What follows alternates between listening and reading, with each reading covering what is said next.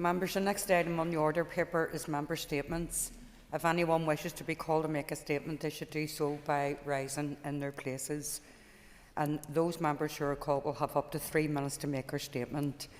Just want to take this opportunity to remind members that interventions are not permitted, and I won't be taking any points of order on this or any other matter until this item of business has finished.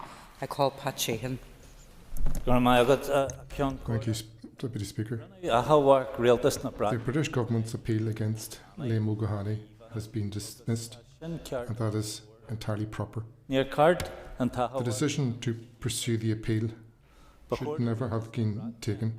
The British Government should turn their attention to those inflicting genocide, not those who are drawing attention to it. That's what British justice looks like. Attempts to criminalise those who speak up and protest against genocide. Britain should be resolute in holding the perpetrators of genocide to account. They should not be complicit in that genocide. The case against Liam Og was never about public safety or the proper administration of justice. It was about the abuse of state power to pursue and intimidate an artist who used his voice to speak out for the oppressed people of Palestine. I commend Liam Og and NICAP for their unwavering determination in the face of a campaign to silence them. I have no doubt that they will continue to use their platform to highlight injustice, no matter how hard the British Government attempt to criminalise them and to silence them. Thank you. For Margaret Pat, I call Philip Brett. Deputy Speaker, this week Emma Little-Pengelly will lead the Northern Ireland delegation to Washington DC to embark on a series of engagement with politicians, business leaders and with diplomats. This part of the United Kingdom enjoys privileged access to the corridors of power each March, and it is vital that we never waste that opportunity and that we play our part in doing so. For Northern Ireland, the idea of the special relationship with the United States is not just something we say, it is something we live, we feel, and is renewed with every generation. It is written into family histories, shared stories, classrooms and boardrooms, and to the very way we see the world. This year will be particularly significant for Northern Ireland, as a number of events are planned to mark the role that Ulster Scots played in the formation of modern America. 250 years on from the Declaration of Independence, those bonds remain strong. The United States remains Northern Ireland's largest source of high-value foreign direct investment. Over the past decade, American companies have created over 15,000 jobs here in Northern Ireland, with a contribution of over £1.5 billion, because, like me, the American investors believe in Northern Ireland. Recent investments, such as the announcement of 1,000 jobs from Bank of America, point to something bigger than individual projects. They reflect confidence in this place, confidence in our people, and confidence in our economy. From fintech and cybersecurity to advanced manufacturing and the creative industries that now attract major international productions, Northern Ireland is telling a new story, one of confidence, creativity and connection. And that is why US Northern Ireland trade matters, not because of balance sheets or job numbers, because it reflects a partnership rooted in history, a partnership based on a belief in Northern Ireland and our people. We believe deeply in that special relationship, and I am confident that together we will see more investment here in Northern Ireland. Madam Principal Deputy Speaker, while others fail to show up, turn up and speak up for Northern Ireland, Emma Little-Pengelly will be out there flying the flag for Northern Ireland, showing why she is the only person befitting of the title First Minister for all. Thank you. Followed by call David Honeyford. Thank you, Principal Deputy Speaker. Over the past number of days and weeks, there's been a lot of political noise around energy prices, oil prices, but the reality for households out there and out here is much simpler. People outside this building are really worried. Working people who are already struggling, families trying to manage household budgets, pensioners wondering what the next heating bill will even look like. And when I sat this morning during Economy Committee, frankly I left angry at the political pantomime that was being played around an issue that affects people's lives directly. Today's committee was supposed to provide clarity, but families in Lagan Valley and beyond have just seen their heating bills double in a matter of weeks, and they deserve answers. Instead, what unfolded today was a spectacle, a political row between the DUP and Sinn Féin that generated considerably more heat than the 81 million that we were there to discuss. While two parties traded accusations across the table, 500,000 people, 500,000 of our householders rely on home heating oil. Were no better off by the time we left. This place needs to give hope. It needs to bring delivery and support quickly, and have a plan for a long-term ambition that things like this will change in the future, not clickbait pantomime between the DUP and Sinn Féin. Energy prices should never be used as a political football, because behind every headline there's a family struggling. If support is limited, it must be properly targeted at those who are struggling most, and we need to have a really honest discussion about the bigger issue that we remain far too exposed to global fossil fuel price shocks. As night follows day, we see a war and disruption to oil and gas markets. Households here feel it immediately. This is a repeat of 2022, and it can't happen again. This is not energy security that we've got. It's a complete energy vulnerability. So we need to move at speed to deliver short-term help to working families, and also focus on long-term solutions. We need greater transparency in our home heating oil and in the market, and we need targeted support for householders now as prices spike. We also need a really clear plan to transition to renewables to secure locally produced energy that protects people from these shocks in the future. This is all about people, and the Department of Economy need to lead and need to come back with answers, with a plan, and we need them as soon as possible. Thank you, Principal Deputy Speaker. Thank you, David. I call Steve Aiken. Madam Principal Deputy Speaker, last week, along with our party leader, I was involved with talks with our Prime Minister and also separately with the Irish Foreign Affairs and Defence Minister Helen McAtee, TD. We raised with both of them the really very real concerns about the lack of defence and security provisions of our southern neighbour. These concerns have recently been further exemplified by the Iranian cyber attacks on the US medtech company Stryker, the Russian drone incursions when President Zelensky's aircraft was trying to land at Dublin Airport, the movement of Russia's grey and dark fleet ships travelling unmonitored through Ireland's extensive but unpatrolled exclusive economic zone, the highly suspicious movements of the Yantar, the Russian Navy's main director of underwater research ship, near and above sensitive data and power and gas cables and pipes, and the cyber attack that brought down the Irish health system, again attributed to criminal gangs controlled by the Russian FSB. Irish sea, subsea, air and cyberspace is wide open for exploitation or worse. This is a very real concern for us as, for instance, the ISEM, our electricity market and system, is controlled from Dublin. Our agribusiness relies a lot on just-enough, just-in-time access to Irish business and data sharing, and we have to be aware that any loss of gas to the Irish Republic will result in a very rapid and catastrophic failure of its electricity grid. There simply isn't enough interconnection to stabilise the Irish grid, especially with the very high preponderance they have of supplying power-hungry data centres. It was good to see that on Friday the Irish recognised their vulnerabilities and reached out to the United Kingdom to formally ask them to take responsibility for the security of Irish seas and airspaces. It could also be surmised, though I have no knowledge of it, that the cyber defensive power of GCHQ in Cheltenham has also been requested.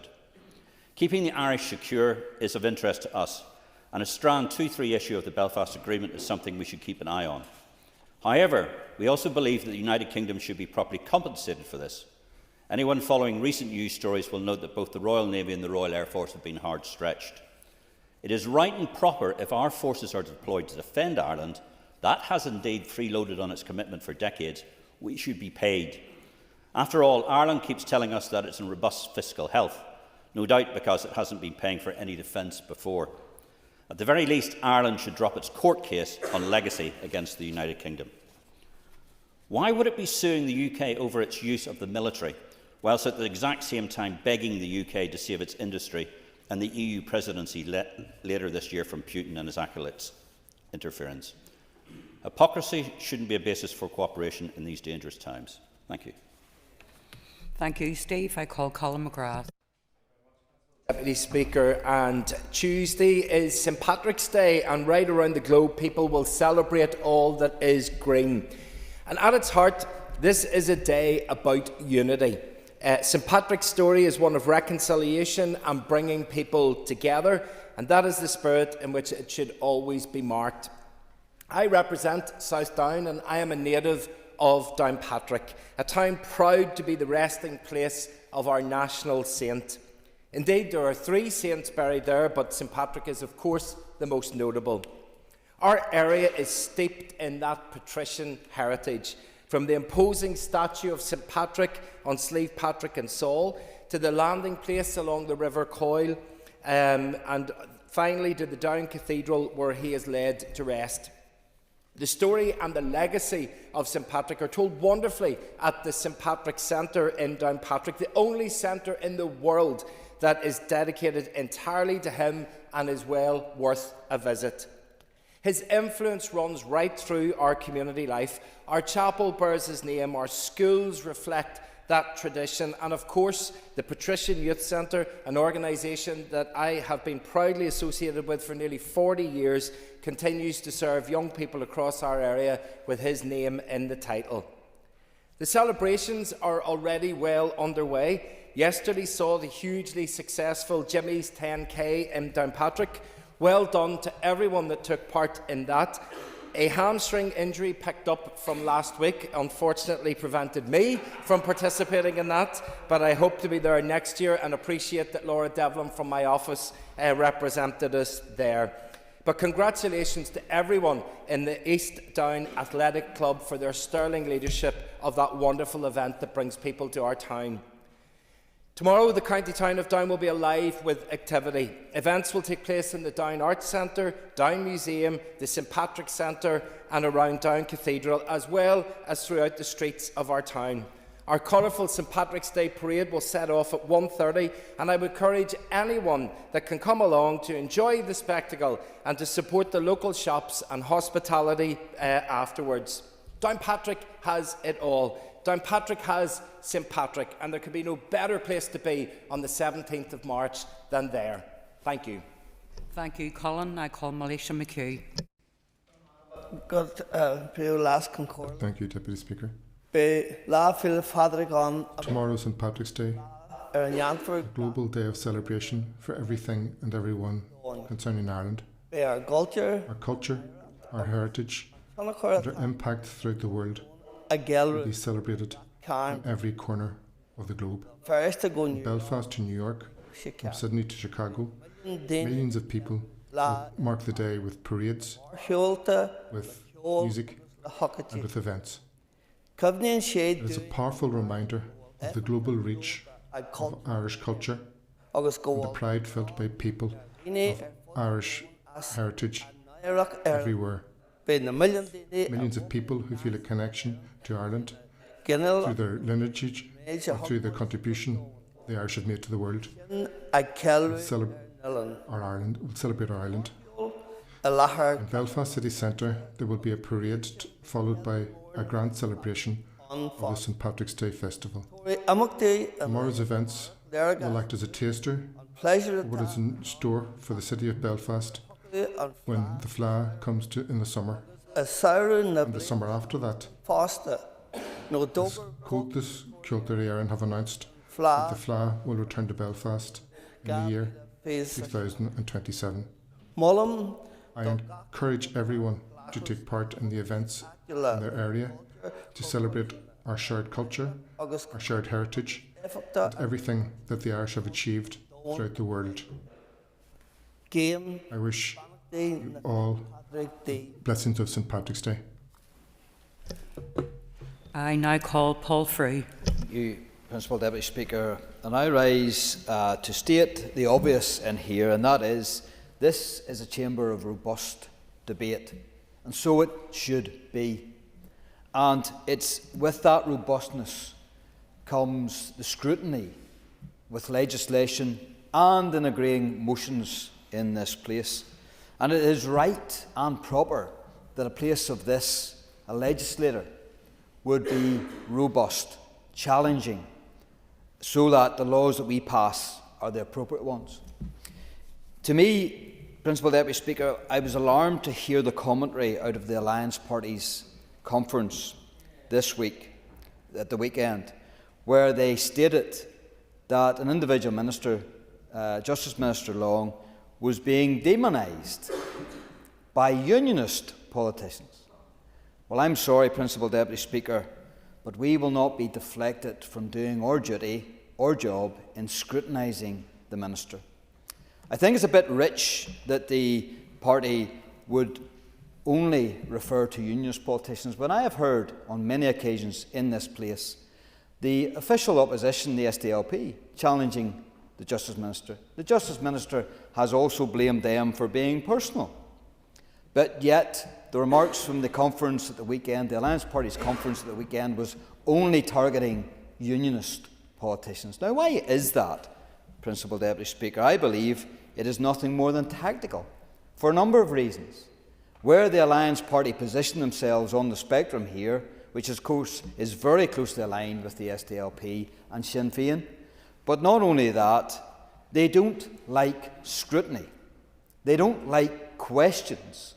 The Justice Minister doesn't like questions also.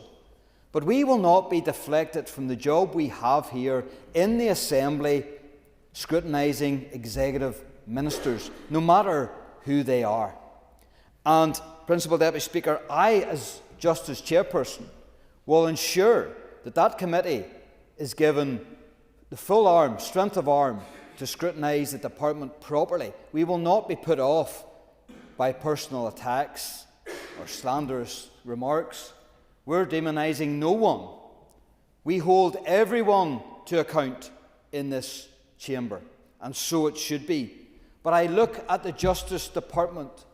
10 years ago I held the post of Chairperson of the Justice Committee, and now I hold it again, and I can tell you that the deterioration in our justice system is stark. It is stark. We have the PPS who claim that the median time for court cases is now 750 days. That's 200 days longer than in 2020. That's what's wrong with the justice system, and we will continue to scrutinise it. Thank you. I call on John Blair. Mr. Deputy Speaker, thank you. I rise today to mark Global Recycling Day, which is celebrated each year on the 18th of March. The day was first established in 2018 by the Global Recycling Foundation to recognise recycling as the seventh resource, alongside water, oil, natural gas, coal, minerals and air. Since then, Global Recycling Day has grown into an international call to action, reminding governments, businesses and individuals as well that what we once saw as waste is in fact a vital resource in the fight against climate change and environmental degradation. It will come as no surprise to members when I say that recycling is key to cutting emissions, conserving resources and reducing pollution. By reusing materials rather than extracting new ones, we reduce the pressure on our land, our water and our air. At a time of global instability and rising costs, a strong recycling system also supports green jobs and a more resilient circular economy. The Alliance Party has consistently led the way on waste and recycling policy at every level of government. In local government, Alliance councillors have driven improvements in curbside recycling and food waste collection, championed better information for residents, pushed for investment in modern recycling infrastructure, and worked to ensure that reuse and recycling are championed over landfill and incineration. In the executive, the Alliance Minister for Agriculture, Environment and Rural Affairs has continued that leadership. The Minister has brought forward measures to increase household and business recycling rates, supported the planned introduction of the extended producer responsibility scheme, and backed steps towards a deposit return scheme, to name but three. These are practical, evidence-based actions that will help Northern Ireland move away from a throwaway culture and towards a genuinely sustainable system of resource management. Our recycling rates have improved markedly over the past decade, Principal Deputy Speaker, and in some areas we are comparable with other parts of the United Kingdom and Ireland as well. But we still lag behind many of the best performing regions in Europe, where recycling rates are substantially higher than ours. On this Global Recycling Day, we should be clear. Recycling is not a niche environmental issue.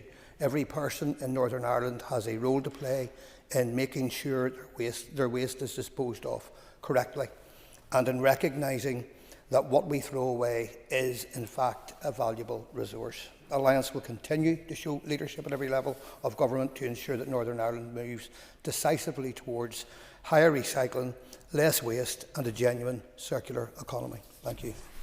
Thank you. I call Cara Hunter. Deputy Speaker, and I rise to inject some positivity into the chamber here this morning. Last night, Principal Deputy Speaker, many of us across Ireland felt immense and enormous pride watching Jessie Buckley step onto the world's biggest stage and accept an Oscar for Best Actress. For a young woman from Killarney to reach the very pinnacle of international cinema is truly remarkable. But journeys like Jessie Buckley's do not begin on red carpets in Hollywood.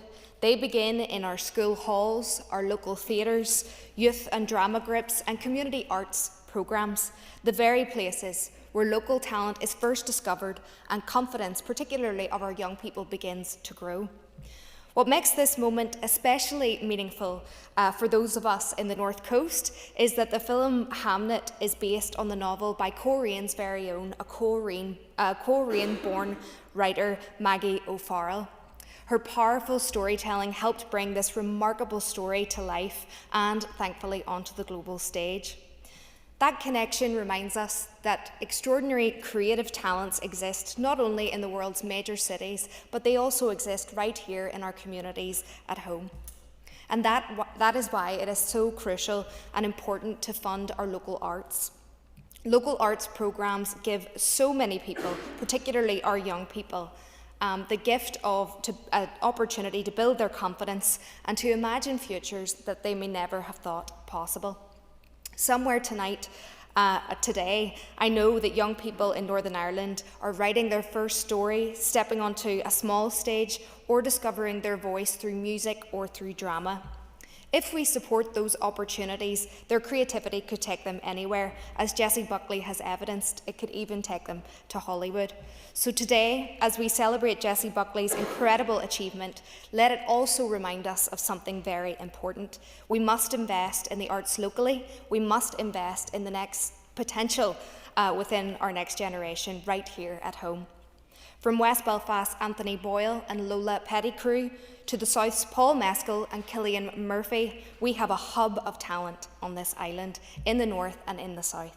And that's why the local investment is so important, and the sad closures of theatres like the Riverside Theatre in my constituency was so heartbreaking for so many of us. And who knows what lies next? The next Oscar winner may very well be growing up in Coleraine or across Northern Ireland today. So, Madam Principal Deputy Speaker, while we celebrate Jessie Buckley, who is one of us, we also celebrate the pride that we feel in being Irish, the Irish identity, Irish talent, and of course the importance of celebrating and investing in the local arts. Thank you. Thank you. I call Pam Cameron. Thank you, Principal Deputy Speaker. And today I want to highlight the human cost of the ongoing barrister strike in Northern Ireland and the impact that that is having on victims' families across the country. Recently I met with a constituent and her only son, whose husband and father tragically lost his life in a workplace incident several years ago. And since the horror of that day, this family have been waiting patiently for justice through the courts. The trial in this case is scheduled for later this year. However, like many others, the case faces the real possibility of further delay due to the current industrial action with the legal profession. For this family, the court process has already been long and deeply painful. They have attended court on numerous occasions only to have hearings postponed. Each delay reopens wounds and prolongs the uncertainty that they must live with every single day. Behind every case number is a real family, people trying to rebuild their lives after unimaginable loss. For them, justice delayed is not simply a procedural matter. It has a profound emotional and psychological impact. I recognise the issues surrounding legal aid and the sustainability of the criminal justice system, and that they are complex. However, it is vital that a resolution is found as quickly as possible so that victims and their families are not left in limbo and that their pain is not unnecessarily prolonged. I acknowledge that a limited number of cases have proceeded under derogation arrangements during the industrial action, and that is, of course, welcome, and has ensured that some matters have been able to move forward. However, many other cases, including those involving grieving families, still face uncertainty and the very real prospect of further and harmful delay. I therefore urge the Justice Minister to continue working urgently with the Bar Council and all relevant parties to resolve this dispute and restore normal court proceedings. Families who have already endured so much should not have to wait any longer for the justice that they deserve. I do want to put on record that I have written to the Justice Minister to request a cross-party meeting with the family in this particular case. The family are anxious to hear whether the meeting will be granted. Thank you, Deputy Speaker. Thank you. I call Claire Sugden. Thank you, Principal Deputy Speaker. I want to acknowledge my absence from this chamber over the past number of months. I also want to thank colleagues from across this House and many members of the public who contacted me privately during that time. The kindness shown is genuinely appreciated. My absence began with what I thought was a migraine, and thankfully it also ended there. There were scans, 3 lumbar punctures, a suspected stroke and several weeks of uncertainty. The care I received at Causeway Hospital was excellent. Staff responded quickly and professionally when they believed I was experiencing a medical emergency, and for that I am truly grateful. But being in the system that we often debate and advocate for gives you a very different perspective. While I was there, I spent many hours in A&E. I saw older people waiting far too long, many of them on their own, and I saw staff working at full stretch. And on the stroke ward, I saw real dedication from staff, but also the pressure that they are under every single day. It's a difficult experience to find yourself at 39 years old and a mother of a 2-year-old in a ward that we normally associate with those later in life. Yet the consultants were clear that younger patients there are not unusual. Increasingly, they are seeing people whose bodies have been under sustained pressure for long periods of time due to trauma, stress and strain, leaving nervous systems operating in fight or flight for far too long. The experience, the uncertainty, the investigations and what followed afterwards made me reflect on something that we do not talk enough about in this place, and that's trauma. We often treat trauma as something that sits in the past, but the body keeps a score. Experiences can be carried physically long after the moment has passed. Medically, that can mean a dysregulated nervous system, where the sympathetic system that prepares us for threat stays switched on, and while the parasympathetic system that is meant to calm and regulate the body struggles to restore balance. We're a post-conflict society where many people have carried trauma for decades. For some, it comes from the Troubles. For others, it comes from domestic violence, childhood adversity, poverty, and the constant pressures of caring responsibilities. But if we are serious about prevention and about easing pressure on our health service, then trauma-informed approaches must be properly embedded within our system and across wider public services. At present, much of our response focuses on cognitive therapies such as CBT, and they absolutely have their place. But trauma is not only something that people think about that's in their heads, it's something that the body experiences. If the nervous system itself has become dysregulated, then part of the pathway must focus on helping people return to a regulated state, not simply asking them to think differently about what has happened to them. This is an area where I believe our services in Northern Ireland still have work to do. My time away has given me a clear sense of how fragile health can be, a deeper respect for our healthcare staff, and a greater compassion for those living with trauma without the support they need. I'm glad to be back, and I intend to continue pressing for a system that understands trauma, not as an afterthought, but as part of the foundation of better care. Thank you. Thank you, Claire. Call Harry Harvey. Harry, you have 2 minutes. Thank you, Madam Speaker.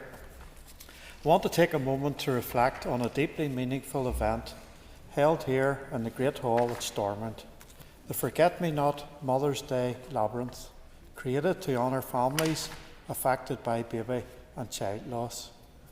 The labyrinth is a gentle, symbolic walking practice used across the world in both civic and sacred spaces, On Saturday, this place became a place of reflection, remembrance and connection for mothers and grandmothers whose hearts carry an unimaginable weight.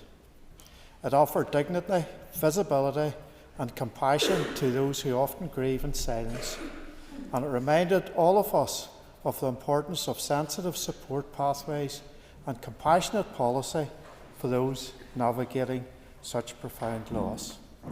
What made this event especially moving was the tenderness that surrounded it. The scarf labyrinth, formed from scarves donated by people across our community, held the space together with extraordinary care. Every scarf represented love, solidarity, and the simple truth that no family should walk this path alone. I want to acknowledge the women and families who walked the labyrinth on Saturday. Their courage, their gentleness, and their love for their children and grandchildren was unmistakable. In a world that can feel divided and unsettled, what we witnessed was the opposite: compassion, patience, and a deep humanity that speaks louder than any headline. I also want to express sincere gratitude to the organisers, the Labyrinth Collective, the midwives and healthcare professionals who support bereaved families, and the security and events team here at Stormont, whose kindness and care were exemplary. This event was not a therapeutic intervention, nor did it claim to be. Time's up, Harry. Okay, thank you. Thank you. Thank you. Timothy, you've 1 minute. Very much, Principal Deputy Speaker. Last week, the public here in Northern Ireland got a further glimpse into why Cantor Fitzgerald pulled out of plans to locate an office here in Belfast. Documents released under the Freedom of Information Act to Sam McBride show that the major American financial services firm had agreed to create 300 well-paid jobs. This was a project which had reached the stage of a signed letter of offer from Invest NI. Discussions were already underway and taking place about the timing of the public announcement, and then something happened. On the 11th of March last year, the Economy Minister travelled to New York and met the leadership of the company in what officials themselves described as a critical meeting. After that meeting, the deal collapsed. 300 jobs vanished. We are well used to the toxic nature of Sinn Féin being exposed locally. We now know that their toxic nature is harming Northern Ireland here and on a global scale. Take your seat. Thank you, Timothy. So the next item of business is a motion to suspend Standing Order 10(2) to 10(4). Clerk, would you please read the motion? That Standing Orders 10(2) to 10(4) be suspended for 16th March 2026. Thank you. I call on Sinead Annis to move the motion on behalf of the Business Committee. Thank you, Sinead. So before we proceed to a question, I just want to remind everyone that this motion requires cross-community support. So the question is that the motion standing on the order paper be agreed. All those in favour say aye. Contrary of any noes. As there are ayes from all sides of the chamber and there's no dissenting voices, I'm satisfied that cross-community support has been demonstrated and the motion is agreed. The Assembly can sit beyond 7 o'clock this evening if required. Members, the next item of business is the introduction of the Marriage and Civil Partnership Bill. I call on the Finance Minister to move the first stage of the bill. Moved. Clerk, would you please read the long title? A bill to make provision as to the persons who may solemnise marriage, to make provision about the minimum age for marriage and civil partnership and for connected purposes. Thank you. That constitutes the bill's first stage and it shall now be printed. Thank you, Minister. The next item on the order paper is the second stage of the Criminal Justice Sentencing Bill. I call on the Minister of Justice to move to the second stage. I beg to move that the second stage of the Criminal Justice Sentencing etc. Bill be agreed. Thank you, Minister. So the second stage of the Criminal Justice Sentencing Bill has been moved, and in accordance with Convention, the Business Committee has not allocated any time limits on this debate. Just a few words, members, for those participating in the debate. Given the nature of this bill, I understand that some members may want to draw on their knowledge of cases that they consider resulted in unduly lenient sentences, or cases where there is or was an alleged failure to provide information on a victim's remains. Where the Assembly is considering legislation, members may refer to such matters in good faith and indeed in the public interest. I will not need to remind members of the sensitivity of these matters among the families of victims, but I do remind members to respect the distinct roles of the Court and of the Assembly when making their contributions. So hopefully that's clear. Members, I'll now call on the Minister of Justice to open the debate on the bill. Minister. Thank you, Madam Deputy Speaker, and I'm pleased to bring the Criminal Justice Sentencing etc. Bill before the Assembly today. On my reappointment as Minister of Justice in February 2024, I agreed my legislative programme with the aim of continuing the transformation of our justice system into a better one for all concerned. The bill before the Assembly today is another step forward in that reform programme, demonstrating my commitment to improving the justice system and, in particular, the transparency, understanding and effectiveness of sentencing through this bespoke piece of legislation. Sentencing is one of the most complex aspects of the duties of our courts. The court sentencing powers include a wide range of disposals, ranging from the lowest levels of non-custodial sentences up to the most severe of custodial sentence, a life sentence. It is often the subject of media comment, but sentencing in individual cases is a matter for the independent judiciary. The role of government is restricted to providing a legislative framework within which the courts can deliver justice as befits the individual circumstances of each case. This bill aims to strengthen and improve the existing framework. It consists of 51 clauses over 8 parts and has 6 key objectives. First, to set in statute the basis on which sentencing decisions across the board and in particular types of cases are made. Secondly, to make better use of community sentencing principles. Thirdly, to simplify and extend current arrangements of the review of unduly lenient sentences. Fourthly, to introduce Charlotte's Law. Fifthly, to require the courts to specify and specifically recognise certain characteristics of victims in sentencing. And last but not least, to increase the maximum penalties for a range of road traffic offences where death or serious injury occur.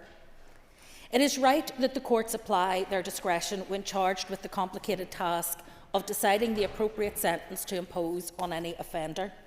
Only the court which has heard every detail of the case can be in a sufficiently informed position to make those decisions, some of which have far-reaching effects not only on the offender but also on the wider family circle, on victims and in others in our society. But there must be some parameters around those decisions.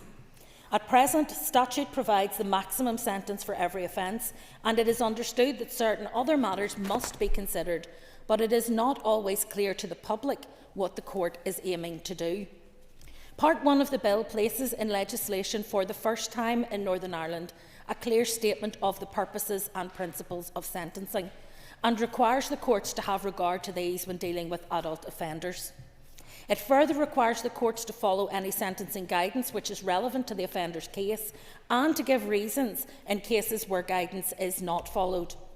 These provisions are designed to help those involved in criminal proceedings and the public more generally to understand the multi-layered aims of sentencing and matters the courts must take into consideration when carrying out what is a complex task. Part 2 of the bill contains provisions to allow the courts to include additional requirements when imposing a suspended sentence. A suspended sentence is a custodial sentence which is not put into effect unless the offender commits further offences within the period specified by the courts. It therefore acts as a deterrent from further offending, but does little to address the root cause of that offending behaviour. This part of the bill seeks to draw on well-documented evidence that those who are subject to community sentences tend to have a lower reoffending rate than those receiving short custodial sentences. In other words, there is a definite place for suspended sentences, but we can make them more effective, both in terms of ensuring that an offender is accountable for their offending and that they do not re-offend. The provisions aim to strengthen the suspended sentence to allow the court, in suitable cases, to impose community requirements similar to those currently available under the Community Sentence Framework, along with a suspended sentence. The requirements may include unpaid work, curfew or electronic monitoring, or requirements relating to the offender's residence, activities or treatment. Building on current community sentence legislation, the provisions also set out the responsibilities of the probation officer assigned to ensure the offender complies with the order and makes provision for the consequences of breach of an order. Moving to life sentences. As members will be aware, life sentences are made up of a period known as the tariff, set by the court, that the offender must spend in prison before they are eligible to have their case considered by the parole commissioners for release on licence. Once released, the licence remains in force for the rest of their life. If a person breaches the conditions of their licence, they may be returned to prison for a further period. While a life sentence is available as the maximum sentence for a number of the most serious offences, murder is the only offence where it is mandatory. Part 3 of the bill makes provision in relating to the setting of tariffs when the court is imposing a mandatory life sentence. To arrive at the final tariff, the court selects the appropriate starting point, then adjusts this up or down to take account of aggravating or mitigating features of the case. Starting points are currently found in case law, with guidance issued by the Northern Ireland Court of Appeal to help the courts in their choice of starting point and the impact of some of the more common aggravating and mitigating factors. It can be difficult to identify the appropriate and most up-to-date case law, meaning this approach lacks a certain transparency, and it is at odds with the position in England and Wales where these are found in statute. Including starting points in this bill will help address this issue, as well as providing more clarity to the public on how tariffs in life sentence cases are calculated. Where certain specified sentences are considered to be unduly lenient, the Director of Public Prosecutions in Northern Ireland already has the power to refer them to the Court of Appeal for reconsideration. Part 4 of the bill simplifies and extends these arrangements for Northern Ireland so that all sentences imposed in the Crown Court will be capable of being referred to the Court of Appeal for reconsideration if they are considered to be unduly lenient. The current provisions are found in the Criminal Justice Act 1988. This is UK-wide legislation which includes a number of modifications in relation to its application to Northern Ireland. The provision allows for sentences of a description specified in departmental orders to be referable and has resulted in a patchwork approach with no clear rationale as to why some sentences are included and others are not. The bill largely reenacts those provisions, creating Northern Ireland's own statutory regime for the first time, but with the significant change that it allows any sentence passed by the Crown Court to be referred. This will take the guesswork out of knowing which sentences may be referable, bringing much needed clarity and consistency to the scheme and enhancing public understanding of it.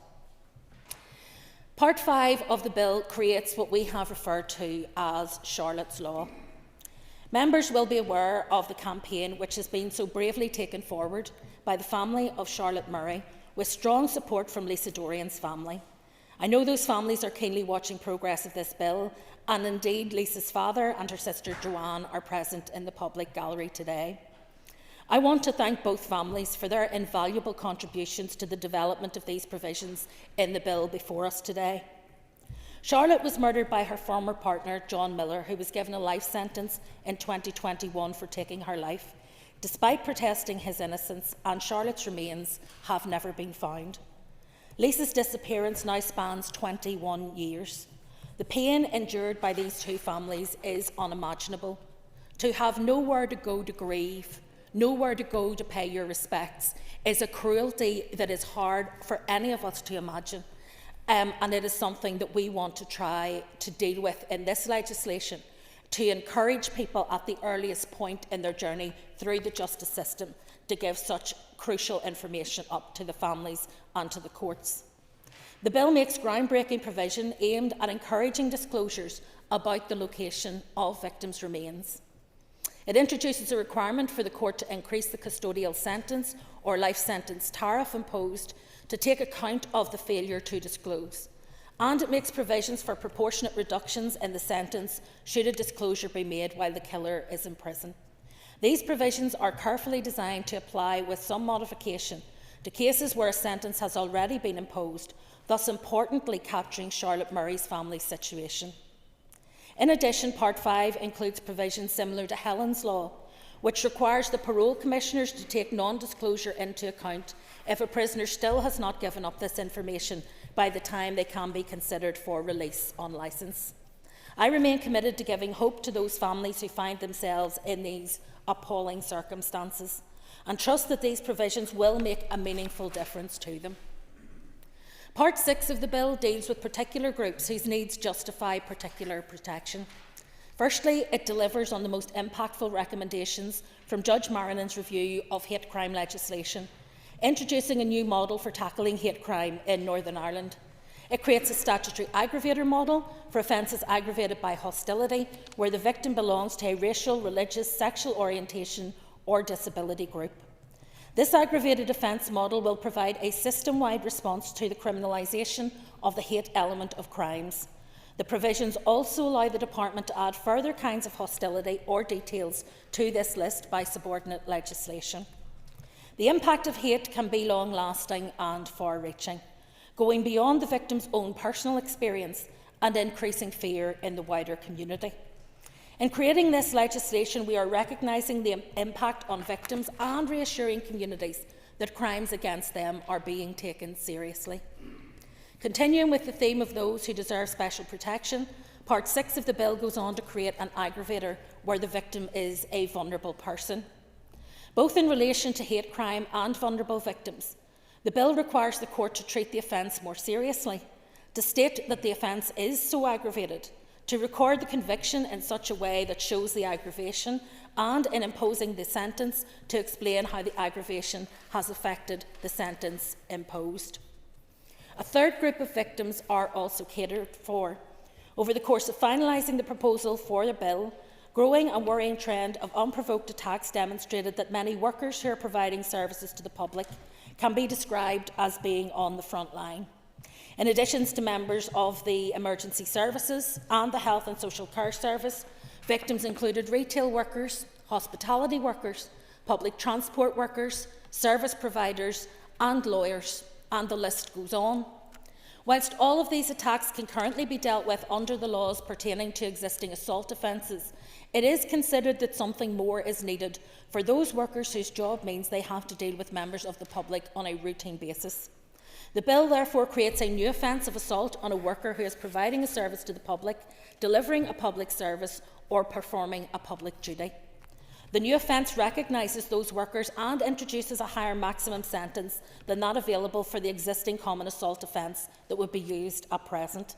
It provides much more scope for the judiciary to take into account the factors of individual cases and, importantly, is not restricted solely to the public sector. Finally, Part 6 creates further aggravators for a case where a person who is a public worker and the subject of any of a range of more serious offences is specified. It is intended that these provisions will send a strong message that no one should have to put up with being attacked simply for doing the job they do. Part 7 is the final substantive part of the bill. It makes a number of changes to current maximum penalties and minimum disqualification periods for a range of driving offences where death or serious injury occurs. These changes have been campaigned for by a number of courageous families who have lost loved ones on our roads.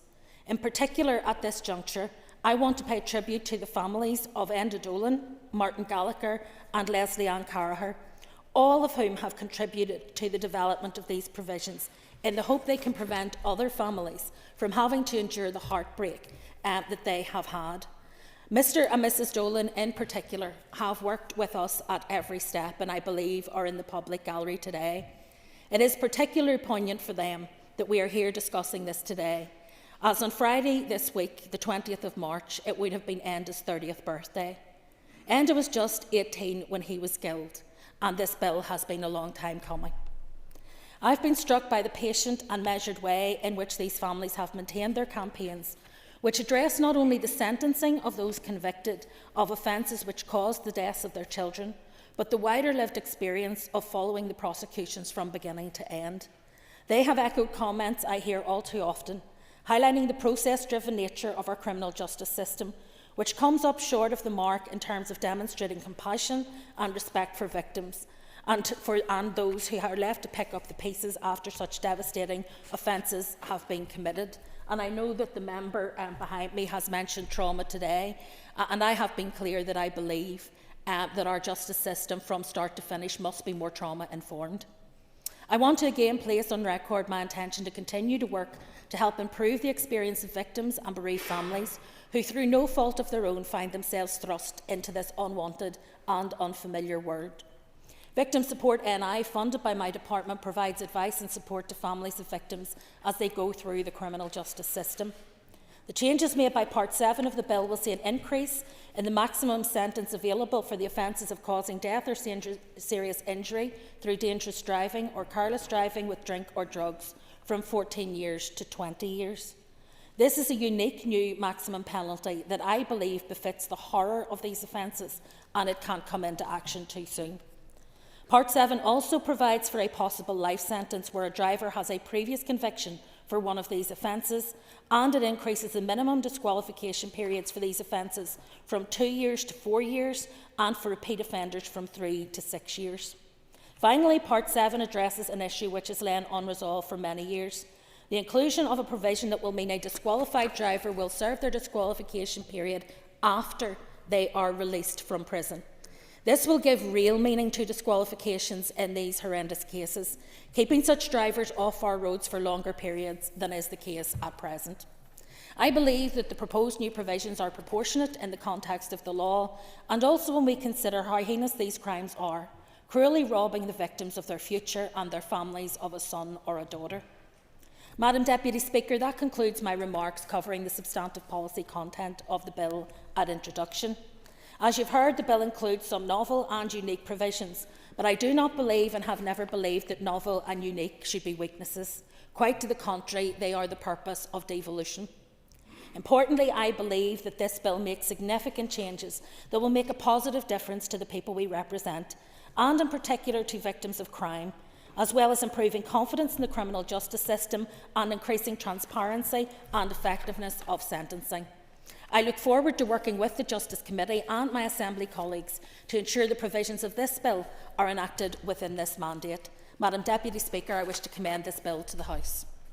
Thank you, Minister. I call on Paul Frew, Chair of the Justice Committee. Paul. Deputy Speaker, as Chairperson of the Committee for Justice, I welcome the opportunity to speak in this second stage debate on the Criminal Justice Sentencing, etc. bill. There is little point in me repeating what the Minister has just said and outlining the content of the bill. Obviously, it will be referred to the committee should it pass this second stage, and that's when the committee scrutiny will start in earnest. However, the committee did undertake some pre-legislative scrutiny of the bill, engaging with officials both before and after its introduction on the 3rd of March.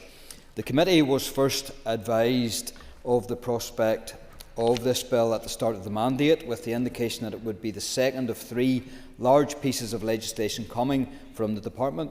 During oral evidence to the committee on the 25th of April 2024, the Minister also outlined her wish to introduce a sentencing reform bill in spring of 2025. On the 26th of September 2024, departmental officials indicated that the bill was being worked on and that it was likely to be complex and would require careful scrutiny.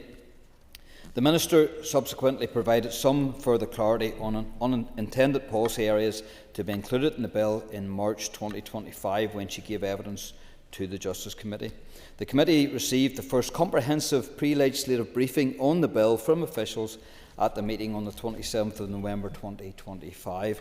The written paper from the Department provided background to the development of the bill, including the public consultation carried out in late 2019, early 2020, building on a previous review of sentencing from back in 2016 when Claire Sugden was Justice Minister. During the oral session, officials outlined that the bill would cover the principles and purposes of sentencing, introduce new offences of assault on public workers, deal with unduly lenient sentencing in the Crown Courts, increase penalties for dangerous driving offences, make provisions for mandatory life sentencing, introduce Charlotte's Law for failing to disclose the location of victims' remains, and bring in new hate crime aggravators. Officials said that they had hoped to introduce the bill before the end of the calendar year, but that drafting was complex and had taken longer than expected. Committee members took the chance to ask some initial questions with issues like the thresholds for unduly lenient sentencing, the calculations used for additional sentencing tariffs for Charlotte's Law, and the statutory aggravators for hate crime being explored. Following this initial briefing, the committee sought clarification from the Department on the specific reasons for the delay in introducing the bill. We also sought more information on how the protected groups within the hate crime aggravator section of the bill had been selected, and for further information on the prevalence and use of victim statements in court. This latter issue has been raised with the committee by the Commissioner Designate for Victims of Crime during her earlier evidence on the Justice Bill. The Department's response provided detailed information on the hate crime aggravators, including evidence on the consideration given to sectarianism, age and gender as statutory aggravators, and the work carried out in other jurisdictions and how this helped form the evidence base for the measures. The response also advised that the delay in intended time frame for introduction was primarily due to technical and legal complexities encountered during the drafting stage. The response went on to say that the proposed content of the bill covers a range of important sentencing issues which are both significant in terms of the number of issues being addressed and their complexity.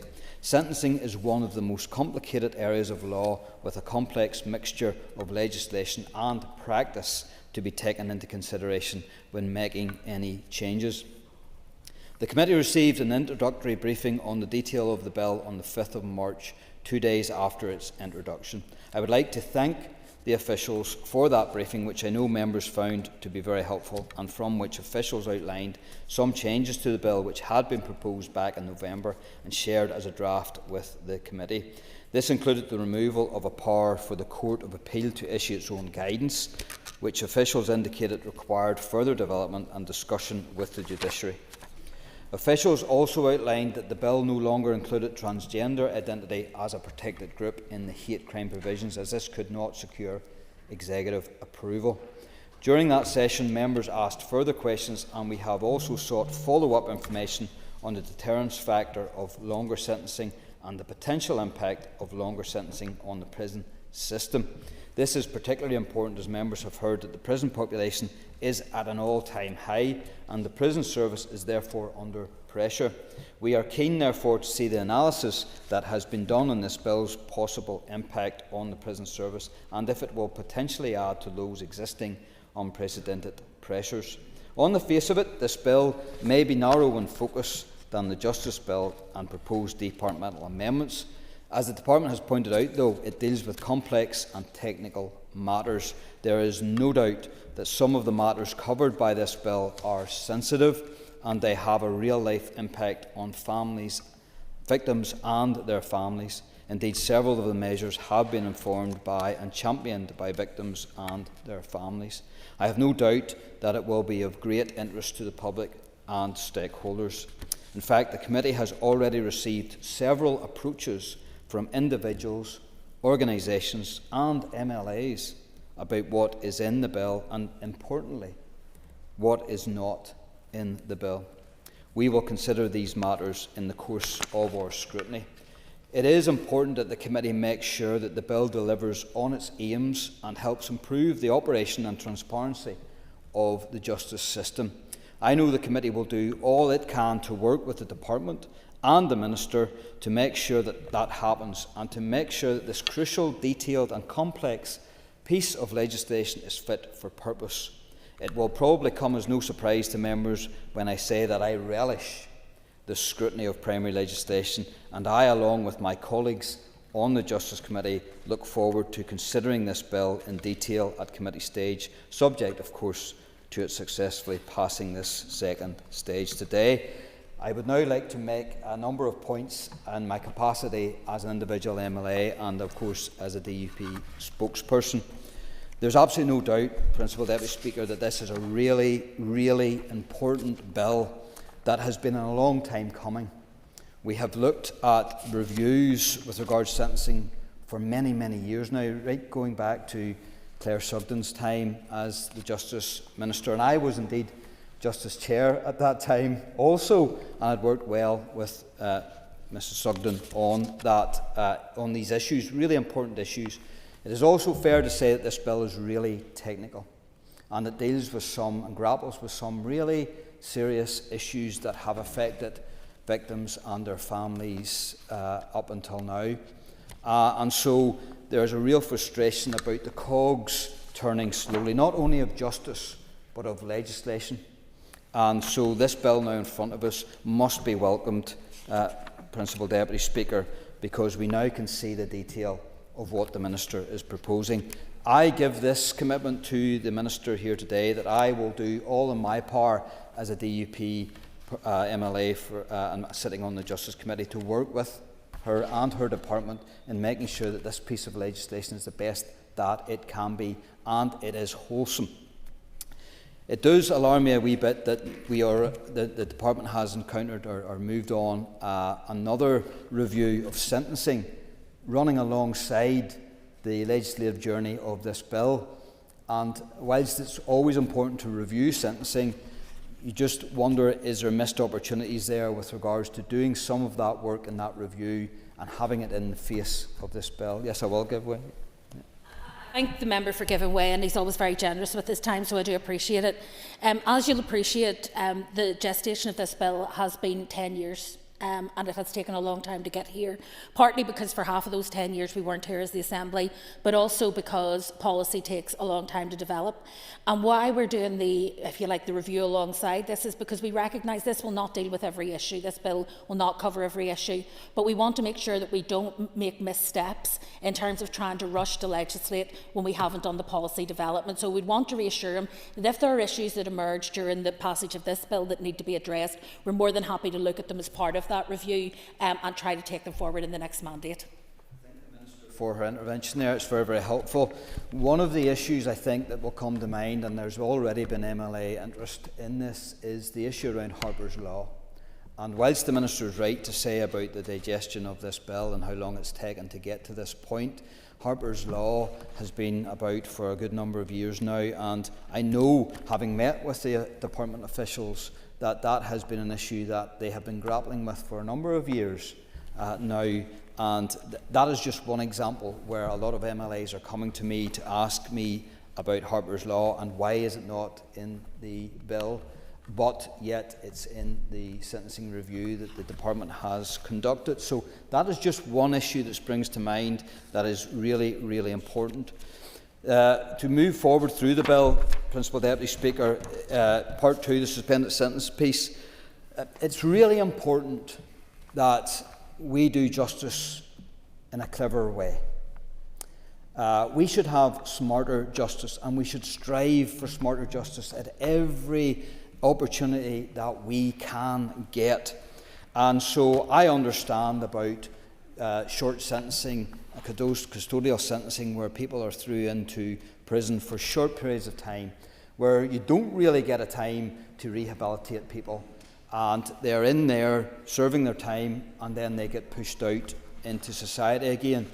And that can be sometimes a brutal instrument, albeit justice, and that we should consider how that works in practice and the operation of that, and if we are really serving the public best by those short custodial sentences.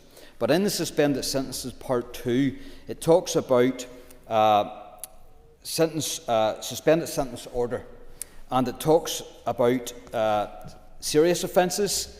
The court may make a suspended sentence order in relation to the sentence in the term of the sentence not more than 7 years. So between 5 years and 7, a court can give a suspended sentence order. Now, within that period of 5 and 7 years, when someone is given a sentence, custodial sentence, those are really serious crimes.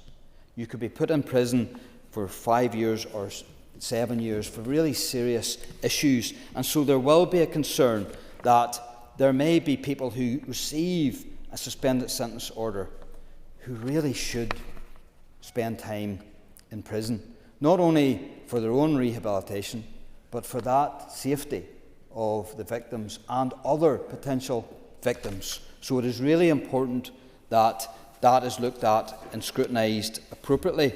And what we have seen even over in GB is that there have been unduly lenient sentences given for some of the most horrific sexual crimes, and even technology-assisted child sexual abuse offences.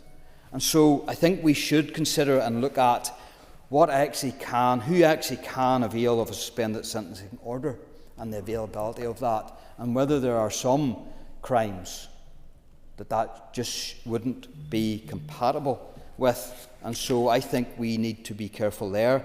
It also talks in this part about the pre-sentencing reports, and I think these are really important going forward to inform the court of issues before there would be sentencing. And there are times when addiction plays its part in crime, not least gambling addiction. And I know that the All-Party Working Group on Reducing Harm Related to Gambling is really exercised on this issue, and I believe that the chair of that APG will speak later on. And so it's really important that things are included in pre-sentencing reporting that actually will help and assist the court in coming to a conclusion about what sentencing that they should bring down, but not only into what sentencing they should bring down on someone's head, but actually to inform them of how someone could be rehabilitated. Because surely that is a massive part in why we have justice in the first place, to ensure that we don't create further victims by someone not being rehabilitated when they could and should have been. So I think there are really some really big issues in Part 2 of the bill. And again, we go from suspended sentences to mandatory life sentencing within the bill, Part 3. And again, that's going to be a very, very important piece too. Part 4, unduly lenient sentencing. Again, a massive issue, and one that sometimes politicians step into with regards to cases that they believe are unduly lenient. And then there has been and there continues to be a process there. I suppose one of the fundamental questions that comes up with regards to Part 4, and I know my colleague Doug Beattie in the Justice Committee has raised this too, is why Crown Court only? And why not Magistrate Court? And I know there could be an array of issues there with regards to unduly lenient sentencing, but surely if there is an issue at Crown Court, surely that is replicated in the Magistrates Court. And whilst it might be a process issue, I do think there's an issue there and a question that should be posed with regards to lenient sentencing coming from the Magistrate Court, which deals with some really important, serious crime. And so I think we should ask and pose that question. Part 5, failure to disclose information about victims' remains. This goes right to the heart of some of the victims and their families, Charlotte Murray and Lisa Dorian, and of course then Charlotte's Law and Helen's Law. And I think there's been a lot of sympathy, even in this House, for the way victims have been treated over the years. And so it is good to see these measures placed in this bill, and we will look forward to scrutinising them to ensure that they are the best that they can be and that victims are supported and families then can get closure in a lot of these issues.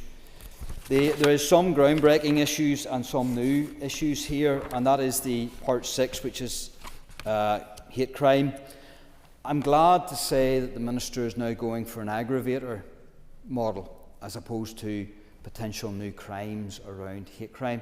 I welcome that. I really do welcome that, because I am one of the MLAs, I suppose, who have been really nervous and worried about hate crime legislation and how it's playing out in GB with regards to some of the sentencing being imposed, especially in the world of social media.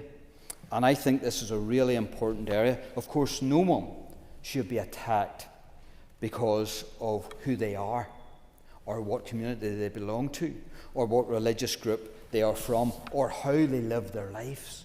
Of course, no one should be attacked. No one should be created a victim because of all those factors. And so we should look at this. But I'm glad that the Minister has went down the road of an aggravator, because I think it means one fundamental difference, is that it will be the court that will decide the aggravation, not the police officer. Not the police officer who first arrests or questions someone. And it will be the court that will decide the aggravation. And I think for me that brings a bit of comfort and confidence in this part 6. The other thing too is, of course, one thing that really worries me is the recording or the non-recording of non-crime hate incidents.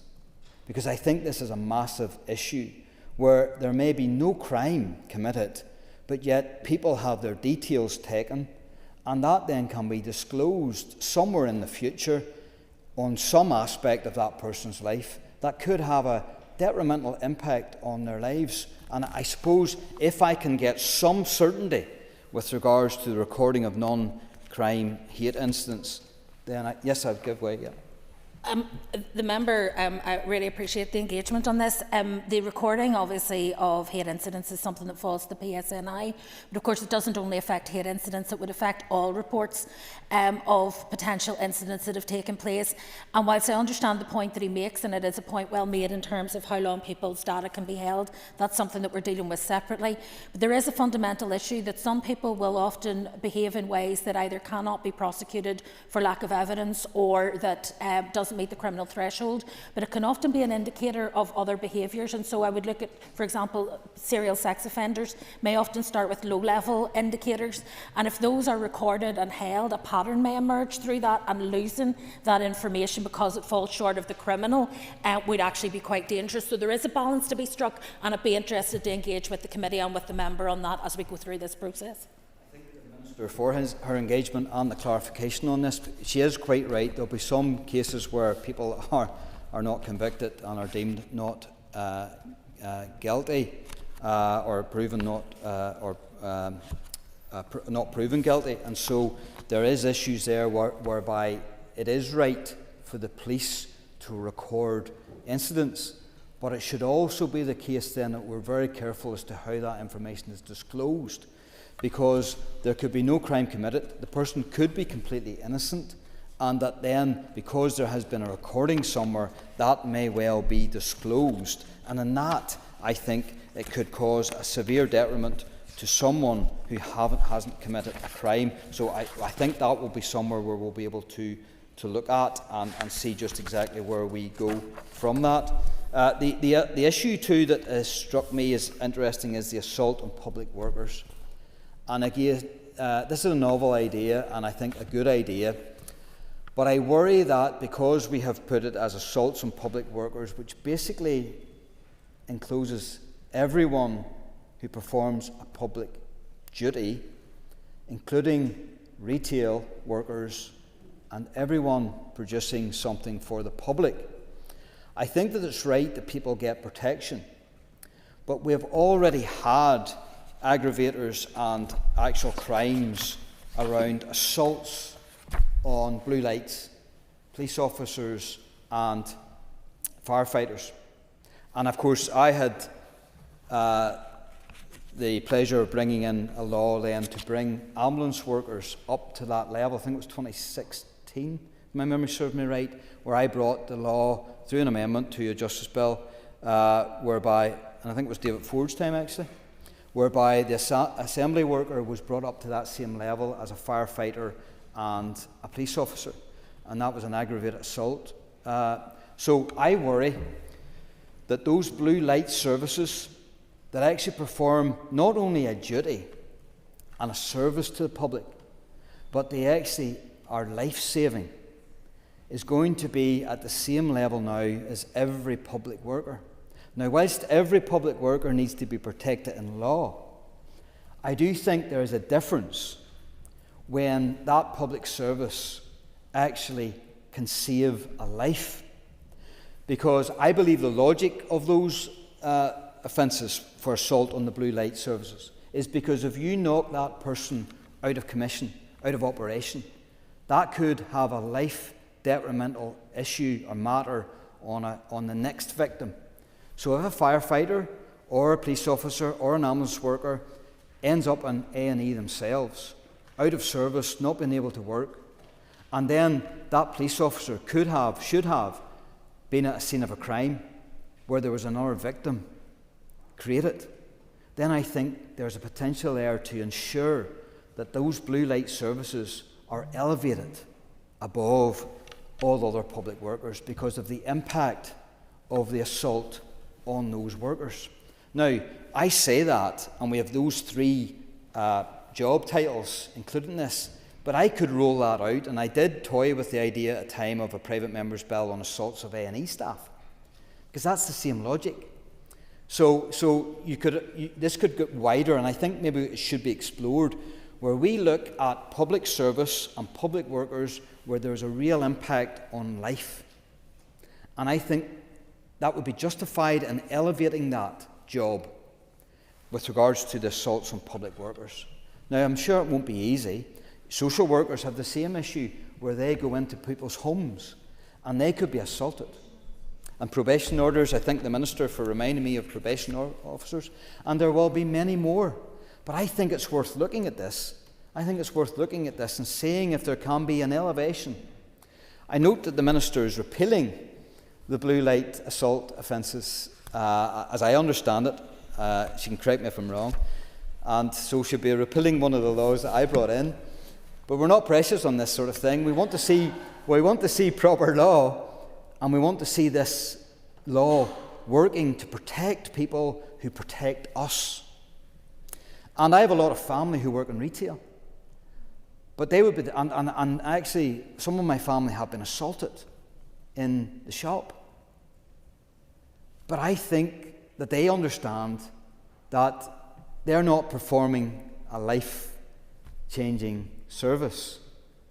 They're selling food and good stuff and everything else, but they're not performing that service. So whilst it's right to protect retail staff and service personnel, I think we have to look and see the elevation for people who actually save us and care for us and try to save our lives or try to keep us from harm.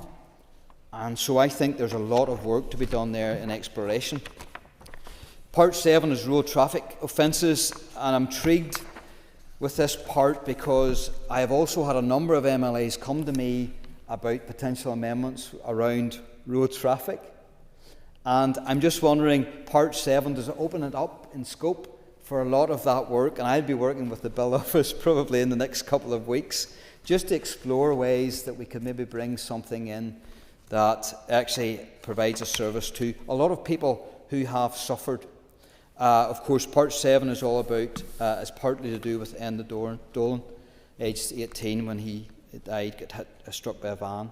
So it's really, really sensitive and really, really important that we deal with this issue. But there are also other victims out there with similar stories to tell, but not identical to this clause. And so I think there could be exploration there as to what can be done in this regard.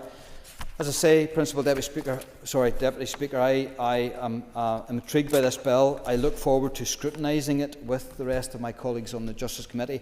The Justice Committee has got a very good team assembled, and so I do believe that we will be very capable of scrutinising this bill, assisting the Minister and the Department in this bill, and advising the Minister and Department on this bill and clauses that could be bettered or new clauses that could be added. And so I look forward to the weeks ahead as we look at the criminal justice sentencing, etc. bill. Thank you. And I call Patsy McGlone.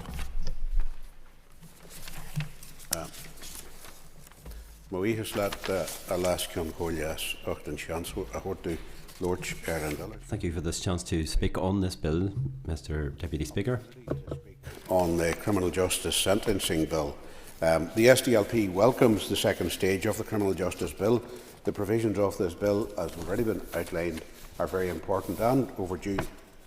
The review of policy issues in relation to sentencing covered by the bill was announced 10 years ago, and the proposals for a sentencing guidelines mechanism on those issues 4 years before that in 2012. It is, as always, important to get the right approach to addressing these issues. However, the time taken to bring forward a new legislative framework and a new and effective sentencing guidelines mechanism cannot be considered to be helpful in securing public confidence in the criminal justice system.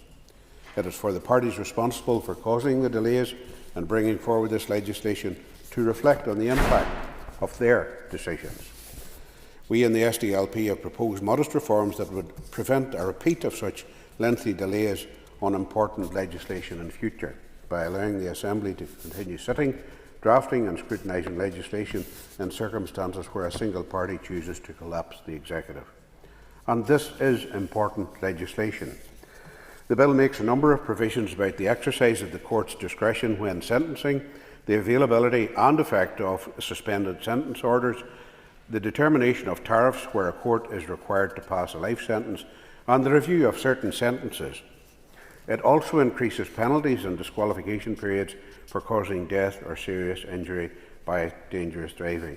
And as the Minister, and in fact the Chair, has already referred to, we have the parents of Enda Dolan in the gallery today, an 18-year-old student from Killyclogher, County Tyrone, who had been studying architecture at Queen's University on 15th of October 2014 along the Malone Road in South Belfast.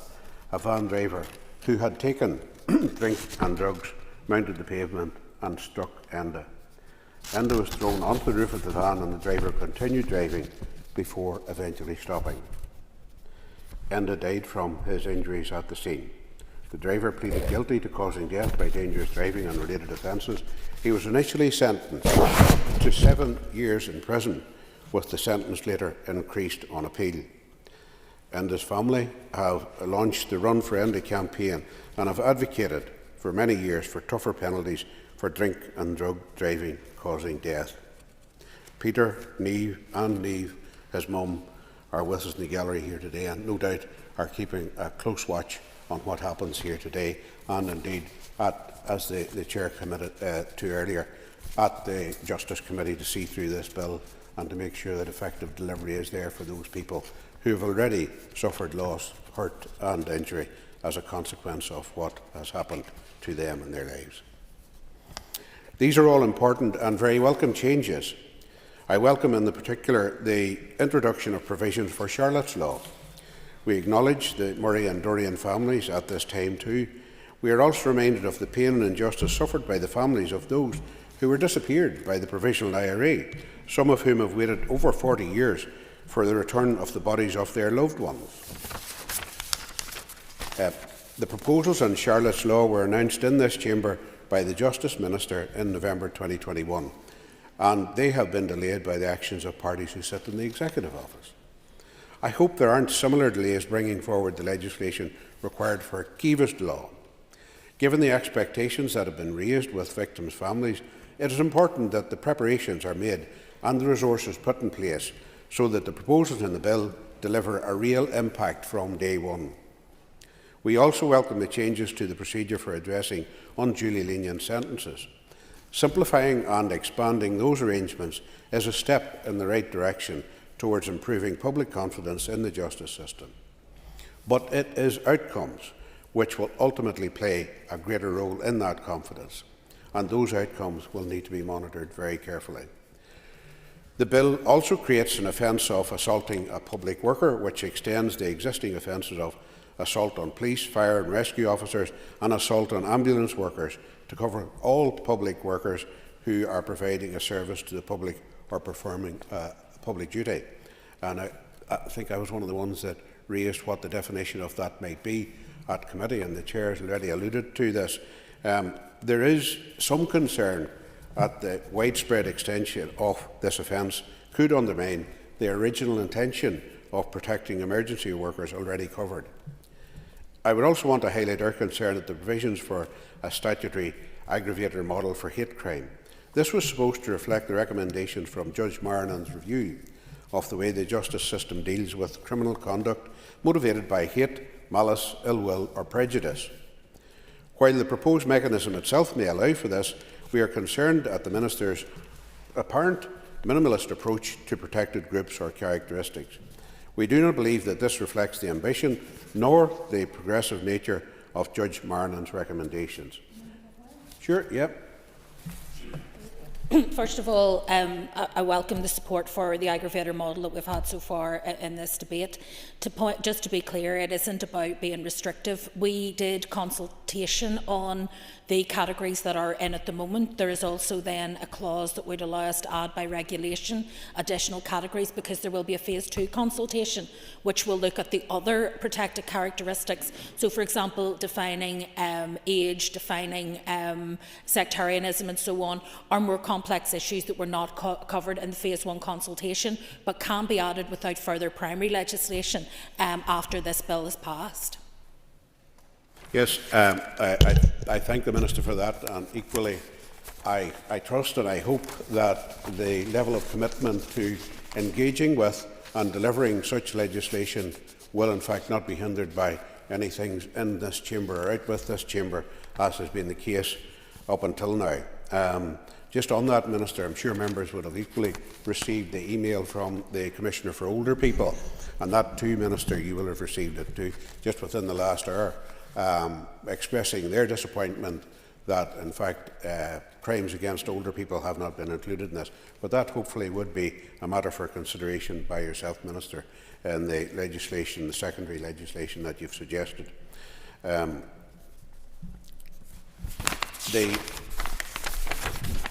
We had been told that the bill was about introducing the statutory aggravator, starting with the 4 existing protected groups, and the second provision in the bill was there to introduce the additional protected groups at a later date.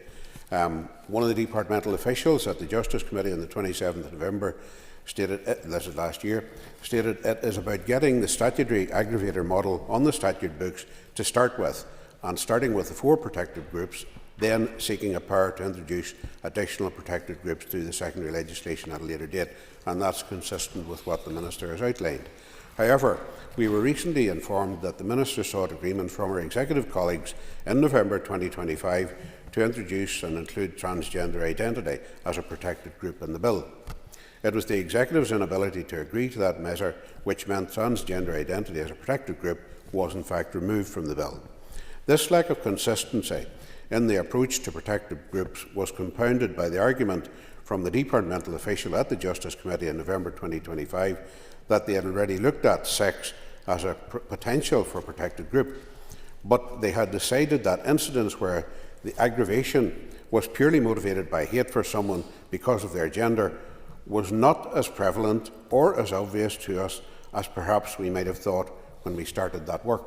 That's a direct quote from one of the officials who attended that meeting and presented evidence to that group. Well, perhaps they weren't looking carefully enough, or perhaps they need to widen the scope of what they're looking at, or perhaps they need to liaise more with police and indeed other community and voluntary groups to establish the extent and nature of that particular crime, as I would suggest it is. Yep. I think the member is conflating 2 slightly different issues. One is about gender or sex, as in male-female, and it was about the number of misogyny hate crimes that would have been picked up. The other is to do with transgender, which we know has increased, and indeed the letter that I sent to colleagues in the Executive set out my reasons for wishing to include transgender as one of the protected characteristics, because we have seen a massive increase in violence and hate crime against those who are transgender. The issue, I think, is how much of the crime that we see happening on our streets could genuinely be said to be driven by misogyny, and that is a bigger challenge, but it is something that will form part of the phase 2 consultation. In Scotland, they took the option of actually bringing forward a separate misogyny bill because they didn't believe that it fitted within the hate crime model. Thank the Minister for indeed elaborating on that, and perhaps maybe in her winding comments, will the Minister indicate if in fact she's going to take the route, as she outlined in Scotland there, of a separate misogyny bill? That would be indeed very helpful. Nevertheless, according to one of the officials, sex is one of the groups that could be added at a later stage, and the Minister has outlined and clarified her position on that. So, but I would suggest that rather than follow the England-Wales model, why not align our hate crime legislation now with the rest of that in the island of Ireland, and with the intention in Scotland that include characteristics of sex or gender in the protected groups? Mr. Speaker, or Mr. Deputy Speaker, The bill includes important provisions that can help secure public confidence in the criminal justice system. I hope that as the bill continues its progress, these issues can be resolved, and I intend, as other members I'm sure, to engage with the Department and with the Minister in a very positive light on this, and make sure that within this mandate we see good, effective legislation that helps deliver for so many people out there who are victims and who have been victimised down through the years, and look to this Assembly for something positive which recognises their hurt and their loss, and also the ability of this Assembly to deliver proper justice. Gurmila Mayagat. Aoife Finnegan. Gurmayagat Prilesh Concordia. Sinn Féin welcomes the introduction of the Criminal Justice Sentencing Bill and the opportunity to debate it today at its second stage. Sentencing policy is something that communities across our society feel very strongly about. Too often the public sees serious offenders receiving sentences that appear to fall short of reflecting the harm caused to victims and families. When that happens, confidence in our justice system is damaged. It is therefore important that we examine carefully the proposals in this bill and ensure that sentencing policy prioritise public protection, justice for victims and accountability for those who commit serious crimes. Today I want to focus on two particularly important areas within the bill: Charlotte's Law and the proposals around tariff setting for murder cases, especially in the context of violence against women and girls. Firstly, Charlotte's Law. For families whose loved ones have been murdered but whose remains have never been recovered, the suffering is unimaginable. The pain of loss is compounded by the cruelty of not knowing where their loved ones lies. We pay tribute to the families of Charlotte Murray and Lisa Dorian, who have campaigned with enormous courage and dignity to ensure that this issue could not be ignored.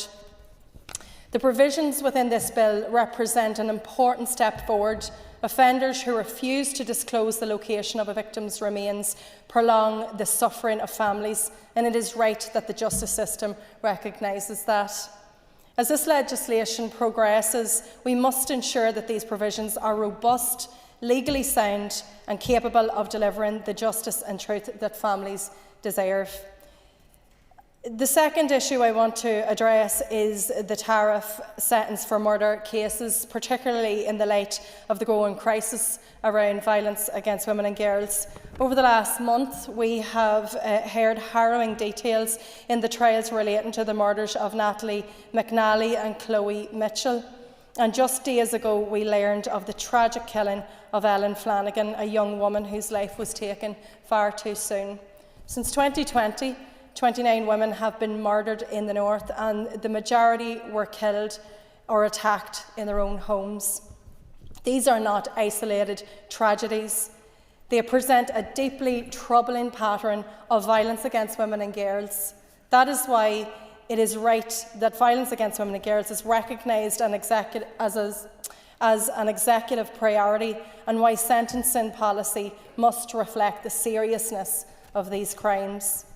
The proposals in this bill to increase starting tariffs for murder cases are therefore welcome. They recognise that the most serious crimes must carry consequences that reflect the devastation caused to families and communities. But legislation alone will not end this crisis.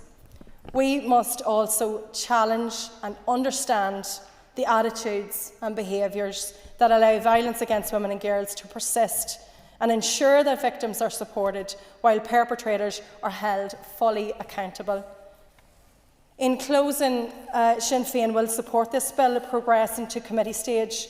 We will continue to scrutinise its provisions carefully to ensure it strengthens our justice system, delivers for victims and sends a clear message that violence, particularly against women and girls, will not be tolerated. Gurmayagat. Conor Egan.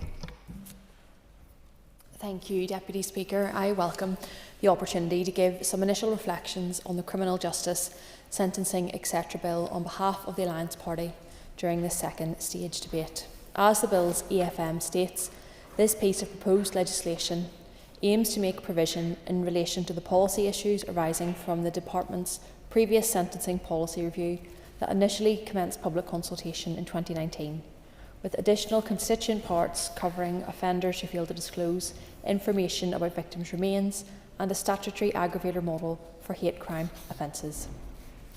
I want to thank Minister Long and her departmental officials for their diligent work to bring forward this important and particularly complex piece of legislation that will make sentencing more consistent and transparent for all across Northern Ireland. The practice of sentencing, including what those sentences are and the timeframes, has been the basis of much public discussion over these last years, and I commend this bill as a vehicle to address issues that have arisen. It is particularly welcome that this comes in tandem with the newly announced sentencing review that, following initial scoping, is projected to go out for public consultation next year. The practice of sentencing by our judiciary is beyond important in our criminal legal system. It benchmarks crimes that are committed, and it is a public statement on what the consequences for each offence should be. It sends a message about what the public and what our society as a whole stands for. So naturally, and as I believe this bill achieves, the needs of victims and families, public sentiment and rehabilitation should be placed at the centre of how we determine sentences. As a member of the Justice Committee, I welcome the Minister's open communication with us on this piece of legislation, including a pre-introductory and post-introductory briefing from departmental officials. I will now take each part of the bill in turn, with a particular focus on the sections referring to unduly lenient sentences and the aggravation regarding the failure to disclose information about victims' remains. Part 1 of this bill, for the first time in Northern Ireland statute, provides a clear statement of purposes and principles in the sentencing of adult offenders. Alliance welcomes this alongside the provisions that legally compel courts to have regard for relevant sentencing guidance when determining outcomes for offenders. Consistency in sentencing is paramount for ensuring public confidence in our criminal justice system, and a clear foundation of purposes and principles provides transparency for all those who engage with it. Predictability of sentencing, where possible, is important. Part 2 of this bill deals with the creation of a new suspended sentence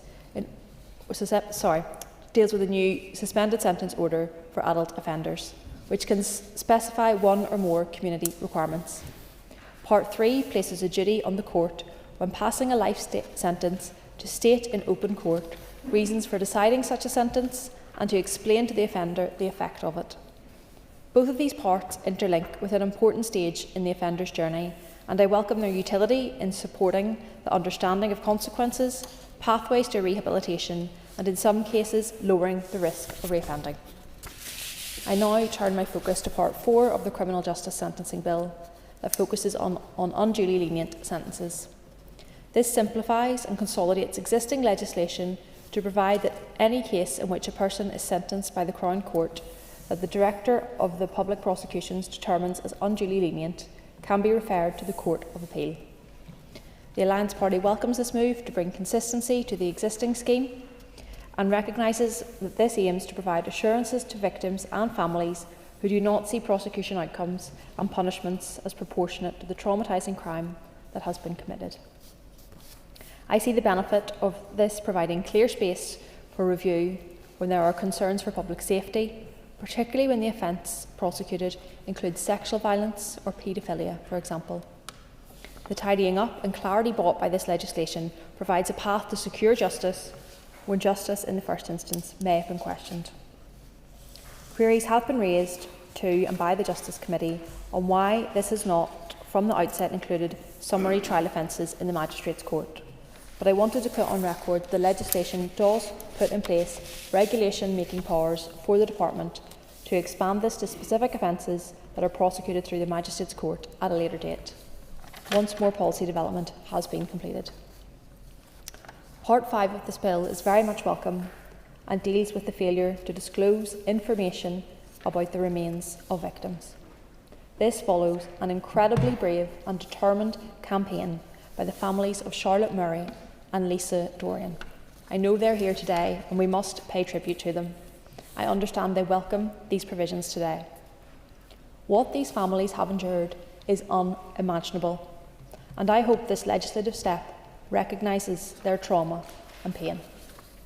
These provisions will create an additional custodial period for a person who has been convicted of murder or manslaughter, where the court believes they have information about where or how the victim's remains are disposed of, and the person involved does not disclose that information.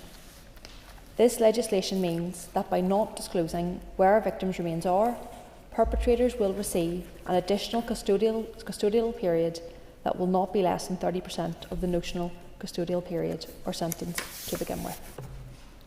This is welcome and incredibly important for victims, families and loved ones in their journey with trying to come to terms with a terribly traumatic loss that has happened in their lives.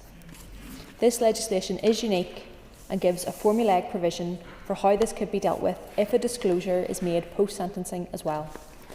I welcome that this accompanies the implementation of legislation similar to Helen's Law that places a duty on parole commissioners to consider information relating to the prisoner's non-disclosure when they are making decisions relating to the prisoner as a matter of public protection. Alliance's reflections in Part 6 and 7 of the Bill in relation to statutory aggravation and the increase of penalties in relation to road traffic offences where death and serious injury is caused will be covered in more detail by my party colleagues. But I do want to put on record that these are welcome provisions, and I'm extremely grateful to Enda Dolan's family who are here today. They have been campaigning for this for years. To finish, I note that the EFM's reference to the Bill's financial effects are primarily seen as deliverable within existing resources. In a particularly challenging financial environment for our executive, I'm encouraged by this. The cost implications for the Probation Board through the introduction of community requirements as an option for inclusion within suspended sentences are of note, but I welcome the Department's commitment to a costing exercise pre-implementation to ensure its doability. I can see this playing a real role in our Executive's joint ambition for safer communities as noted in our programme for government. I look forward to working with my fellow members of the Justice Committee on the scrutiny of this bill and engaging with the Minister, her department and a vast array of stakeholders on its contents during our call for evidence. As already noted, sentencing plays a vital role in the functioning of any healthy democratic society. Public opinion over time shifts and changes, so our sentencing practice must in turn match that pace. This bill is a welcome step forward. Thank you. Thank you, Deputy Chair. First of all, can I welcome this bill being brought forward and thank the Minister for doing it. I have to say, I thought the Minister was very clear and very concise when she outlined the purpose of the bill.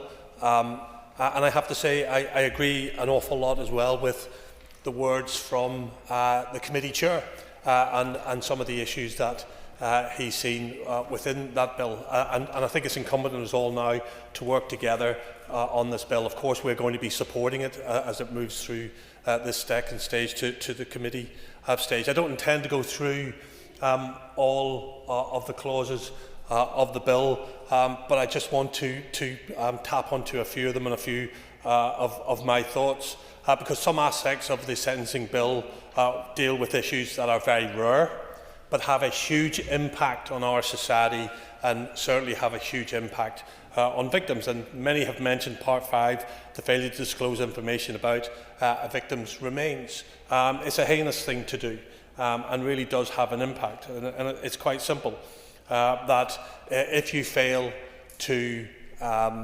disclose the whereabouts of your victim's remains, having been found guilty, then time will be added to your sentence. And at the minute, the mathematics and the discretion falls to the judge, but that can be no less than 30% of what your sentence is. So in simple terms, if you get 15 years, then you could be looking at a sentence being elevated to 20 years. That's the simple maths. But the other thing that you need then to look at is, if you've given an early guilty plea, does 33% get taken off? So having been given 15 years, you take 33% off that before you add the 30% aggravator. And that's something that we'll just need to look at, because it's this type of complication that raises concerns for me in sentencing in general. There's a complication, and many people have lost confidence in our justice systems and sentencing because it seems to many to be unfair, inconsistent, overly complicated, not transparent, and does not match the stated purpose and principles of sentencing, which we have for the first time laid out in this bill in Part 1. The principles being proportionality, fairness, transparency, use of punishment sparingly.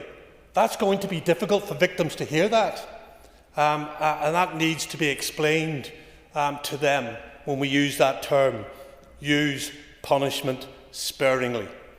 And then the purposes are punishment, protection of the public, deterrence, rehabilitation, and reparations.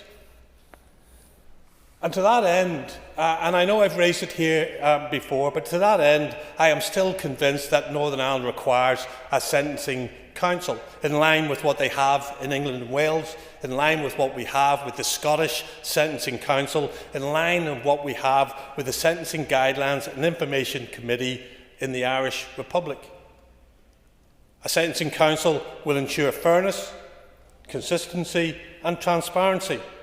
It will outline the effect of the sentence on the victim and how the sentence guidelines are followed. It's a discussion to be had. It's a discussion that we need to have if we're going to go forward. The motion that I had last year, which passed through this House, said that we agreed that we should have a sentencing council, but that's just a motion which is not binding. I do think that we need to have that discussion about a sentencing council. Of course, yes, absolutely. I appreciate the member giving way, and I know that this is something that he is very passionate about, and it is for that reason that I put the issue of a sentencing council into the sentencing review that's happening at the moment, because actually the last time we consulted on this, there were very disparate views in terms of its effectiveness and its affordability, and before jumping into doing something, I want to be sure that it is the best and most efficient and effective use of resource. But I don't disagree with him that added transparency and clarity is useful, but I'm not sure that that is necessarily in a jurisdiction this small the best use of resource. But I think it could be looked at as part of the review, and I think that might be a good way to build up the evidence. I thank the Minister, and in some ways I agree with you in the sentencing review, but the outcomes of that will not then move into the next mandate. And as good as she is, you may not be the Minister in the next mandate. In fact, according to some, you may not even be in the executive.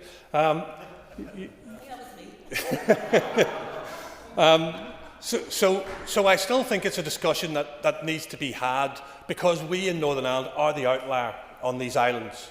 And it's something that is important. I welcome Part 7 and the increase in sentences from 14 years to 20 years for death or injury through dangerous driving or careless driving while under the influence of drink and or drugs. I am concerned slightly with a small increase of causing death or serious injury while disqualified to just 4 years on indictment and 12 months summarily.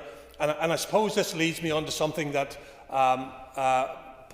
Paul Frew has already raised, and that is the issue of unduly lenient sentences. And the Minister will know that I've already raised this with her as well. And I think there needs to be a change in regards to this. At the minute, the only cases that we can challenge are those which are held in the Crown Court. And in the Crown Court, it could be, for example, that the Crown Court gives 12 months custodial sentence, and that can be challenged. But if the magistrates give 12 months custodial sentence, it can't be challenged. And I just don't understand fully why we shouldn't be aligning the two. I appreciate the member being generous with his time, and I will come to this in more detail, but the difference is that if you appealed a 12-month custodial sentence in the Magistrates' Court, it couldn't change, because that is, by and large, the maximum. There are, by exception, 2-year sentences possible in the Magistrates' Court. The real challenge there is where the PPS choose to prosecute the case. If they do it in the Crown Court and somebody only gets a year, it can be appealed. If they get a year in the Magistrates' Court, that's actually the maximum that's available to them.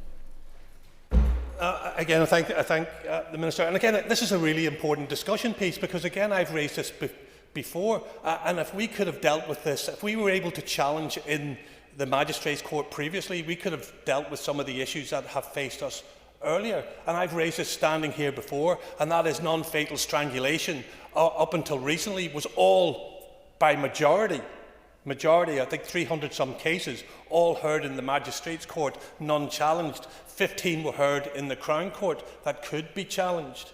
And that was up to a maximum sentence of I believe 3 years, Minister, or I think you said 2, but I thought it was 3.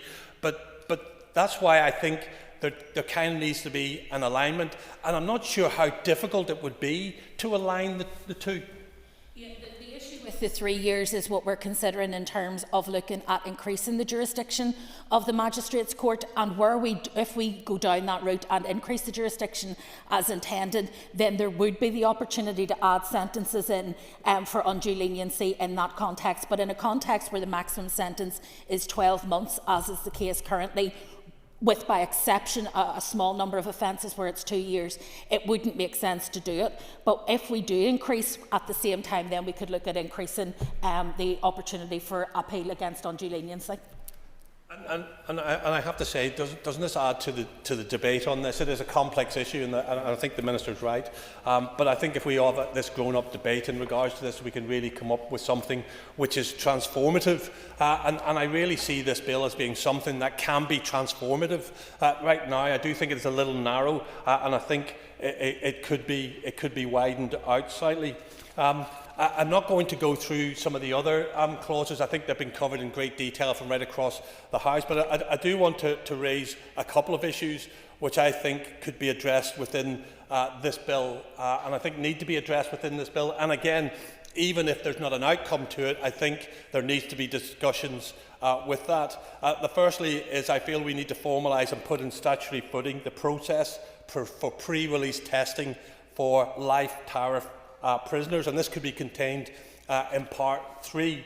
At this moment in time, there is an obligation, and I think the Minister was quite clear that she must ready life-sentence prisoners for release at the end of their tariff. But what there isn't is what that's supposed to look like. And I know the Minister disagrees with me when I say that there is a conflict between the life sentence order and the Prison and Young Offenders Centre rules. But I think we can fix that conflict, as I see it, if we look at putting something into Part 3 to formalise that process, of course. The legal position is clear that there is no conflict in that you're only released on licence in the life sentence order when you have served your tariff, but you can be released by the prison under the prison rules at any time during that period for good reason, and one of those good reasons is rehabilitation. However, I just want to make the member aware, because there hasn't been a previous opportunity to do so, that we are actually looking at a review of how we go about pre-release testing with independent scrutiny, because I recognise that whilst I am confident that the system is working well, whilst the Gini have said that they agree, and whilst the parole commissioners have not raised issue with us about how we're operating it, I do recognise that the public have to be confident about it too. And so with the Director General of Prisons, we've actually looked at how we can bring that forward, and hopefully I'll have a bit more to tell you about that in the weeks ahead. Thank you, Minister. And that's good news, I have to say, because it's the very point I raise. I mean, we can look at these things, and if it turns out that what we're doing is right and proper and the best way to get things to work, then that's what we do. But if it can be improved and to be better confidence for families, then I think it's right to do that. That's what could make this bill transformative. The second one I want to, and this will be the last one, is I feel we need to review sentence discount, and I think we can review sentence discount within this bill. At the minute, for an early guilty plea at the earliest opportunity, you can get 33%, a third off your sentence. That's a great inducement to, if you're guilty, to say I'm guilty, and that's a fair one. The issue for me comes in the late guilty plea, and a late guilty plea can be as late as the day the trial starts, and for that you could get between 20 and 25% off your sentence. And I think that is now an inducement for people not to plead guilty, because some of our cases are lasting. I think you mentioned 750 days or more. That some people are saying, well, do you know what? if I just hold off and not give a guilty plea, even though I know I'm guilty, then there's a good chance that witnesses will fall off, there's a good chance that the victim will decide not to go on any further. So some people are actually waiting. Some people, yeah.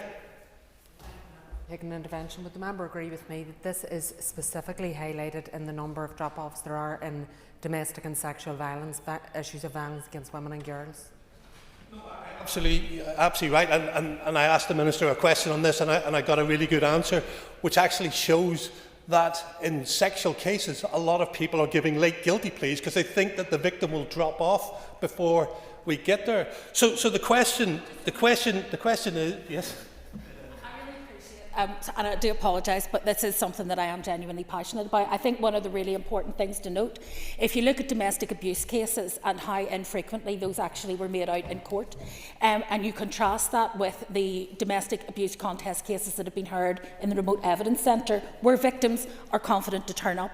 We are now running at a 92% conviction rate. Many of those will be admissions of guilt on the day because the victim has come up, or the witness has come to give their evidence, and others will go through the court process and be convicted.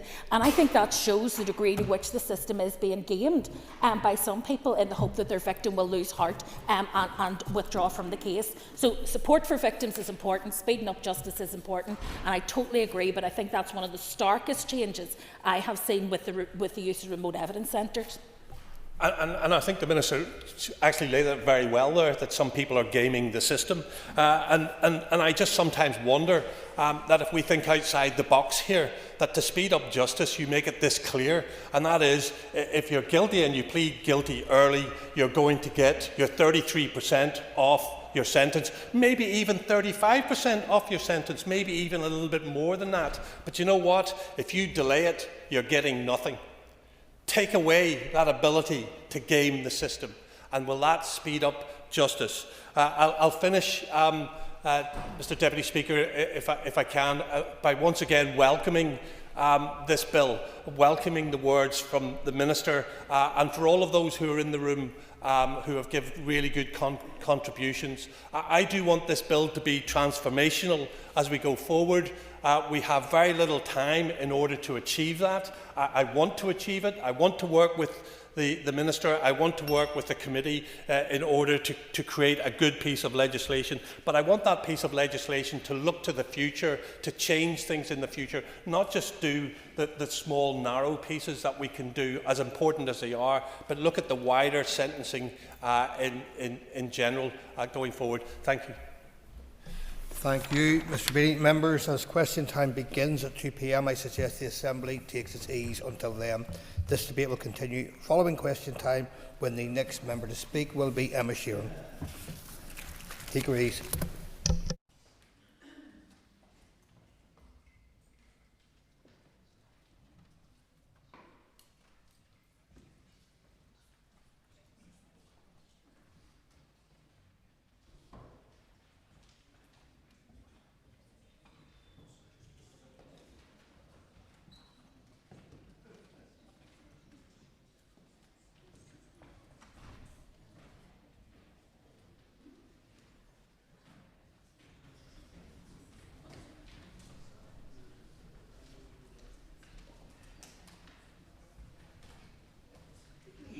Ladies and gentlemen, it's time for questions to the Executive Office.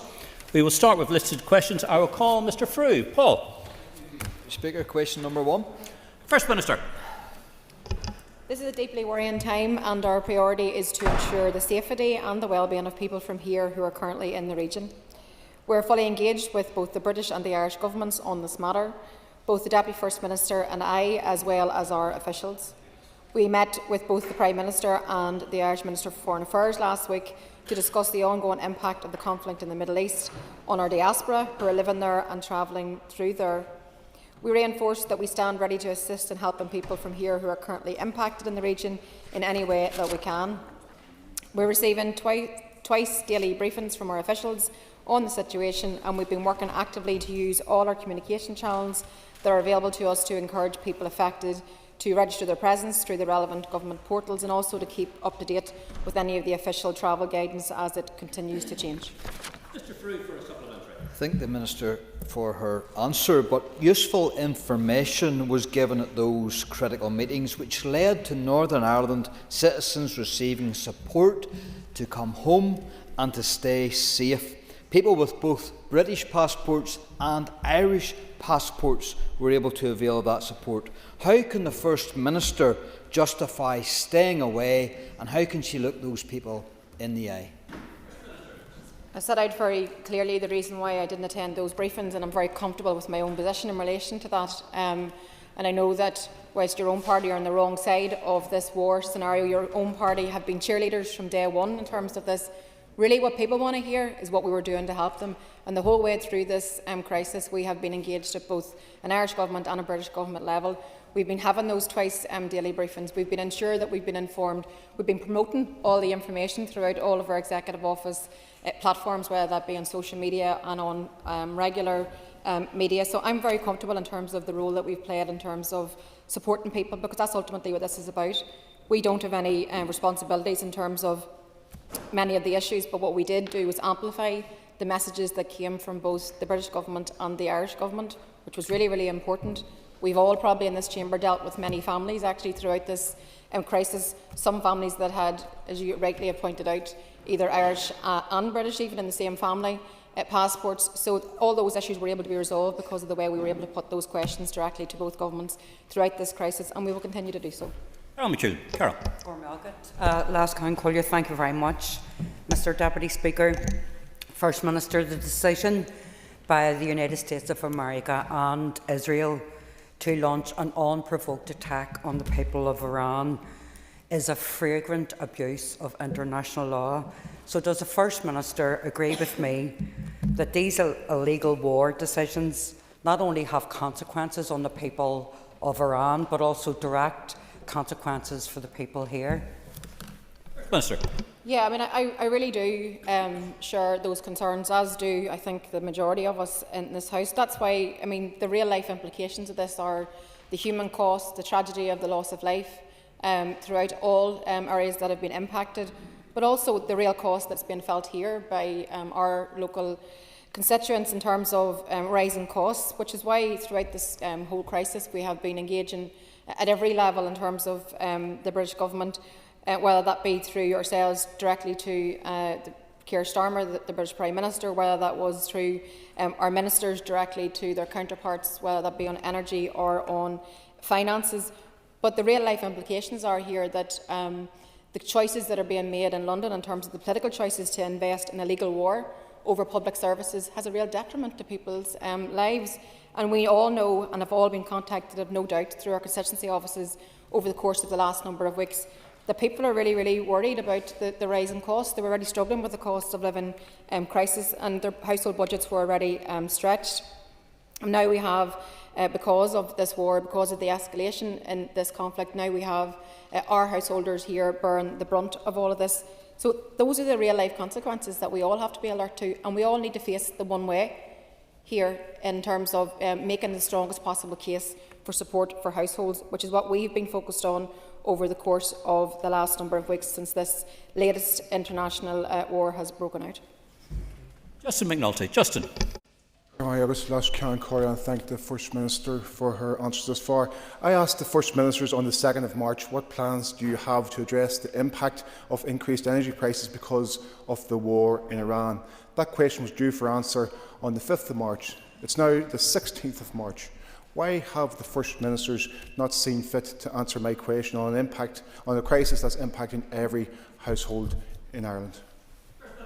Well, I'm sure we'll get the answer to you as quickly as possible, but with all due respect, answering your question isn't going to help somebody with their household bills.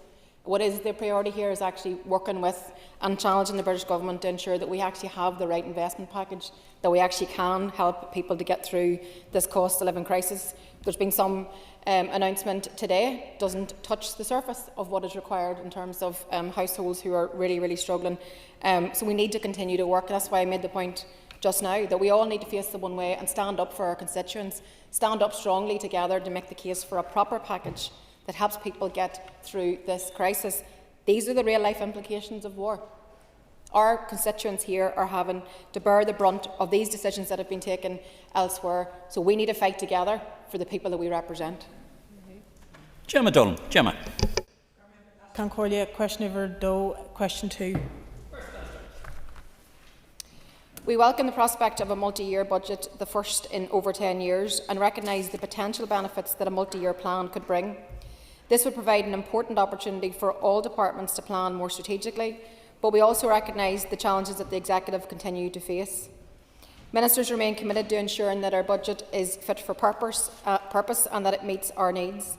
Multi-year budgeting has had an important role to play in managing inescapable costs and delivering key initiatives and commitments. The process for the proposed draft budget required departments to submit detailed resource and capital DEL information, with the Department of Finance using these returns alongside the funding limits that were set in the spending review, and then developed a draft budget for public consultation, and that has now been out for a 12-week consultation, which just closed on the 3rd of March. During this time, we note and welcome the agreement by the Treasury for the £400 million access to the reserve claim, recognising, however, that the repayment will impact budget funding available for services over the next 3 years. The recent announcement of a further £387 million for the Executive across the 3-year period is welcomed, as it acknowledges the need for further funding to be made available for public services here. So engagement with Treasury is continuing at pace throughout this period, and the purpose of the Open Book Review is to give the Treasury a fuller picture and understanding in terms of significant pressures that our Executive is facing, because we believe that the reality is that we are underfunded and we have a case to make, and we intend to make it.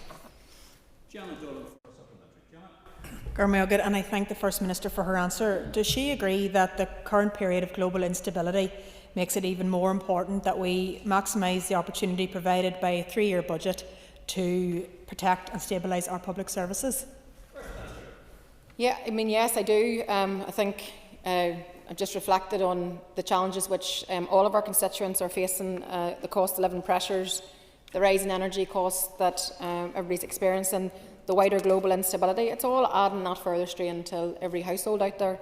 And I think that those pressures also then equally in turn put additional financial burden in terms of our own public services at a time whenever our executive budget is already constrained as it is because of inadequate budget settlements from Westminster, which is why I think getting to a juncture where we have a 3-year budget is so important, because it gives us the ability to stabilise services, to plan more strategically, to have a bit more foresight in terms of more medium-term thinking and investment. So that's why we're doing the things that we're doing. That's why we're engaged in this open book exercise. That's why we are working together in terms of looking at the challenges that we have within each department. But ultimately, we have to, and I made this point to Keir Starmer last week, we have to have an adequate funding settlement for our executive to be able to do the things that we want to do. We'll play our part in terms of transformation, in terms of trying to do things differently, but we need the resources in which to back that up, and that's what we continue to drive home that case to the Treasury. Dan Forsyth. Speaker, would the First Minister accept that the draft budget was not agreed by the Executive, and does she recognise that if we are to secure a 3-year budget, that the Finance Minister will need to seriously engage with all ministers to ensure that there's engagement at the Executive table? Yes, we're all aware, because the Finance Minister said it publicly, that he published the draft budget so we can get the consultation process carried out. Quite a number of people actually have responded to that consultation itself. So that shows the interest out there among the wider public in terms of it. 370 responses were received, so that shows the level of interest that we have in terms of our budget. But the prize here for everybody is to get to a 3-year budget, one that we haven't had for over 10 years. I mean, that is going to be, it's not a magic solution to the challenges that we have here, but it certainly would be a much better position for us to be in as an executive, so we can have a bit more longer term planning. So I think that the engagement that the Finance Minister has commenced throughout this process, he's engaged with every single minister. He continues to work on this open book exercise with the Treasury, making a very strong case for why we need additional funding here. Because when you look comparatively to Scotland and Wales, we've got a bad deal. And I think that we need to continue to fight our corner, and to do so collectively. It will be the strength that we have. We raised this directly with Keir Starmer last week, and we continue to do so. But we have until the end of this month, until we get to the juncture where we have to have a budget agreed. And I would encourage every party to engage constructively and make sure that we get to that point. Paula Bradshaw. Paula. Deputy Speaker, and thank you, First Minister, for your answers so far. First Minister, you've talked about the need for strategic long-term investment in public services. I remain very concerned that as we hurtle towards the end of this mandate that we haven't seen the investment strategy 2050. I'm just wondering if you can update the House on when we will see that. Thank you. First Minister. Yes, I think there's a logical chronology developing in terms of once we have the budget agreed, and then I think naturally then directly after that the investment strategy should be published, because we'll understand exactly what it is that we're dealing with in terms of the capital allocation that we have across all of our departments. There are a number of other things that are happening right now that will have implications for capital projects going forward, not least the challenge in terms of the A5 itself and what that means for executive projects. So I think all those things have to be factored into the final document. So I would be hopeful that we'll be able to, on the other side of the 3-year budget being agreed, we'll be able to come back and talk to you about a proper investment strategy and actually sets out very clearly what our priorities are going to be over the next 10 years. Matthew O'Toole. Matthew. Speaker, First Minister, the opposition agrees. We want to see the maximum possible funding available to the executive, so we will always speak up for that. The Spring Statement allocated an extra $220 million that the executive can spend in 26-27. At that financial year, the repayment of the previous reserve claim will be £80 million, leaving more than £100 million out of that for the executive to allocate. Will you be advocating that some of that money should go to top up the support for households with the spike in oil prices? No, I think where we all should be focused and together and collectively, including yourselves, I think, is that we make the strongest possible case to the Treasury, because I think that's the firepower that we need, as the Finance Minister described it last week. The firepower that we need is not within the executive budget. We do not have an appropriate level of funding that will actually help people to get through this spike in prices and this cost of living crisis. That's why I think collectively we just need to continue to work to make the case to the Treasury. I think we've got a really strong case actually to make. We continue to do so. Whenever we look very starkly at the figures, when you look at our relative need, Scotland are 20% above need, Wales are 8% above need, and we're only 0.06% above need.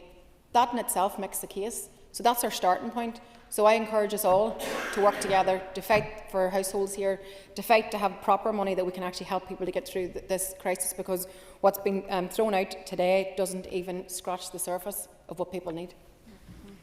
Linda Dillon. Linda. Question number 3. We recognise that promoting good relations and building trust across all sections of the community is central to the Executive's commitment to a united and shared society, of which policing plays an important role. And we acknowledge the benefits that diverse workforces can bring right across the public sector, reflecting the increasingly diverse communities that we serve. Everyone should have the same opportunities, regardless of their background. A full review of the current T-Book strategy has now been completed, and we work with officials to bring forward a refreshed, cross-cutting approach to good relations. We believe it will provide an opportunity to strengthen trust, inclusion and shared outcomes across society, supporting more positive relationships between public services and the communities that they serve. Policing and community safety partnerships funded by the Department of Justice and the Policing Board work at a community level to improve community safety and increase confidence in policing. We believe that they have a vital role to play in building community relations going forward. And Linda for supplementary. And thank the First Minister. We're currently approaching the 16th anniversary of the transfer of policing and justice powers to this Assembly. And would you agree with me that a return to 50-50 recruitment and the appointment of the next Justice Minister by the D'Hondt process would go some way to building community confidence in our policing and justice arrangements, and that it is long past time that we were using the D'Hondt process for the Justice Ministry to be allocated? Yeah, thanks for that question. On the first point, I think if the PSNI is going to succeed in delivering what we all want to see, which is a modern policing service, it has to be representative of the community that it serves. And I think, unfortunately, that's not the reality. I certainly am on the record as being someone who actually supports the return to 50-50 recruitment, because I think that would be a really important first step in terms of building or trying to rebuild confidence in terms of policing, and also ensuring that policing institutions themselves command maximum community support across all sections of our community. And then in terms of the second point around justice by D'Hondt, I absolutely agree with what you have said. I absolutely, as we approach the 16th anniversary of the transfer of policing and justice powers, this is one of those things that still remains outstanding. And I think if we are going to build that confidence around policing, then it has to be the whole policing and justice family and structure. So I certainly make the case that that anomaly needs to be resolved, and I make that a point to everybody elected to this chamber. This is one of those outstanding issues that needs to be addressed. I think it would represent another milestone in terms of strengthening, democratic accountability, strengthening the confidence in our policing and justice arrangements, because the principle is a very simple one, that if our institutions will always work best whenever they serve and operate on the basis of an expressed democratic mandate, and that also runs true for the Department of Justice itself. So I've raised this, just to say, I've raised this actually just in the last week or so again with the British Government, because I continue to make the case that this needs to be resolved. Keith Buchanan. Keith. Thank you, First Minister, for answer. First Minister, as a member of the Policing Board, are you content that all political parties are doing enough to promote joining the police as a viable career? Some parties complain about representation, but don't actually promote joining the police. What would you say to those parties? Look, I think that, as I said in my initial answer, I believe that the service itself needs to be representative of society. I make that point constantly to the Chief Constable himself, and I believe that even within all of the parties that sit on the policing board, there's a role there in terms of making sure that that the police service is representative.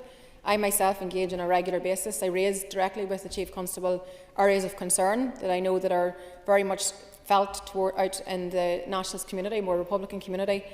And I went to graduation ceremonies, I have called on people to join the PSNI, but we only have a fair and effective policing service whenever it represents the community that it serves. When I looked at some of the figures of the number of Catholics coming forward in terms of the latest recruitment process, that should be worrying for everybody. That's a backward step, and that should be worrying for each and every one of us. So the challenge here is also to the PSNI themselves.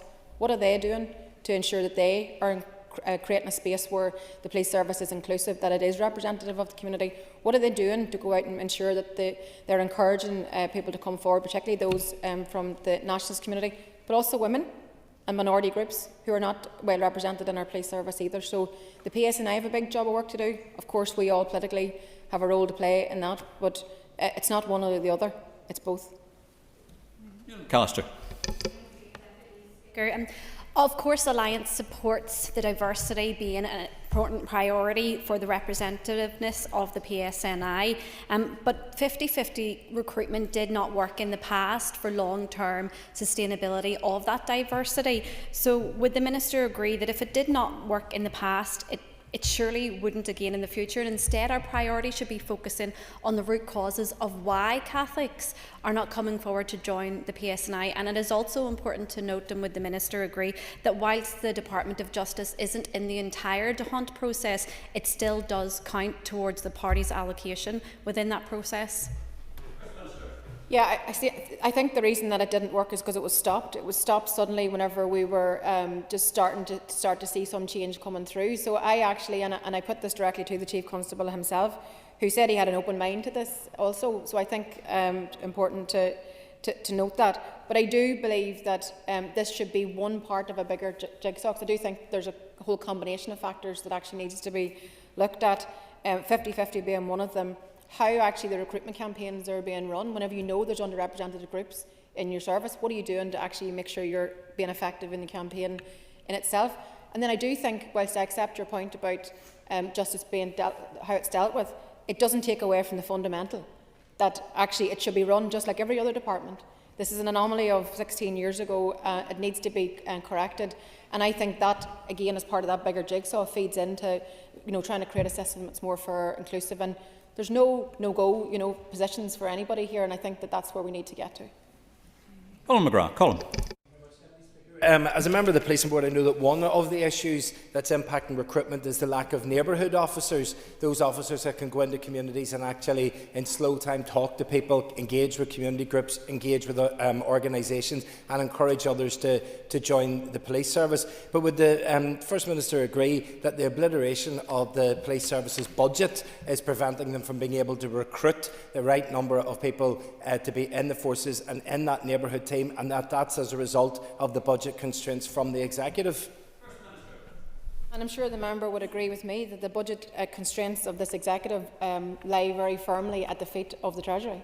I mean, I've spoken at length today about the fact that we are so underfunded, and particularly relatively speaking to other devolved areas, whether Scotland or Wales. So the fundamental here, if we want to invest more in our public services, which I genuinely believe we all do, is that if we don't have the right funding model, if we don't have enough in the centre to be able to invest, whether that is in community policing or whether that is in our health service or where that is in education, then we're always going to be at a challenge. So we're going to constantly be trying to balance within the limitations of the Executive's budget. So I, again, continue to make the case for why we want good public services, we want more neighbourhood policing, we want our health waiting lists be brought down, we want to see our children with additional needs being supported, we want to do all these things.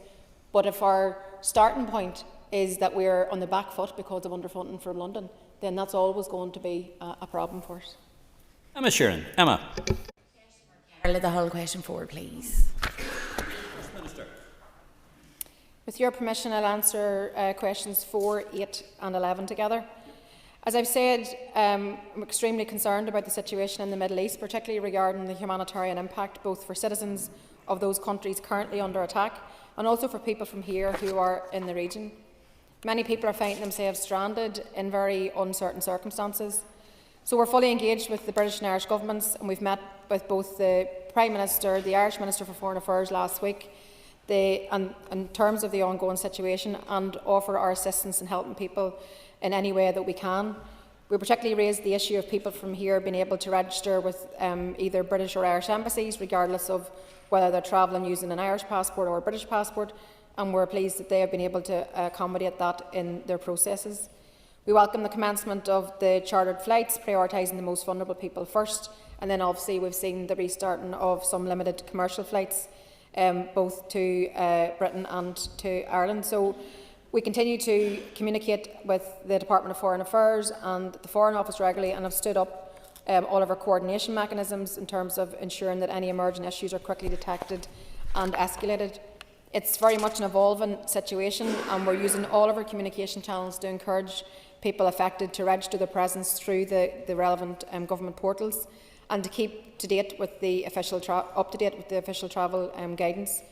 The Executive discussed this deeply worrying situation at our Executive last week, and ministers all expressed their concerns in terms of the humanitarian consequences of the crisis and agreed to keep developments under review, particularly the economic impact, which many people have spoken about today. Locally, we've also seen almost immediately the impact of the oil prices spiking, with oil breaching the $100 per barrel mark last week, and that's the first time this has happened since the Russian invasion of Ukraine. First Minister, can you draw your answer to a close, please? We're at 2 minutes So and just 6 to say seconds. that the Minister of Economy has continued to engage with our counterparts, as is the Minister of Finance. Emma for supplementary. I thank the First Minister for that answer. Minister, you touched on it there at the end of your answer around the issues with fuel supply. I wonder if you could update the House as to whether or not there's a risk to our energy supply as a result of this warfare, and whether or not you discussed that with the British Prime Minister at your recent meeting. Yeah, on the first point, we're told there's no immediate risk to energy supply here, but we're continuing obviously to monitor the situation very closely, because we just don't know where this is all going to end up. I can say that the Economy Minister, Dr Caoimhe Archibald, remains in ongoing contact with both the Irish and British governments, and what is immediate concern, as I've spoken about today, is the impact of the rise in energy costs, and those increases are really being felt really acutely by families who are already dealing with the cost of living crisis. Now, this on top of that, I can say that the Minister Kate Archibald again did engage with her British Energy Minister Michael Shanks, her counterpart, and also with the Irish Government, and she made the case very strongly as the same supports that were made available back when the war broke out in Ukraine, that should be the same assistance as provided in this period that we're in now. She also was engaged in terms of engaging with suppliers around the price hikes that we were really concerned about. And I can say to you on your second point that, yes, I raised this directly with Keir Starmer last week, pushed him very hard in terms of what he was going to do. I have to say that, as I said, what's been announced today doesn't cut it. It does not cut it. So we have to continue in making the case for an urgent support package to mitigate the worst excesses of what people are experiencing right now. Trevor Clark. Trevor. Mr Deputy Speaker, and can I thank the First Minister for her answers thus far. First Minister, no one underestimates the impact that war can have on communities. Not sure that those who are involved and are engaged in this war at the moment will be listening to the debate later this afternoon down in the name of your party, and I'm not sure what difference that will make. However, specifically the question I had asked was what conversation you and your other colleagues have had about the potential economic impacts in Northern Ireland and what actually you're going to do to assist that, given that you're supposed to be the First Minister for all. As I said throughout the course of question time, we continue to make the case for why we need supports for households here. These are the real-life implications of war, a war that your party championed from day one. You've been cheerleading, you've been gung-ho, and you've been cheerleading this war from day one. You're on the wrong side, I have to tell you that. But I tell you what you did throughout the course of the week. You called it wrong. You've been cheerleading this war from day one, and then you tried to create deflection and distraction to take away from the fact that you have been so gung-ho about this war. And now even your constituents, just like mine, are suffering. Your constituents are worried about how they're going to pay their bills. Mine are too. Everybody elected in this chamber is worried about their constituents.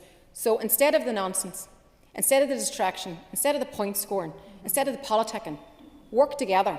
Fight for the corner of your constituent. Fight to get support into households. Fight to help people get help with their bills because they are worried. That's what they want to hear out of this House, not the DUP's nonsense. I call on Declan Kearney, and Declan, can you keep it short? Thank you, Mr Deputy Speaker, and thanks to the First Minister. Political unionism have engaged in despicable warmongering and distractions, and of course cast themselves as outliers in relation to support for human rights and multilateralism. So, First Minister, will you commit to being a voice for peace, diplomacy and international law? Yes. Minister, yes. A minute 30 seconds, please. Thank you. I mean, I absolutely agree with you. I do believe that the DUP have absolutely been the wrong side of this the whole way through, from day one, cheerleading this war, and I think you should be ashamed of yourselves.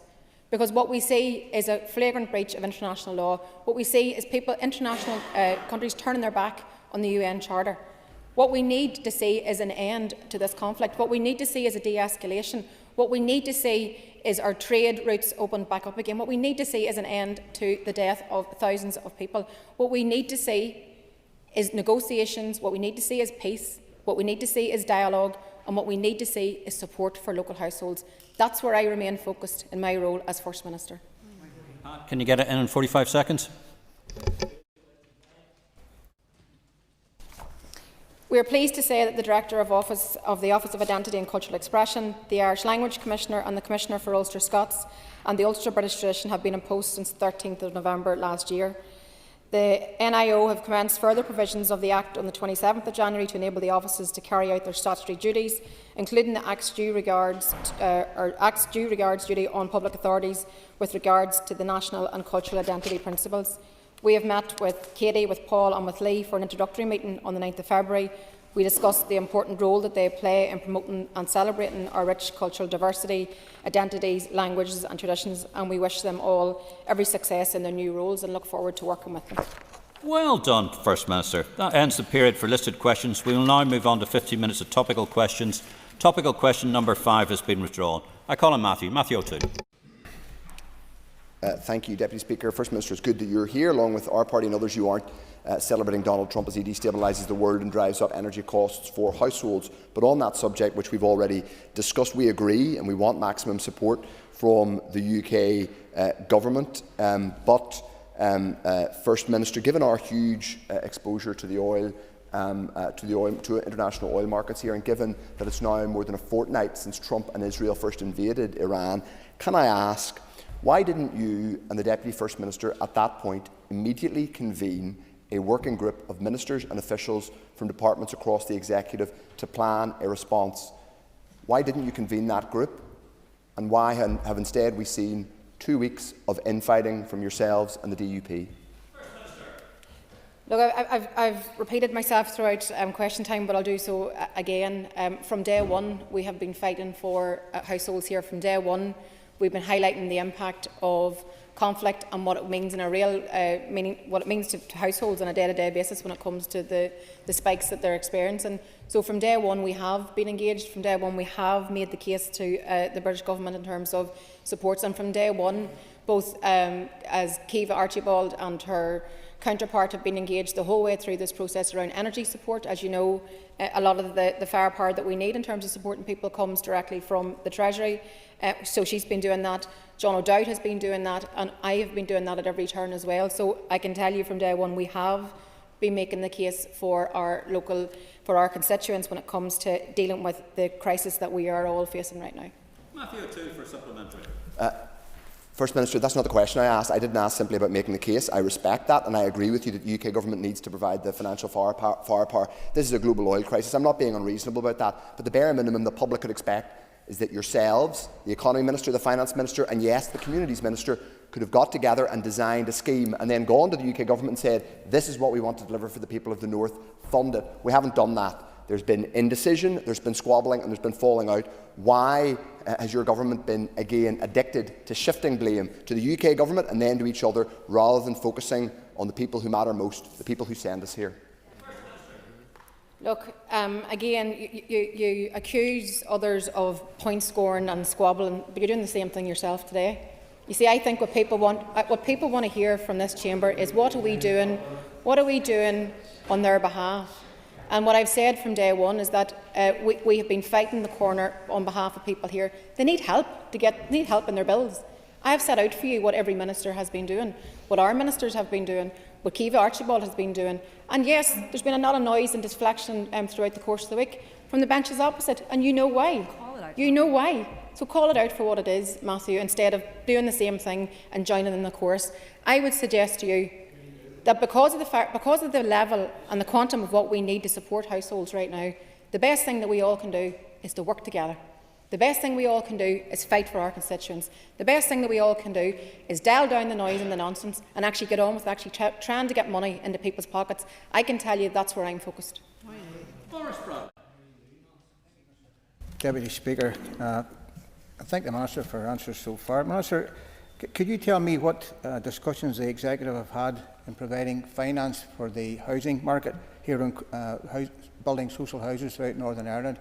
Has there any money been ring-fenced for the Communities Minister through the Executive? As the member knows, that housing is written in one of our programme for government priorities, and you'll also know that we are working to finalise our budget. And I'm hoping we get to the point at the end of this month where we have a 3-year budget in place that will allow us to know exactly how much we can prioritise on every area of public spending, whether that be housing, or whether that be in education, whether that be in health or infrastructure. We need to get to the point where we have a 3-year budget, and then we'll fully understand exactly how we can meet our targets when it comes to housing. I'm fully committed to our targets that we've set for housing. Thank you very much, Deputy Speaker. Minister, could you ensure that there is an adequate supply of finance for the building of social houses throughout Northern Ireland? Because that's the most important thing that people come through my office, and I'm sure other MLA's office throughout Northern Ireland, is lack of housing. We agree in terms of housing being a priority. That's why it's in the programme for government. But we've spent a lot of time today talking about the restrained budget that we have and the fact that we are underfunded. This is why we make the case. policy decisions being taken in London, the policy to prioritise military spending over public services has a real impact for people here. That's why I believe in the longer term we're much better placed to fight our own corner and actually have all of our powers devolved here and to work together in a new constitutional arrangement. But whilst we work towards that point, I make the case at every turn for better funding for our public services, including for housing, and I will continue to do so in my role as First Minister. We are underfunded. The British Government are underfunding us, and therefore that impacts our ability to deliver on things that I know that we're all passionate about, because, like you, my office also gets inundated with people who are really struggling to get a home and a roof over their head for their families. Last Collier, First Minister, would you expand on some of the views that you've just mentioned on the British Prime Minister's announcement this morning in relation to supports for households who rely on home heating oil, please? Yeah, as I said, I think, I'm sure all of you, when you went to your constituencies on Friday or throughout the course of the last couple of weeks, you've all been engaging with people who are really, really worried, and people were panic buying and trying to get oil in because they're really fearful about where this is all going to end up, because none of us know if even these recent rises, if that's where it's going to stop or it's going to get worse. So I think this is why we need support for householders. That's why we make the case to the Treasury. And I have to say, I find the £17 million that's been put on the table today to be a real slap on the face. A real slap on the face to families that are struggling, who are already struggling to pay their oil bills. And given the fact that we have nearly 2/3 of households here who are relying on oil, they are thinking, what's this £17 million? What does it look like for them as an individual? And whenever I look at it, if it was to be applied right across the board, 17 million to every household, you're talking about £30. £30 isn't going to scratch this especially whenever some people's bills have gone up to for 900 litres of oil up to £1,000 in the last week. But what I do know from today, the £17 million that's been announced, John O'Dowd, as the Finance Minister, has already communicated with the Department for Communities, because what we now need to see is that turned into delivery. So let's get that £17 million out, targeted at the lower income households. The announcement's just been made this morning, but it's very clear. I've just asked the questions as well of the Department of Communities. How are we going to get that £17 million out? How is it going to be targeted? And how quickly can it be done? Because that's what I think people were wanting answers for. So we need to do that piece of work whilst also advocating for more support, because £17 million doesn't cut it. Carol, for supplementary. Thank you. So would the First Minister agree with me that, as well as the disappointment from the British Prime Minister, the deliberate misrepresentation and inaccuracies peddled by the DUP around reduction in electricity, around erroneous claims that there's £81 million there to be spent, shows that when it comes to finances, that the current DUP leader, just like a previous leader, isn't really across every jot and tittle? Yeah, I mean, all I heard last week was distraction and deflection from the DUP, and I don't think that's what people want to hear, but it is a reality. Because the DUP cheerleaded this war from day one, they needed to try and rein back some of that ground, and they actually went out and started to create all these mistruths, and actually were deliberately misleading to people who were worried about their bills. So left people in a position where, with fake news, if you want to call it that, with fake news that there was money sitting that it wasn't distributed to them. But thankfully, the responsible adult in the room, in Kiva Archibald, actually engaged and continued to engage and set the record straight that the £81 million that's not just sitting in the executive coffers, that this is money that the British Government need to legislate for a change for in Westminster. And as soon as that's done, then we'll get that to households, then we'll be able to actually help people. So that's why I make the point today about the noise that we're hearing and the distraction and the deflection. It does nothing to serve anybody who's worried about their household bills. So from my perspective, I don't want to engage in that. I think what people want to hear from this place is a joined up message around that we have people's backs, that we're working hard on their behalf, we're trying to help them with their cost of living, we're trying to help them to get their household bills down, and that we will call out the big oil companies, particularly whenever it comes to the likes of price gouging that we've been talked about a lot over the course of, from the start of this conflict. Danny Donnelly. Danny. Speaker. First Minister, you said earlier that you feel the Justice Ministry should be part of the DeHunt system. Does that mean you would also suggest that all positions, including First Minister and Deputy First Minister, should be included in the DeHunt process? First Minister. So I note I do think that the justice by sorry, I can't hear it, but I think the justice by DeHunt is an anomaly in terms of something that's outstanding for the last 16 years. I think that does need to be fixed, and I've raised that directly with the Secretary of State. When it comes to titles of the offices and everything else, I just think I'm not interested in a cosmetic debate, and I know you're not either. I know that you fundamentally want reform. I too believe in reform, and I do think that we should be making these arguments together. I know that the Executive and Review Committee are doing this big piece of work. My team are fully engaged in that work, and we will look at all the areas that are put on the table for discussion. Donnelly for a supplementary. Danny. Thank you, Deputy Speaker, and thanks to the First Minister for that answer. Could I further ask what representation the First Minister has made to the British and the Irish governments since the passing of the motion on institutional reform late last year? Yeah, I can tell you that there's not an agreement in the Executive Office, as you wouldn't be surprised about, but I certainly at a political level have raised the issue of reform with both governments as recently as even in the last week to 10 days. In my last engagement with both Helen McEntee, the Department of Foreign Affairs, the Irish Government Minister, and also with Hilary Benn directly. So they are very aware of my view of reform. I do think that the nonsense and some of the debates we've had in this chamber around tweaking and titles and whatever doesn't change fundamentally how we do business here. So I do think that the issue of reform is something that I'm certainly up for discussing, and will continue to work with others who are like-minded also. Declan Kearney. Declan. First Minister, last week the former leader of the DUP, Arlene Foster, advocated increased spending on militarism and weapons of mass destruction. And her big plan and idea was to strip away support from the most vulnerable and disadvantaged in our society. Would you like to comment on that? Yeah, I thought the commentary of Arlene Foster was absolutely shameful. I think anybody, any right-minded person, would actually think that her comments were absolutely shameful. Sadly, I can't say I was surprised, but the flippant and the arrogance, the flippancy and the arrogance of such a statement, just to say, let's just cut welfare, let's just cut everybody who's in need, let's take the money off the vulnerable and let's support this militarisation agenda. And then even to double down on that, the DUP leader weighs in also and doubles down on that very argument. Shame. Shame. Shame on the DUP. But it shows you that's where their focus is. It shows you that's the style of politics that you get from them. Whenever people are struggling, our job is to support them.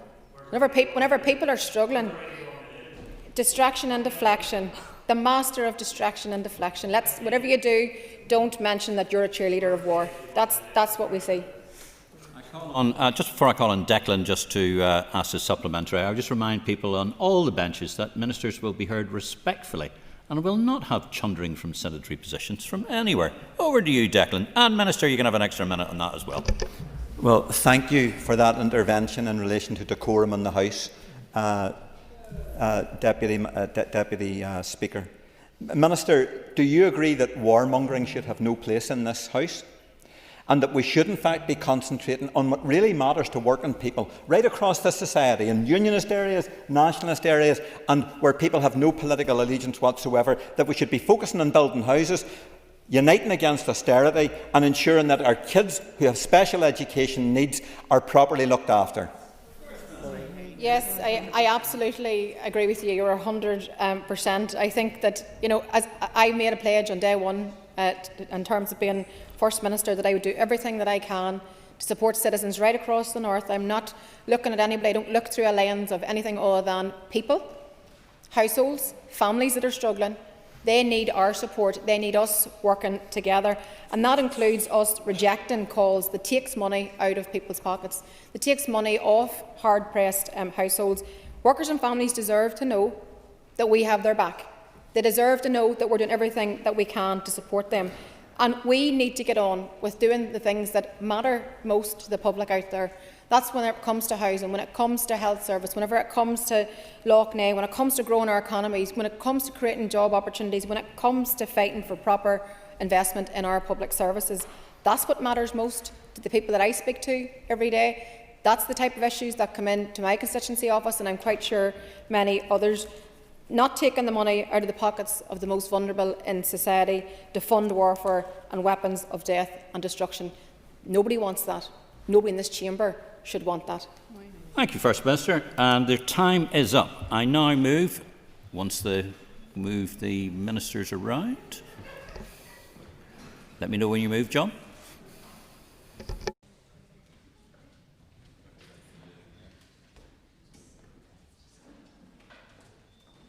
Thank you, ladies and gentlemen. We move on to questions to the Minister for Finance, and we'll start with listed questions. Of note, question 15 has been withdrawn.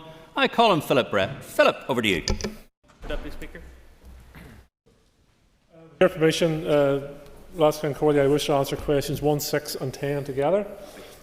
On the 29th of January, I outlined my decision to stop further work on the Reval 2026 process. In my meeting with the hospitality sector on the 29th of January, I advised that I was looking forward to engaging with them and other sectors on any proposals brought forward. My immediate focus over the past few weeks has been on advancing the legislation required to facilitate the annual billing exercise for the rating system. Alongside this, I am also focused on progressing the multi-year draft budget following the close of that consultation earlier this month. As outlined in the regional rates debate in this House on the 10th of March, rates bills will issue this year based on rateable values in the current valuation list, creating certainty for businesses in respect to the 26-27 rates bill. I will address next steps for Reval 2026 in due course. For his update, and I understand he has a busy in-tray at present. Is the Minister's view then that he'll have a final proposal for Reval 2027, or whatever we're going to call it? In 2027 there'll be nothing published the remainder of this calendar year? Minister. I think it's unlikely there'll be anything published for the remainder of this calendar year, and discussions with all sectors will decide what our next move is in terms of whether it's Reval 2027 or Reval 2028. But I do think it was right to stop, engage, and then decide on a way forward. Minister, thanks for the answer so far. Minister, in your statement on the 29th of January, you quoted, "I want our local business to thrive. They are the backbone of our community." How can a business thrive whenever its proposed NAV jump from 66,000 to 119? How is that business going to thrive? I can't comment on any individual business, but significant increases in Reval would suggest that there was either a significant physical extension to the business, a change in the business model in terms of different services provided, or an increase in income into that business. That's usually the projection in terms. And also all businesses obviously had the COVID monies benefit removed as well. So there was a significant leap forward for many businesses in those circumstances. In other businesses, they would have seen a reduction, and the member will be aware that those who solely focused on the hospitality sector now want to focus on other sectors, and I'm currently facing pre-action letters from at least one sector who have concerns about how they, who would have seen themselves as benefiting from Reval 2026, now see themselves as losing out as a result of Reval 2026. So it's not as simple as concentrating on one premises or one sector. It's a multifaceted equation. And as I said to your colleague, I think the best way forward is to have stopped the process, take time to engage, and then move forward. Stuart Dixon. Stuart. Speaker, and thank you, Minister, for your answers so far. Minister, may I ask you, you stated previously that you've asked the hospitality industry to bring forward evidence to make the case for a change in methodology. When would you expect that to come forward, and how long will it take you and your officials to review the evidence to ensure that changes can be made? The hospitality sector offered to bring forward evidence to me, and I welcome the opportunity, and I will welcome the opportunity to engage with them around that evidence when it is brought forward. Depending on the detail of that evidence and the need for amount of discussion around it, that will dictate how long it will be before in terms of I make an evaluation of it. Very much indeed. I call on Deirdre Hargey. Deirdre. Thanks very much, Minister, for your answers. I was just wondering if you could outline what current supports there are through the rating system for local businesses and what supports you have planned to bring forward. Thank you. Currently, we provide our business sector with around £250 million worth of support.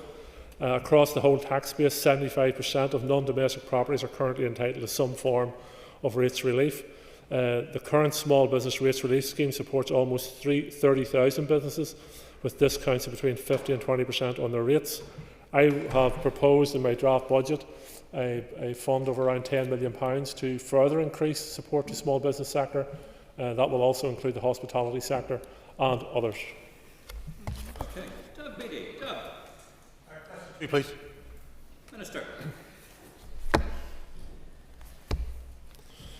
Over 77% of funeral directors' chapels of rest in the valuation list here currently benefit from small business rates relief, meaning they get between 20% and 50% off their rates. I have recently completed a consultation process in small business rates relief, and I'm considering the responses received. I am to bring forward proposals to the Executive in the near future to review and extend support provided through this scheme by increasing the threshold subject to Executive agreement in the context of the budget available. All rates reliefs and exemptions will be reviewed as part of the ongoing review of rates support measures. Doug Beattie for a supplementary. Doug. Thank the Minister for his answer, and I fully accept that there's an awful lot you're doing in regards to the rates, but the Minister will know that chapels of rest are places for religious worship in the same way as churches are, and they are exempt. What is really important is chapels of rest are used for an awful lot of people who have lost young children, for it's a more intimate setting. And that's why I raise it with the Minister, if he would consider removing the business rates completely from chapels of rest. It is something now that the member has brought to my attention I will take under consideration as we move through the rates review. I'm conscious of the very personalised and emotive nature of these settings and the services they do provide to bereaved families, and the member points out in terms of bereaved families who have lost a child. So I will take that into consideration as I move forward. Diane Forsyth. Diane. Thank you, Mr Deputy Speaker. I thank the Minister for his answers so far. Minister, are you considering removing rates due to be paid on any new types or categories of business premises under your review of rates? Minister. Well, we're going through a series of reviews, and I don't want to preempt any decisions or any information that may come forward to me in that regard. I have said in the House previously I want to remove or give rates holidays to those businesses that extend their premises physically, etc. But let's work our way through the processes and see where they bring us. John Blair. Speaker, question number 3. With your permission, Deputy Speaker, I will answer questions 3 and 9 together. I published my multi-year budget proposals on the 6th of January and launched a public consultation on the same day. The budget does not provide the level of funding I would wish for public services. Rather, it reflects what is possible within the envelope available. The consultation closed on the 3rd of March, and my department is now analysing the responses before sharing them with the Executive. Alongside this, engagement with the Treasury on an open book review of departmental budgets is progressing at pace. The review is designed to give Treasury a fuller understanding of the significant pressures we are facing and strengthen our case for fairer funding for public services. The review is scheduled to complete later this month, and along with the analysis of the consultation responses, will feed into the Executive's final budget discussions. The spring forecast provided the Executive with an additional £387 million across the multi-year budget period. However, we must also take into account the requirement to repay the reserve claim over 3 years, with £80 million due in 26-27, £160 million both in 27, 28, 28, 29. It will be for the Executive to determine collectively how the implications of the spring forecast and reserve claim repayments are reflected in budget and departmental allocations as part of its deliberations on agreeing a final budget. John Blair for supplementary. John. Thank you, Deputy Speaker, and thank the Minister for that reply. Following on from that, Deputy Speaker, can I ask the Minister, given that the Barnett consequentials announced last week largely cover the reserve claim, albeit short of £20 million, will departments actually benefit from this money throughout this period, or will it simply be absorbed to cover the repayments? The repayment schedule, as I've read out in relation to the reserve claim, is 80 million in 26-27, 160 27-28, and the same in 28-29. The allocations for the spring forecast are in 26-27 227 million, in 27-28 5.6 million, and 28-29 144.9 million. So the only year there is credit, for want of a better term, to the executive is 26-27. So while all additional funding is welcome, it does largely balance off the reserve claim, and I think this is something we need to will certainly be engaging with the British government about as moving forward, because it's clear that the born consequentials, the spring forecast funding, came about as a result of the historic underfunding and pressures faced by councils in England in the provision of SANE. We are facing similar pressures here in the provision of SANE. So I think it reflects, and I've said this in the Chamber before, it blows the myth out of the water that there's financial mismanagement. It reflects the reality of the pressures we're facing in relation to SANE and also in relation to healthcare. Gemma Dolan. Gemma. Minister, what impact has the loss of the stabilisation funding from the restoration package had on public finances and the ability to manage budgets? This has had a significant impact on our budget and our ability to deliver and maintain public services and plan for transformation.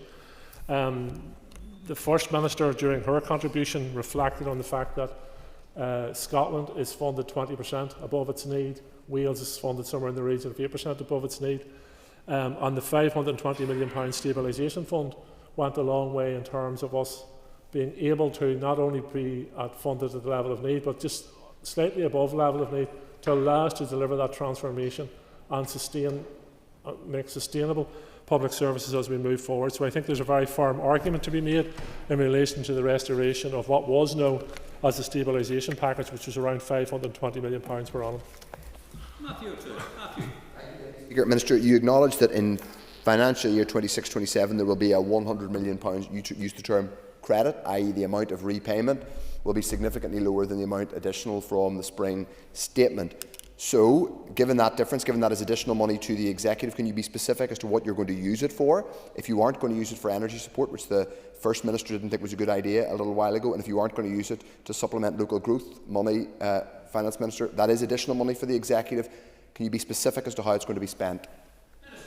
This is the second Monday in a row where the Leader of the Opposition has asked the executive to spend its monies on issues which directly relate to the responsibilities of the British government. Last week, you wanted the spring forecast profile to be spent on the Local Growth Fund. The Local Growth Fund is the responsibility of the British government. This week, you're looking to spend that money in relation to energy costs. Given the scale of the challenges and quantum involved, it is the responsibility of the British government directly to intervene in that. And in fact, last Monday, you were seeking the executive to spend its money on these matters. Those of us who held out and challenged the British government have had some initial success in this matter.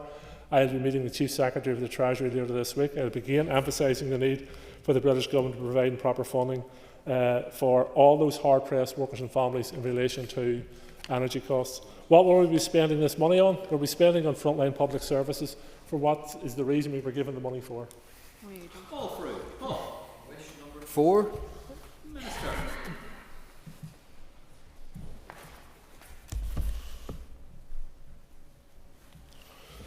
Following royal assent on the Deaths and Still Babies Birth, following royal assent, the Deaths and Stillbirths and Baby Loss Act being enacted on the 25th of February 2026, my department has been working at pace to finalise the draft baby loss certificate scheme regulations. These regulations will set out how parents can access a certificate that formally recognises their loss, something many families have told us would bring comfort and acknowledgement at an incredibly difficult time. It is my intention to provide these draft regulations to the Finance Committee before the Easter recess.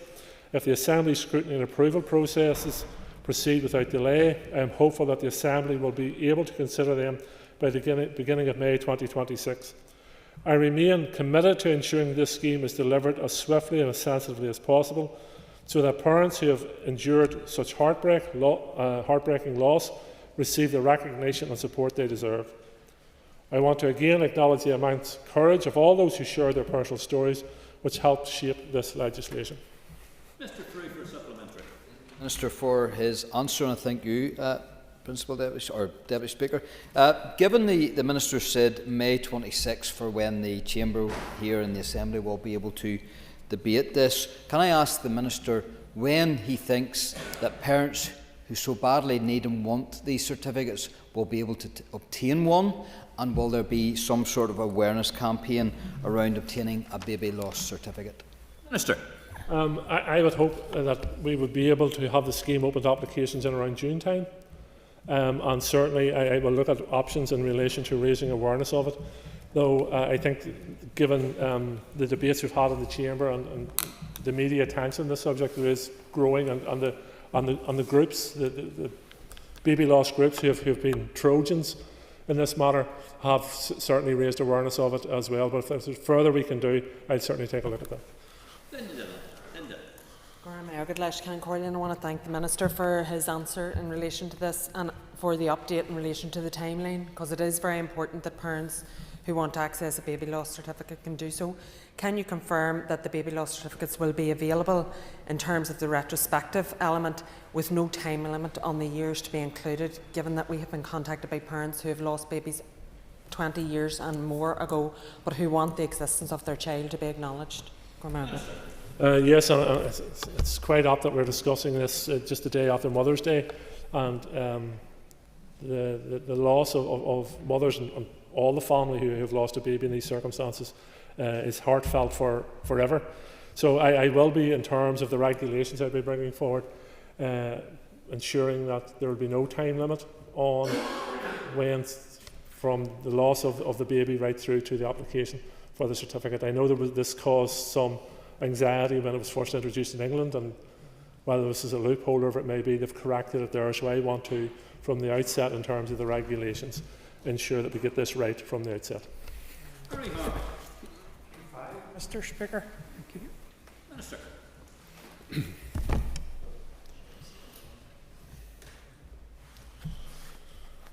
I am committed to transforming the way public services are delivered, making it easier and more convenient for citizens and businesses, whilst providing a more efficient and effective customer response. While the Department of Finance does not have a remit for delivering digital transformation across departments, each department is responsible for managing their own digital transformation. Some DOF initiatives have included: my department provides a central identity assurance service to support digitised government services that enable citizens to access a wide range of online services. Land and Property Services has launched a new online service giving ratepayers greater control and convenience when managing their rates accounts. The Integrate programme will transform how every civil servant, civil service supplier and job applicant engages with the finance and HR functions of the civil service and a number of our arm's-length bodies. My department is also embedding technology into recruitment and training, providing an online portal for NI civil service pension schemes and automating sickness absence case management. The Digital Workplace programme has been put in place to provide a renewed organisation-wide approach to information and records management. Finally, NISR is adopting a digital-first approach by modernising surveys and the census, piloting modular online surveys, and creating new linked databases to support better policy making and services. These initiatives, I think, demonstrate how my department is at the forefront of digital transformation. Very happy for a supplementary. All right. Thank you. Minister, as you move to increase digitisation of public service in the Northern Ireland Civil Service, what are you doing to ensure public services and data belonging to members of the public in these systems are protected against cyber attacks? There is a quite robust system in place, and we have a dedicated team in relation to protecting our systems from data attacks. I don't go into detail on them, even if I had all the detail in front of me, because for security reasons, because it is literally a day-by-day trying to keep ahead of those who are trying to attack our systems. But we do have a system in place to protect data from the public. That doesn't mean that we're not vulnerable to attack, or that an attack may come through. It may well do. But our teams are dedicated to working diligently to protect our systems. Porrick Delarky. Porrick. I get last King Coley, and I thank the Minister for his answers so far. Minister, in terms of this, there's obviously a huge element of workforce planning, and I suppose two of the elements which I'm interested in are what skill sets are you planning for to enable this work, and also how are you going to ensure that the right people are in place to make sure that this can happen over the coming years? The Jobs and Family Framework is being finalised, providing a consistent way of defining roles across the civil service based on the work people do and the skills required rather than organisational boundaries. Job families strengthen workforce planning, support clearer career pathways for staff, and from job architecture for Integrate 8, enabling more targeted recruitment, learning and workforce analytics over time. The new professional framework will strengthen professional leadership and standards as the capability continues to mature. Justin McNulty. Justin.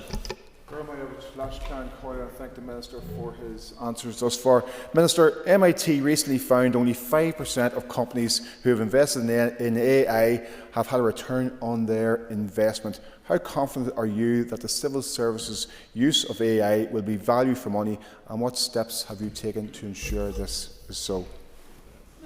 Well, I think it is important that we simply just don't broad brush everything and say, well, AI, so therefore it is the way forward, therefore it will save money, and etc., etc. Each project has to be on its own merits. It has to be thoroughly investigated, and it has to go through a business case process to ensure that it is value for money and will deliver value for money for the public purse moving forward. Thank you very much indeed. Cathal Boylan isn't in his seat for question number 7, so we move on to question number 8. Mr. Stephen Dunn, over to you. Mr. Deputy Speaker. To strengthen our case for fair funding for public services, the Executive will work with the Treasury to review the Executive spending and pressures. This open book exercise will support a fuller understanding of the significant challenges we are facing. A terms of reference has been agreed with the Treasury, with an information gathering template was issued to departments with returns due for the 6th of March. All department returns have been received and these have been shared with Treasury. The information collected will now be analysed and a report produced. It is intended that the exercise will be completed later this month, with the outcome of this process supporting the Executive in its efforts to agree a multi-year budget. The process will also inform future discussions with Treasury regarding future budgets, fiscal events and the fiscal framework. Stephen Dunn for a supplementary. Stephen. Thank you, Deputy Speaker. Thank the Minister for his answer. Does the Minister expect that the open book exercise will include a review of the administration costs, many of which are significant, of the over 120 quangos that currently exist across Northern Ireland? Minister. Yes, it will. All the information requested by Treasury, my department, is wide-ranging and covers the expenditure of each department, which will cover its arm's-length bodies, etc. But it's often interesting having discussions about quangos, and they say, you know, I believe we do have far too many arm's-length bodies and such bodies, but when it comes down to the nitty-gritty of ministers and indeed MLAs deciding which ones to cut, then it appears to be often that it's a case of circling the wagons. Alicia McHugh. Minister, what engagement has there been with the Treasury and departments on the open book exercise? There has been a wide-ranging engagement. We're working at pace here. We want to see the report completed later this month in time for both public consultation, reports from ministers, my reports back from the bilaterals with ministers, all coming together along with the framework we're working under to the Executive to agree a budget in time for the new financial year. So the work has, as I say, taken place at pace. Information has been gathered, as I said in my original answer, that the template has been provided to all departments. Those templates have been returned and that data is now being analysed. Andrew McMurray. Andrew. Thank you, Minister. Minister, could you outline any consequences that a department will face if it doesn't balance its books, and whether or not this will affect us in forthcoming years? A department failing to balance its books for whatever reason or other means that there will be an overspend on behalf of the Executive. Under Treasury rules, that overspend is taken off the next year's expenditure, and then it's a matter for the Executive to decide as to how that is dealt with in the future year's budget. 11. Minister. Question 11. We're getting through them right. We are, aren't we? The removal of the 10% wear and tear allowance for childcare providers was first raised with me in correspondence in January, specifically in relation to the removal of this allowance for childminders with incomes over £50,000 from April of this year. While affected childminders will still be able to claim tax relief on business expenses to levels over 10%, where that is applicable, there is concern from the sector as to how the removal of this allowance might impact on some childminders and the practicalities of how this new approach will be implemented. My officials previously raised these issues with HMRC. However, given the ongoing concerns, I asked for this matter to be escalated and for senior officials in my department to raise this matter with senior counterparts at HMRC. Our senior level meeting took place on the 4th of March, where my officials pressed HMRC on the importance of recognising and acting on concerns from the sector ahead of the proposed changes coming into effect. It is important that HMRC alleviate any impact on the sustainability of the sector. My department has also been liaising with the Department of Education in this matter, given its responsibilities for childcare provision. I understand that education officials are monitoring any impact that changes may have on childminder provision at a strategic level. My officials will continue to engage with the Department of Education and HMRC to understand how this sector's concerns are being responded to. Cabinet for a supplementary. Pam.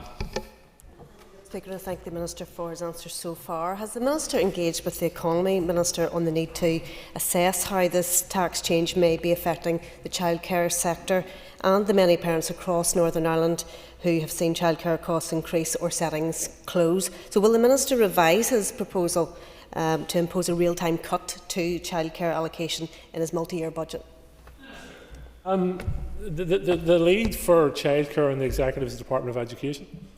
Hence the reason we've been engaging with the Department of Education in regards to this matter, and as you'll note, it's been raised at the highest levels of HMRC, and I have a meeting with the Chief Secretary of the Treasury on Thursday, which is an opportunity to do a bilateral, where I will also be raising this issue. So there's no need to raise it with the Department of the Economy at this stage.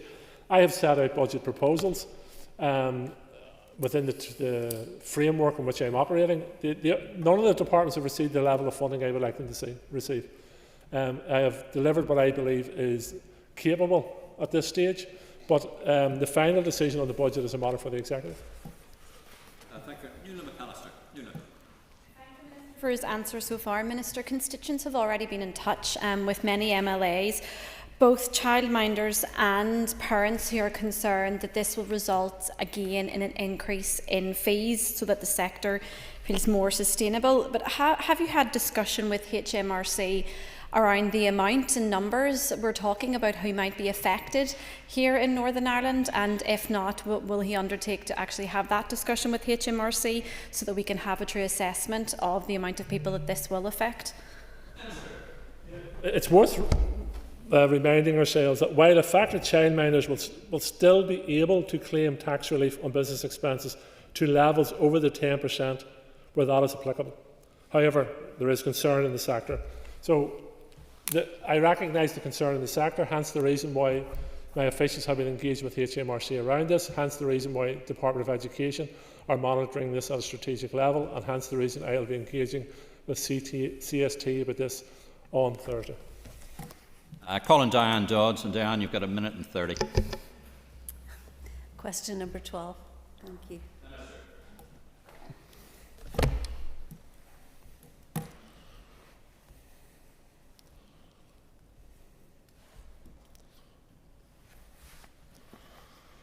Apologies, Speaker.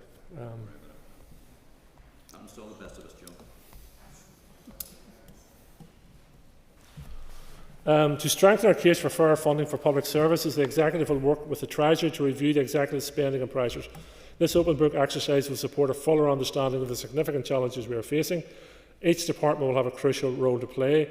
This provides departments, including the Department of Education, opportunities to detail to Treasury the financial pressures related to special educational needs services.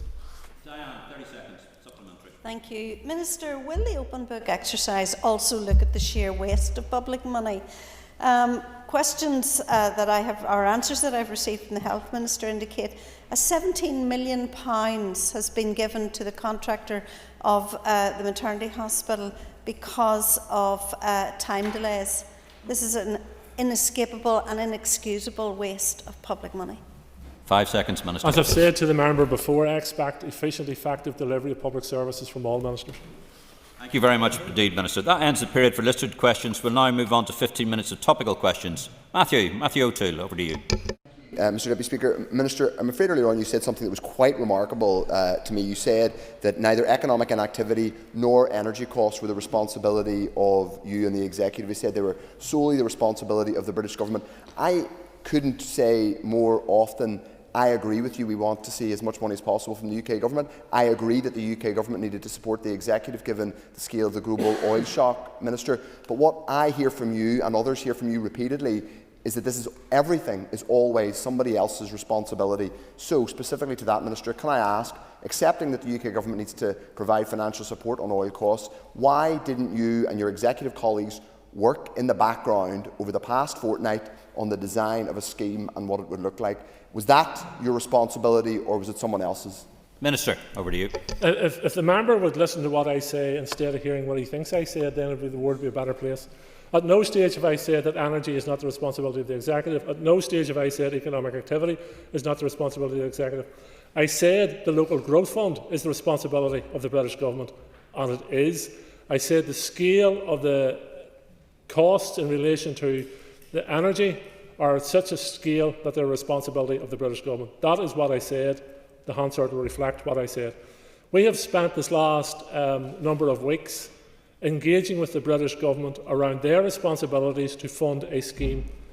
As I said to you earlier on, the best you could come up with was a press release calling on the Executive to use its already hard-pressed money, which is required for the delivery of frontline public services, to use it instead for the Executive to bail out the British Government. That was your strategy. Yes, it was. That was your strategy. So that strategy was rejected by me, by the First Minister and by the Economy Minister. We went straight to the British Government, engaged with them. They have come forward with a fund today which is inadequate, completely inadequate. I have asked now for the Communities Minister to come forward with a scheme. I'm sure that scheme can come forward. I believe at this stage it should target those on the lowest incomes, and I will continue to engage with the British Government around bringing forward a scheme on funding which will support all those hard-working families out there who are facing current pressures under the energy crisis. Matthew O'Toole for a supplementary. People can go back and look at the Hansard and decide for themselves what you said. I think it's fairly clear that you have, as you repeatedly do with me in the Chamber, shifted responsibility elsewhere. You're writing to the Communities Minister today. You, along with the First Minister, the Deputy First Minister and the Economy Minister, could have and should have sat down with the Communities Minister Matthew. Literally a fortnight ago, Mr Deputy Speaker. Given your party is accusing the Irish Government of sitting on its hands in relation to oil and energy cost supports, can I ask, when will the Executive, admitting that we want more money from the British Government, before you accuse me of that and gaslight people again, Mr Minister, when can we expect a plan from the Executive? I listened to the member on, I think it was The View on Thursday night, and he was challenged over the point that he said that Sinn Féin always blame the British Government. And the presenter put it to him and said, well, the British Government have a responsibility. And he says, they do, yeah, they do. Yes, they do. I just accept they do. You don't need to be a spokesperson for the NIO. You're a spokesperson for the NIO. What you should be doing on this instance, is presenting a united front from the Executive and this Assembly to the British Government and make the British Government stand up for their responsibilities. We have secured £17 million today. Our work is not finished. Harry Harvey. Harry, over to you. Deputy Speaker. Minister, 17 million has now been allocated to the Executive to deal with the current home heating oil crisis. How will you be ensuring that those in need, particularly low-income households who are not in receipt of state support, can avail of this help?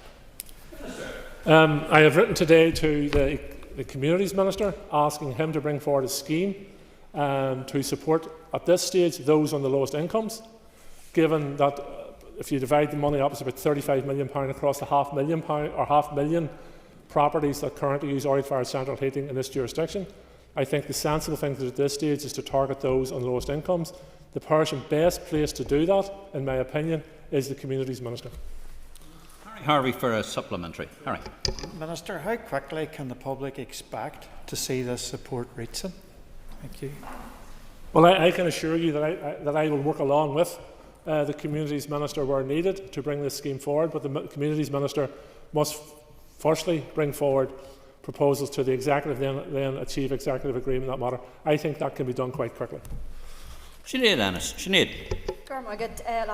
And you've partly answered my question, Minister, in the response to Mr Harvey. So, in light of the announcement that was made this morning by the British Government, can we take from your previous answer that the Communities Minister has not proactively contacted you today in order to figure out how we can best and most effectively get that money out to the most hard-pressed families who need it?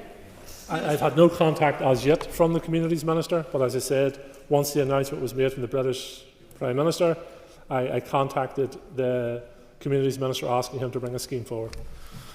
And Sinead for a supplementary. Sinead. Minister, as you've said in your comments today, so many people here are struggling with the cost of home heating oil. Is the Minister wondering, like me, why the Communities Minister is not here today, sitting down with you and the rest of his executive colleagues to figure out how he can best get this money out to people who need it, rather than indulging himself in vanity projects in the USA? Minister. As I understand it, the Community Minister is in the United States currently celebrating the removal of the British Empire from the States. So I'm sure he may come back full of revolutionary fervour and to say that he needs his own Boston Tea Party here, because at the bottom, at the heart of all our difficulties here is we have a government who overtaxes us and refuses to properly fund us, which I think led to events in the Boston Tea Party, if my history is reflected correctly. So there is a responsibility on all ministers to prioritise citizens here, to use the limited resources to the best effect for all citizens here. And while vanity projects may produce headlines for a short period of time, they don't make real meaningful changes in people's lives. Thank you, Minister. And about the only allusion you didn't use was to Paul Revere, but we think we all know why that reason is. Trevor, over to you. Mr Deputy Speaker, and can I assure the Minister one thing? Well, a vanity project, as you describe it or otherwise, his trip to America won't cost Northern Ireland 300 jobs, unlike the previous trips in terms of the Economy Minister. Now, well, the question is, following the 17 million announcement was only this morning, in terms of getting that money out, what about the £80 million that your department knew about, that your Economy Minister has failed to deliver? Well, we don't know what the economy or the Communities Minister is going to cost us because he's not home yet. So we'll work out that cost at a later stage. In terms of, and the member knows the answer to this question as well as I do, the £81 million is currently sitting in the Treasury because it hasn't been allocated. There is a responsibility on the British Government, which I believe they are doing, to bring forward legislation. And when that legislation is being worked through, the Economy Minister set out her case quite well this morning at the Economy Committee, set out quite well what role she will play and what role her department will play, and no one here will lose out as a result. Mr Clark for a supplementary. Trevor. No one can have any doubt that there's been a lot of coaching done over the weekend in terms of the Economy Minister's performance this morning. However, in a previous response to yourself, you said that you were awaiting a business case from the Economy Minister. So who was right, the Economy Minister or you? As someone who has worked very closely with the Economy Minister for many years, I can assure you she does not need any coaching. And in terms of the business case, the answer still stands. Of course the Department will develop a business case in due course. Alicia McHugh. Alicia. Minister, could you outline the work that your department has undertaken to increase awareness of public procurement opportunities? We have, during my time, and indeed during my predecessors' times, we have made a number of significant changes to public procurement, making it easier for both those in terms of, for instance, schools to access contracts at a more local level without going through the bureaucracy which they were previously faced with. The community and voluntary sector, we have changed processes as well to allow them to reduce the bureaucracy and the costs they face as well. I have presented a number of papers to the Executive which have all been agreed and raised the profile of public procurement through that fashion. The public procurement and being properly carried out is a very important exercise of government, but we have to look at every opportunity to remove costly bureaucracy. Minister, how will simplified procurement procedures help deliver small, local, public sector contracts, for example, in schools?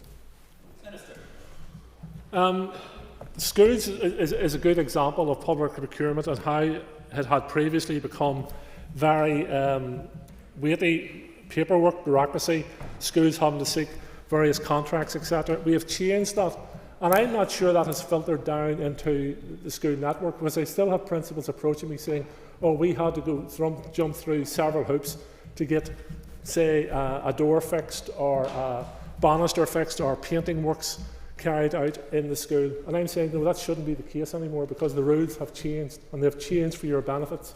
So schools don't have to go through the bureaucracy the ones previously did have to, and I would encourage the EA and others to continually feed down that information to our schools, because it removes bureaucracy and it removes costs to schools as well. David Honeyford. David. Thank you, Mr. Speaker, and thank you, Minister. Listen, you've dealt a lot with energy, so I'm going to move on to another issue that affects constituents in Lagan Valley, and that's around property management companies. Can you give me an update on progress on the civil law reform around shared property management? I have asked officials to prepare the groundwork for legislative change or investigate legislative change in regards to this matter. It has been an area of concern that has been raised with me several times, including by yourself and others, and concerned constituents as to how they have been treated. So I've asked that process to begin. It's unlikely, however, that we'll be able to bring the legislation changes forward in this mandate.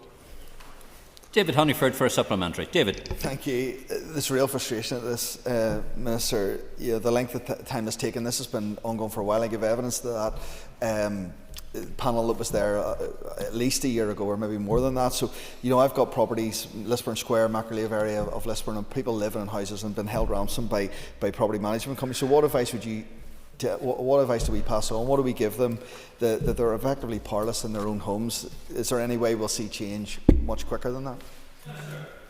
This is a very complicated area of law, and that's why it takes time. And legislation is one of those classic examples of act in haste, regret at your leisure. So we have to get this right, and we have to work our way through the different legislation around this. My advice to individual constituents is to engage with their solicitor and ensure that their contract is being fully upheld. I accept that contract may not resolve their issues, but that is their legal contract between they and their property management company. Stephen Dunn. Stephen. Deputy Speaker. Minister, your draft budget ring fences more than £1 billion across the coming 4 years to fund the upgrade of the A5. What preparation has your department made for the fallout and road ahead should the court uphold its original decision? Well, we await the court judgment, and we only are in draft budget form, but there are opportunities during the monitoring rounds to transfer funds if there is further delay to the A5 project. I hope there isn't further delay to the A5 project. Supplementary, Mr. Dunn. Deputy Speaker, thank the Minister for his answer. I appreciate, Minister, you are no longer directly responsible for the Department for Infrastructure, but you cannot wash your hands totally from the failure to deliver the A5 scheme to date. With well over £100 million spent to date, not an inch of tarmac to show for it, would you support efforts, Minister, to reviewing and amending unrealistic climate change legislation and targets, which is blocking major infrastructure projects across Northern Ireland? Just last week, Justice McAlinden hit out at what he had branded an unfair, unacceptable, unprincipled and gaslighting approach by both the Department for Infrastructure and DAERA on this project. I personally think that the judiciary should keep their comments to legal rulings rather than personal comments. That would be my view on that. But in terms of the A5, it's under judicial review. I await the outcome of the judicial review. And may I remind you and your colleagues, you voted for the Climate Change Act. Emma, short one. Minister, can I ask for an update on the draft multi-year budget, please? I missed the question. Sorry, Emma again. Can I ask for an update on the draft multi-year budget? As I said during question time, public consultation is finished. The open book review is ongoing. The executive, in gathering that information together, along with my report from my bilaterals with ministers, will then have to engage around how we set the final budget. Oh, 15 seconds. Ooh, 10 seconds. Time is up. Time is up. Thank you very much, Minister. Thank you, everybody, indeed. Just take your ease a second while we change over the desk and ready to go back to the Criminal Justice Bill. Thank you. Thank you very much.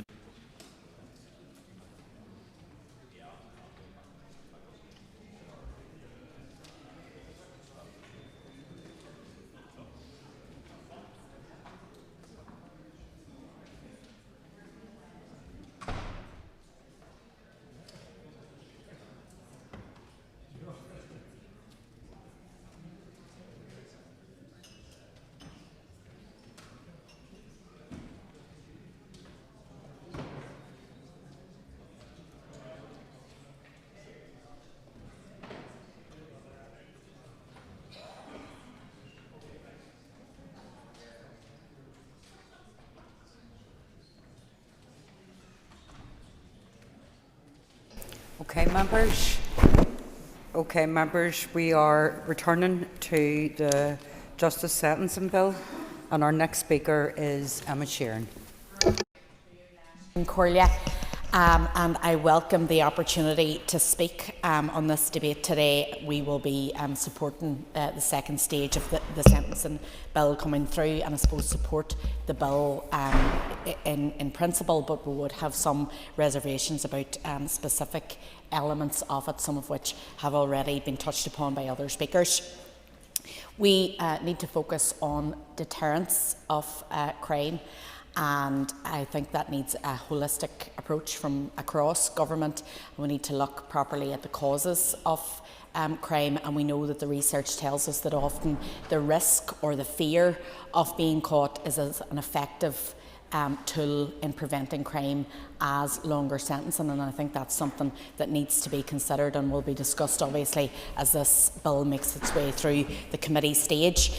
Like others, I want to welcome the changes that have been made in terms of the dangerous driving offences, and particularly the aggravated factor in terms of murder, which is particularly relevant for those victims' families, some of whom were represented here earlier on today.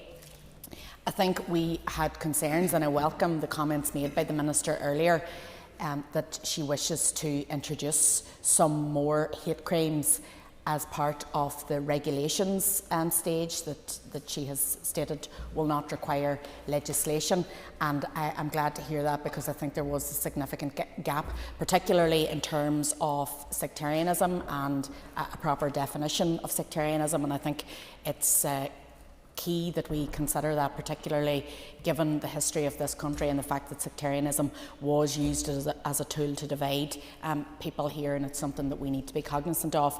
And the other massive gap is the hate crime specific to misogyny, and we talk, and others have talked at length about the epidemic that we have here of violence against women and girls, and femicide rates here higher than they are anywhere else in Europe, and we know that women are not murdered without misogyny, so we need to tackle that properly. And I note some of the comments that were made by the chair of the committee around non-criminal hate speech offences and hate crime offences, and I know that we have to consider all of that very carefully to maintain and protect free speech, but we also have to be cognizant of the fact that, as outlined by the Minister, people can very often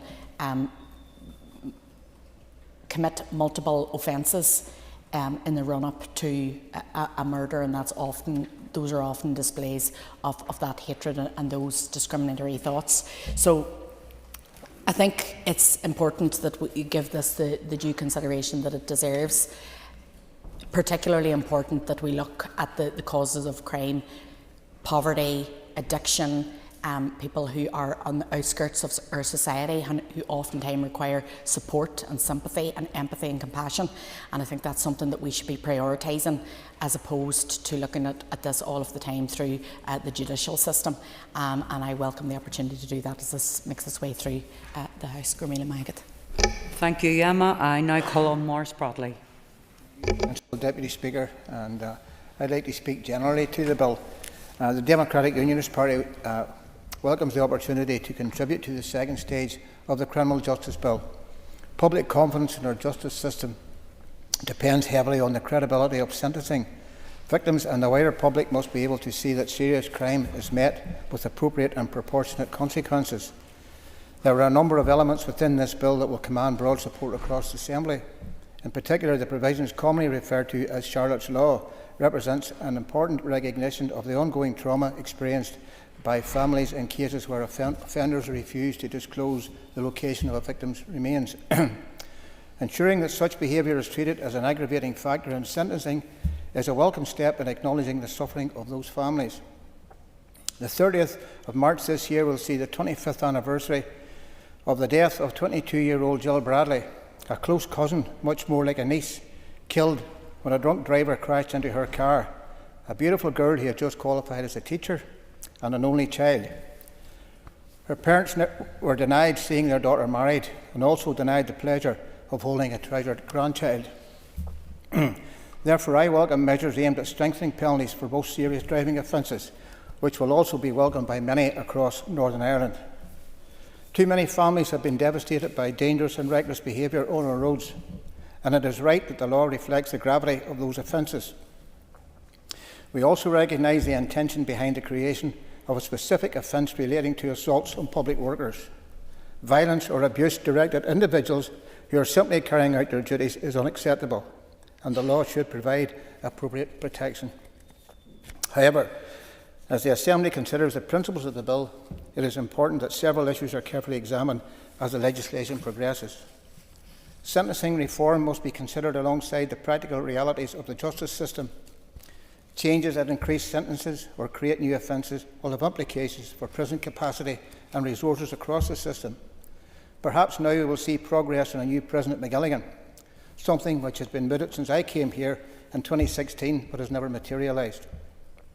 In addition, while statutory sentencing principles may help to promote consistency, it is important that judicial discretion is preserved so that courts can continue to consider the individual circumstances of each case. For those reasons, while the DUP is content for the bill to proceed, the committee stage will be crucial. I and others in the Justice Committee will have the opportunity to scrutinise the proposals in detail and hear evidence from victims, organisations, legal practitioners and others within the justice system. Our focus throughout this process will be ensuring that the legislation delivers justice for victims, maintains public confidence and results in sentencing laws that are clear, workable and proportionate. Thank you, Principal Deputy Speaker. Thank you, Maurice. I now call on Peter McReynolds. Thank you, Principal Deputy Speaker, and I rise to welcome this important legislation and do so as Chair of the All-Party Group on Road Safety, Infrastructure Spokesperson and as a sitting member of the Northern Ireland Policing Board. As we've heard already detailed by the Justice Minister and the Chair of the Justice Committee, the importance of this bill cannot be overstated and covers a wide range of areas. Today I'll be focusing on two of these that we can all agree upon, and that is road safety and the safety of those who serve the public. Despite all of our political differences, road safety is a cause I think that regularly unites this chamber. Every member here knows a family that has been affected. That shared understanding is why I regularly rise to speak on this issue and why, as Chair of the All-Party Group for Road Safety, we have made Chief Superintendent Sam Donaldson's attendance a core part of how our All-Party Group functions, bringing us face to face with the trends, the data and the fatal five, which is carelessness, speeding, phone use, seatbelts and drug driving. Last Christmas, the PSNI ran Operation Lifesaver, and they chose that time of year because the holiday season, of all times, sees too many people willing to take a risk with substances that impair their driving. I also attended the launch of a dedicated drug driving campaign the Infrastructure Minister spoke at, because drug driving is a growing threat that has no place on our roads. Driving under the influence is not a mistake, it is a choice, and a selfish one at that. It gambles with lives that are not yours to gamble with, and that is why increasing the maximum sentence for causing death or harm while under the influence is so important by giving the maximum punishment that it deserves.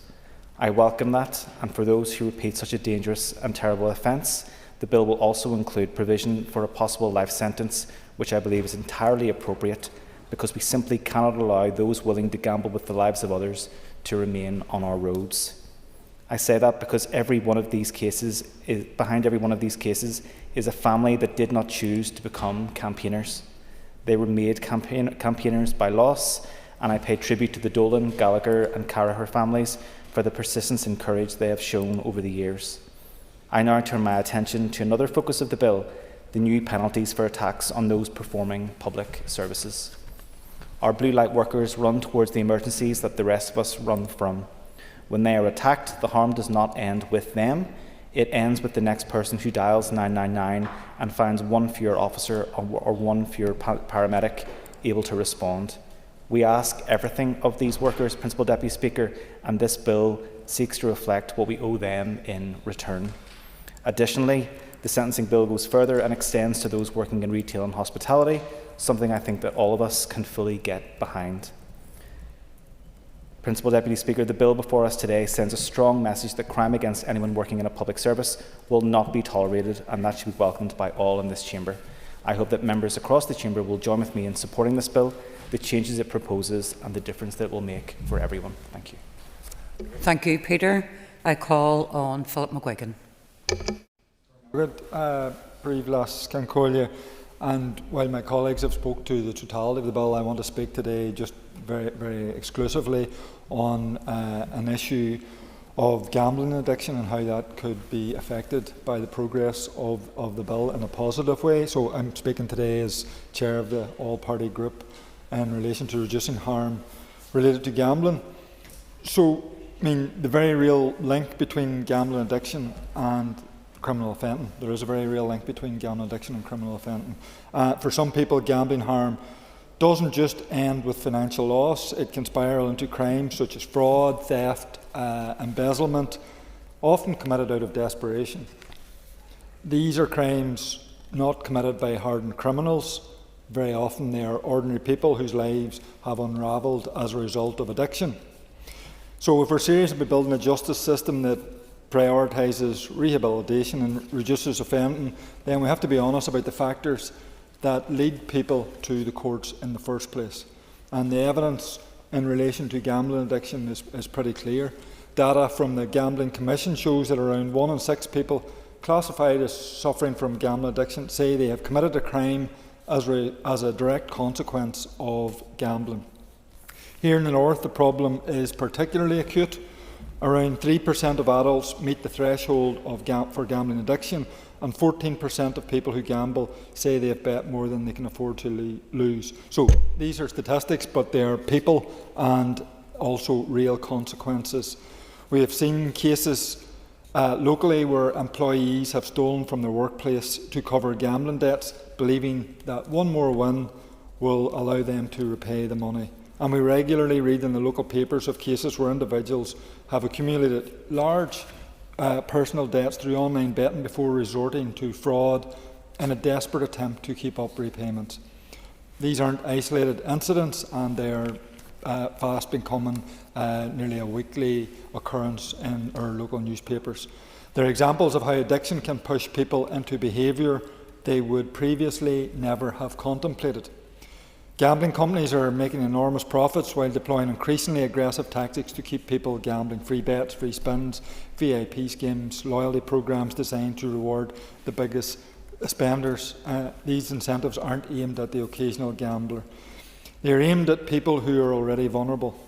And whilst gambling remains largely unregulated in the north, many people here are particularly exposed to those harms. And I understand the subject of the debate isn't specifically around gambling or addiction, but it's important that we kind of interject that the importance of how this bill can help and alleviate some of or at least take into account gambling addiction. And it's also important to point out that we have a lot more to do within the north in terms of treating gambling addiction as a public health and regulating and bringing our laws up to standard. As gambling addiction escalates, people can and will become desperate. Research shows that individuals may resort to what is described as financial misappropriation taking loans they believe they can repay with winnings, borrowing beyond their means, or committing offences in the hope that, as I've said, one last big win will solve everything. Of course, as we know, that never happens. Instead, the situation worsens. And what we often see are that these people become first-time offenders, people who would never previously have imagined themselves appearing before a court. So our justice system is already seeing such consequences.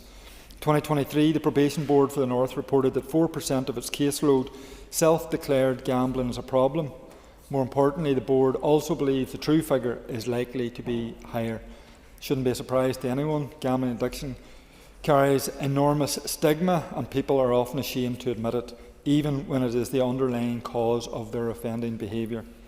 Despite this, our justice system still doesn't properly recognise the role gambling addiction can play. Currently, there is no requirement for gambling addiction to be included in pre-sentencing reports. Probation officers may refer someone to addiction services, but it's entirely optional. And while sentencing guidelines can consider mental illness as a mitigating factor, addiction, including gambling addiction, is not formally recognised in the same way. That means that when judges and magistrates are making decisions about sentencing, they may not have the full picture about why an offence occurred, and that's a missed opportunity. Recognising addiction does not excuse criminal behaviour, but it does help us to respond to it more effectively. If we want to reduce reoffending, we must address the causes of crime and not just the symptoms. We've already seen benefits of such an approach. Since 2018, the Substance Misuse Court at Laganside has used therapeutic intervention and judicial supervision to support individuals struggling with drug and alcohol addiction. The aim is not simply punishment, it's recovery and rehabilitation, and that approach has shown real promise. Why would we apply that kind of thinking to some addictions and not to gambling addiction? There are practical steps that we can take. First, we should ensure that gambling addiction is routinely considered in pre-sentencing reports so that courts understand the full context of an offence. Secondly, we should recognise gambling addiction as a mitigating factor within sentencing guidelines in the same way that other jurisdictions already do. Countries such as Canada already recognise problem gambling in sentencing decisions, not to excuse offending but to better understand culpability and support rehabilitation. These changes would not weaken our justice system, they would strengthen it. The sentencing bill presents an opportunity to shape how sentencing works in the years ahead, and the Minister's review of sentencing policy launched in January provides another important avenue to consider emerging issues like gambling-related harm. So I welcome the Minister's statement that the matters under review are not exhaustive, and I hope that this issue could now be included in that work. If we ignore the connection between gambling addiction and crime, we risk allowing the cycle of harm to continue. So, in terms of asks to the Minister, I have two simple but important asks and steps. To require the Probation Board to screen for gambling addiction in pre-sentencing reports, and to ensure that gambling addiction is recognised within sentencing guidance as a mitigating factor. Taking those steps would help ensure that our justice system responds not only to the offence itself, but also to the underlying harm that too often drives it. And it would be a meaningful step towards a more effective, humane and rehabilitative justice system. Thank you, Philip. I now call Paula Bradshaw.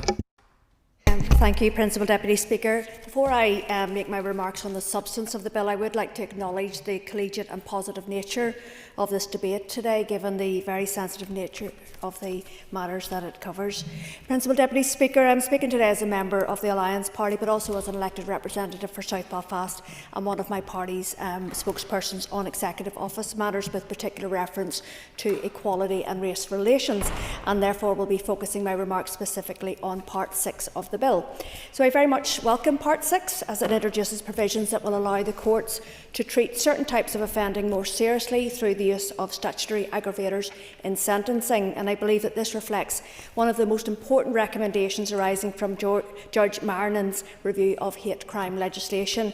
The introduction of a hate crime aggravator is certainly a significant step towards the way in which our justice system responds to crimes motivated by hostility, something that campaigners and my constituents will no doubt warmly welcome. Clause 33, which will allow any offence to be treated as aggravated by hostility, commonly referred to as hate crime, where it started and carried out of motivation and hostility towards a person's race, religious background, sexual orientation or disability. And in our increasingly diverse society, this is critical if everyone is to be assured that we, as an Assembly, value this diversity and want to give them particular protection against unprovoked attacks. Linked to this, clause 34, I feel, is also particularly important, as has already been stated here today, as it requires the court to state openly how the presence of such aggravation has affected the sentence imposed. At the same time, it ensures that even where the aggravating element cannot ultimately be proven, a conviction for the underlying offence can still be secured. That balance is important in ensuring both fairness in the courts and accountability for offenders. And on this latter point, I do feel this is needed by victims of crime if they're to get the full acknowledgement by the courts of the crime that was perpetrated against them. I will give way. Thank you. Giving way, and I acknowledge the point you made about the manner of which we're debating this. It's very sensitive subjects today. The member talks about hate crime, and the good thing about the aggravation piece is that it will be established in a court of law whether that offence was actually aggravated by hate or perpetrated by hate and aggravated, because it's very important to acknowledge that sometimes the victim might deem it to be a hate crime, but it might not necessarily be if there's multiple victims of all types of race. For your intervention, and I suppose I set out the context in which I'm speaking this debate today from a South Belfast representative, because we have so many attacks on vulnerable, marginalised people in our in my constituency. And you're right, maybe not all of them are racially motivated, but there is that deep sense of fear amongst people just going about their everyday business. And so I do think that this is really welcome to moving forward and to give people assurances that we recognise that they could be targeted because of their background or ethnicity. Principal Deputy Speaker, I also welcome the recognition of intersectionality within these provisions, the ability to recognise hostility towards multiple protected groups within a single offence, and I do believe that this better reflects the lived realities of victims, as I've just been saying there to Mr Frew, and acknowledges the complexity of many of these hate crimes.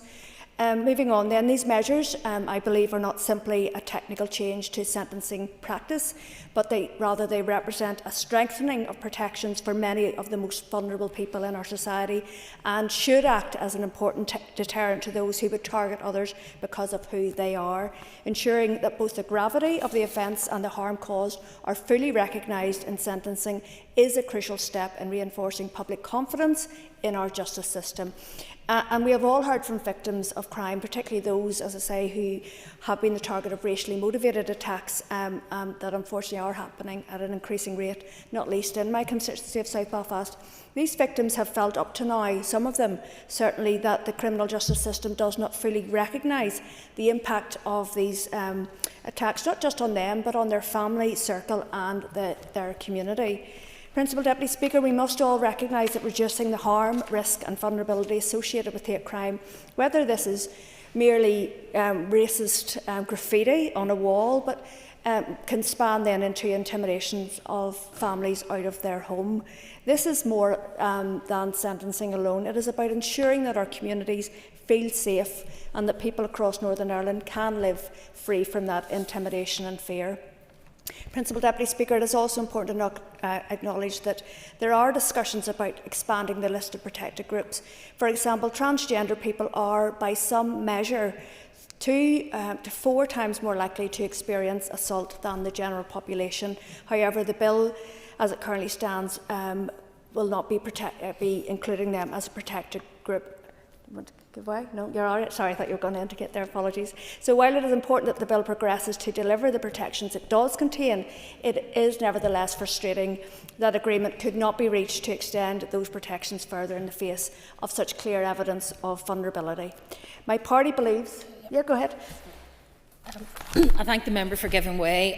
On this, I did initially draft the bill with transgender identity included, because I don't think anybody in this chamber would argue that somebody who is transgender should be any less well protected than any other vulnerable group when it comes to being a victim of crime.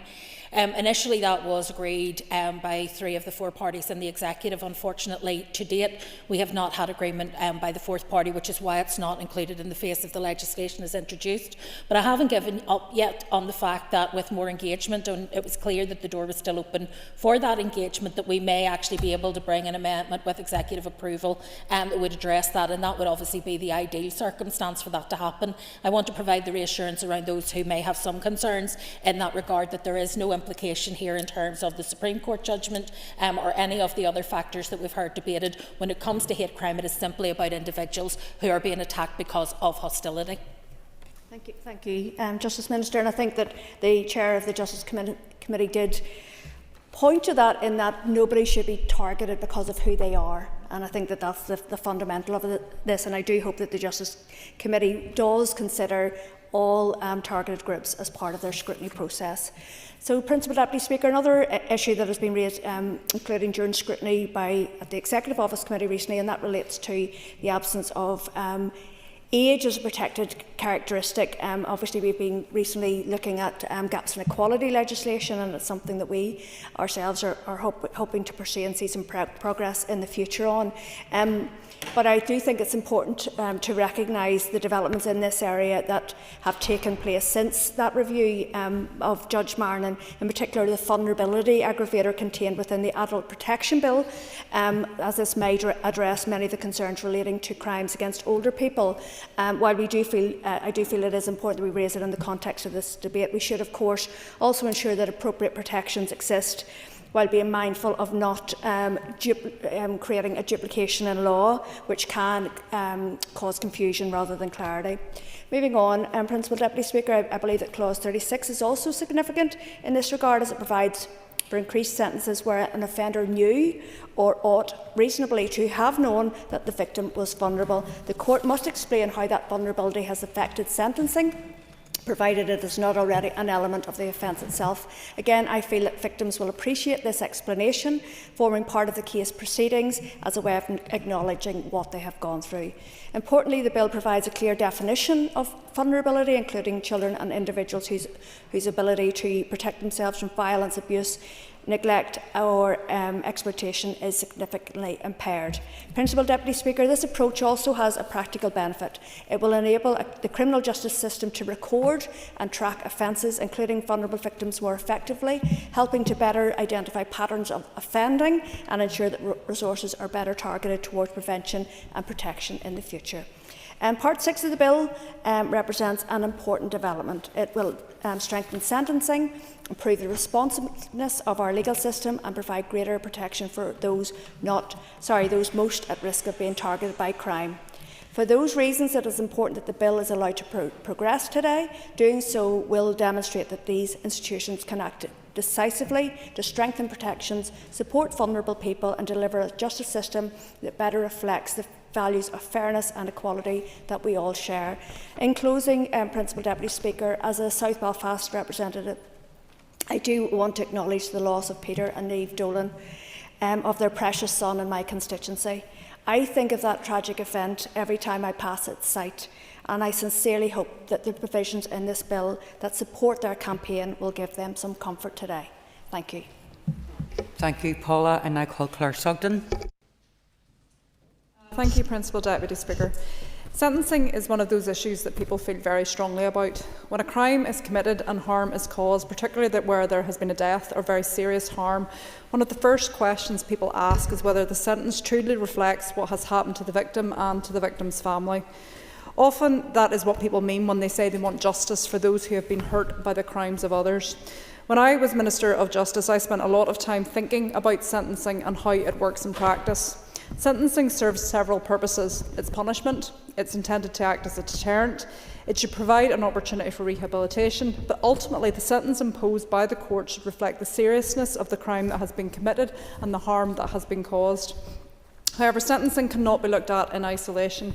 Judges are not simply picking a number. They are working with a sentencing framework that has been set in law and shaped through case law over many years. When we as legislators look at sentencing, what we are really doing is adjusting that framework rather than deciding what the sentence should be in any individual case. And that's not always easy to explain. Often we hear that the maximum sentence for a particular offence is a certain number of years, and then we see a sentence imposed that is significantly lower than that. And what people do not always see is the process behind that decision. The court begins with a starting point, considers aggravating and mitigating factors, applies reductions where appropriate, and ultimately arrives at the final sentence. For many victims and families, that process can be difficult to understand, particularly when we are dealing with the loss that has been suffered and simply want justice for their loved one. That's why the framework we set matters as part of this bill. If the starting point is not high enough, then even after those adjustments, the final sentence can appear and sometimes feel insufficient. That was one of the reasons I initiated the review of sentencing policy in Northern Ireland in 2016. At that time, there had not been a comprehensive examination of sentencing policy for many years. Concerns were being raised by victims' families, by legal practitioners and by the public more generally about whether the system was delivering outcomes that truly reflected the seriousness of certain offences. The review was also influenced by individual cases and that deeply resonated with people. And one of those was the death of Enda Dolan and the campaigning of his father, Peter Dolan. In that case, a young life was lost because someone made the choice to engage in dangerous and illegal behaviour on the road. And the consequences of that decision were devastating and irreversible. And that's what made that case so difficult to understand and the sentence that was imposed. The sentencing review could never change what happened to Enda Dolan or undo the devastating loss experienced by his family. But what it sought to do was ensure that where crimes like that occur, families are not left feeling that the justice system has failed to hold people properly accountable for their actions. Peter Dolan and his family have shown enormous courage in continuing to campaign on this issue while carrying their own loss. Their determination helped bring about a wider examination of sentencing in Northern Ireland, and it is only right that their contribution is recognised. The bill before us today reflects some of that work, and I welcome that. It also includes provisions dealing with situations where offenders refuse to disclose the location of victims' remains, and in Northern Ireland that issue is painfully associated with the case of Lisa Dorian. For families who are left without answers in those circumstances, the impact is profound and enduring. Lisa's family have lived with that pain for many years. The refusal to disclose the location of a victim's remains prolongs the suffering of families in a way that is difficult to comprehend. And while the justice system cannot undo that harm, it can recognise the additional cruelty involved when offenders choose to withhold information. And I know how hard Lisa's family have worked on this issue over many years, and it is right that their determination is also recognised in how measures are now being brought forward.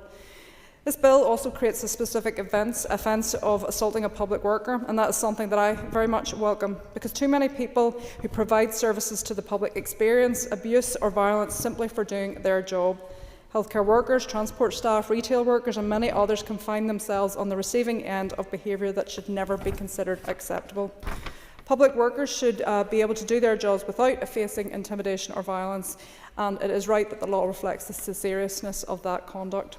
Taken together, the provisions in this bill represent a meaningful attempt to respond to concerns that have been raised over many years about the aspects of the justice system and the way sentencing operates. And I do think it's important to acknowledge that it has taken a long time to reach this point. The review of sentencing policy began a decade ago, and reform in this area should not take that long. But the reality is that political instability has slowed progress in many issues across government, including this one. Nevertheless, it is positive to see these reforms now coming forward. But sentencing is too important an issue to ignore. The framework must continue to evolve to ensure that it reflects the seriousness of offences and maintains public confidence in the justice system. And for that reason, I am supporting the bill through its second stage. Thank you. Thank you, Claire. Now call Mark Durkin. I welcome the opportunity to speak today the progress of this bill and the wider, vitally important conversations that this process has sparked in terms of sentencing practices across the North. Well, the sentences themselves often spark the conversations, but this bill should focus them on solutions and improvements.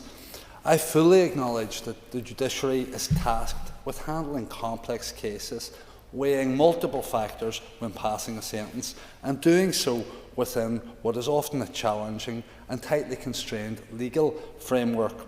However, that shouldn't prevent us from asking difficult questions about whether the system, as it stands, is delivering the justice that victims and communities deserve. At the heart of this bill is a recognition that sentencing must do more than simply process and punish offenders. It must protect the public and hold its confidence.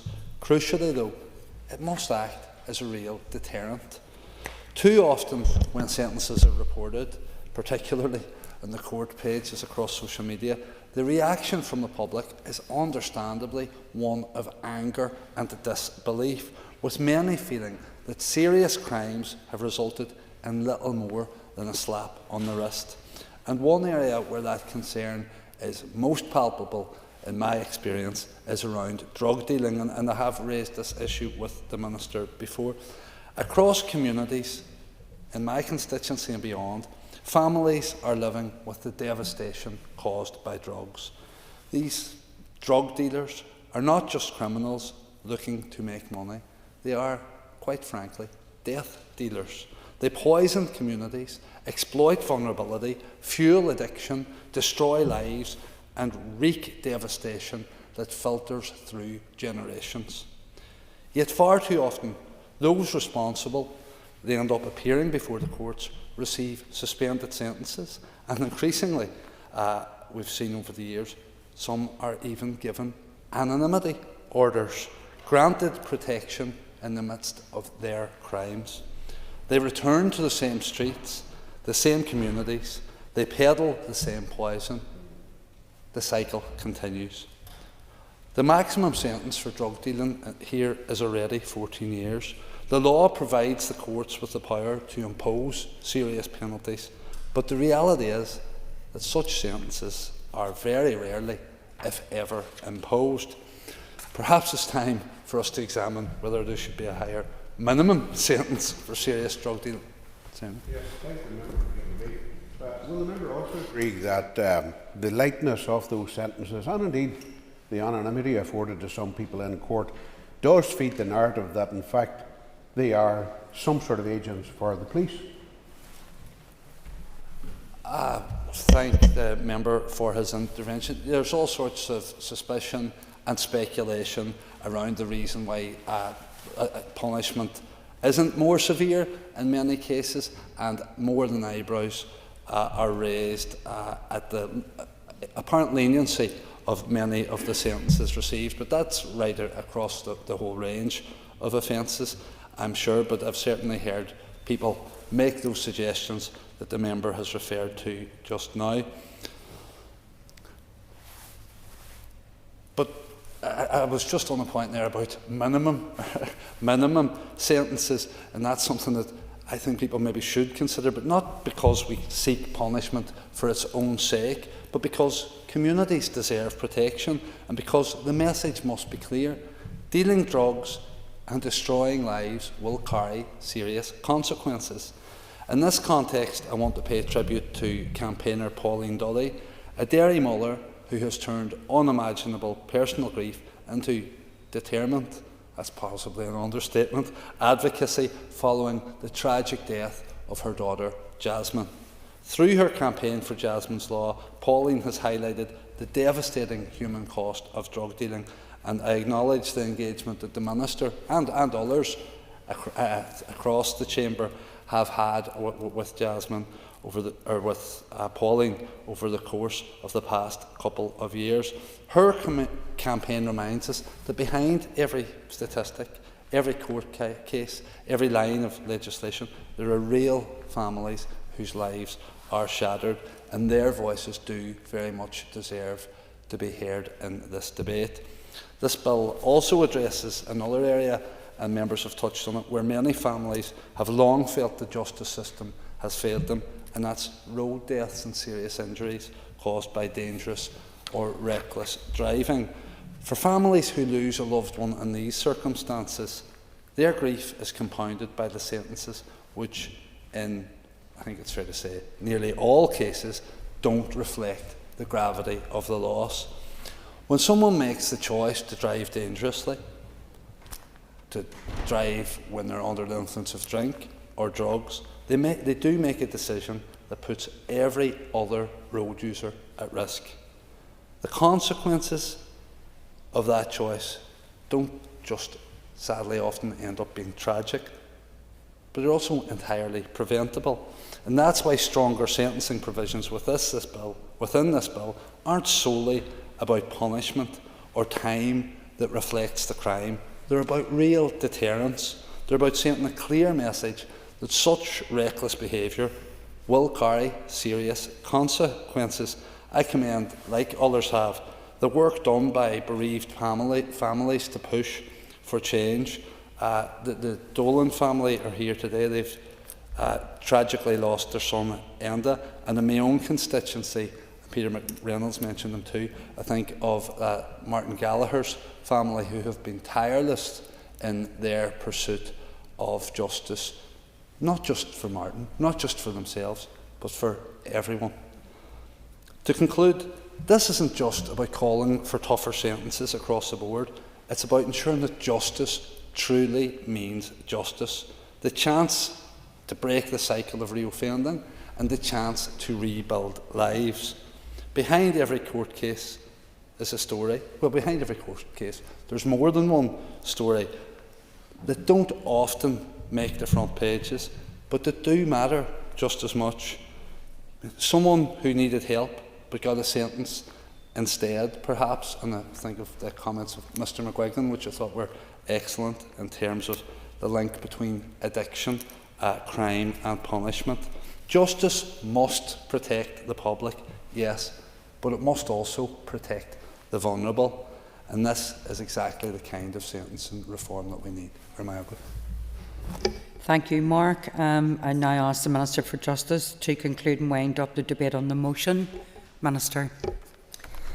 Thank you, Madam Principal Deputy Speaker, and I have to say that I think that this debate has been an excellent one, and I just want to thank all the members who participated. I hope that I will be able to touch on most of the issues you've raised. If I don't do that today, please do come back to me, because there will be opportunities, obviously, for us to engage as we go forward. Progressing this legislation to improve effectiveness and operation of the justice system, particularly as it relates to sentencing, is a priority. It has taken too long to get to this point. A number of members have said about the 10 years it took, and indeed Claire Sugden mentioned the fact that she originally launched the review of sentencing that led to many of the things that we've brought forward today 10 years ago. It shouldn't take us 10 years, but we only had 5 that we were actually here to do the job. And so I think what we can do collectively is ensure that this place runs more effectively and more efficiently, so that we can do more of the stuff that is impactful, because we've seen today how much this does impact people in our community, how it actually affects people's lives. What we do here is not just theatre and pantomime. It has to be important, and legislation is where the rubber hits the road. So I think it's taken too long to get to this point, but I'm glad that we are now here. And as I say, I want to thank all the members for very constructive and positive engagements on the bill today. As we go through the various stages in the Assembly, I hope we can continue in that spirit and ensure that what is an important piece of legislation reaches the statute book as soon as possible and starts delivering for those who enter the justice system across Northern Ireland. I know that many of you are supportive of the provisions in the bill as introduced, and I know that some of you also have ambitions to change some of those, and I'll get to that somewhat later. But I want to turn to some of the issues that were raised during the debate. The Chair, Paul Frew, raised quite a number of issues, as you would anticipate he would as Chair of the Committee. But one of the things that he did mention in passing was the use of victim statements and how that would be incorporated. We initially had thought that we may need legislation, or at least changes to court rules, to allow that now to happen. We now know that is not the case. It's also not the case for parole commissioners. And what we have seen over recent years, as campaigners have spoken out on this, is more and more victims having the opportunity to read their statement into the record in the courts, and indeed to read their statement into the record at a parole hearing. That isn't a trivial matter. Of course, they could always submit their statement.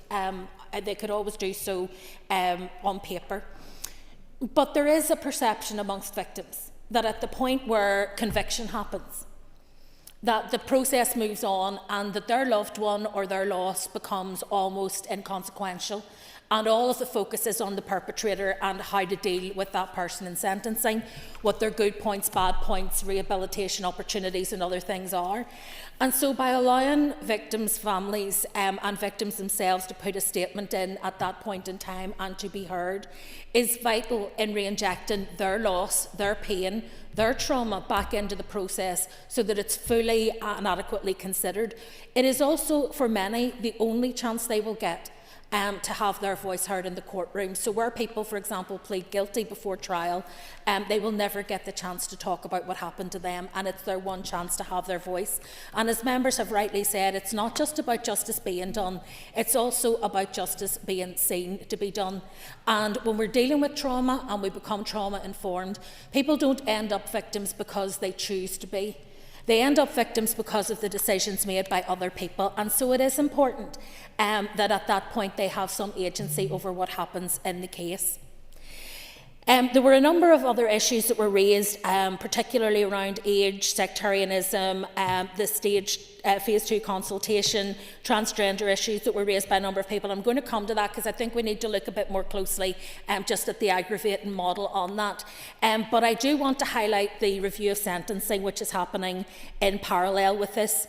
There's no single bill that we will bring to this House that will deal with everything. It is impossible. I was heavily criticised for trying to do just that. I actually, with my first Justice Bill, I took a lot of hate from some of the members who are now ambitious to add to this one about wanting to add, because like everyone else, the fear that this place may not be restored immediately after the next election, that there could be delay or hesitation, that we might not be able to get more progress made, drives us all to try and pack everything we can into the only vehicle available. It's not necessarily good practice, and I think it's right that we should take time to do policy development, and that's why I have decided to implement the review of sentencing in parallel, so that we can pick up those issues which perhaps we don't have the policy development or the evidence base to be able to legislate for in this bill. But we know that they are issues of importance to members of this House and to members of the community, and we can start the work to develop policy in that space, because this will not by any means be the last sentencing bill that comes to this House from the Department of Justice.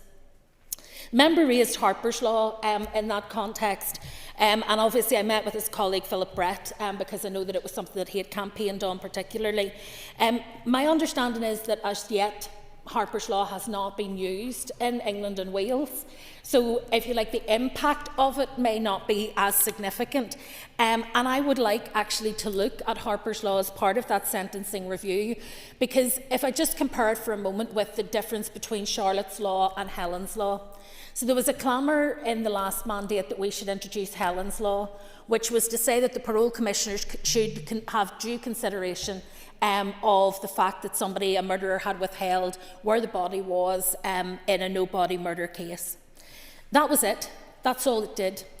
Instead, by working with Charlotte Murray's family and with Lisa Dorian's family over a sustained period, we have come up with, I think, a much better and more fit-for-purpose solution. Because whilst, yes, the parole commissioners will have to give due regard to that, that could be 20 years on from the death of that person. And that's a long time to wait for that vital information.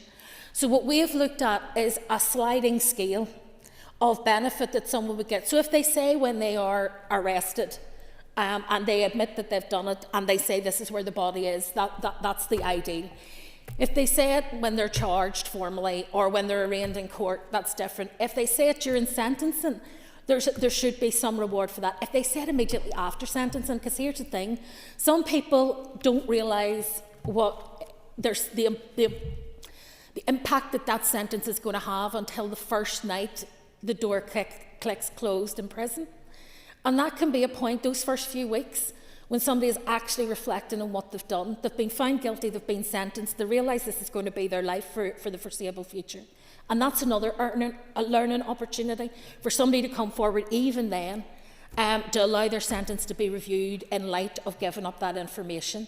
And I think by the time it gets to the parole commissioners, that should be the last gap. That's the last stop. You want to do as much as you can up front to try to get the information as soon as you can. And so I would argue that a bit like with Helen's Law and what will be Charlotte's Law here, we need to look at Harper's Law and say, what can we actually do that will achieve those objectives in a way that is fit for purpose here in Northern Ireland. And that's why we'd really like to do that as part of the review. The issue with respect to suspended sentences was raised. We're not changing the current arrangements for suspended sentences or what sentences they can apply to. But what we are doing is strengthening how they work. So at the moment, the structure around when somebody's sentence can be suspended is already set out in law. We're not intending to change that in this bill. But what we're saying is we've learned from, for example, community-based sentencing, the work that probation does and that others do, that can actually be really transformative working with somebody. We talked earlier about problem-solving courts like the substance misuse courts and so on. Actually, suspending sentencing until somebody has gone through a period of treatment can also have an impact in terms of actually encouraging desistance from reoffending. And so for us it's about saying, can we put measures in place as part of a suspended sentence, which normally doesn't happen. They just go off, their sentence is suspended, and if they don't reoffend for the suspended period, then their sentence falls away. It's still counted as a custodial sentence in terms of, for example, things like firearms appeals and other things, but they don't have to serve that time in prison. Would it not be better if we engaged that person in rehabilitation during the suspension period so that we were able to try and support their rehabilitation and assist them moving away from offending? And so that is really the purpose of what we're trying to do. Just to give some people the statistics around this, about 18% of sentences have been suspended for adult disposals in Northern Ireland in the courts. The vast majority were in the magistrates' courts, which you would expect given that they tend to be a less serious nature, and also the higher number of summary convictions as compared to the Crown Court, where there were only, I think, around 1,500 convictions. Over the same period, around 3,450 immediate custodial sentences were imposed across all courts, and that goes across the magistrates' court and the Crown Court. So it's not that we want to overuse suspended sentences, but they may be a way forward, and I think Philip very helpfully set out how it's not just victims that can be vulnerable, it can also be perpetrators, it can be people who break the law, who have their own vulnerabilities. And if suspending a sentence, fraud, for example, carries quite a serious sentence. If suspending that quite serious sentence to allow somebody to get treatment and rehabilitation and support means that they don't offend again, then I think that is a better outcome for society than locking somebody up for a prolonged period of time. If we can change their behaviours in that context, yes, I'll give way. And for the clarification that she has given this chamber over the length of her speech so far. When she talks about suspended sentencing order, there is this community requirement with it, and with that then comes the unpaid work requirement, which could be an option for a court. Can the Minister outline to the House what the unpaid work requirement would entail? It will vary from place to place and from person to person, but if you look at, for example, what happens with probation at the moment, people will volunteer in various community and voluntary organisations. Many of them will go and do work in a particular community where their behaviours have caused harm and where they're actually able to give back, because reparations is also part of the purpose of sentencing. And often communities will feel better if they can see that somebody who has done harm in that community are actually putting something back in. I'm sure most of you are aware, but I mean, I have myself, as a constituency MLA, contacted the probation board to say that there's a particular piece of ground or a particular area that's fallen into disrepair. Perhaps the residents in the community are elderly or whatever, and it's become overgrown. And they'll go out and those guys will give real service. And when people find out that they're there on probation, that they're giving something back, it's actually encouraging for residents to know that these are people who have made a mistake in their lives, but they're actually out giving something back. And that, in many ways, to me, is a much more visible form of justice, where people can actually see, yep, that's been fixed because people have been given something back proportionate to what they have taken away from society. So I think that is really important. In terms of the issue that was raised, and I know a number of people have raised this, including Doug Beattie, around why we don't extend the review of undue leniency to the magistrates' court. Part of it is that the range of sentences that are available in the Magistrates' Court is much lower. The majority of sentences in the Magistrates' Court are 6 months maximum that they can be given. There are a number that are a year. There are, by exception, some that are 2 years. So the cost and the time taken to appeal, the sentence would probably have been served if it hadn't already been served on remand. And so it would be a bit of a Pyrrhic victory to say that an extra month should be added to the sentence. The person may still be time served at the end of that process because they may have waited longer than the 6 months to actually get to court. So I think that for us, it's about the balance. However, what we have done, and what I hope will bring some reassurance to those concerned in this space, is that there is provision made in the bill for it to apply to sentences imposed on summary trial for offences, and we can describe those in regulations, and that's where it would kick in if we decide to increase the jurisdiction of the Magistrates' Court, because that would allow us then to list the sentences that could be appealed for undue leniency if the sentence and remit of the Magistrates' Court is increased. In terms of the aggravator model, as I said, I will come back to that in a while, but the member had mentioned that it would be the court that would decide. There are a number of phases to this. First of all, PSNI would have to decide that there was a reason to consider it for consideration as a hate crime, and we'd have to do the investigation as you'd expect. PPS would need to decide if they were going to try it as a hate crime in the first instance, and then the courts would have to decide whether the hate motive was made out in the court. The benefit, however, is quite significant in that, first of all, you can record the level of those crimes, which is important, because very often the difference between hate incidents and hate crimes and so on becomes very blurred. This would allow us to have a really good measure of where the problems lie. It also allows prosecution of the original offence. So if it's assault, and the hate motive that has been assumed or that has been inferred can't be proven, you can still be charged with common assault, for example. So it means that somebody will still be punished. If we created a whole suite of new offences, the risk would be that if you couldn't make out the hate crime motivation, the case would fall completely. And I think that that would lead to even more frustration against those who are vulnerable. It also, crucially for me, allows us to take account of motivation in sentencing and rehabilitation. Because obviously if somebody comes to us and it's common assault, the way you would approach that would be very different than if it was a racially motivated hate crime or if it was a disability motivated hate crime, when the very targeted interventions you would want to do would be quite different. I want to just turn to the issue of aggravation by hostility, because it is an issue that obviously members have spoken about at length, and rather than kind of jumping around, I just want to stick with that.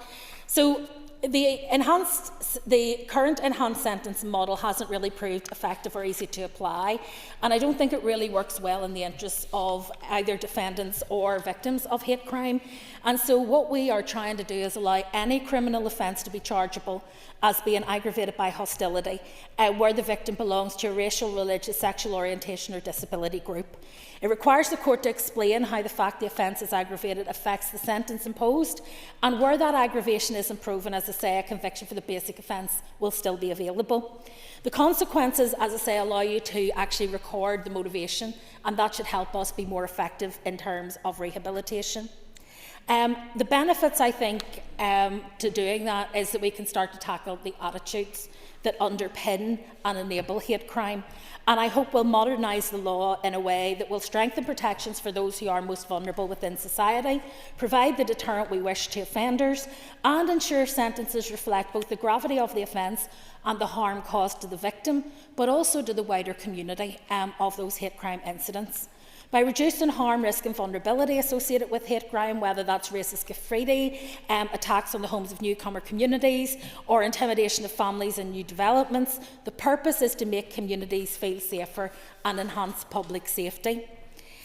In terms, a number of members raised the issue around transgender identity, and of course the need for the provisions was well documented, both in the findings of Judge Marinen's public consultation and the 10 years worth of evidence that PSNI have shared, showing that transgender people are victims of hate crime, and sadly increasingly so. This is the only part of these islands where specifically there are no protections for transgender people, and I don't think that that is a uniqueness that any of us would wish to continue. I sought the agreement of colleagues to add transgender to the list of protected groups, and on the basis of what was, I thought, consensus, had moved forward and done so. Unfortunately, that ended up not being the case, and so I had to remove it from the bill. I am disappointed to remove it. I believe that when it comes to hate crime, you've got to include those who are most vulnerable, and I believe that transgender people are incredibly vulnerable at this time. But I did not want other victims of hate crime to be disadvantaged further by delays to this piece of legislation. I am still open to providing whatever reassurance is required to allow the inclusion of transgender as a protected characteristic within the bill, or via secondary legislation, which we've also made provision for, because I think it would be useful to engage with the committee, as I will with the executive, in order to try to resolve this issue, and to do so in a way that hopefully will protect those who are most vulnerable. When it comes to the issue of age, originally the department had intended making provision for a tax on older people. Through the process of consultation, however, it was established that it wasn't old age itself, but vulnerability that was people's key concern. As well as placing in statute the need to protect the most vulnerable in society, the clause there on vulnerability allows the criminal justice system to record the incidence of this type of offending and will enable us to identify if resource needs to be directed to preventing and dealing with it. A final decision on whether or not age should be included will be taken once we have finished the Phase 2 consultation, which I referred to earlier. So there were a number of pieces of Judge Marinen's work that there wasn't the capacity to actually do as part of the Phase 1 consultation, and we didn't have the capacity to do the Phase 2 consultation as yet. There has been also, I think, as Paula Bradshaw noted in her speech, there has already been significant progress in strengthening protections for older and vulnerable people since Marinen's review.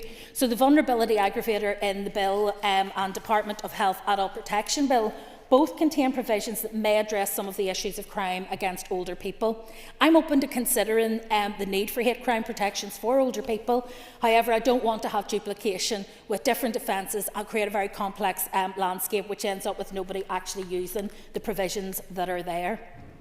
The other issue is around sex or gender being a protected characteristic in this bill.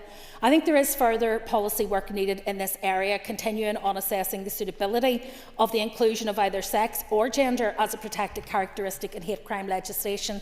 And so again, that is going to be part of the Phase 2 public consultation, because we rightly recognise in this society that there are real issues around not just sexism, not just chauvinism, not to diminish the impact of those, but around actual misogyny, where we see women treated not just with disrespect, but actually in ways that make them fear for their safety. And so I think it is important that we take that seriously. As rightly noted both by Aoife Flanagan and Emma Sheeran, it's important that any future policy decisions on this is considered within the Ending Violence Against Women and Girls arrangements and the TEO-led framework in that. And so I would want to engage with them on that.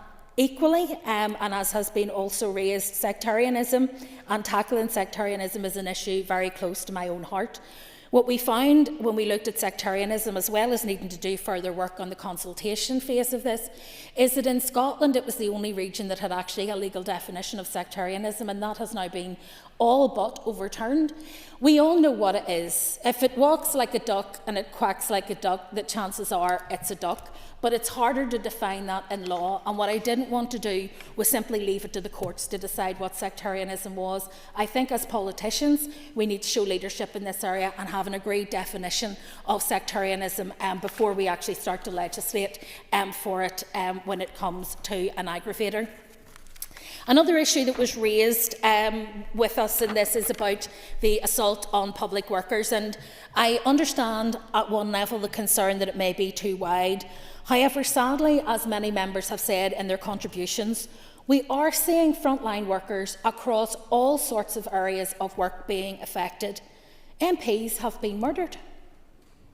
We all now have locks on our constituency office doors that we would not have had there 10 years ago, and it pains me because I want an open door policy where people can simply walk in off the street and ask for help.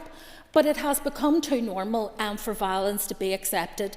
People being beaten up in their shop at night when they're there trying to protect the community and deliver for the community is not acceptable. People being assaulted, bus drivers telling us about being pulled out of the bus seat and punched in the head when they're driving a bus to get people from A to B. So what I don't want to do is create a system where those who are delivering a public service or a public duty are being, I suppose, disallowed to actually use this, rather than produce a very narrow list and then find we've missed someone out.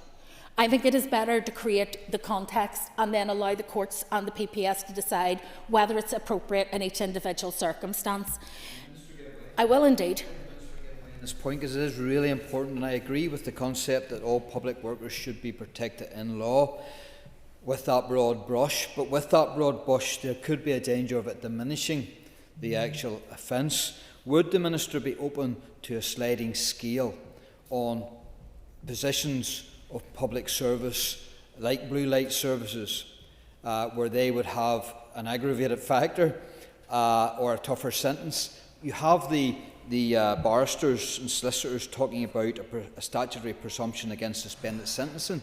So would that be something that the Minister would consider with regards to a sliding scale of assaults on public workers? Well, there are a couple of things. The member rightly said that even his legislative changes that were made in 2016, there were people missed out on that. So ED staff, receptionists in a doctor's surgery often take the brunt of abuse, not the GP. They're not saving lives, but they are part of the process that does. And so, I think of people who work in the prison service, custody nurses, probation officers, solicitors meeting their clients, all providing what are essential services. And I would not be particularly comfortable, though I'm obviously willing to explore it with the member, about the idea that we'd have some sliding scale. I completely accept that those who are doing emergency work, who are there to save lives and are being hampered by that, is a particular category, but that would be taken into account by the judge in sentencing anyway. The issue here is about saying that if you're providing a public service to some degree or other, that is an aggravating factor. The degree to which it's an aggravator is something that the courts can look at. The other issue that was raised by the Chair, and I'm sorry, please trust me, I'm not going to go through every member with this level of detail, or we'll be here tomorrow. But on the issue of road traffic offences, I just wanted to put on record, it is unusual for the Department of Justice to be legislating in this space. It would normally be the Department of Infrastructure that would do so. And so if people do have any new or novel amendments to come on this space, I would ask them, first of all, to reconsider, but secondly and more importantly, in your consideration, I would ask you to engage with the Minister for Infrastructure, because I had to get cross-cutting approval for what we have, and it works with what Minister Kimmins is doing, and I don't want us to go off-piste and end up doing something that could be dangerous or difficult in that context. Moving on, I think Patsy reflected about delays and dysfunction, which is absolutely right. I hope that what I've said around age, transgender and sex and gender and misogyny has given him some reassurance, and also that what I've said in response to the issues that Doug and yourself have raised around unduly lenient sentencing in the Magistrates' Court will again have given you some reassurance that these are issues that we're aware of and take seriously. And of course we will consider, if we decide to further expand the Magistrates' Court, we will look at whether or not we then also need to extend the undue leniency provisions, and there is the opportunity for us to do that in one of the clauses in this bill. The next issue that you asked was about Kiva's Law. Kiva's Law is not obviously something that is in this bill, and was brought to us recently by obviously families who are campaigning. There are a number of issues around this. First of all, it cuts across the responsibilities of a lot of departments, so not just ourselves, but quite a few others: health, DFI, and Justice, as well as the Home Office and also Department for Culture, Media and Sport, I think it is, and Digital, because obviously that's one of the areas where they have a lot of control in terms of what can and can't be put up. So it is a cross-departmental issue. I have said that if members of the committee are minded to do so, I think this would fit better in the Victims and Witnesses Bill that's about to come in the spring. And if the department can assist the committee in bringing forward an amendment, we simply would not have the time or the capacity to be able to do it as a department. We would have to go to full consultation and we would have to go through a whole series of processes that, to be honest, we just could not navigate with the resources available to us. However, if the committee are minded to do something, I think it probably will fall within scope of the Victims and Witnesses Bill, and my officials will be more than happy to try and guide and assist where we can. I will, yes. Thanks very much for giving way, Minister. Given you outlined there the wide range of other statutory bodies that indeed would need to be involved in this and may well have legal duties within it, would that not of itself narrow the confines of the spread of any amendment that might be introduced?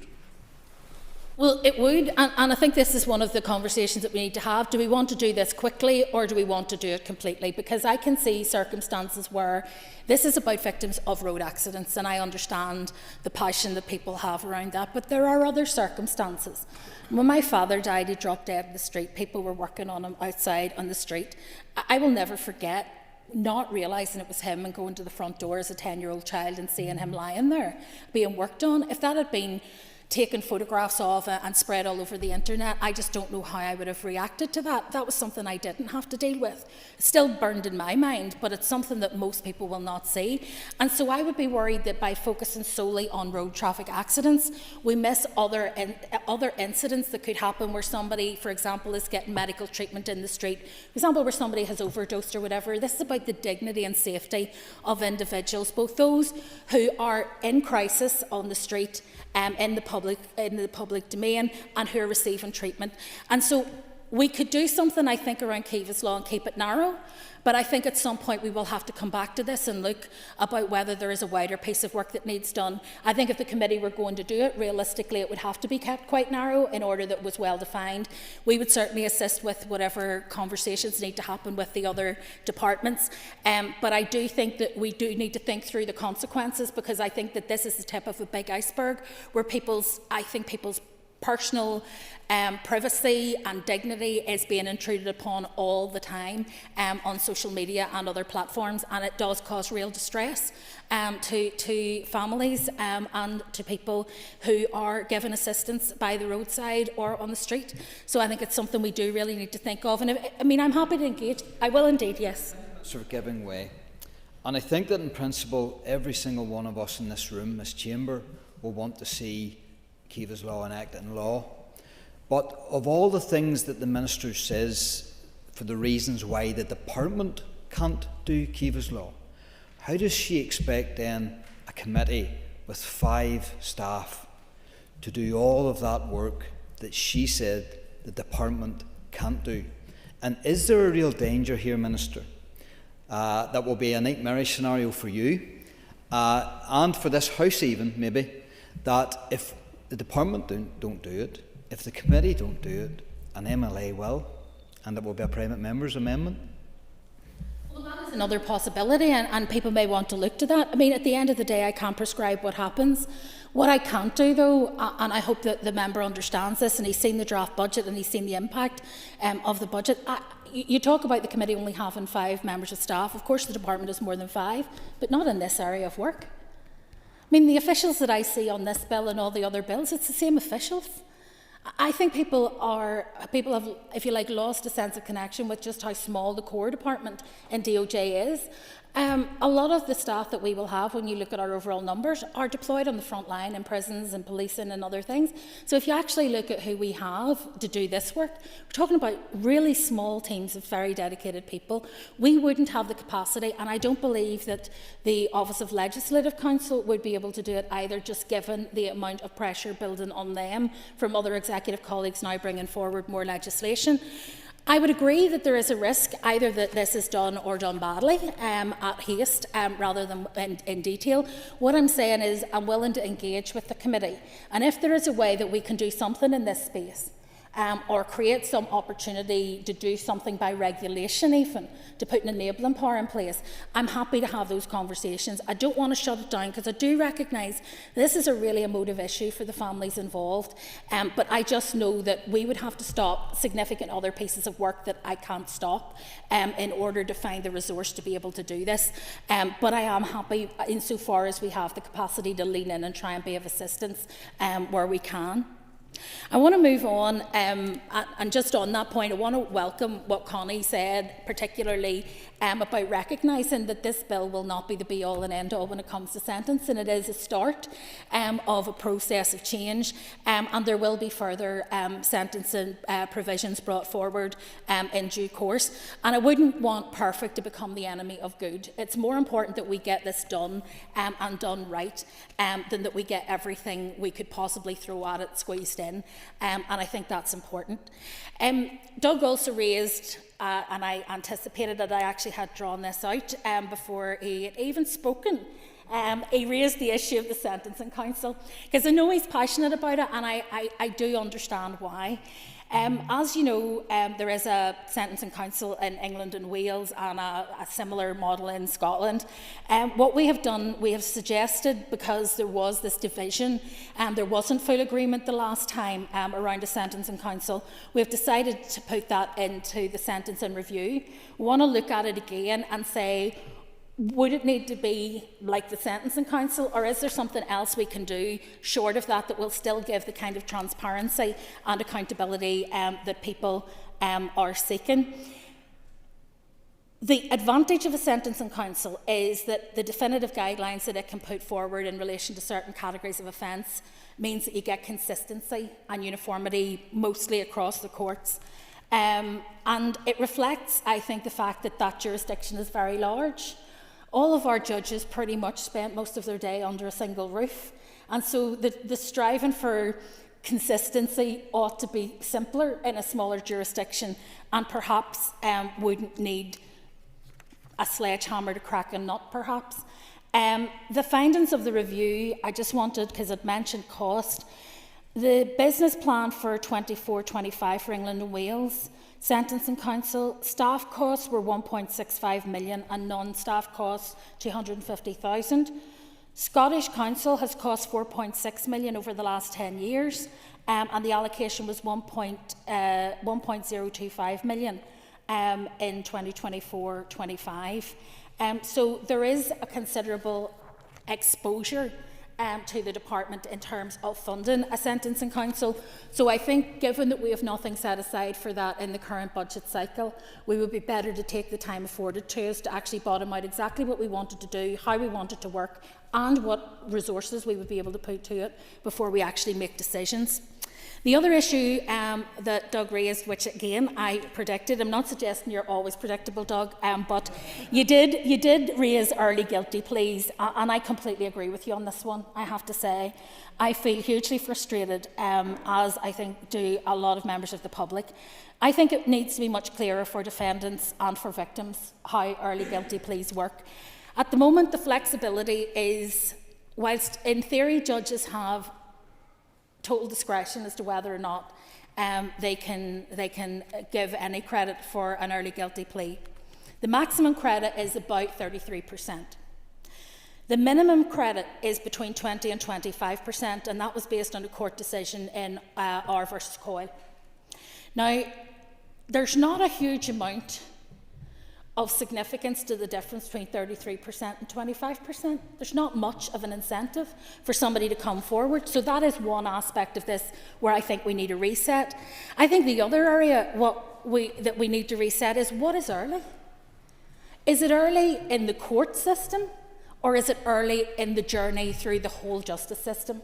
So if somebody pleads guilty immediately on arrest or on charge, and they say, yes, I did it, that saves a multitude of pain for victims and witnesses. It also saves a fortune in terms of the detail of the case that needs to be built for that person to be able to go through court, be convicted and sent to prison. If they don't plead until arraignment, they can still save the victims a lot of stress. They can also cause victims a lot of stress. If it has taken you 3 or 4 years to get to court, and you've had to steel yourself through that time to be in court, and then again the person who has abused you in the past whips the rug from under your feet at the last minute, it doesn't feel early to you. It may be early to the judge, but it's not early to you. And so I really think that we need now to look. We discuss it regularly in the Criminal Justice Board. There are benefits to Public Prosecution Service, to policing, from actually having a properly graduated system where everyone can see, if you plead guilty at these various stages, this will be the outcome. I dealt with one victim, and I just want to share a bit of the story without sharing too much, but she was a victim of child sexual abuse at the hands of her siblings. She didn't report it to the police until she was an adult. And as an adult, she had lived with that her whole life. Her brothers continued to contend that they did not do it and it never happened. And so she had to go to court, and it was a really traumatic experience. And during the trial, they pled out to a lesser charge and got credit for an early plea. And she said to me, how can the last 40 years of my life, how can the last 7 years of court wrangles be early? The trauma caused to her and her family was immense, and I think that does need to be considered when it comes to what we mean by early guilty plea, because it may not feel early to the victim. I also want to thank Maurice Bradley for sharing his family's very personal experience of losing a loved one to dangerous driving. This is a really impactful issue, and I think increasing the starting point and the maximum sentence for these cases is really important to families. And I also want to reassure them that we're not going to be creating lots of new offences.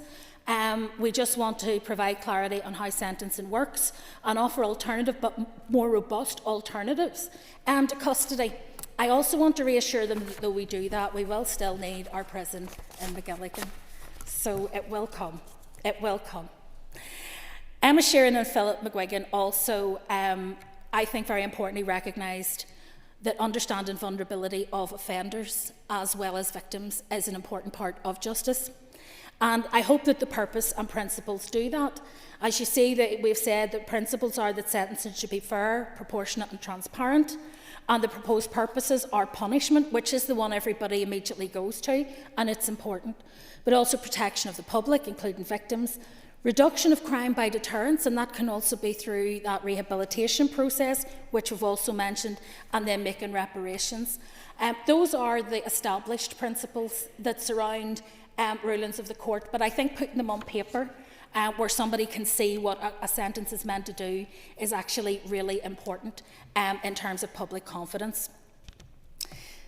I also think that, as I mentioned already,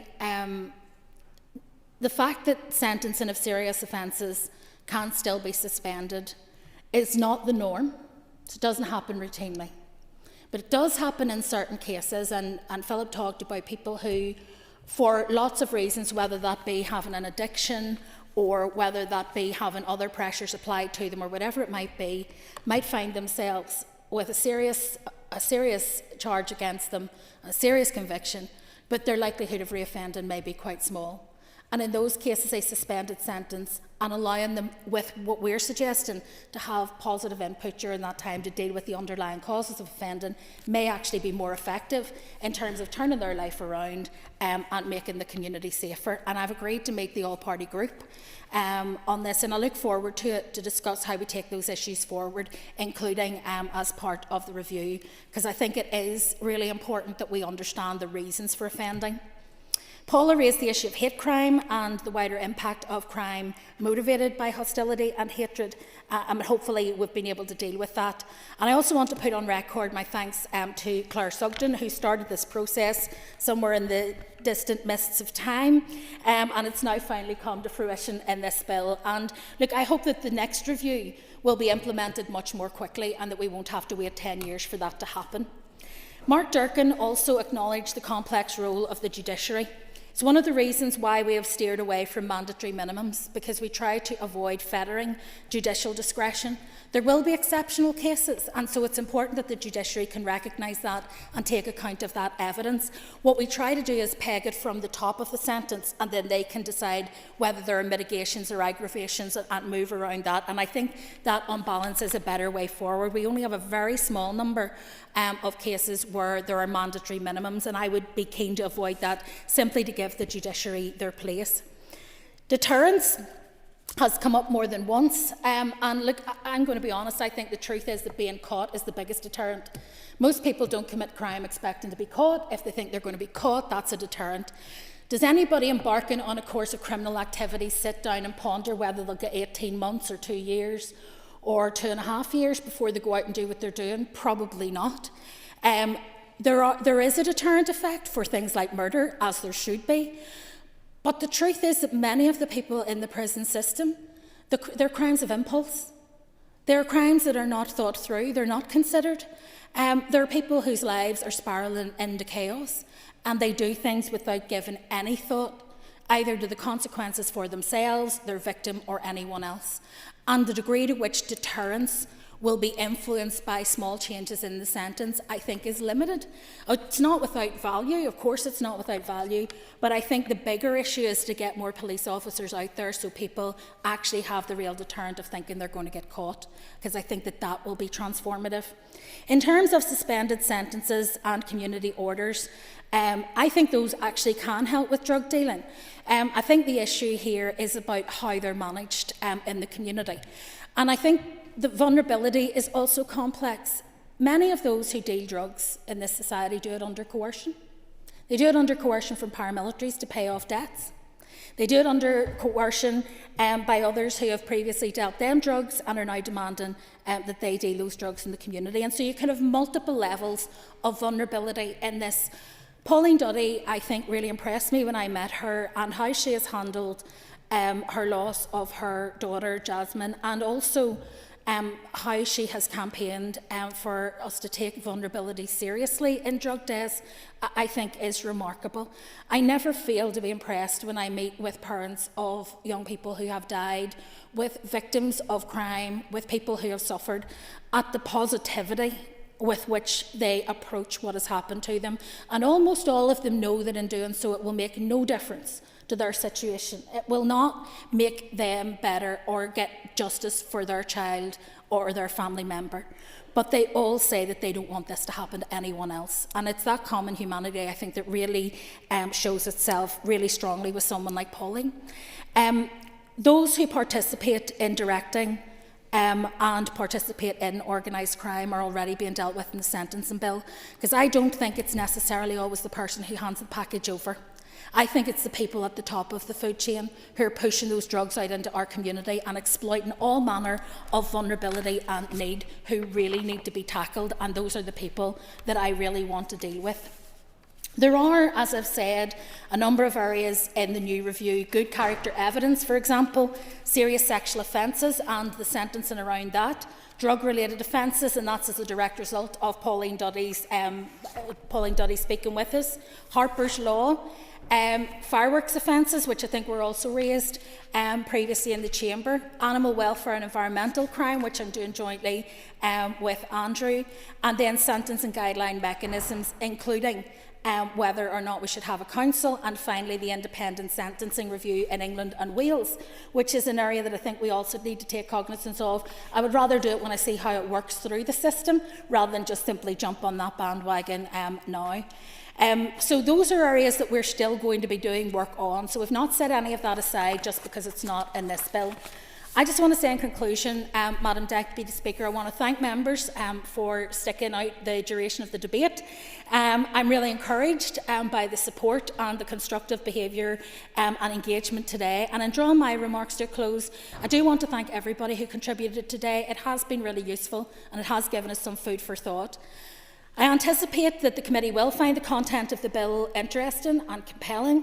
I trust that there will be a new appreciation of the complexity of this area of law, not just with the committee, but actually in the public domain as we debate these issues, and hopefully help people to understand. There will be, of course, a temptation, as I said earlier, to pack more and more content into the bill. I'm going to ask people to try and show restraint. I too would love to pack more into the bill, but given the limited time that we have, I think what we can do is, around the margins, there will be things we can do. I think the priority, however, is to ensure that this bill gets through before the end of the mandate, so that those who have waited for 10 years and more to get legislation on the books will be able to see it go through in this mandate. I want to commend the bill to the Assembly for approval, and I want to wish the committee every success in the task ahead. I think our shared endeavour in this is one that can actually be an exemplar for how ministers and committees should work together in terms of trying to bring better outcomes to the public. Thank you. Thank you, Minister. So the question is that the second stage of the Criminal Justice Sentencing Bill be agreed. All those in favour say aye. Aye. Contrary of any noes? The ayes have it. The ayes have it. Members, the next item of business is a legislative consent motion for the Crime and Policing Bill. Clerk, would you please read the motion? That this Assembly endorses the principle of the extension to Northern Ireland of the provisions of the Crime and Policing Bill, introduced as amendments in the House of Lords, dealing with powers to strengthen age verification requirements for online sale and delivery of knives and crossbows. Thank you. And I should have said at the end of the last Justice Bill that concludes the second stage of Criminal Justice Sentencing Bill. The bill stands referred to the committee. Okay, so thank you. And I call on the Minister of Justice to move the motion. I beg to move. Thank you. The Business Committee has agreed that there will be no limit on this debate, so I call on the Minister to open the debate on the motion. Thank you. Well, thank you, Madam and Principal Deputy Speaker, and I'm hoping that the Justice Committee has been very patient today and has been very busy today, so I'm not intending to take quite as long on this as I did on the last piece of legislation. As you know, the Crime and Policing Bill was introduced to Westminster on the 25th of February 2025. The provisions in that bill extend to Northern Ireland to deal with tackling serious crime, economic crime, sexual-related crime and increased public safety across Northern Ireland. Those provisions are primarily in the justice sphere and create new offences and more effectively deal with serious and organised crime and protection of victims. Members will be familiar with the contents of the bill, and you will recall I brought forward two earlier LCMs which received the agreement of the Assembly on the 23rd of June 2025 and 2nd of February 2026. The contents of this LCM relate to amendments tabled at Lords report stage. As members will be aware, these amendments were previously tabled at Lords committee stage but were withdrawn due to the opposition's concern that the use of digital ID would become mandatory. However, the UK Government has confirmed that this is not a blanket requirement mandating the use of digital ID to purchase or receive knives or crossbows. It is simply making provision for alternative forms of ID, digital or otherwise, to be used. The Department has engaged with the Northern Ireland Human Rights Commission in relation to the amendments. The Commission has advised the ECHR analysis provided by the UK Government appears to be broadly sound and that the provisions in the bill which will extend to Northern Ireland are compliant with Article 2.1 of the Windsor Framework. There are 5 provisions for which I am now seeking the consent of the Assembly to extend to Northern Ireland. These measures are set out in clauses 31 to 35 and would put in place robust age verification requirements for the remote sale and delivery of knives and crossbows by amending the Offensive Weapons Act 2019 and the Crossbows Northern Ireland Order 1988. The provisions in the Offensive Weapons Act 2019 have not yet been commenced for Northern Ireland. However, I consider it important to amend them through the Crime and Policing Bill so they are robust and ready for implementation. My department plans to progress an extensive programme of work in the next mandate to fully commence all of the provisions. Given the plans for this programme of work and the interconnected nature of these provisions, I believe the best approaches for these amendments to the primary legislation relating to age verification for the sale of knives and crossbows to be commenced as part of a single package of related measures in the next Assembly mandate. As part of this planned programme of work, the Department also intends to consult whether further primary legislation relating to knives should be introduced in the next mandate. For example, a new power for police to seize, retain and destroy illegally held bladed articles held in private when the police are lawfully on private property, provisions to increase the maximum penalty for offences relating to offensive weapons, and to create a new offence of possession of weapon with intent to use unlawful violence, and the offence of threatening with an offensive weapon or knife. This approach would enable the provisions to be commenced as part of a composite package, which the Assembly could consider as a whole, rather than adopting a piecemeal approach to commence what is a complex legislative reform piece. Separately, we plan to introduce secondary legislation in the next financial year to outlaw private ownership of offensive weapons such as flick knives, zombie knives, machetes and ninja-style swords. This will bring Northern Ireland into line with other UK jurisdictions. An associated surrender and compensation scheme for such weapons will also launch in the next financial year. Turning back, therefore, to the content of the LCM, the amended provisions would replace simple age checks with stricter two-step buyer verification checks, both at point of sale and point of delivery. These provisions were the result of Commander Stephen Clayman's independent end-to-end review of online knife sales, commissioned by the Home Secretary following the Southport attack in summer 2024. The overall aim of the provisions is to prevent knives and crossbows getting into the hands of under-18s by linking the verified buyer at checkout with the person who actually receives the parcel. Turning to each clause in turn, a new clause would be added at clause 31, which would be added to the bill for Northern Ireland, mirroring that of clause 31 for England and Wales, and that would be the sale remotely of knives. It is already an offence under Article 54(1) of the Criminal Justice Northern Ireland Order 1996 to sell a knife and certain articles with a blade or point to persons under 18. Article 54(4) provides a defence to that offence where the person charged can prove they took all reasonable precautions and exercised all due diligence to avoid committing the offence. Article 54A, which will be added to the 1996 order once Section 37 of the Offensive Weapons Act 2019 is commenced, sets out the conditions that must apply to prove the defence in the case of remote sales. Condition A requires the seller to operate an age verification system that is likely to prevent a person of under 18 from buying a knife. That legislation and associated guidance, however, does not stipulate what such age verification should look like, meaning there are no defined standards for sellers to meet. Condition B requires the seller to ensure that when the article is dispatched, the package is clearly marked to indicate that it contains a bladed article, and that it is also clearly marked the package should not be delivered into the hands of a person under 18.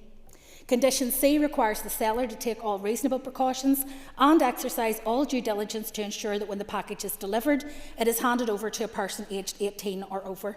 This applies whether the seller delivers the package themselves or through a third party. Condition D requires that the seller must not arrange the package to be delivered or deliver the package to a locker. The new clause in the Crime and Policing Bill would remove and replace Condition A to strengthen age verification requirements. Conditions B to D would remain the same. Under the replacement Condition A, the seller must obtain from the buyer a copy of an identity document issued to the buyer in physical form and a photograph of the buyer. The seller must be satisfied on the basis of these items that the buyer is over 18. Based on the ID and photograph, a reasonable person would need to have been satisfied that the buyer was aged 18 or over. The new clause would also allow Department of Justice to prescribe by order, subject to draft affirmative procedure, that an alternative process for age verification could be used. This is to ensure legislation keeps pace with future potential developments around ID.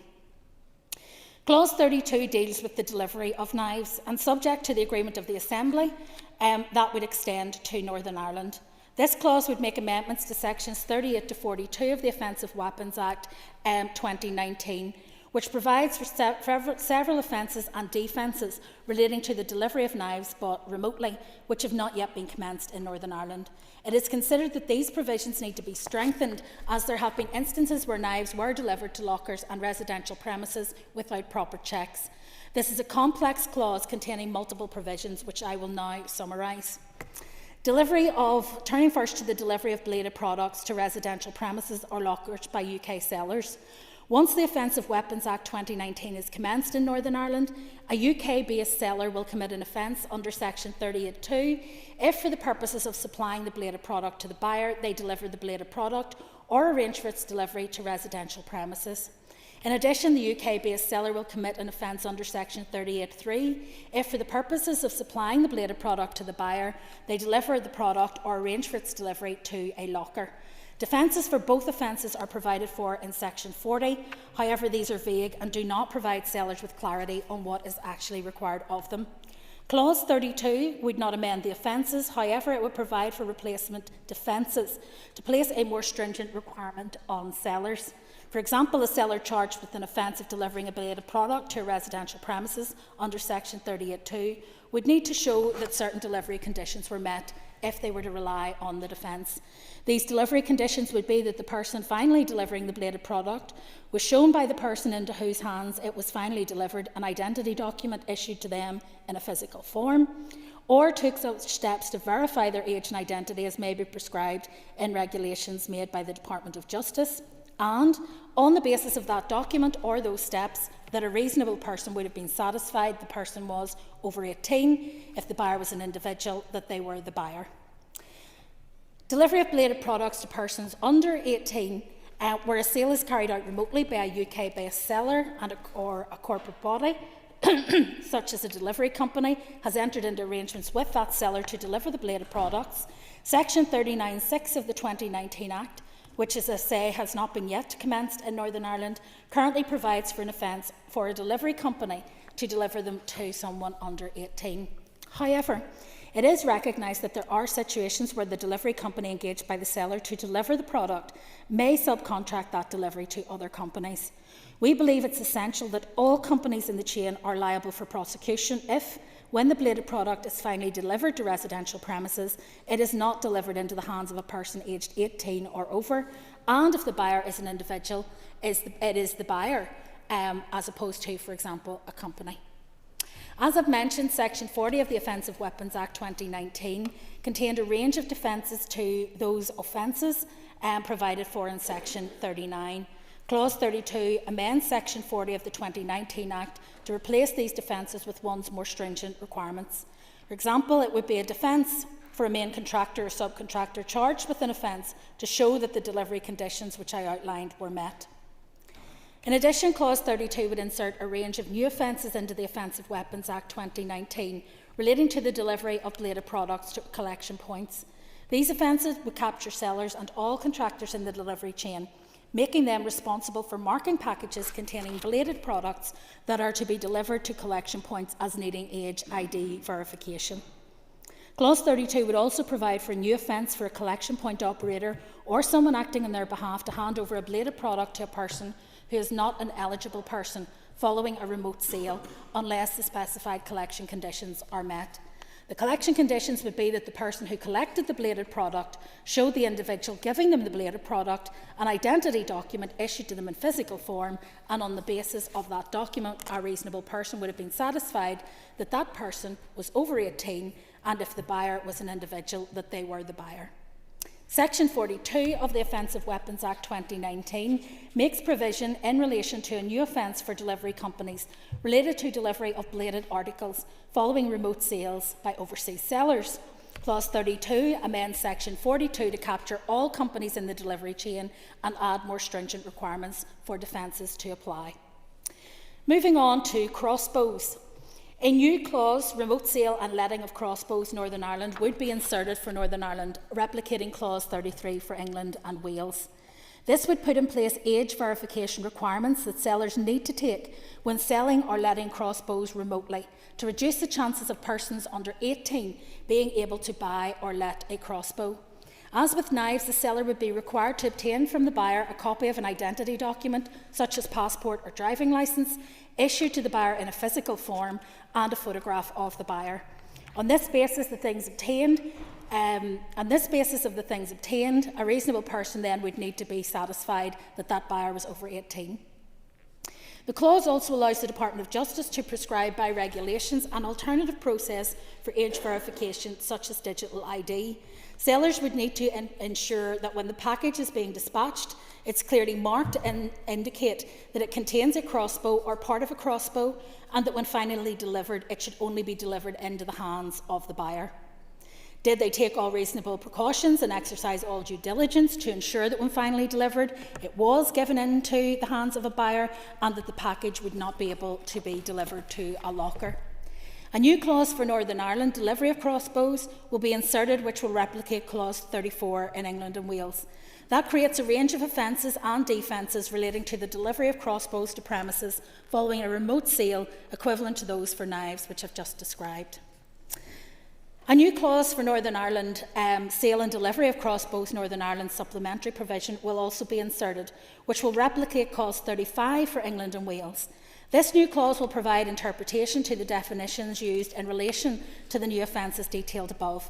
It will also make general provision, including in respect of the Assembly procedure, for regulations made under the Crossbows Northern Ireland Order 1988 as amended. In conclusion, Madam Deputy Speaker, you will be relieved to hear those words. I fully appreciate that the Assembly's preference is to legislate here in Northern Ireland on matters for Northern Ireland where possible, and that would be my own preference. This bill, however, is in its final stages in Parliament, and with the legislative constraints in the current mandate, it wouldn't be possible to bring equivalent provision via an Assembly bill in the near future. And so I believe that on this occasion it is appropriate that these amendments be made in a Westminster bill, and ask for the support of the House in passing the motion. Before I finish, Mr Deputy Speaker, I'd also like to place on record my thanks to the Justice Committee and to my executive colleagues for their consideration of the issues enclosed, as I know that it was done in fairly short turnaround.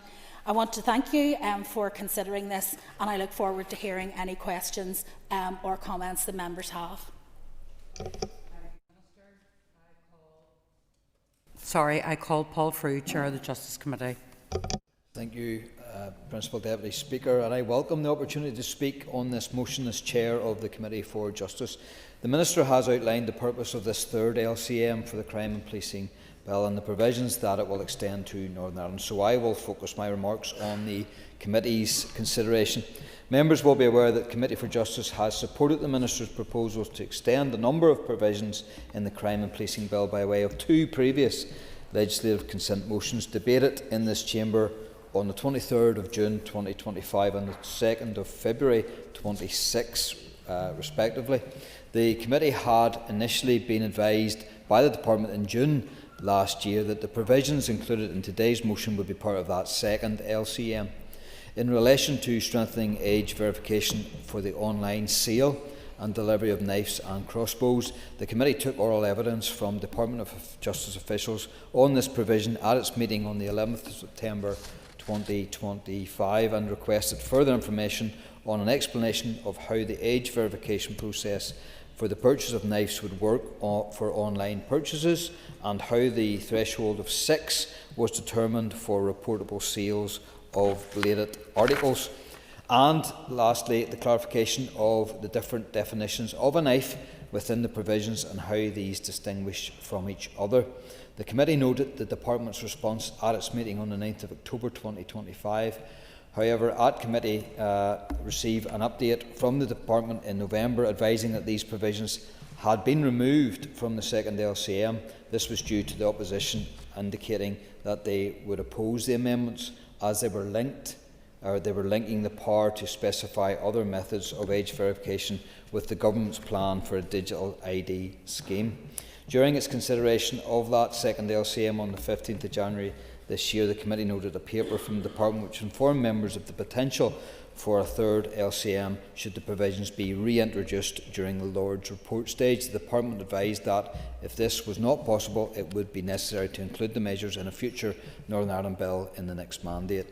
At its meeting on the 5th of March 26, the committee considered a further update from the Department informing members that the Justice Minister had received correspondence from the Minister of State for Crime and Policing in relation to several government amendments tabled for Lord's report stage which apply to Northern Ireland. In addition to those covered by this LCM, these amendments related to child criminal exploitation, child sexual abuse image generators, stalking and access to driver licensing information. Members noted the advice from the Department that it was not necessary to include these within a new LCM as the amendments were either minor enough to not represent a change in policy, were minor drafting changes, or reflected approaches already taken in statutory guidance, or fall within the scope of the LCMs previously agreed by this House. The Department advised that a third LCM would, however, be needed to extend the provision in the Crime and Policing Bill dealing with powers to strengthen age verification requirements for the online sale and delivery of knives and crossbows to Northern Ireland. Subject to executive approval, the Department aimed to schedule a debate for the 16th of March. The committee was content to note the update on the proposal for the third LCM. Furthermore, in noting that Understanding Order 42A9, paragraphs 42A4 to 8 do not apply to subsequent LCMs, and in view of the limited time available, the committee agreed not to complete a report on the third memorandum. The Department's correspondence has, however, been made available on the committee's web page. Finally, Principal Deputy Speaker, at its meeting last Thursday on the 12th of March, the committee noted confirmation from the Department stating that it had received executive approval to bring forward a third LCM in respect of the age verification provisions in the Crime and Policing Bill, and that the memorandum had therefore been tabled. That concludes my notes and my speech as a chairperson of the Justice Committee. I now speak as a member of the Democratic Unionist Party, Principal Deputy Speaker, and I suppose we welcome anything that makes life safer for everyone in Northern Ireland, especially when it involves knives and crossbows. I, in my own constituency of North Antrim, have witnessed crimes both in knife and in crossbow attacks. So it's something that we have to be very, very mindful of and very, very careful in dealing with. And of course, the age verification piece is really important, because there should be no way that a child should be having their hands on equipment like this that can cause so much damage to life and limb. So it's really important that we focus down on the age aspect. But because of the contention, even in Westminster, that had this debate around age verification and the use of digital ID, it is important that I place on record my party's view that digital ID is something that we need to take very, very seriously, and that the mandatory nature of the government's proposals was going to be very, very damaging indeed if that had seen the light of day. But, Principal Deputy Speaker, we should also be alert and forever vigilant on the plans and the determination of this government to bring in digital ID. And it isn't good enough to say that it's not mandatory when they will make life so difficult if you do not have digital ID. It is not good enough to say that something is voluntary when your life will become so arduous without it, because that basically is an indirect way of making it mandatory. And I can't for the life of me think why they would need a digital ID aspect for age verification when selling knives and crossbows, even online, because every adult will have some other aspect of ID that they can utilise or use to ensure that when someone is selling them a knife or a crossbow, that they will be able to prove, or the burden at least should be on the consumer, the buyer, to prove that they are over 18. That way, I believe, it's much safer. And so I don't think that the government should have used this bill or any other bill to try and push aspects, small as it may be, of digital ID onto the people who they say they're trying to protect. There is massive issues around digital ID that we won't go into today, Principal Deputy Speaker, but I will put the marker down that this party will be forever vigilant, as well, I'm sure, the parties around this House who do not support digital ID in that guise, and we will remain vigilant forever and a day when it comes to all aspects of law, all legislation, both here and in Westminster, when it comes to digital ID. Thank you very much. Thank you, Paul. I call Deirdre Hargay. Thank you to the Minister, and as she said, this is a number of LCMs that the committee and indeed this chamber has scrutinised and pertains to the Crime and Policing Bill.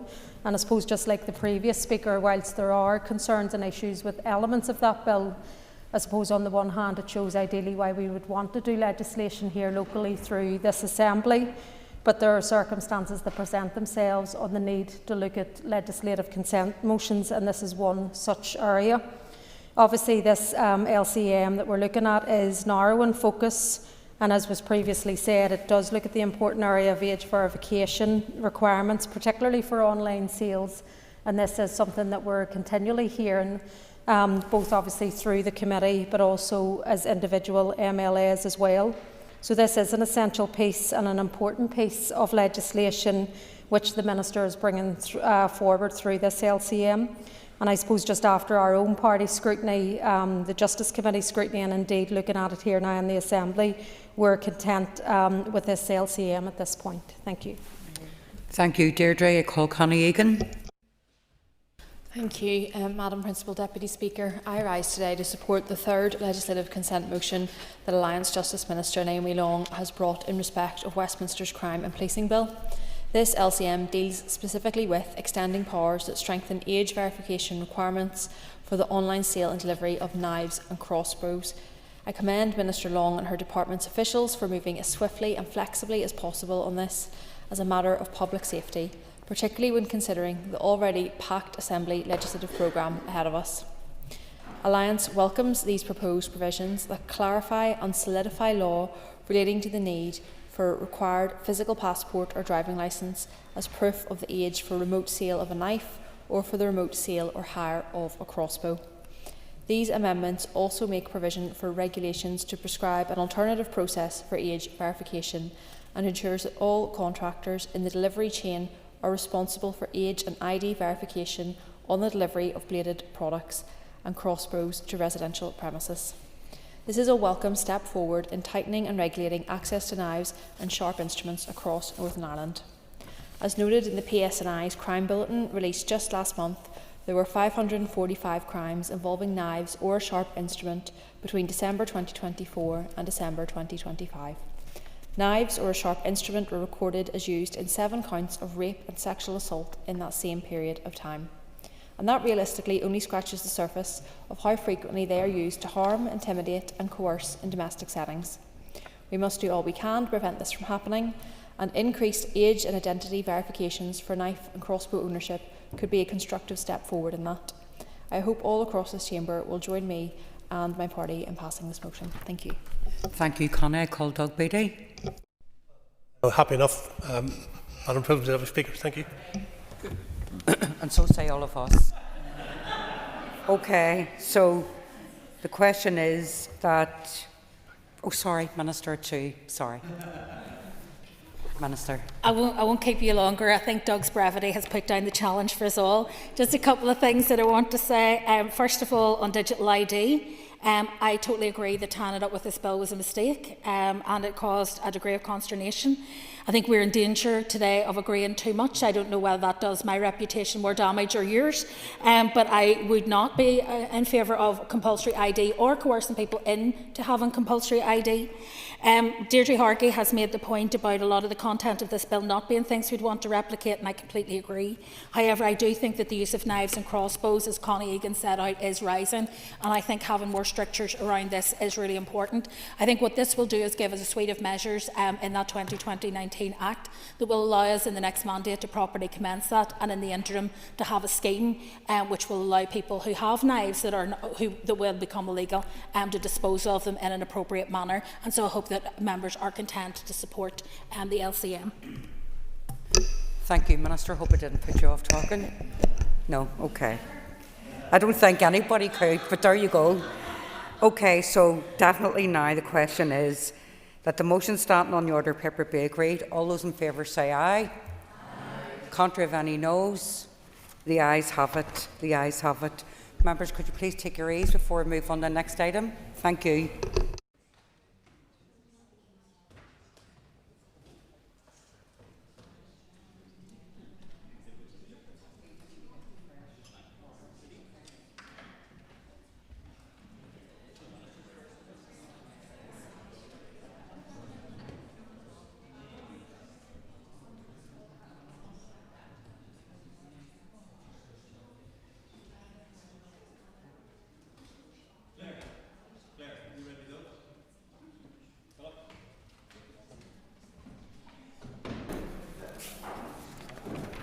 Order, please, ladies and gentlemen. Order.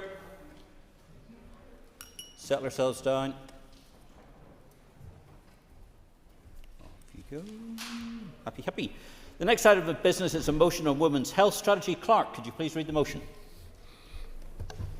that this Assembly recognises the significant and well-documented disparities in women's health outcomes and access to services in Northern Ireland, notes with concern the prolonged waiting times in women's health service provision and the absence of a comprehensive life course approach to women's health, further notes that, unlike Northern Ireland, other jurisdictions, including England, Scotland, Wales and the Republic of Ireland, have adopted a dedicated women's health strategies and women's health action plans, acknowledges the work previously announced by the Department of Health on a women's health action plan, expresses concern at the lack of publicly reported progress, outcomes or measurable targets arising from that work, calls on the Minister of Health to provide a detailed update to the Assembly on the status, funding and the implementation of the action plan, and to bring forward within 12 months a fully costed and time-bound women's health strategy developed in consultation with key stakeholders, and further calls on the Minister to commission a review of primary care arrangements to ensure women's health is explicitly embedded and resourced across the life course, and to publish an assessment of how current women's health service provision complies with statutory equality duties, including Section 75 of the Northern Ireland Act 1998. And before I call on Claire to move the motion, welcome back, Claire. It's great to see you here. I call on Claire Sugden to move the motion. Moved. Thank you. The Business Committee has agreed to allow up to 1 hour 30 minutes for this debate. The proposer of the motion will have 10 minutes to propose and 10 minutes to wind. All other speakers will have 5 minutes. Claire, please open the debate on the motion. Over to you. Thank you, Deputy Speaker. Women's health is often spoken about as if it were a series of separate issues that arise at different points within a woman's life. So menstrual health in adolescence, contraception in early adulthood, pregnancy and childbirth for those who choose to have children, menopause in midlife, and then the challenges of ageing later on. But the reality is that women's health does not work like that. It's not a series of isolated episodes, it's a continuous journey. The information women are given or not given, the symptoms that are dismissed or left undiagnosed, the services they are unable to access will shape their health outcomes decades later. That's the central reason I brought this motion to the Assembly today, because women's health requires a life course approach. It requires us to think ahead, to join the dots between the different stages of life, and to recognise that the health needs of half our population cannot be addressed through fragmented services alone. And the reality is that the individual services themselves are also struggling to meet the needs of women. Even where services do exist, they're often not accessible when women actually need them. We see that most clearly in the extraordinary wait times for gynaecology services in Northern Ireland. Women are waiting years for assessment and treatment for conditions that significantly affect their daily lives, their physical health, and their ability to work and care for their families. Deputy Speaker, I recently spoke to a woman who no longer needed her gynaecology appointment by the time it came up, yet she was advised to keep it anyway because the wait list was so long that she might need it again in the future years later. And that tells us something about the reality of access to care in Northern Ireland today. And we see similar pressures in other areas of women's health. Osteoporosis services, for example, provide excellent clinical care, but they are struggling to keep up with the scale of demand. Too often, osteoporosis is only identified after an older woman experiences a serious fall and presents to hospital with a fracture. And anyone who has spent time in an emergency department will recognise how frequently older women appear in those waiting rooms following falls that may be ultimately linked to weakened bone health. And this is not simply a clinical issue, it's a systemic issue. Better prevention, early identification and a more coordinated approach to women's health could reduce suffering for those women and reduce pressure on our health service at the same time. This also raises a wider point about prevention and public health. Bone health and muscle strength declines as we age, particularly for women. Strength and resistance training are widely recognised as one of the most effective ways of reducing the risk of osteoporosis and falls later in life. Yet much of the conversation about this is happening through private initiatives, gyms or community groups, rather than through structured public health messaging. So if we're serious about prevention, then advice about strength, physical activity and bone health should be embedded within our public health approach and supported across our health system. A women's health strategy should therefore address not only clinical services but also the role of prevention, education and public health in supporting women's well-being across the life course. We also see inequalities in areas of health that are not always immediately recognised as women's health issue.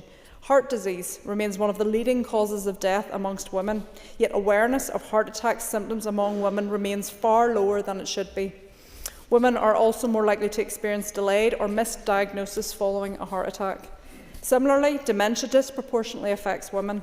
Women live longer on average, which increases their lifetime risk of developing dementia. And they represent a majority of living with the condition. So these examples demonstrate something important.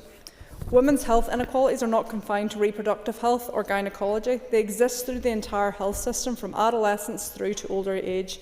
Yet our services are still largely organised around isolated conditions rather than around the health journey that women experience across their lives. For younger women and girls, there remains a lack of consistent support and understanding around menstrual health and conditions such as endometriosis and PMDD. Many women describe years of pain before receiving a diagnosis or appropriate treatment. And those delays matter because the longer a diagnosis takes, the greater the impact on women's health, her fertility, her mental well-being, and her ability to participate in education, employment, and everyday life. For women who become pregnant and have children, another critical stage of health emerges.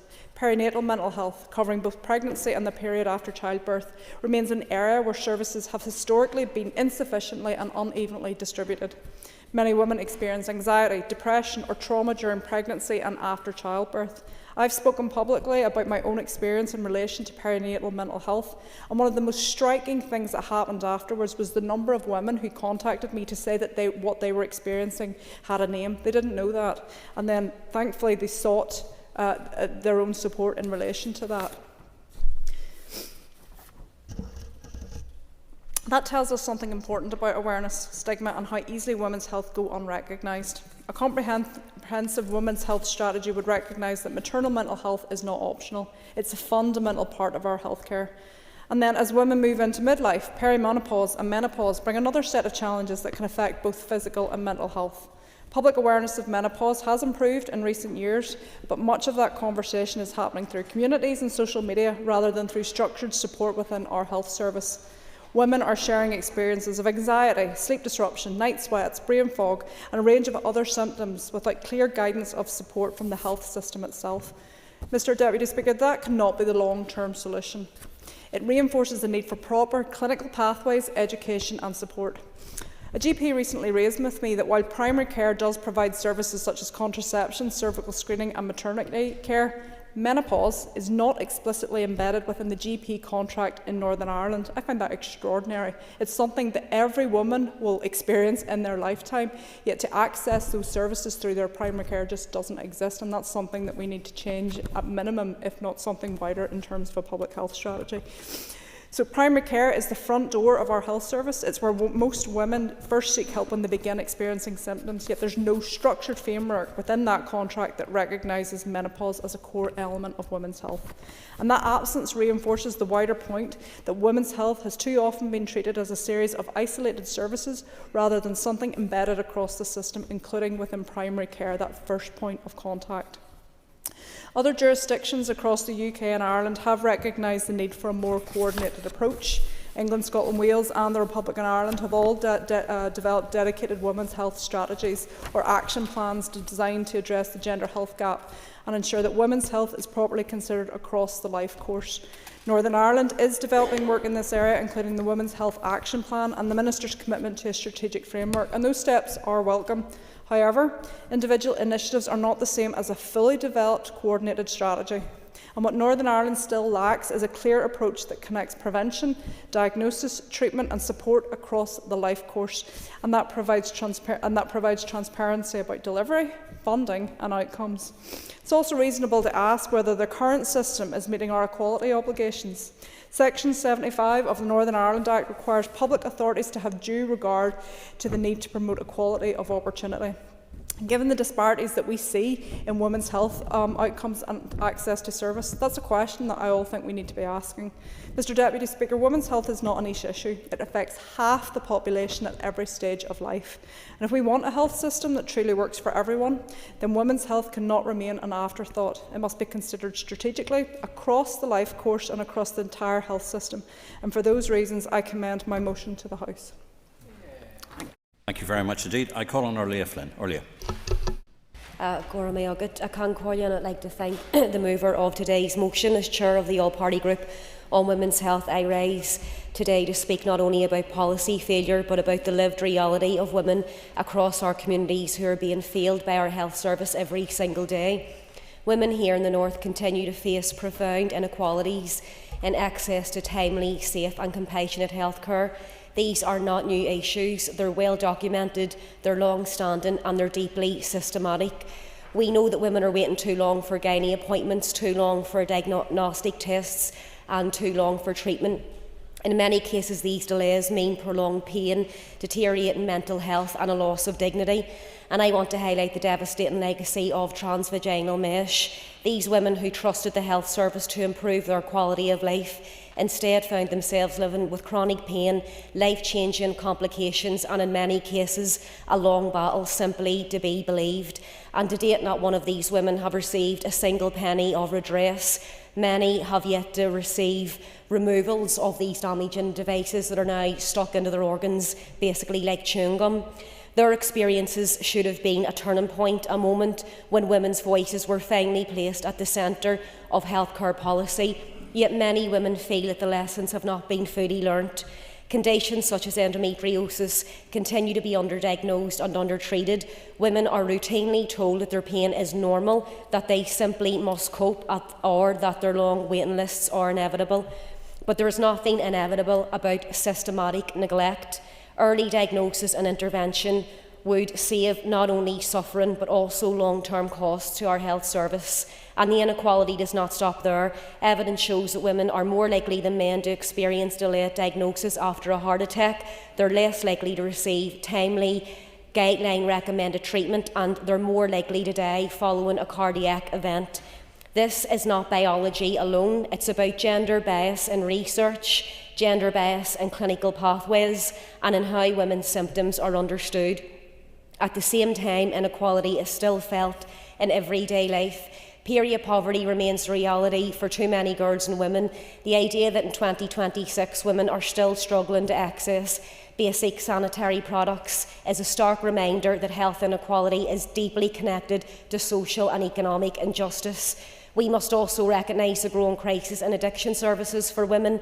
Women experiencing substance dependency often face additional stigma, barriers to treatment, childcare pressures and the fear of being judged and then potential involvement with social services.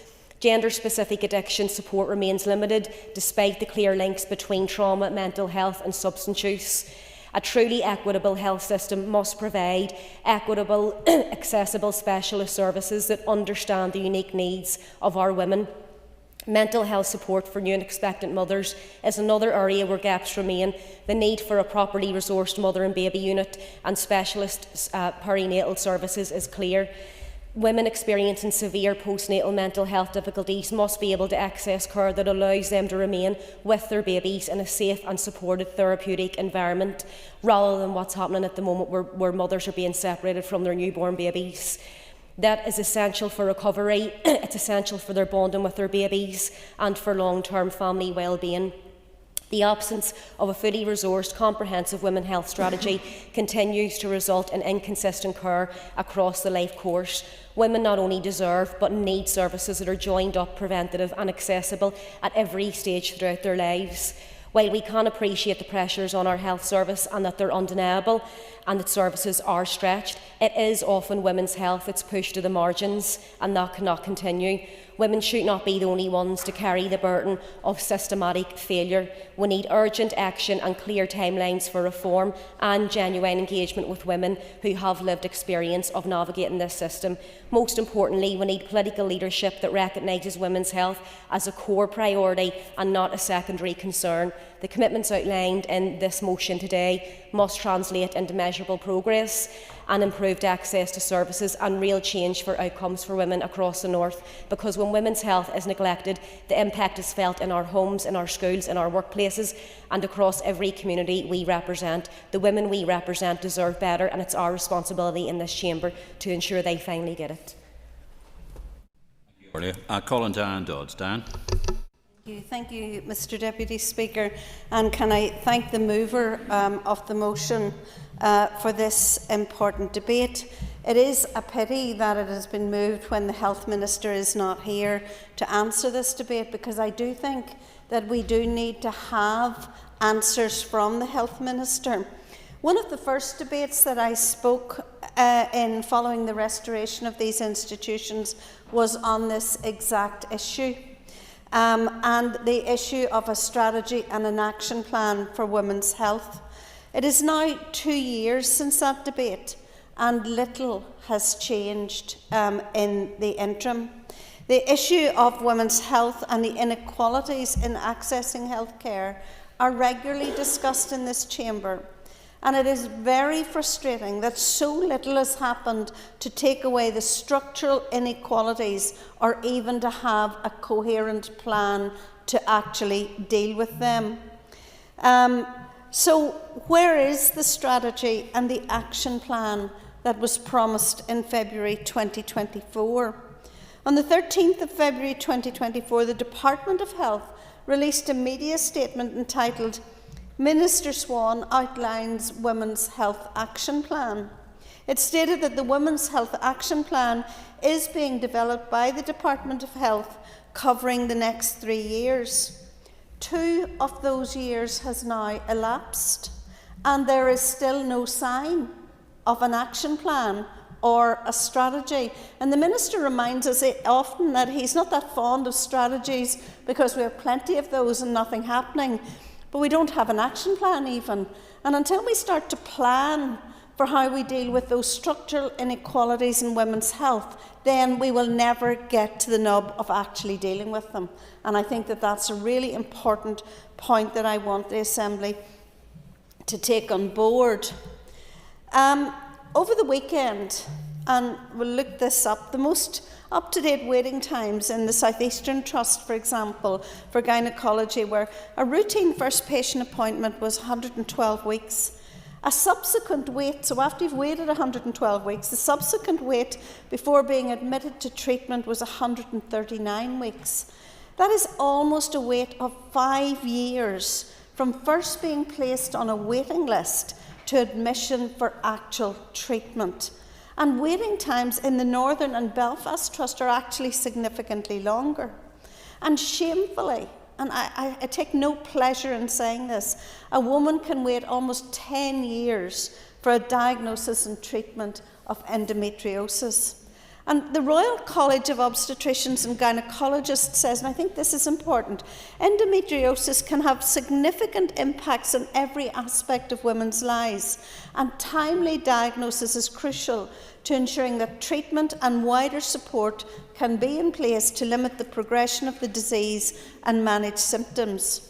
We can only conclude that nothing is happening in Northern Ireland in line with this guidance and advice from the Royal College, and that we should all reflect on. Where is the response to getting it right first time? The review of gynaecology published in 2024, and I'm particularly interested in one of the recommendations in that report which talked about women's health hubs. These have been rolled out actually in England as part of the women's health strategy, and the contrast they provide between here and England is quite significant. Dr. Janet Barter, the head of Tower Hamlets Women's Health Hub, describes the service they provide. Women can, and this is her quote, women can have a scan and a biopsy all on the same day at the Tower Hamlet Hub and can return to speak to someone about their results within 12 hours. Hormone replacement therapy and counselling, for example, are provided for under one roof. So, colleagues, compare this to the disjointed and delayed service that women in Northern Ireland experience. The mover of the motion referred to the British Heart Foundation Heart Attack Gender Gap research, which concludes that women are underaware of coronary heart disease, they're underdiagnosed, and they're also undertreated when they are with their GPs. And I want to finish this by saying that I spoke in this debate 2 years ago about the scandal of the cervical smears in the Southern Trust. Could you finish it now, please? Yes, I will. Thank you, Mr. Speaker. This has still not been resolved, and it is shameful. Thank you very much indeed. I call on Nuala McAllister. Nuala. Thank you, Deputy Speaker, and I want to thank the member for bringing forward the motion today. 2 years ago, my maiden speech was given on the Alliance motion when we brought forward a motion specifically around women's health, and it was on that date that then Minister did confirm that there would be a women's health action plan, not a strategy which everyone in this chamber who had united behind in what we actually needed, but an action plan. And many in this chamber were willing to give the department the benefit of the doubt that if an action plan was actually developed and then implemented, but we are no further today. I want to start by discussing why we have to keep coming back to the issue of women's health, and I agree with the proposer and the previous two speakers that women's health are not just isolated incidences throughout your life, whether it's puberty, pregnancy, childbirth or menopause, but actually a whole system approach to how we treat women and interconnected lifespan of healthcare. And I honestly believe, and I mean this to absolutely no offence to anyone working in healthcare who helped develop the system, but we are talking about a system that was developed by men for men. Because if this was a system that was developed in conjunction with women, we would not be here today. I looked up today actually advice given to different areas of healthcare, and advice given in particular around vasectomy services includes rest, 48 hours of heavy rest, no lifting, ensuring that you relax and you don't do anything remotely strenuous. But yet women don't get that same advice after childbirth, often very traumatic childbirth experiences. Instead, women are often sent home, mere hours after giving birth, when actually a lot of them would like to remain within the hospital, sent home to take care of this new life while still recovering physically and mentally. And there are many research projects across the world that says that it takes years for women's bodies and for their brains to return to that pre-pregnancy levels and to recover properly, but yet we are expected to go home and continue on and carry on this new role in life. And I honestly believe that it is because of gender bias within the healthcare system, but it is something that many people within healthcare themselves are starting to tackle. People have already spoken about the British Heart Foundation's report, Bias in Biology. They say, and following their research, that the gender inequalities in care following heart attacks showed that women are much more likely to receive a delayed diagnosis following a heart attack, less likely to receive timely guideline-indicated treatment following a heart attack, and ultimately more likely to die from a heart attack compared to men. That's one example of healthcare that's not directly contributed to those puberty, pregnancy or menopausal symptoms. Another example that I have continuously brought to light with help of members of the gynae workforce in Belfast is the issue of robotic-assisted surgery in treating gynecology. This robot, the Da Vinci robot, is a relatively new way of undertaking surgery. However, by January of last year, we were informed that 518 male patients and just 86 female patients, as confirmed by the Minister, were actually treated by this innovative surgery. But I'm delighted that we have pushed on the issue consistently through written questions, letters and questions at committee, that the Belfast Trust hopefully should receive their new commissioned robot in the upcoming months, and I had hoped to ask the Minister for an update on that. I know that the Minister announced the Women's Health Survey, and I do at this point want to pay tribute to Derry Well women who have undertaken the listening exercise to that, and I do appreciate all the work that they and Queen's University have been doing. But 2 years on from announcing a Women's Health Action Plan, we are still just talking about it. We need to implement it. It needs to be an entire systems approach to dealing with women's healthcare. I want to ask the Minister and his department, perhaps we could follow up at committee, when is the actual time frame and when are we likely to see it? Because we all know that they are never perfect on the first publication, and we'll have to keep going back to the drawing board.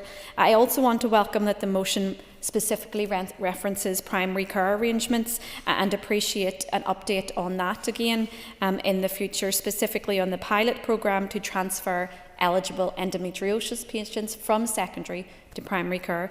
We could all speak about women's health care all day long and raise issues within this chamber, and we will all continue to do so, because until we ensure that we eradicate gender bias, we'll continue to be here year after year. Thank you, Nuala. Alan Chambers. Alan. Deputy Speaker, it is entirely right that this Assembly focuses on improving outcomes and access to services for women at every stage of life. There is little doubt that significant disparities exist in women's health outcomes and in the timeliness with which care can be accessed. Access to gynaecology services, as well as diagnosis and management of conditions such as endometriosis, and the need for more consistent menopause support are all issues that are regularly raised in the Chamber. Those concerns are real and they deserve a serious response from the health system. However, while the motion highlights those challenges, it is also important that we acknowledge the progress that has now been made to try and resolve them. The Minister has been clear that improving women's health outcomes is a priority. The work currently being undertaken to develop a women's health action plan, is a significant step in that direction. Crucially, that work has been informed by the ongoing public listening exercise led by Derry Well Women in partnership with Queen's University Belfast. Thousands of women from across Northern Ireland have contributed their views and experiences through surveys, focus groups and engagement events. That approach is important. If we are serious about designing services that meet women's needs across the life course, then these services must be shaped by the lived experience of the women who use them. Taking the time to gather that evidence is not a delay, it is a necessary part of getting the policy right. The motion also makes a comparison with other jurisdictions that have adopted dedicated women's health strategies. In many cases, they have been accompanied by significant additional funding and cross-government commitments. Without those elements in place, there is a real risk that a strategy becomes a list of aspirations rather than a deliverable plan. The Minister has therefore taken a pragmatic approach by focusing first on a women's health action plan that aligns with the wider reform agenda set out in the HSC Reset Plan and a move towards a neighbourhood model of care. That approach recognises that many aspects of women's health care are best delivered through strong primary and community care services, rather than through already stretched hospital waiting lists. We need to be exploring not just the quickest way to support women, but the most effective and accessible way. We're already beginning to see practical examples of that shift. The enhanced primary care gynaecology service is now a high-volume service with incredibly positive outcomes for the women involved. At the same time, additional investment through the Minister's elective care framework has supported waiting list initiatives with gynaecology services. Targeted funding has allowed trusts to prioritise time-critical assessments. I trust all parties will continue to support the Minister's request for that funding to be protected in the upcoming executive budget setting exercise. As MLAs, we understand that improving women's health outcomes will not happen overnight. It will require sustained effort, careful prioritisation and ultimately the resources to match our ambitions. But the work that is currently underway, listening directly to women, strengthening primary care pathways and tackling waiting lists. Ultimately, our shared objective should be clear: to ensure that women and girls across Northern Ireland receive timely, equitable and high-quality health care throughout their lives. That is a goal I and my party are very happy to support. Thank you, Mr Deputy Speaker. Thank you, Alan. I call on Sinead McLaughlin. Sinead. Thank you, Deputy Speaker, and thank you to the proposer of this motion. It is a really important issue to be debated on the floor of this House. This motion speaks to an important issue and it paints really a very stark picture. Women's health in Northern Ireland is still not seen as the priority it should be. And since I was elected to this House in 2020, I have repeatedly raised the need for a dedicated women's health strategy, a strategy that is women-centred, properly resourced and shaped around the real experiences of women, including those living in areas where access to services is already very difficult. Too often women here feel that their symptoms are dismissed, their concerns are delayed, and their treatment comes far later than it should. And that is not because the need is not known, it's because the system has never fully been designed with women's health at its core. Endometriosis is one of the clearest examples of that failure, and it has already been raised today. This is a condition that affects around 1 in 10 women, and yet it still takes years on average to receive a diagnosis. For many, those years are lived in chronic pain, fatigue, fertility problems, and a serious impact on mental health and family well-being as well. In my constituency, I have spoken to women who were passed from appointment to appointment without answers, women who were told their pain was normal, women who felt they had to push again and again to simply be listened to.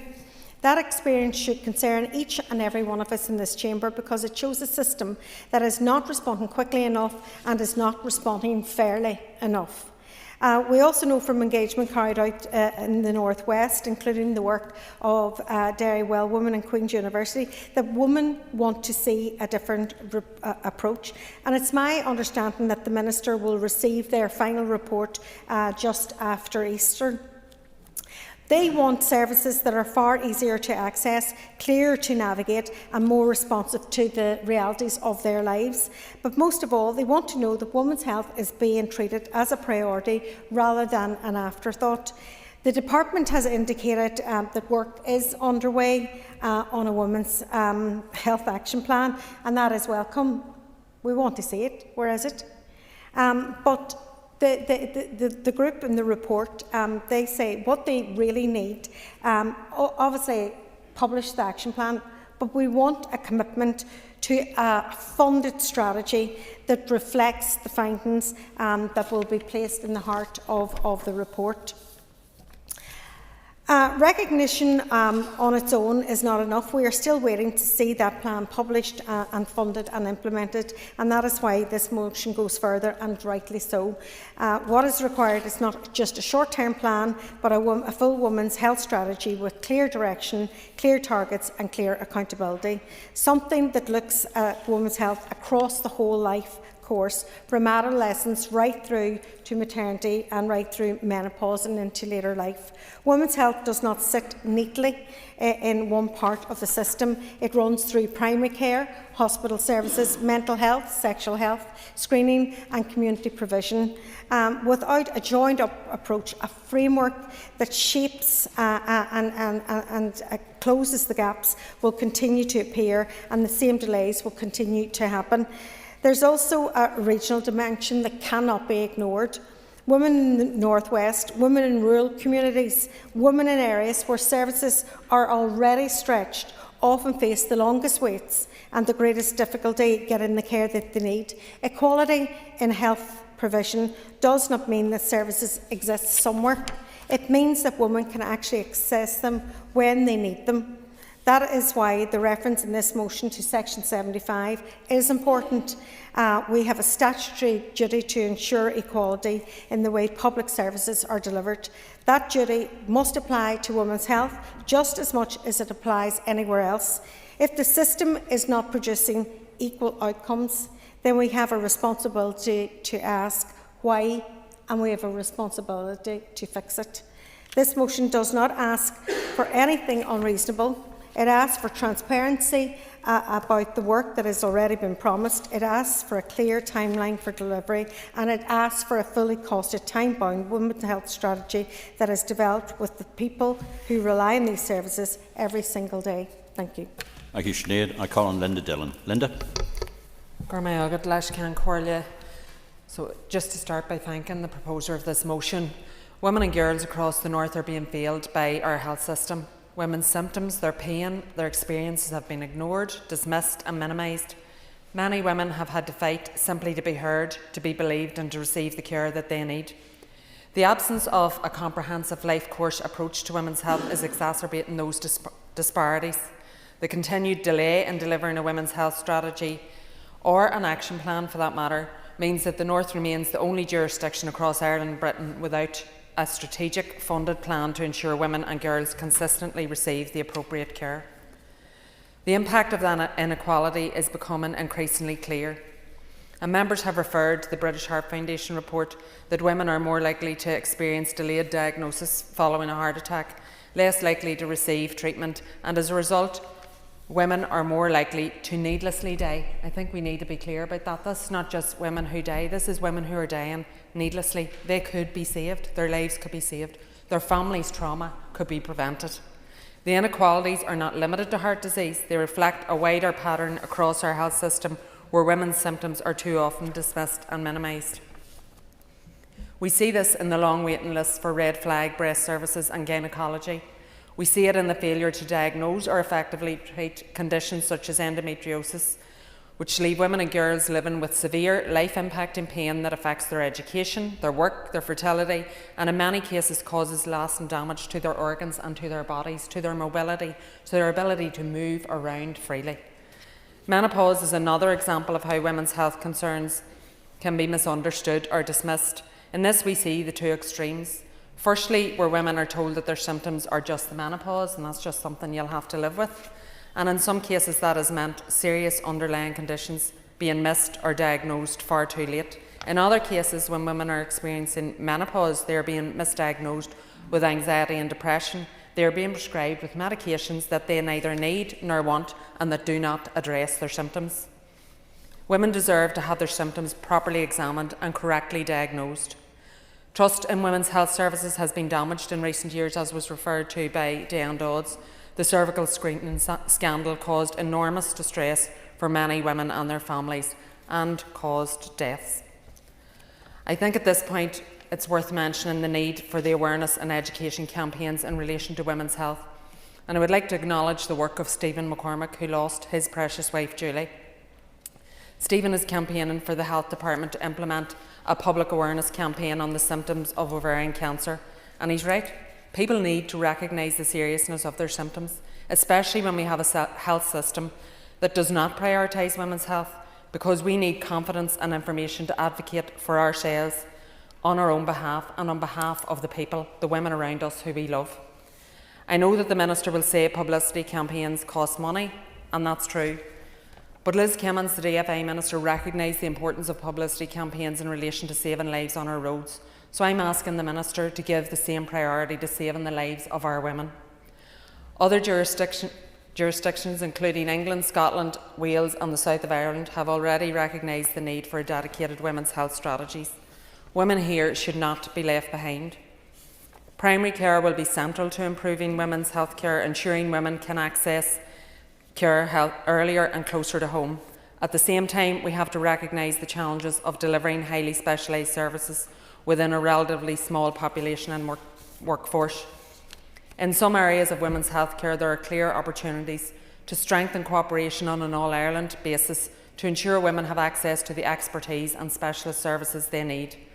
Women are dying due to misdiagnosis, delayed diagnosis and misunderstanding of symptoms, leaving behind devastated families. These women are our sisters, our mummies, our daughters. They deserve to live a full life, and we need to see an end to the unnecessary deaths. So we support the development of a comprehensive, fully costed and time-bound women's health strategy developed in consultation with women, healthcare professionals, stakeholders, and taking a life course approach to women's health. And first and foremost, listening to women. And I know the previous member talked about the Well Woman Clinic in Derry and how they have been so helpful in terms of developing what will hopefully be a good women's health strategy. But when I was a teenager, there was a Well Woman Clinic in many of our big towns. I am far from a teenager now, and all of those Well Women Clinics are gone. We have went 30 years in reverse. So do the maths, I'm nearly 50. I call on Diane for sight. Diane. Thank you, Deputy Speaker, and I thank the member for bringing this motion today, and I'm pleased to welcome her back today also. I remember the lack of a women's health strategy being raised 2 years ago in this chamber, and it's really disappointing to be here saying and hearing a lot of the same things, and it is the women in Northern Ireland who are being failed. Throughout our lives, women experience many physical changes and challenges, from periods and infertility to childbirth and menopause and everything in between. The very least that women deserve is to be able to access appropriate, timely, compassionate healthcare whenever they need it the most, and the DUP has consistently called for greater support for endometriosis care, menopause care and perinatal health services. There really is such a need for women and girls here in Northern Ireland to have better, more accurate and more timely information to support their needs and as they face these challenges. Yeah. Thank you to the member giving way. It's a very small point, but I think it's very important that many young girls with complex needs now require nappies, which are issued by our health service, but periods aren't actually taken into account, and young girls are receiving the same capped allocation of 4 nappies, the same as boys. So would the member agree with me that this is a serious dignity and care issue, and this should be taken into account as well? Again, I thank the member for her intervention, and I absolutely agree with her. All of these issues are so personal to women, so serious, and all need to be taken account of, and no better place than a health strategy for women and for action plans. Some of the long waits that are faced by women here worsen their health situations, meaning women struggle, take more time off work or school, and struggle with caring responsibilities, and often then go on to need more serious and invasive medical interventions.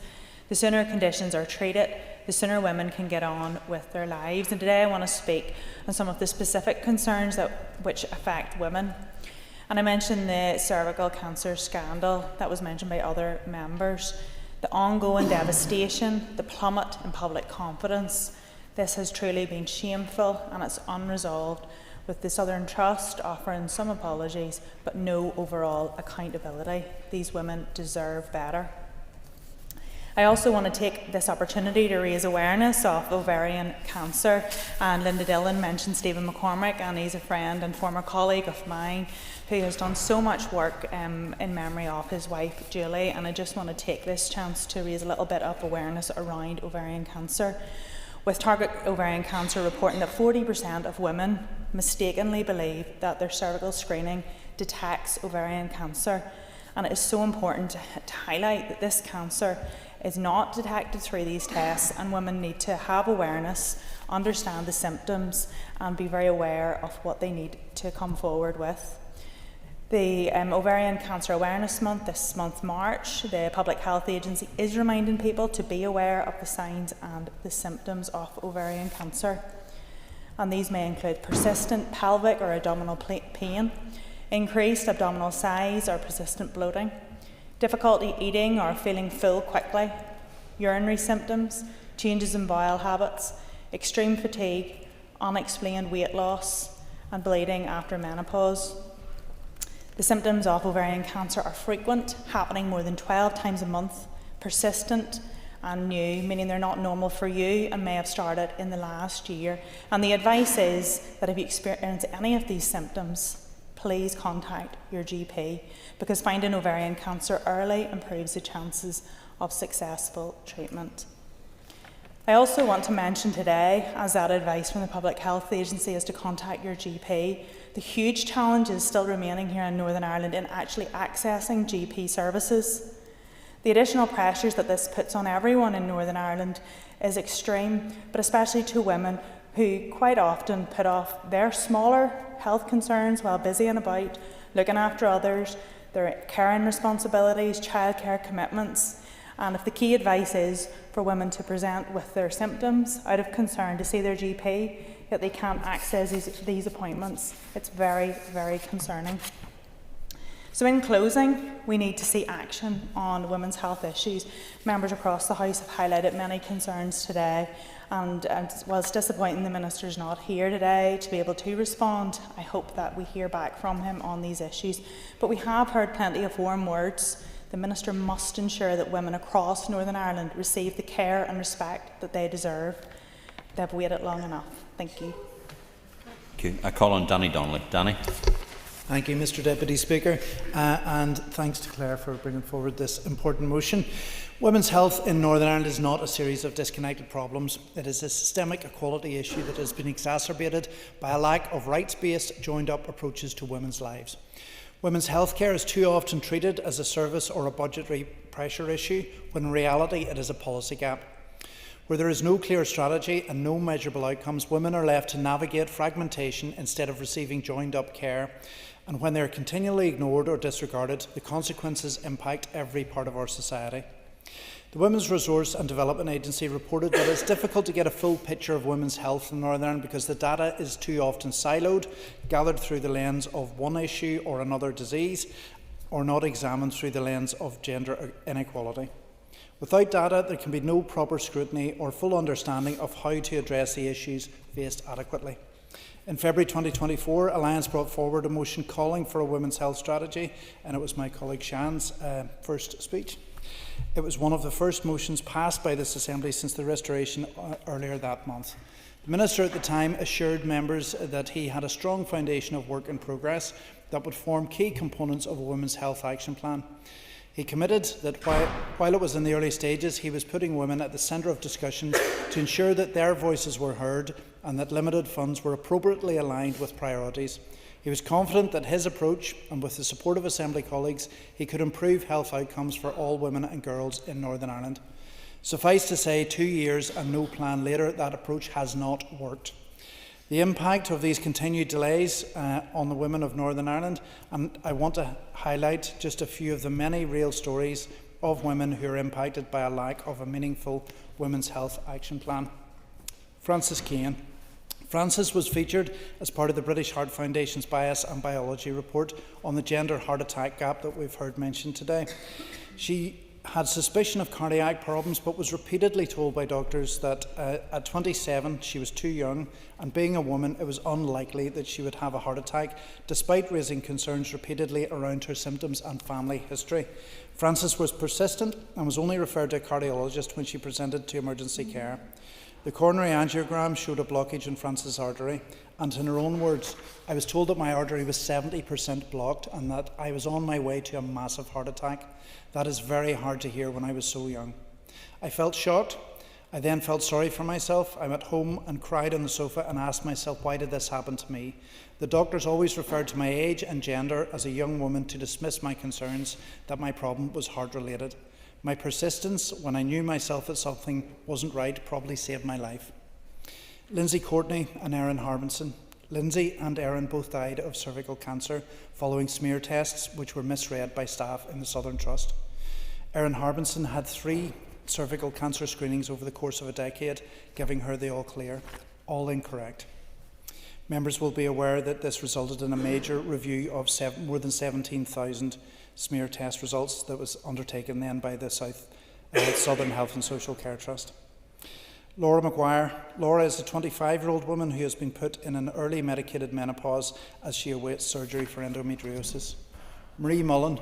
Marie said she waited 20 years for a diagnosis of endometriosis and was told mainly by male doctors that it was just period pain and that she would have to live with it. The Royal College of Obstetricians and Gynaecologists said that those waiting across Northern Ireland's 5 health trusts, if they were to stand shoulder to shoulder, the queue would be over 2 miles longer than it was in November 2024, stretching almost 15 miles.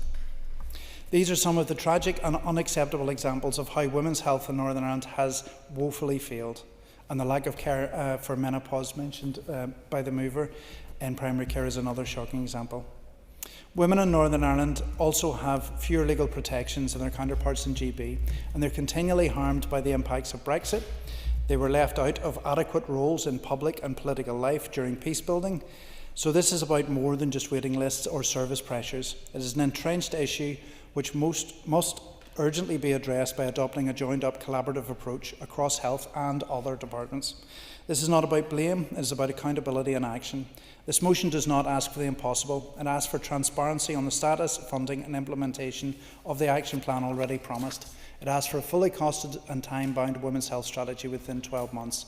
And it asks for women's health to be explicitly embedded in primary care across its life course. And it asks the Department to assess whether the current prevention is truly meeting its statutory duties. I urge the Minister not only to agree with these warm words, but to act. Thank you. I call on Philip McGuigan. Philip. And as a man, I'm acutely aware that I will never personally experience many of the health challenges faced by women. However, through repeated debates in this chamber, it has become impossible to ignore the consistently poor outcomes and challenges that women face when trying to access health care here in the North, whether in endometriosis care, perinatal mental health services, or the persistent inability to meet red flag breast cancer referral targets. And we are all too aware of the cervical screening failures and the mesh scandals. While all of our waiting lists are unacceptably long, gynaecology waiting lists remain among the longest of any speciality, with over 52,000 women and girls waiting for a first consultant-led outpatient appointment. And I recognise that many of these issues are not unique to here. However, like the rest of Ireland and our neighbouring islands, we still have no dedicated women's health strategy to address the inequalities, despite years of assurances that one is being developed. Such a strategy is essential because women's health changes significantly across different ages and stages of life. Hormonal shifts influence reproductive health, perimenopause and menopause, each bringing distinct impacts on physical and mental well-being. Pregnancy loss and childbirth also have profound and long-lasting effects. These realities underline the need for a coherent, lifelong approach to women's health. One that ensures maternity care, both perinatal and postnatal, along with wider reproductive health, are properly supported, and that services, research and resources are aligned to tackle long-standing inequalities in a consistent and accountable way. We also know that although women statistically live longer than men, their healthy life expectancy is falling. And NISRA's most recent figures show a decline of almost 2 years for women over the past 5 years. It shouldn't require personal experience to appreciate the seriousness of this. It requires only empathy, fairness and a recognition that half of our population are not receiving the standard of care that they deserve. Heart disease, as others have alluded to, remains one of the leading causes of death among women, yet symptoms often present differently than in men and are frequently missed. British Heart Foundation estimates that 26,000 women here are living with coronary heart disease, and their research shows that women face disadvantage at every stage of the cardiac pathway. These inequalities are further compounded by ethnicity and socio-economic status. Women are disproportionately affected by chronic pain and autoimmune conditions such as fibromyalgia and chronic fatigue syndrome, conditions that are too often dismissed or misdiagnosed. Cancers such as ovarian cancer often present with vague symptoms, making early diagnosis difficult and highlighting the need for better awareness, research and screening innovation. The Women's Health Action Plan offers a real opportunity for the Minister and the Department to address these inequalities.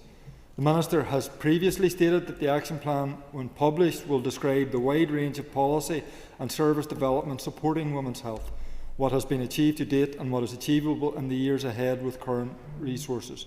But, as demonstrated by the example of the mental health strategy, without sufficient funding, planned actions cannot move beyond good intentions. Women and girls deserve clarity, transparency and timelines. Women's health must be embedded across all services. This institution has statutory equality duties, including those under Section 75. The Minister's own report last year highlighted the particular barriers faced by women and children in the immigration system when accessing healthcare. He has acknowledged the inequalities that exist between different groups of women. Addressing these disparities is a legal and moral obligation. Finally, last Collier, I recognise that women too often carry most of the weight for advocating their own health needs. That they should not have to. Gender equality in healthcare is not a woman's issue, it is everyone's issue. And I therefore, the Minister is not here, but the Minister must provide reassurance that having been left behind for so long, women's health will now be prioritised within his budget and within the wider transformation of our health service. Thank you, Philip. I call on Timothy Gaston. Timothy. Thank you very much, Deputy Speaker. And I rise to support this pointed motion calling for the Health Minister to bring forward a fully costed and time-bound women's health strategy within the next 12 months and before the end of the mandate. I want to begin by referring to a concerning statistic recently raised by my colleague Councillor Anna Henry when speaking about her own personal experience. Anna highlighted that nearly 12,000 women in the Northern Trust alone are currently waiting for a first consultation with a gynaecologist. That figure should stop every member in this chamber in their tracks and cause us to pause. That is not across Northern Ireland. That is in only one trust. We are also told that Northern Ireland has the worst gynaecology waiting list anywhere in the United Kingdom.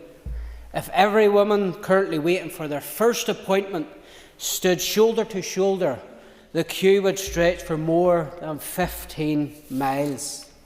That is the scale of the problem we are dealing with in women's health service provision. Behind those numbers are women waiting in pain, women waiting for a diagnosis, and women waiting for treatment, which in many cases could dramatically improve their quality of life. It is therefore entirely reasonable to ask how we have got to this point and reached a position where thousands of women in Northern Ireland are waiting years simply to see a specialist. And I must ask the Health Minister, where is Mr Swan's health strategy that was promised in this House back in 2024? This debate can simply not be about another discussion about writing strategies or producing action plans and glossy documents. That time has long passed.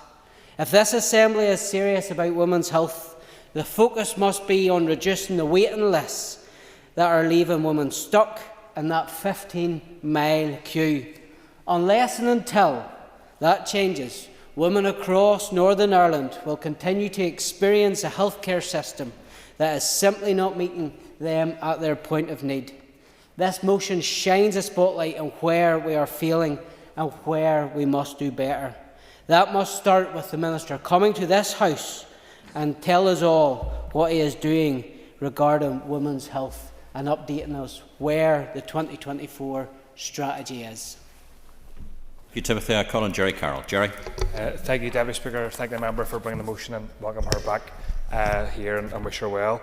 I obviously wholeheartedly support the motion, and I do as someone who represents a constituency where the consequences of a broken, underfunded health system are felt the hardest. And I think it's a shame the Health Minister isn't here today. I understand he's sitting with that enemy woman, Donald Trump, but he should be here, I think, listening to this debate and acting today. Yesterday, Deputy Speaker, I made a post on social media. It was an answer from the Health Minister to a question I'd asked about the number of women in West Belfast, my constituency, receiving treatment for PCOS and endometriosis, and apparently the Belfast Trust doesn't even hold that very basic information. And as they say, what matters, or you count what matters, that clearly shows that women in this situation do not count disgracefully. And in the past 24 hours, I've been inundated, Deputy Speaker, with comments, messages and emails from women in my own constituency and beyond about this issue. And I know medical misogyny is deep, but I was genuinely taken back by the scale of people reaching out and getting in touch. And I want to raise some of the issues that people raised with me. One woman who waited years on a PCOS diagnosis finally received a telephone appointment, only to be told to get back in touch if she wanted to get pregnant, and nobody has followed up with her since then, and that was almost 5 years ago. Another woman reports being bedridden for days on end due to endometriosis, and her community-based pain management group for her is a lifeline, and she said she wouldn't be here without it. Another woman waited 12 years for an endometriosis diagnosis, and she still, this is quite shocking to even say this, but this is what I've been told, she still takes her husband with her to her appointments because she wants to be taken seriously, because she's not taken seriously by her medical practitioner, which is a real disgraceful Victorian-era attitude view towards women. Someone else said she suffered with endometriosis all her life and was told the pain was all in her head, something that people have been told quite regularly, unfortunately. And it wasn't until she had a hysterectomy for cancer that her diagnosis was confirmed. And those lucky enough to get a diagnosis report being left to deal with it, as the member for North Belfast kind of referred to, with no help and no information on living with serious life-changing conditions like PCOS. And multiple women reported that their pain was routinely dismissed and being told things like everything will settle down as you get older, so patronising as well as dismissive. Someone else reported waiting 2 years on gynaecology surgery, only for all her symptoms to return and to go back on the back of the queue for another 2-3 years for the waiting list. Others talked about a lack of data on the number of women being diagnosed with ADHD and autism. And another woman shared her traumatic experience, Deputy Speaker, of misdiagnosis for a mental health condition and the wide-reaching impacts this has had on her family life. And when you take all this together, it's abundantly clear that working class women in particular, and women juggling current responsibilities, women navigating poverty, aren't getting the health care they deserve. But this is the predictable outcome of a capitalist, profit-driven model that has always treated women's health as secondary concern at best. Another name, let's call it what it is, medical misogyny. For generations, women's pain has been dismissed, their symptoms minimised and their conditions under-researched, as members have said. And it has been said already, endometriosis patients waiting 10 years for diagnosis is a disgrace. Gynaecology waiting lists in Northern Ireland are among the longest on these islands, and the Getting It Right First Time review confirmed what women already knew and have been saying for years: the system is not working for them. This is the logical end point of a system that was never designed with women at its centre, certainly working class and poor women at its centre either. And while we debate strategies and action plans, the privatisation of women's health care quietly accelerates. When public waiting lists become intolerable, those who can afford it go private, or those who can get themselves into debt go private. Those who can't, including thousands of women I represent in West Belfast, are left behind. England, Scotland, Wales and the south of Ireland all have dedicated women's health strategies, and the North does not. This is a political choice, and once again the North is a laggard. The Minister has previously stated he wants to deliver action, not another vague strategy of platitudes. To that end, he promised to produce a women's health action plan, but as the motion rightly says, no publicly reported progress, outcomes or targets for the so-called action plan. And in conclusion, at the end of last year, the WRDA produced some research that clearly identified what women actually need: accessibility, especially for GPs, continuity of care and building strong relationships with healthcare providers. Jerry, draw your marks to a close, please. And also women's health hubs as well. So, commend the member, support the motion. Thank you. Thank you, Jerry. And I call on Claire Sugden to widen the debate. And Claire, you have up to 10 minutes. Up to you. Thank you, Deputy Speaker. I really appreciate everyone who has contributed to this debate. I'm quite heartened at the number of contributions from around the Chamber and from different perspectives on the Chamber, in particular from a lot of the male contributors. In particular, I'm really heartened by Timothy's contribution. I think the analogy that you gave around the 15-mile queue is quite sobering, and if any of us were to stand in even a queue half that long, I think we would be raising questions about it. So I think what's happening in Northern Ireland in terms of women's health it's shameful, and sadly it's not a new issue. As members have said, this issue was raised 2 years ago, and here we are 2 years later with promises of a women's action plan. Not necessarily a women's health strategy, despite other areas of the jurisdictions in the UK and Ireland having one. And I appreciate the Minister's not here. I did consider not moving this debate, but as the independent member, I only get 2 shots at a motion in a mandate. So I thought it was good to at least put this on record and follow up, where we need to. But the Minister did anticipate that he wouldn't be here, and he's written to me, and I'll talk to what he has said in his letter. But I suppose even his party colleague, Alan Chambers, in representing some of what the Minister might have said, that we don't need shiny documents, we don't need strategies. But the purpose of a strategy is to join the dots. The purpose of a strategy is to look at this in a way that will actually save our health system some money, will actually ensure that women's life course will be much more the way it needs to be. I'll give you an example. At 16 years old, women are offered a contraception called Depo-Provera, which actually weakens their bone health. So at 16 years old, they are given something that when they turn maybe 78 years old will have a detrimental impact to their life. They're not given those conversations at 16 years old about what might happen later in life. So that's why a women's health strategy is so important, because what we do at 16 does have an impact at later in life.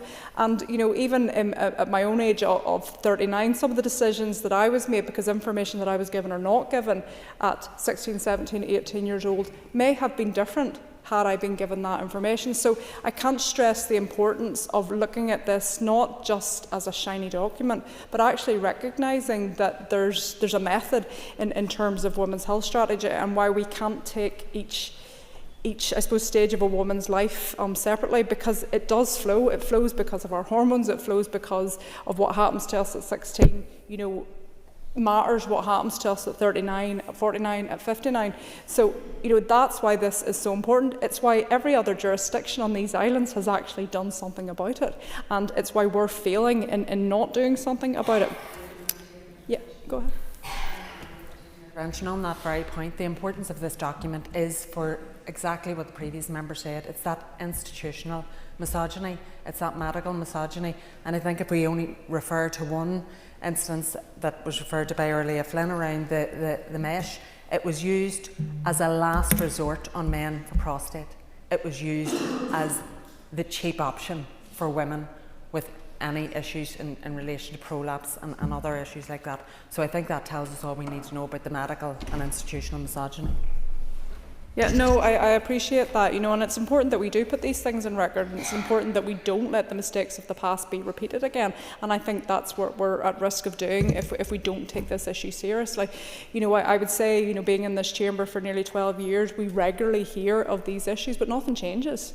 And this motion that I proposed wasn't just about the document. It was about it being costed. It was about transparency. It was about actually holding the minister to account and what is his ultimately responsibility. So, I have no doubt that we will not get this within 12 months. I put it out there because I don't think it's unreasonable to expect it. I was a minister in government, and if he wanted to do it, he could. And it could be done very quickly. They certainly do it when it suits them. So I think it's important to have this conversation and to put pressure on the minister and the wider Northern Ireland executive as well, because they all sit around that table and they all could have these conversations. But I suppose just in anticipating this debate, to be fair to the minister, he wrote to me last week because he wouldn't be available because he is in Washington today. And he did acknowledge many of the issues that members have raised. He referenced disparities in women's health outcomes, pressures on services, and the need to improve support across a range of areas, including menopause, endometriosis, and perinatal mental health. And the acknowledgement, as I said, is important. However, acknowledging the issue and addressing it are not the same thing. And the Minister's letter to me also referred to the Women's Health Action Plan and to the development of a strategic framework. Yet what remains unclear is what progress has been made, as other members have said. And I don't sit on the Health Committee, but I can imagine any of the members in the House that do, don't know what progress has been made on this either. What funding is attached to this work, because to be honest, none of this work is going to progress if there's no money. And crucially, what is that timeline? So this is why this motion calls for clarity, and it asks for detailed update on the status, funding and implementation of this action plan. It asks for the development of a fully costed and time-bound women's health strategy. And I think the other important point that I wanted to include in this motion was to consider whether the current system is meeting our equality obligations under Section 75 of the Northern Ireland Act. Section 75 requires public authorities to have due regard to the need to promote equality of opportunity. Given the disparities that we have discussed today in women's health outcome and access to service, it's entirely reasonable to ask whether this current approach is meeting our obligation. And I appreciate that other members, have talked to this, and even Nuala McAllister's example on how we treat vasectomy versus, childbirth. After having my daughter, my husband wasn't even allowed to visit me. I had to, maybe only having had half an hour's sleep, care for this newborn baby.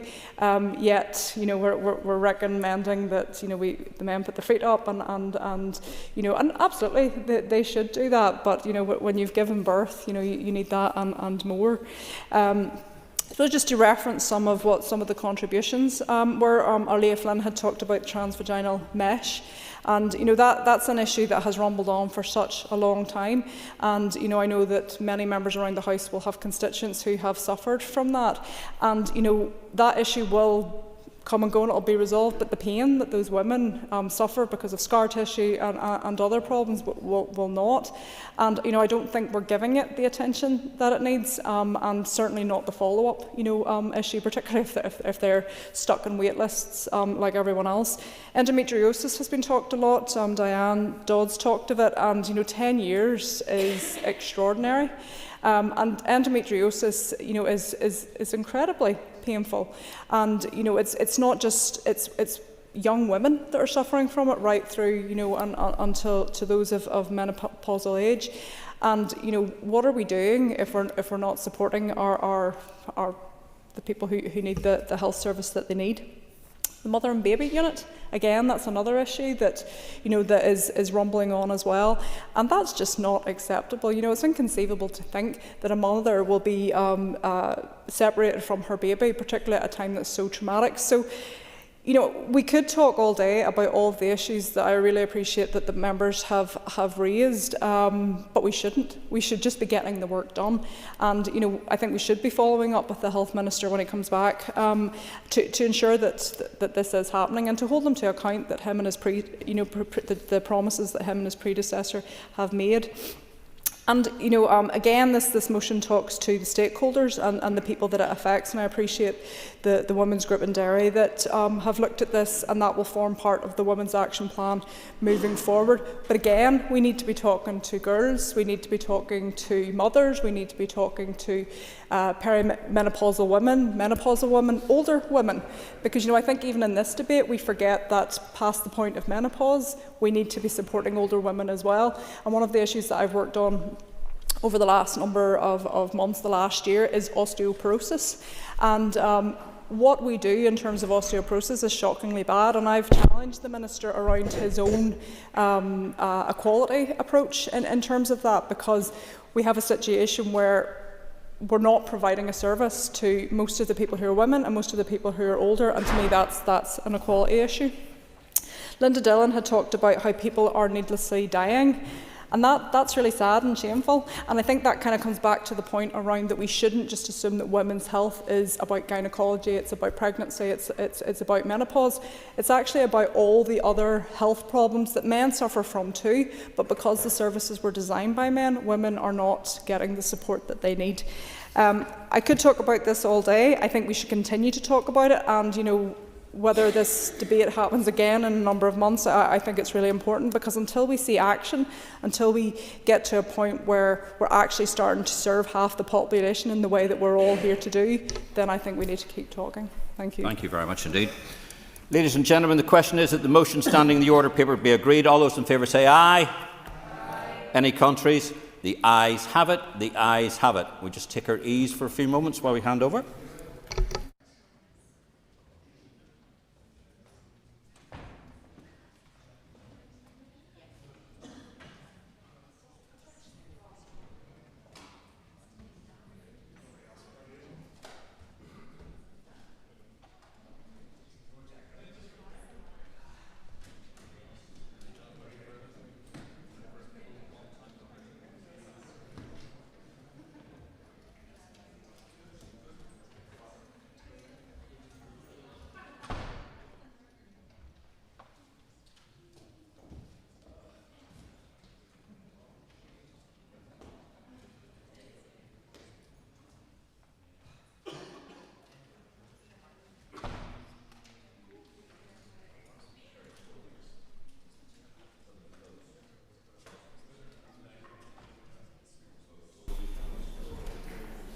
Okay, members,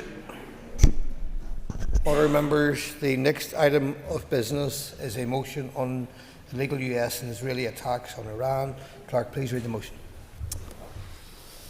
That this Assembly stands firmly behind international law and condemns the illegal US and Israeli attacks on Iran as a violation of the United Nations Charter and international law, further condemns the human rights violations, lack of democracy and breaches of the Universal Declaration of Human Rights in Iran, regrets that many civilians have died and will die as a result of these reckless attacks, is deeply concerned that Irish and British citizens living, working and on holiday in the region have been put in danger, recognises the huge economic damage that will be felt in the Middle East and the economic shock that will also be felt across the globe, further recognises the direct impact of fuel and energy price rises here, which will impact workers and families already struggling with the cost of living, calls for an immediate end to the conflict, and further calls for the recommencement of urgent negotiations towards a peaceful diplomatic resolution in line with international law and which respects the right of the people of Iran to self-determination. Thank you. I call Dr. Kearney to move the motion. Thank you. The Business Committee has agreed to allow up to 1 hour 30 minutes for this debate. The proposer of the motion will have 10 minutes to propose and 10 minutes to wind. 3 amendments have been selected and are published on the marshal list, so the Business Committee has agreed that 45 minutes will be added to the total time for the debate. Mr. Kinney, please open the debate on the motion. The decision by the United States and Israel to launch unprovoked military operations against Iran is a flagrant violation of the United Nations Charter and international law. This is the second time in 9 months America has begun a war in the midst of a live political negotiation. Just days before it began, the US and Iran nuclear talks were concluding in Geneva under Omani mediation. To be clear, launching strikes during active negotiations violates the principle of good faith set out in Article 2 of the UN Charter. Yet again, the actions of the United States and Israeli governments have fundamentally damaged the multilateral system. So, Aliaskan Corlia, Sinn Féin will be supporting the Alliance amendment to this motion. It's a considered contribution to this hugely important issue. We will not be supporting the SDLP amendment because it is the opposite of that common sense approach. These strikes on Iran are a part of a broader pattern of illegal unilateral actions by both the States and Israel. The expansionist objectives of the United States and its Zionist ally is once again pushing the Middle East towards an abyss. Their war is illegal. It is not a legitimate response to the human rights violations, the lack of democracy, and the breaches of the Universal Declaration of Human Rights which have been taking place in Iran. The glaring irony of this military action is that the very international institutions, laws and standards required to address the breaches of human rights within Iran itself are the very same institutions, laws and standards which are now being violated due to the illegal actions of the United States and Israel. The initial so-called justification given for the US-Israeli strikes on Iran do not stand up to any objective scrutiny. It is only mere months since the United States President declared that Iran's nuclear programme was completely obliterated, countering any suggestion of an imminent threat. The International Atomic Energy Agency had already verified that no nuclear weapon capacity was being developed or existed. Remember the lies told to us all about weapons of mass destruction in Iraq.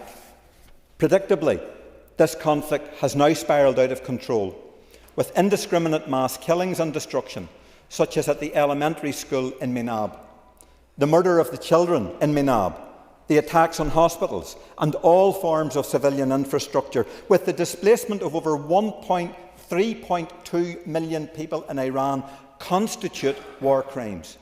And these are the consequences of an administration which does not consider itself accountable to international law. The British government's decision to join the US-Israeli war is an equally reckless decision.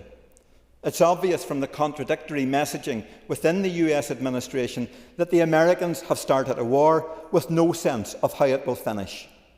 The spectre of catastrophic wars in Iraq, Afghanistan and Libya once again loom large. Alongside the ongoing carpet bombing of Iran, Israel has now mounted sustained air and ground attacks against Lebanon, which have displaced nearly 1 million people. In reaction, Iran has mounted missile attacks against and violated the national sovereignty of the UAE, Iraq, Kuwait, Saudi Arabia, Bahrain and Qatar.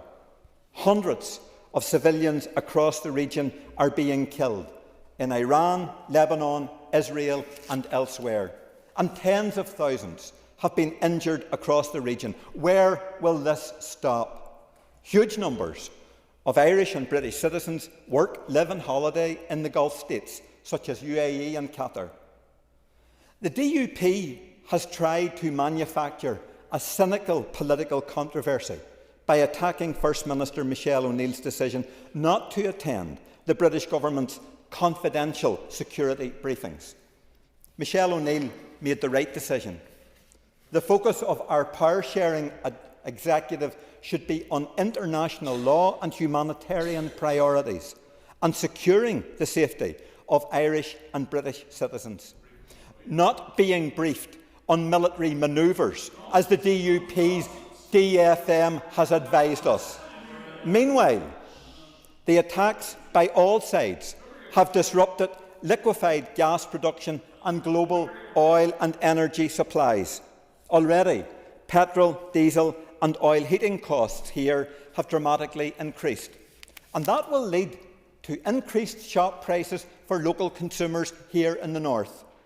Cost of living pressures for workers and families are becoming more extreme, while big businesses continue to make profits, because capitalism always prospers in times of war. And in the midst of these intense pressures for workers and families, a former DUP leader, Arlene Foster, has pressed for welfare cuts in order to pay for weapons of mass destruction for the British state. So it comes as no surprise that the DUP favours despicable warmongering and is willing to have the most vulnerable pay the price for that. Once again, political unionism is an outlier in relation to human rights, diplomacy and global relations. And the duplicity of some unionist representatives in this Assembly and the Executive is absolutely appalling. They abuse these political institutions to continuously rake up the past of our own political conflict. They purport to hold a higher morality than everyone else. And in the meantime, they shamefully warmonger, they deny genocide and champion the same disregard for international law as American imperialists and Israeli Zionists.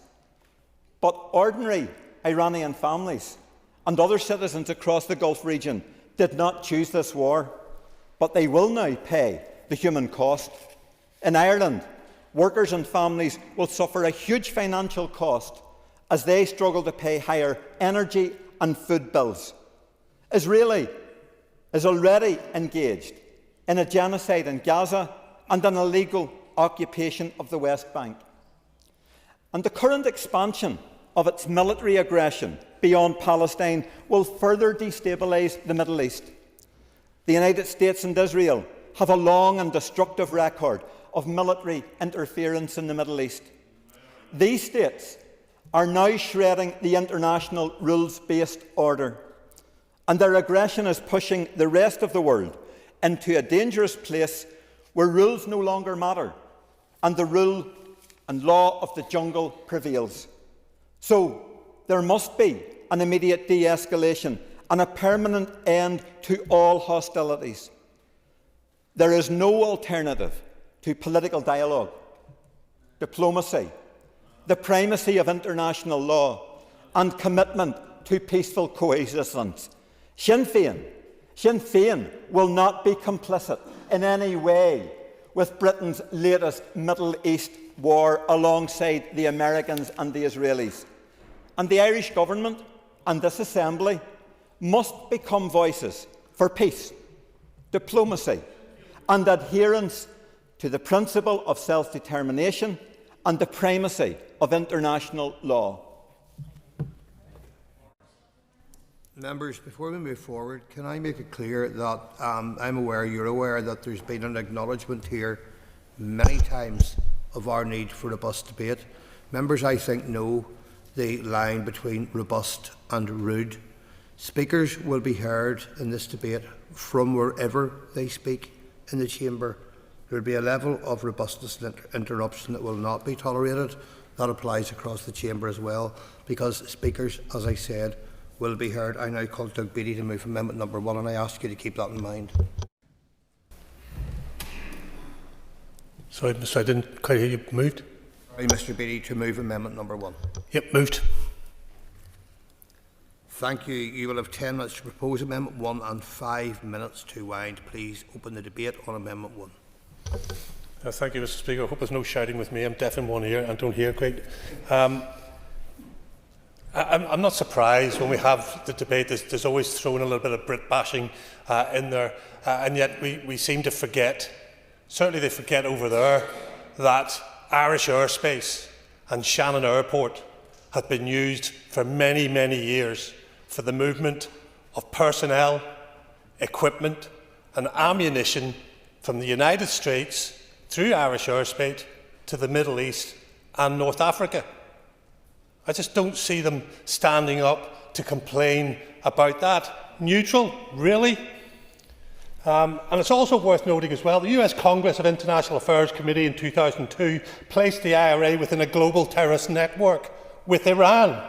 Clear evidence and intelligence of a link between Hezbollah and the IRA. Even the Irish government, in released state papers, had concerns around Iran's backing of the IRA. Therefore, I have to ask the motives behind this motion, and if Sinn Féin is willing to declare an interest. Mr. Speaker, it's really important not to see this as a Trump war, because if we see this as a Trump war, we'll be changing our opinion every 20 minutes. That's just the nature of the man. We have to analyse and look at this far deeper. Nobody wants war. It comes at you in many varied and complicated ways and for many varied and complicated reasons. This is a limited, targeted conflict to stop what would become a regional conflict, something Iran is desperate to do. And make no mistake, it is not a regional conflict now. We will know when it is a regional conflict. Iran are not innocent victims responding to aggression. This is just strategic fiction. The reality is that the Islamic Republic of Iran bears substantial culpability for the present conflict. Their guilt is not merely a matter of retaliatory strikes, but of deliberate, decade-long strategy of escalation through proxies such as Hamas, Hezbollah, the Houthis and the Islamic Revolutionary Guard Corps, who literally travel the globe exporting terrorism. This is a doctrine which is known as forward defence. By creating conflict, destabilisation in other countries via global terrorism, they create internal defence. They rely on Russia and North Korea for support, and that tells you all you need to know. The attacks by the US and Israel on 28th of February was not a starting point of this conflict, as Iran has been destabilising the region for decades and have been trying to acquire nuclear weapons on the way. And again, take your minds away from intercontinental ballistic nuclear weapons. We're talking about small, tactical and battlefield nuclear weapons that you can get in a suitcase. Their aim is to be the dominant force in the region, and Israel would not, under their dominance, have a right to exist. It is also worth noting Iran's human rights abuses against its own people, particularly women. They are systemic and deeply institutionalised. The regime enforces mandatory veiling through laws like Nour's Plan, using surveillance, violent morality police, clandestine arrests, even targeting girls as young as 15 to suppress dissent. Women face state-organised discrimination in their legal status, for employment and education. Activism often criminalised as foreign agent activity. The crackdown on the women life freedom movement has been brutal. So I can't shed a tear for the Iranian regime, but I can shed a tear for their people who are being oppressed by that regime. UN experts have documented the use of legal force, torture and sexual violence against protesters, with thousands killed in recent protests alone, including children. Collectively, these documented patterns, including recent mass killings, have led US investigators to conclude that some Iranian state actions amount to crimes against humanity. The prosecution of this war, not the reasons for it, are of concerns. We are seeing limited aims and shifting mission statements, which has led Iran gaining the limited economic initiative by closing the Straits of Hormuz. What I'm saying here is that the US have gone in, not that they were wrong to go in, but they didn't go in with a clear plan. The closure of the Straits is not a defensive action. It is a global reaction, economic terrorism, and it has an effect on people right across the globe with increased fuel costs. One of the questions that we do have to ask, of course. I appreciate the member giving way. Just on that, so if I'm to understand, he doesn't object to the idea of the US taking some action, but he thinks the aims have been vague or shifting. I don't want to misquote him. Does he not think, and I'll reflect my own remarks, what I think of the war, but does he not think that the US should have planned for the Iranians closing down the Straits of Hormuz, since they said they would do that many, many times? Yeah, of course, and planning should have done, and planning should have been done in depth, and should have been a clear set of aims of what they're trying to achieve. That's the prosecution of the conflict. That's not to say it wasn't right to go in to take Iran to task for what they were doing. That is destabilising region with decades and decades of global terrorism. But one of the questions we have to ask ourselves here is, why were we not prepared? It's not that this hasn't happened before. We had these fuel shortages after that Russia invaded Ukraine, or the destabilisation in the Middle East over the last 3 years. We knew this was happening, and yet we were not prepared. And now we're complaining and trying to do crisis planning here in Northern Ireland because fuel prices have gone up. This is something we should have been looking at, something our First Minister should have been looking at if she is the First Minister. It is incumbent on the US and the Israel administration to end this conflict as soon as possible. And while prosecuting it, they must adhere to the laws of armed conflicts. We hear war crimes being thrown about as a strapline, and that's all it is. People use it as a strapline. Disgusts me when they do. But it's still a breach of the law of armed conflict, and they have to adhere to that law of armed conflict, and the US and Israel are no different from anybody else. And just so we're aware, terrorists are also bound by the laws of armed conflict. All wars and conflicts end in negotiation. Therefore, I hope that the situation de-escalates soon in the Middle East. I hope the fighting stops. I hope that the protagonists can get around a table and start to negotiate. But what we do need, because it's in the hands of Iran for them to stop global terrorism and exporting it, it's in the hands of Iran to stop trying to gain nuclear weapons. It's that simple. And they could do that tomorrow. And in truth, they do need to do that tomorrow. Because it's the Iranian people who are suffering during this conflict. And we can stand here and complain as much as we want to stand here and complain. It won't make a single bit of difference to what's going on in the Middle East. Not one bit of difference. Might make us feel good, but it won't make a difference there. Nobody wants war. It's not a video game. I don't want it. I've been there, I've seen it, and the people who suffer most are the innocent people, the innocent civilians, and they are suffering. They're suffering right across the region, in the Gulf states, they're suffering in Iran, they're suffering in Israel. And the sooner we get to an end to this conflict, the better.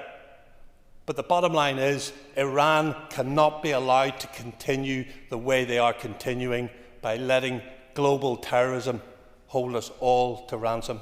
Thank you, Mr. Deputy Speaker. Well done. Thank you. And I call Kate Nicholl to move Amendment number 2. Thank you. You will have 10 minutes to propose Amendment 2 and 5 minutes to wind. All other speakers will have 5 minutes. Please open the debate on Amendment 2. Thank you, Deputy Speaker, and I welcome the opportunity to speak on this. There's been quite a lot of criticism recently about the Assembly focusing on international issues, and of course members of this House know that we talk about many issues. And I think it is important that we have these discussions.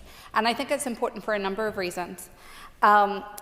I think the reality is that we can't separate ourselves from global events that directly affect us. What happens across the world invariably reaches into our own communities, and the war happening in the Middle East is a stark example, affecting our citizens living and travelling in the region. And I know many MLAs, myself included, were in touch with people who were on holiday in Dubai, suddenly fearful, wondering how they were going to get back, members of our community who had family members there, no idea what the future held. And it was a very scary time for them. The driving up of energy and fuel prices for households and businesses here at home is also an example of why it's relevant. But also, I just remind people that there are members of those communities who live here now. They are our constituents too, and they want us to speak out. There's another point that I think we don't really focus on very often, but so often the galleries are filled with visitors from different countries, people who've come from Colombia, from Palestine, from all over the world, places where they are experiencing conflict, and they come to learn from how we do politics here. They come to see how, since the Good Friday Agreement, we learn to how we work together, despite our diametrically opposed views on so many things, how we can work together. And I think that as a place that has benefited from the time and the consideration of other countries, it is so important that we speak from one voice in terms of peace. We have a tendency to view conflict here through the lens of our own understanding of it, and that is a human instinct. But it's one as legislators that we shouldn't make. Everything that we do should be rooted in our common values for a shared desire for peace, democracy, and respect for human rights and international law. And that is what the amendment from the Alliance Party seeks to clarify, that multiple things can be true at once. I have had the privilege to work with many Iranians here in Northern Ireland, and I went into the hotels many times. Jerry Carroll and I both did. And I remember meeting an Iranian man who had been a prisoner for a number of years, and I saw his medical records. And what he went through was an example of the very worst of what people can do to each other. The Iranian regime is responsible for some of the worst atrocities on its people, particularly women. And I've met with Iranian women here, and what they have been through is incomprehensible. So you can condemn what has happened to Iranian people, and you should. But at the same time, you can also condemn the US and Israel's attack on Iran. And this is a Trump war. The Ayatollah was an 86-year-old man. You know that they've been career planning for his succession for such a long time. There are wars and human rights violations going on everywhere else in the world. Let's not kid ourselves. This is about power, it's about oil, and it is not about saving the people of Iran. Because if it was about that, they would have had a plan in place. And there was none. And I mean, you just listen to Trump officials, 6 different rationales for the reason for bombing Iran. It's nonsensical. Go ahead. The member is someone who engages in humanitarian causes across the world, and I understand she has a passion for that. Has she not seen, as I have, the thousands of people on the streets of Iran and across the world celebrating the death of the Ayatollah and what it meant to them, and the freedom that they hope will come from that at some stage, and see that there is positive, and conflict is the only way in which an Ayatollah, a supreme leader, is going to be removed, whether that's domestic or whether it's from other powers? So I have seen people celebrating across the world, and I understand why. When you have lived under an oppressive regime, when you have had family members who have been murdered because of this regime, and you are given an ounce of hope, of course you are going to cling on to that. Who's replaced him? His son. I mean, it's just going to be more and more of the same. So I completely understand, and I believe that we should be listening to people. How many times have I stood in here and spoken about Palestinian people, and members have said, oh, well, what about Sudan? I organise an event with members of the Sudanese community. No one comes to it. Yeah. I talk to people, I listen to their lived experiences, and that's how I take my position. So I completely agree that the Iranian regime is guilty of some of the worst possible things, but what America has done is also awful, and you can hold those two things at the same time, and we should. We should be able to condemn the US-Israeli strikes and retaliatory strikes conducted by Iran across the region, and this was what we felt was missing from the original motion, which is what we thought was important to include, and we've set it out. There's another point that I really want to make clear, and that we've included in our amendment, and that's around the lack of an international relations strategy. We have different views on things, that is true, we know that very well, but we have one executive, and we need to be speaking with one voice. And it's why I don't think Michelle O'Neill was right to be out of that meeting. You can't be a Minister for All and not be in the rooms. My constituents just wanted their executive to be speaking with one voice, saying, here is the information, this is what you need. So I think we need to really have a plan in place for how we talk about these things with one voice. It's so important. That leadership is so important. And we'll have different opinions on different policy things, but when it comes to international relations, how we deal with the international stage, I think we really do need a strategy there, and I think that would provide a solid basis for engagement on an ethical basis. I've already spoken about the need for a clear and unified approach, and people wanting to see that political leaders working together for the common good, especially on these significant international issues. And we are contacted by constituents every day who want us to be using our platforms to speak out for human rights in what way we can. In terms of the UUP amendment, there are parts of it that we of course support, the importance of recognising human rights abuses in Iran and support for the armed forces. However, the removal for the call of an immediate end to the conflict and the indication, it gave an indication as though the strikes are justified, and that means that we can't support their amendment, particularly because it also removed the statement of the self-determination of the Iranian people, and that for us is incredibly important. I spoke about the Iranian community and how I've been working with them, and that they are our constituents too, and we have responsibilities to engage with their concerns and advocate on their behalf. And I just think that that is so important, that the future of the Iranian people must remain in the hands of the Iranian people. There's no long-term plan for what's going to happen next for Iran. The US don't seem to know what they'll do tomorrow, never mind having a long-term plan for the peace and prosperity of the Iranian people. And I don't know about you, but it really does feel like we are on the edge of something right now in the world, that once we go beyond it, we may not come back very quickly. And I feel very scared for the state of the world. I feel very scared for where we are. And I think the only way we come back from that is where we have dialogue, where we adhere to international law, where we have diplomacy, and where we just embed our common humanity back into the centre of politics at all levels. We're all on this one planet together, you know? I feel like we all have our common humanity, and we lose sight of that so often. And when we lose sight of our humanity, that is when awful things happen. So, yes, go ahead. The member makes a very important point, that the moment this world lifts its head away from the rules-based order that brought us to where we've been since the Second World War, without respect for human rights, democracy and the rule of law, we enter into the anarchy of what the American regime under its current president has been doing to all of us, and that we must re-centre this world back into human rights, democracy and the rule of law. I couldn't agree more with my colleague, and I have two work experience students in my office, Oshin and Lewis, and they were doing some work on my research today, and that was their point, that, you know, we step away from the rules-based order, then we're very much at risk. Mr. Deputy Speaker, we must stand for human rights, we must uphold international law, and we must ensure that the voices of Iranian people are central to any peaceful future. Thank you.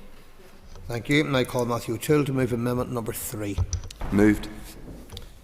Thank you. The Assembly should note that the amendments are mutually exclusive, so if Amendment 1 is made, the question will not be put on Amendment 2 or 3. If Amendment 1 is not made, the question will be put on Amendment 2, and if it is made, the question will not be put on Amendment 3. Mr O'Toole, you have 10 minutes to propose Amendment 3 and 5 minutes to wind. All other speakers, as I said before, will have 5 minutes. Please open the debate on Amendment 3. Thank you very much, Mr Deputy Speaker. I'm pleased that our amendment has been selected, and I'm pleased that we're debating the subject tonight. We agree with the vast majority of the motion, and I'm glad it was submitted.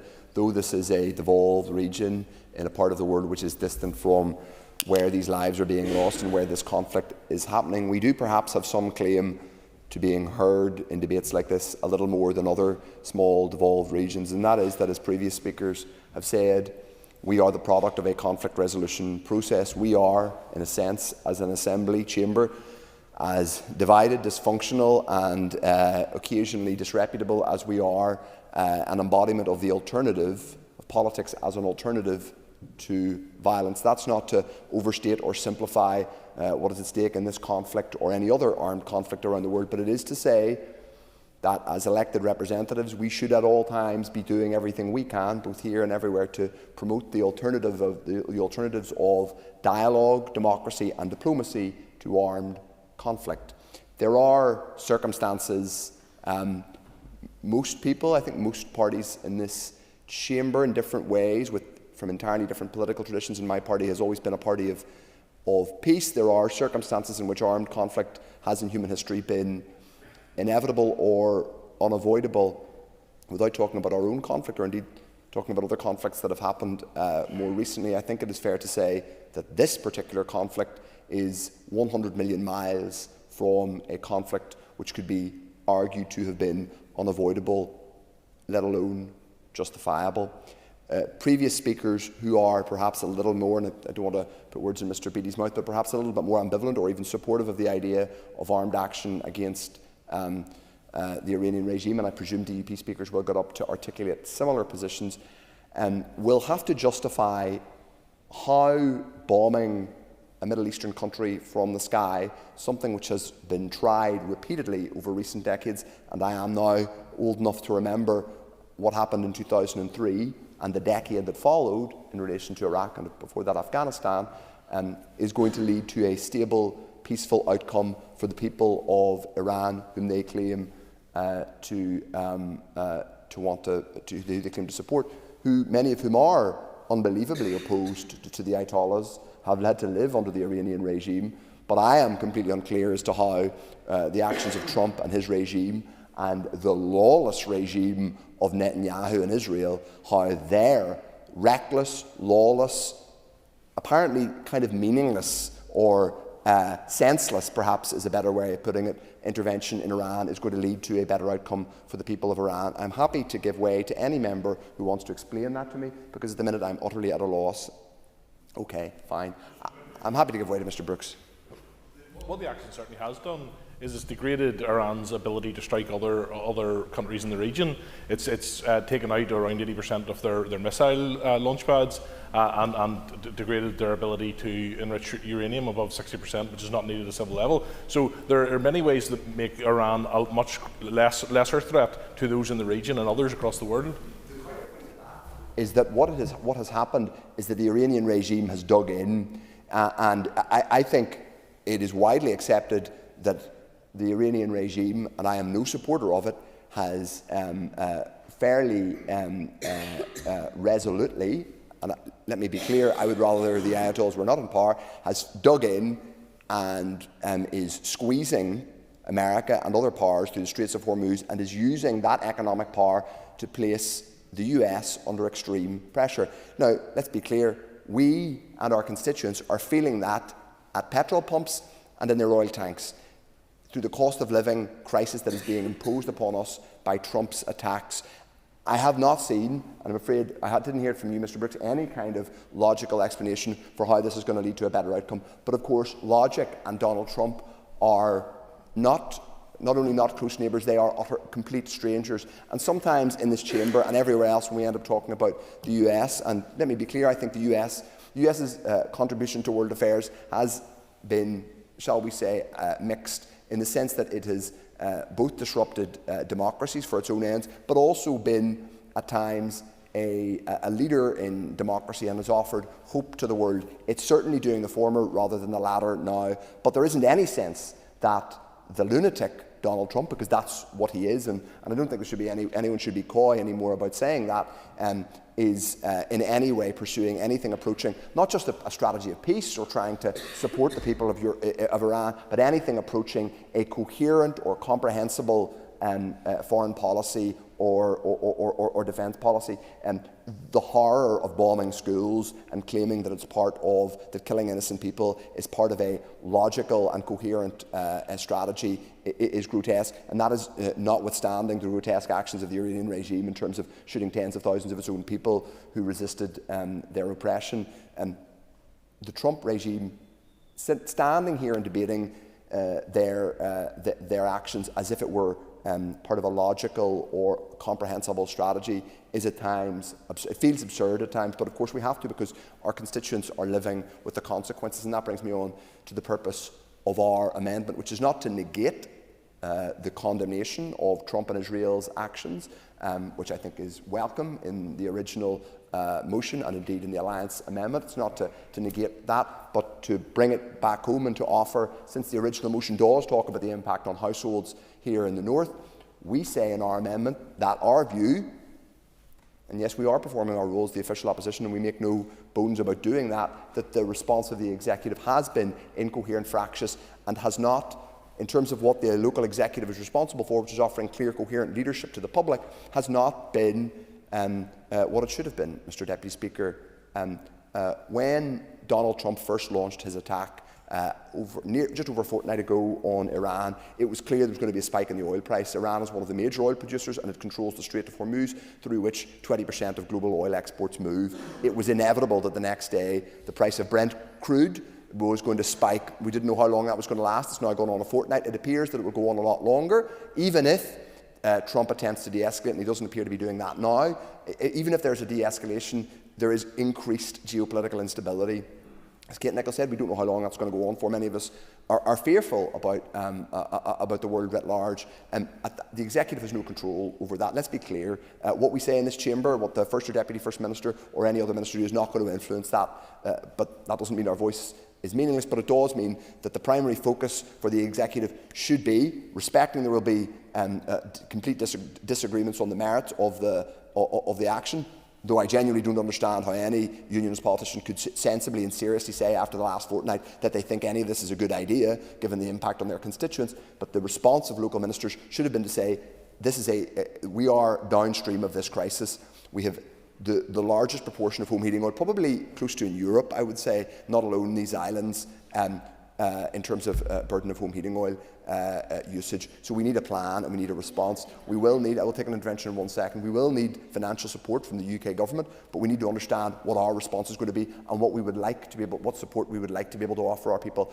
That response didn't happen. In fact, we saw continuous infighting from those parties. That's what our amendment says, and I don't think it's unreasonable to, but I'll happy to give way. Thanks for giving way. You've just articulated your view that the position laid out by the Ulster Unionist Party thus far and the view given by the member from the DUP is something that you cannot comprehend or agree with. And you agree with the body of our motion.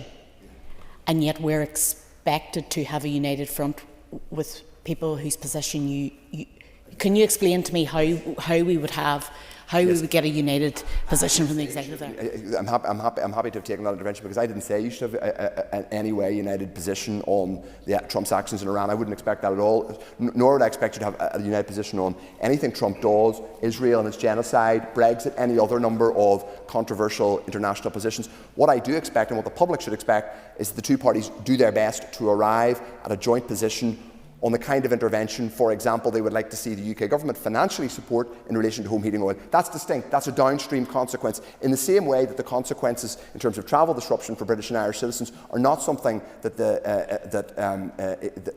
that's something that there needs to be an agreed position on. So I think it's perfectly clear. I don't think that's that difficult to understand, that the executive can agree a position on a local impact and agree a policy response that's distinct from agreeing with the initial illegal action. And that hasn't happened yet, Mr. Deputy Speaker, from the executive. That's all our amendment calls out. And I know it makes some people uncomfortable that we are willing to make these points, but that is our job as the official opposition. But back to the main thrust of the motion. The destabilisation visited by Trump and his lawless, frankly lunatic regime, I hope will end quickly. But even if it does not, and especially if it does not, we will need a joined up and coherent response to the downstream consequences locally, even if we profoundly disagree with those in this chamber who inexplicably and frankly insanely continue to support his reckless actions. Thank you. Thank you. I call David Brooks. Thank you, Mr. Deputy Speaker. And at the outset, I declare my previously registered visit to Israel through the Israeli Embassy, London. First of all, Mr. Deputy Speaker, I want to say that this motion, the text of this motion, is dripping in the sanctimonious hypocrisy that we have become far too desensitised to in this chamber in terms of Sinn Féin. This is a party who has had a private army who bombed, who murdered and maimed in this place and wished to lecture the rest of us on international law and diplomacy. On Saturday, I was in the Shankill Road for a St Patrick's Day event. I passed the site of the Shankill bomb. No, I won't. I watched the parade from the, just across from the memorial to those who lost their lives in the Biardo bombing and attack. The families who lost loved ones to both tragedies might ask what business Sinn Féin, who continue to lionise those who murdered men, women and children, have feigning some respect for life, law and peace. This motion says it regrets that many civilians have and will die. They might ask how loud or visible Sinn Féin were when Ayatollah Khamenei was mass murdering tens of thousands of his own citizens in recent months for dissenting. In Northern Ireland, we know all too well the cost of violence and the perils of extremism. We recognise there comes a time when action must be taken against those who reject peace and embrace intimidation. We understand the anguish of communities who face threats from militias backed by Tehran.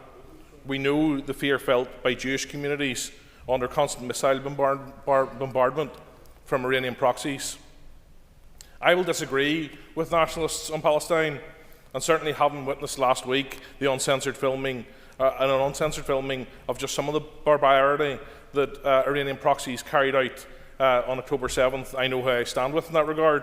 However, it is astounding to me that nationalists, some of whom I hear at the Education Committee each week railing against faith in our schools and culture, how it is they find themselves committing to apologism for an oppressive Islamic regime whose vile treatment of women is a matter of record, whose oppression and murder of their own people has been witnessed at its most acute in recent months.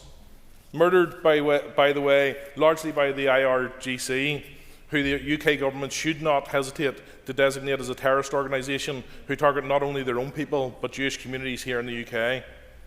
It seems that the loathing of Israel is so great that even the most evil of actors can be excused. And before members opposite intervene to distance themselves from that, let us be clear, this is apologism for the status quo in Iran. You don't get to say, yes I will. Criticism extend to Saudi Arabia as well? I think there are a number of players in the region that have human rights issues to respond to, of course. You don't get to say, though, that you're championing women's rights, sending love and light, no doubt, across the globe, while you come to this place and repeat Iranian talking points in order to frustrate the hopes of the women of Iran and the people of Iran generally, any hope that they have in throwing off the shackles of an extreme Shiite Islamist regime. Yeah. The Iranian regime has sought for decades to destabilise the Middle East, to foster terror and to hold millions of voices in chains. Many thousands of ordinary people caught between oppression and fear will privately be celebrating the weakening of a regime that has silenced dissent and crushed protest with lethal force. Talk of self-determination in this motion is disingenuous or naive nonsense at best. Diplomacy has routinely failed. Iran continued to seek to enrich uranium far above what is needed for civil uses. They have restored capacity to produce over 170 long-range missiles per month. It has continued to weaponise terrorist proxies across the region against Israel, against shipping in the region, and against allies. The members here talk of UN charters, but I have to say that I have to ask what the UN has done to meaningfully change the destiny of the Iranian people or of the women of Iran as they've been slaughtered. Fancy words, tough talk, harsh letters, they are and have proven fruitless. The peaceful democratic solutions have not led to the freedom of the Iranian people. Just as UN peacekeepers in southern Lebanon have proved as useful as a chocolate fireguard in defending the communities of Israel from Hezbollah attack. If the UN is continually disregarded and disrespected, it is not least because they have shown themselves repeatedly toothless and impotent in dealing with threats. And while I speak of toothlessness, I have criticised the Republic of Ireland's lack of defence investment in this place on a number of occasions. But I can say the British Government's response to this situation on all fronts has been lamentable, and it has highlighted the sore need to rebuild our armed forces to reflect and enable the strength and ability of those who serve. We welcome the commitment for increased defence spending, but if we are only planning to get to 2.5% by 2027, it is not enough. It is unfortunate that successive governments who have come before have failed to increase defence spending adequately, and we will continue to urge the government to go faster in this regard. The members opposite may have missed it, as I said earlier, the hordes of Iranian people at home and abroad openly celebrating the downfall and death of the Ayatollah. They want their country back. They want freedom. Freedom the UN and diplomacy has shown no ability whatsoever to deliver. They speak against and those who speak against military action, and whether they accept it or not. Thank you, Mr. Speaker. I call Pat Sheehan. And when the previous speaker started talking about private armies, I thought for a second he was going to tell us about his own party's private army, Ulster Resistance, and the shipment of weapons that brought in from the apartheid regime in South Africa that were used to murder hundreds of innocent Catholics. Your party dancing around in their pink berries. If I hadn't known better, I thought they might have been going to a gay pride parade. Just over 2 weeks ago, we witnessed the unprovoked military attacks by the US and Israel on Iran, a clear breach of international law. And what makes this even more alarming is the context in which it occurred. At the time, the US were sitting at the negotiating table with Iran in talks facilitated by Oman. Launching military strikes during negotiations represents a profound act of bad faith, and it's the second such act we've seen in the past 9 months. And what has followed has been an indiscriminate bombing. Campaign, including attacks that have impacted civilian populations. One of the darkest moments came with the bombing of a school where over 160 young children were killed while sitting in their classrooms. 160 children, young girls. Haven't heard anybody from the DUP condemn that yet. It's difficult to imagine a more horrific act. Initially, responsibility was denied by the US, yet evidence now emerging points to a US attack that destroyed that school and murdered the children. The scale... I'll give way, yes. For giving way. I think it's absolutely disgusting to see the DUP and other members parting the lie, the US lie, that this war is somehow about advancing women's rights, when no woman has ever been freed by US bombs. And I would welcome the members, maybe in their wines, they can tell us how the murder of 150 schoolgirls, what that actually did to advance women's rights in Iran. Member for an extra minute. And I agree with everything the member said. The scale of destruction is staggering. Reports in the Financial Times indicate that the US Israeli assault has bombed more than 20,000 non-military buildings across Iran. Of these, over 17,000 are believed to be residential homes. It appears that attacking children in their schools wasn't enough. They are also followed to their homes. Recently, the Canadian Prime Minister spoke in Davos and made a striking admission.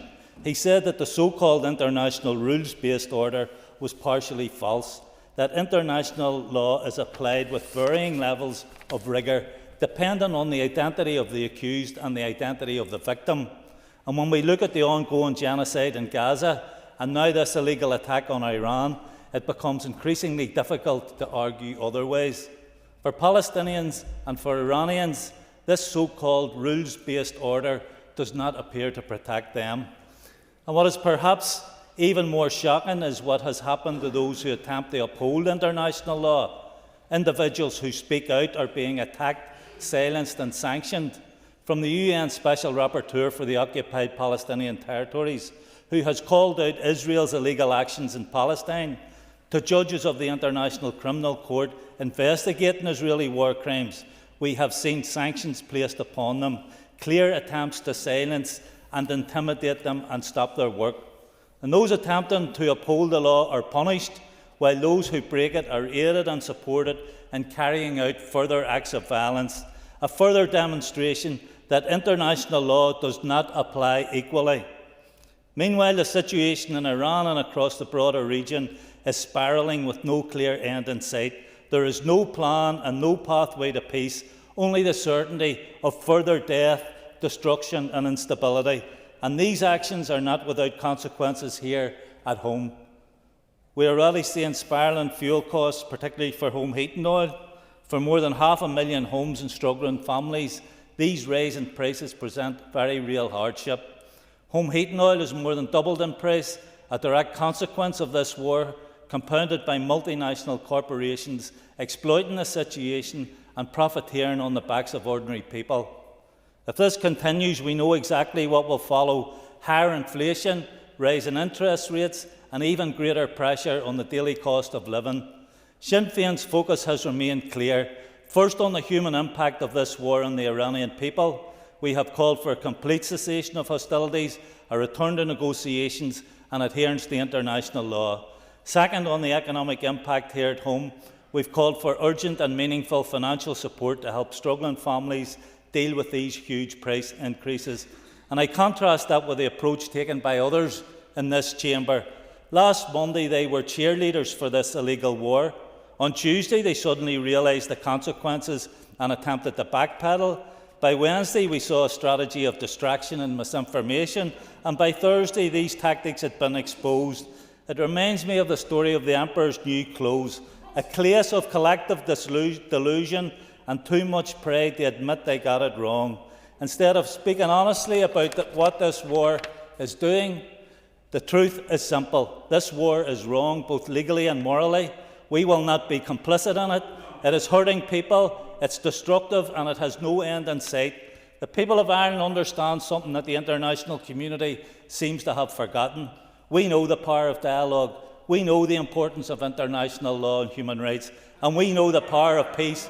We voted for these principles in the Good Friday Agreement. That is where international focus should be now, stopping the war. Thank you. Call Peter Martin. Thank you very much, Mr. Deputy Speaker. So we haven't talked very much about actual Iranians during this, and so I thought I would do that. What's life like as a woman in the Islamic Republic? I will. Haven't got too far, but I will. Since you're going to talk about Iranians, will you talk about the more than 160 young girls, children, who were murdered by a United States missile? So look, an extra minute. So look, no one is going to stand on this side of the chamber and stand over the death of any children in Iran. However, I just have. However, let's look at what life is like for a woman in Iran under Islamic law. Iranian law does not criminalise marital rape or any other forms of domestic violence. Rape is not even classified as a distinct crime under Iranian law.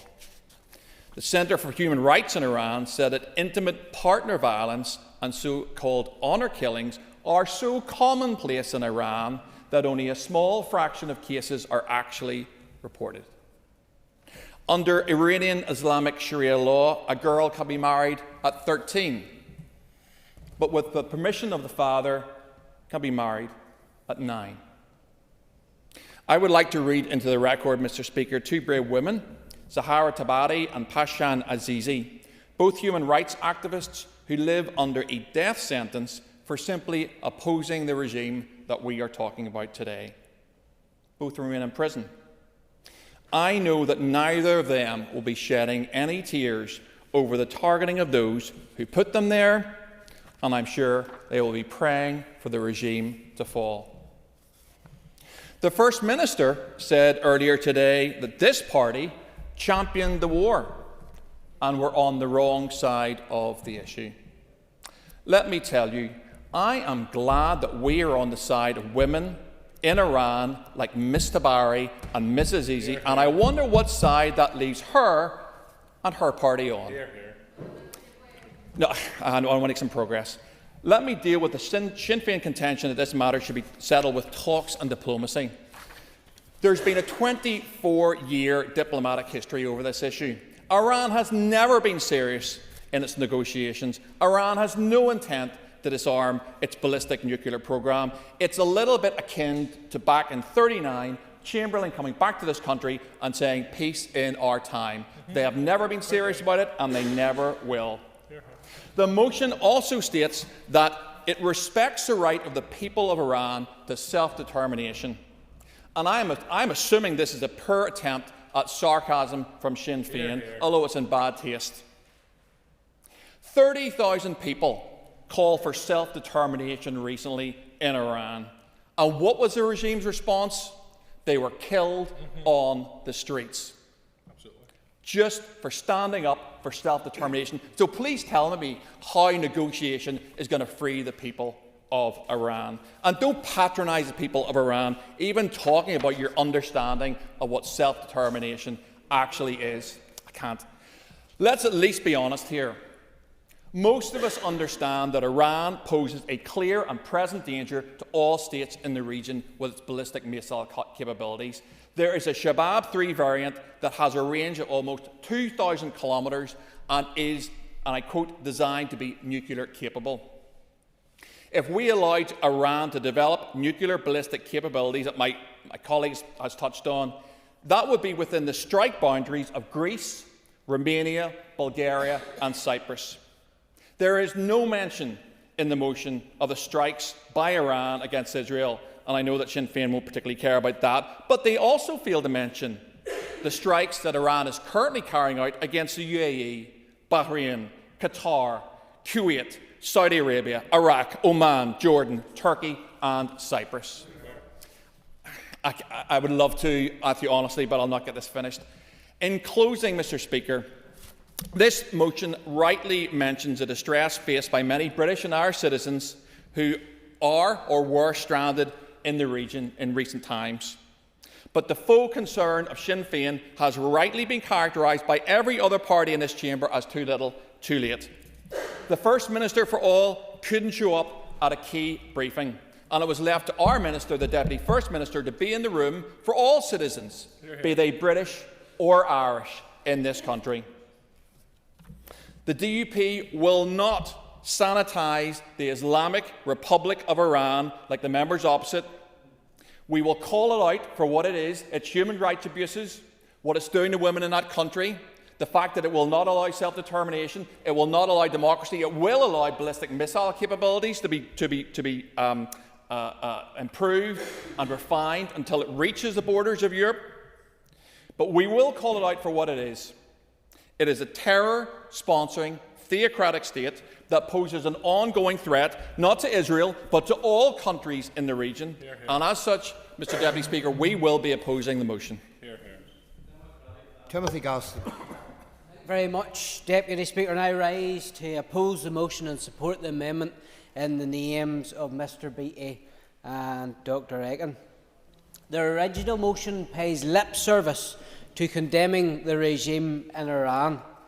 But what shouldn't be lost in anyone in this chamber is that Sinn Féin didn't rush down to the business office to put down a motion when tens of thousands of people were being massacred by their own government on the streets of Iran.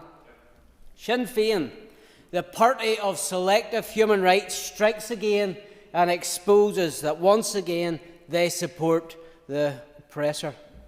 True to form, it was only when Israel got involved that Mr. Sheehan, the cash and carry bomber who likes to lecture everyone in this House, he got exercised enough then to put his name to a motion.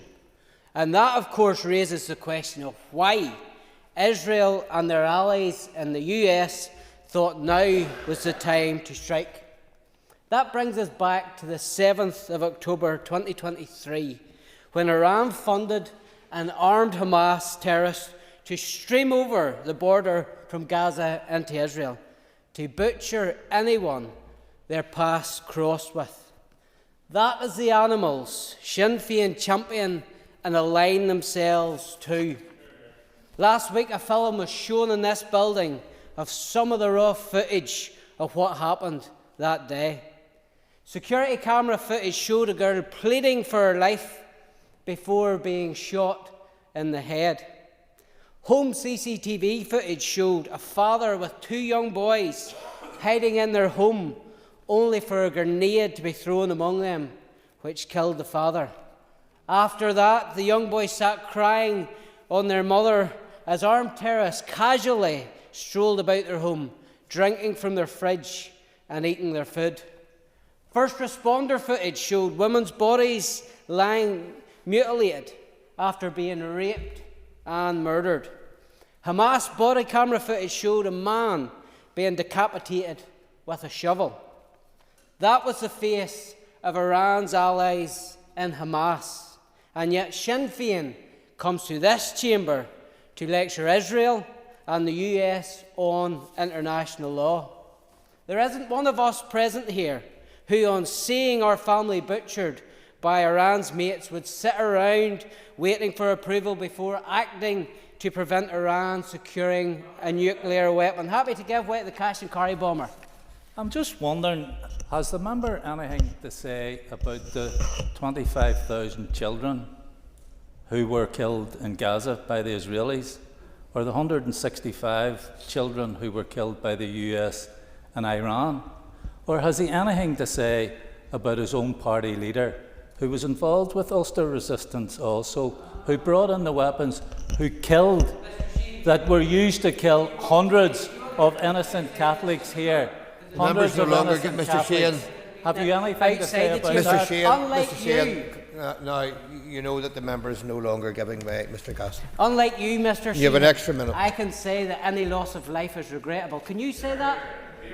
Can you say that? When you went to plant the bomb at the Cash and Carry, can you say that if that would have caused the loss Mr. of life? Gaston, you can return to the motion. Could you say that? You return to the motion, Mr. Gaston. Every loss of life, Pat, every loss of life is regrettable, but you can't say that. You or your mates in Sinn Féin... Mr. Gaston, resume your seat. Firstly, your remarks will be conducted through the chair. Secondly, you will return to the motion.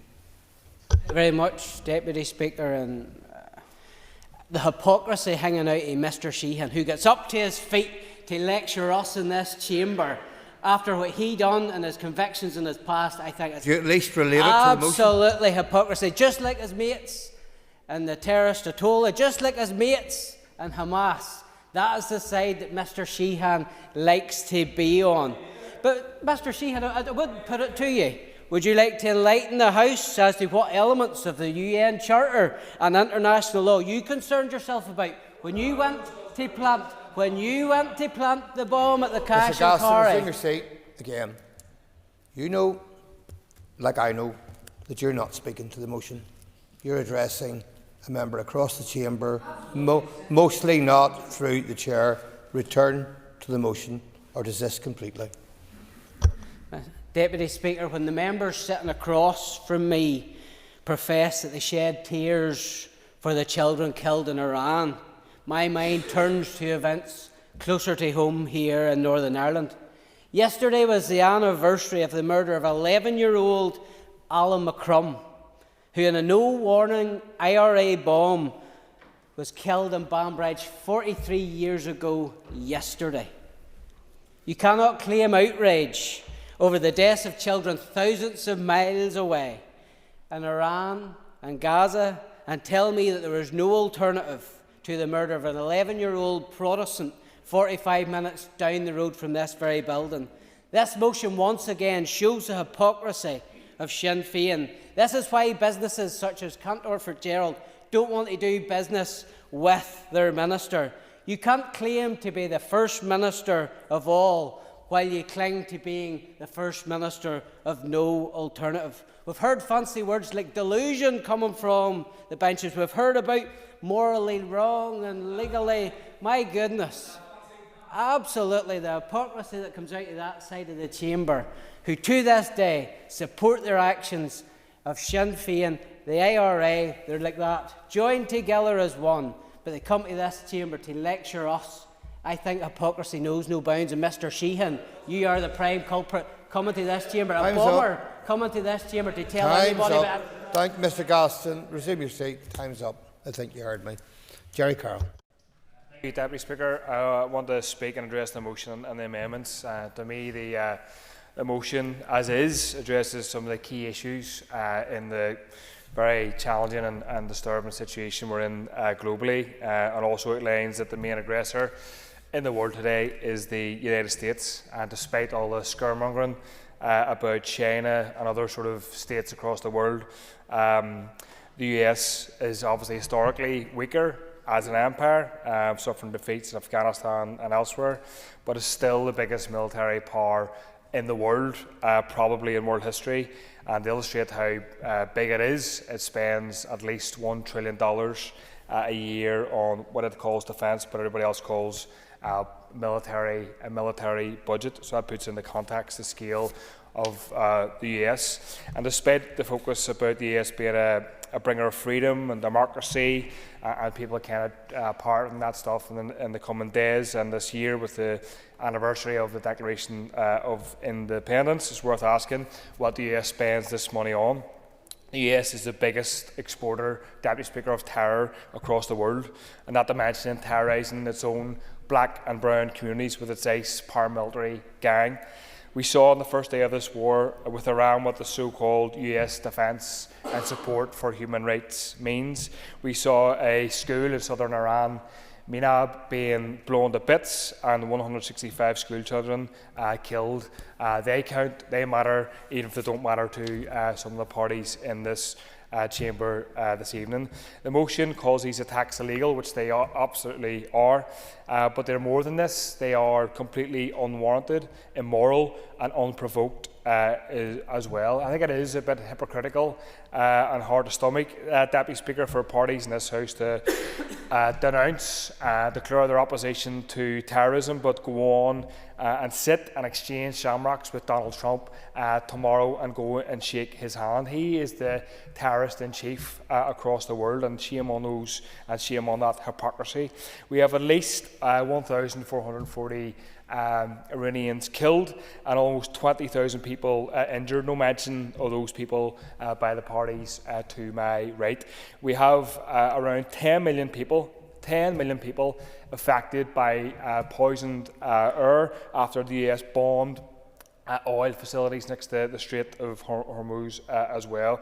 And we also have almost 1,000 Lebanese killed by the Israeli state as well. Again, no mention of those people either. And despite all the focus on and money being spent on AI technology and sophisticated weaponry and other devices, it's quite remarkable that the decision of the Iranian state to close the Hormuz Strait, a shipping route, can cause so much financial havoc, panic and chaos to people here and also across the world. But the DUP obviously, Deputy Speaker, cheered that on and are responsible for the price raises because of the bombing as well. And also does illustrate how we need to move away from reliance on fossil fuels, but again, the DUP cry green panic when they hear that as well. Many of us knew, Deputy Speaker, that the genocide in Gaza wouldn't be confined to Palestinians, and Israel has obviously been central to the violence in recent days, never mind over the last 50, 60 and plus years. It was Israel and America that started this war. That's why the amendment, in my view, from the DUP is quite delusionary. It's like there haven't been sanctions on Iran.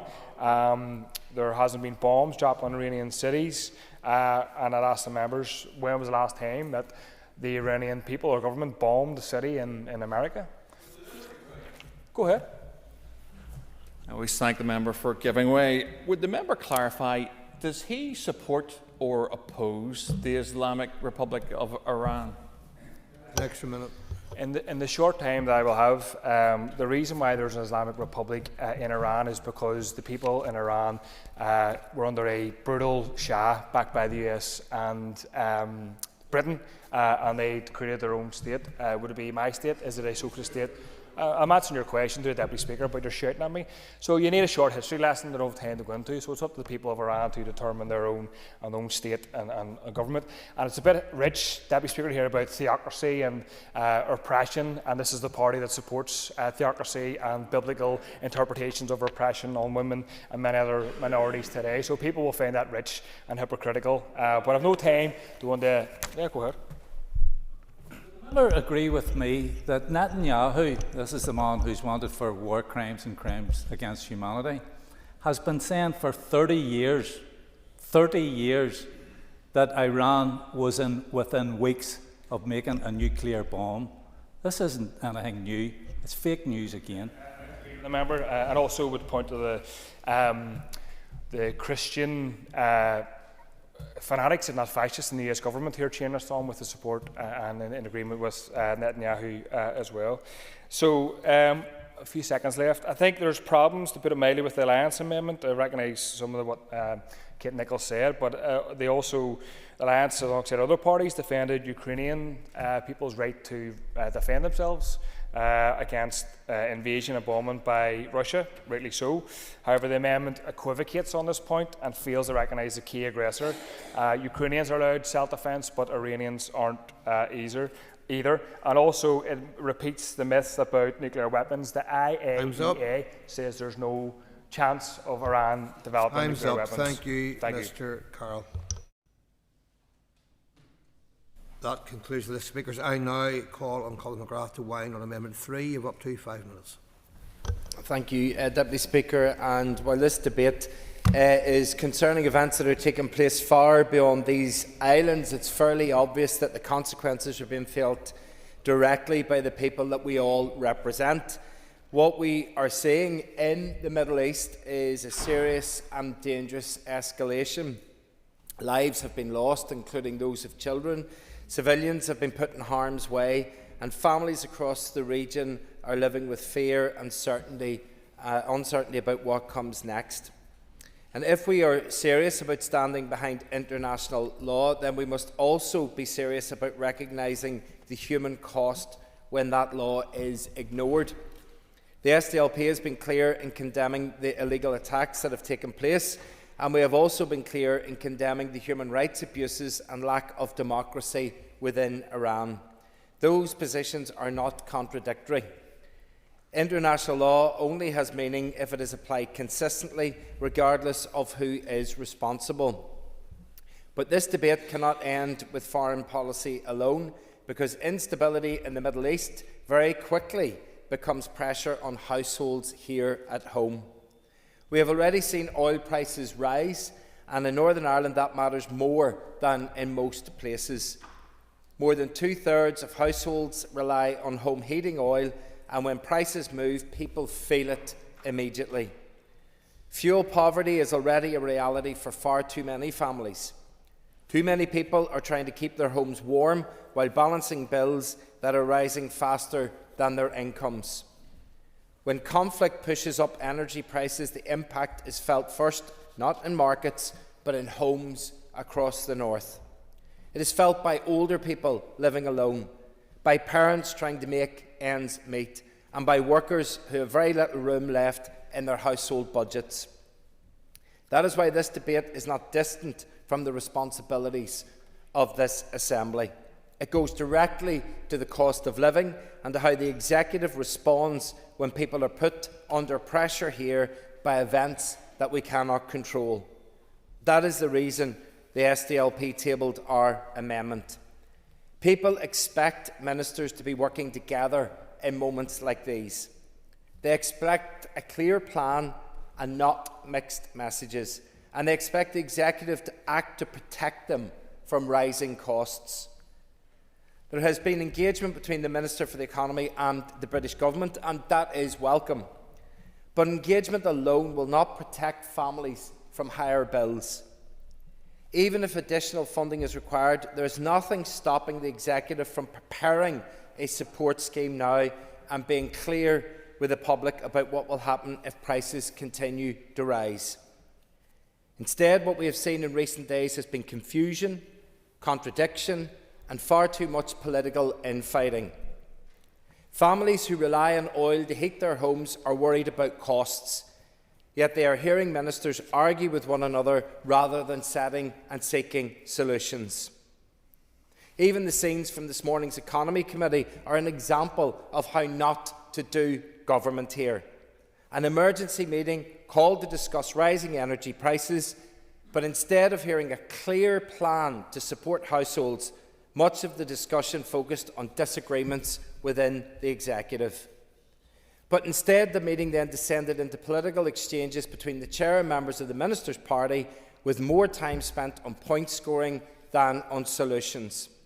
For anyone watching, it will have been deeply frustrating, because at a moment when people are worried about the cost of heating their homes, they expect leadership, not arguments. And what we saw this morning reflects a wider problem. An executive that too often struggles to act collectively and too often fails to respond with the urgency that situations like this demand here. That is why the SDLP has argued that reform of these institutions is not an abstract debate. It's about delivery. It's about making sure that when crises happen, the executive is capable of responding quickly and in the interests of the people that we serve. This motion and the SDLP amendment recognises both sides of the situation we face, the need to stand firmly behind international law and the need to protect families here at home from the consequences of a crisis that they did not create. And therefore, I would urge members to support the motion and our amendment. Thank you. And calling Owen Tennyson to wind on amendment number 2. Thank you, Deputy Speaker. And the US and Israel are now waging a war of choice on Iran, with Iran itself engaged in reckless and random retaliation which risks destabilising the entire region. This is an illegal war waged by Donald Trump with no clear goal, no clear exit strategy and no clear basis in international law.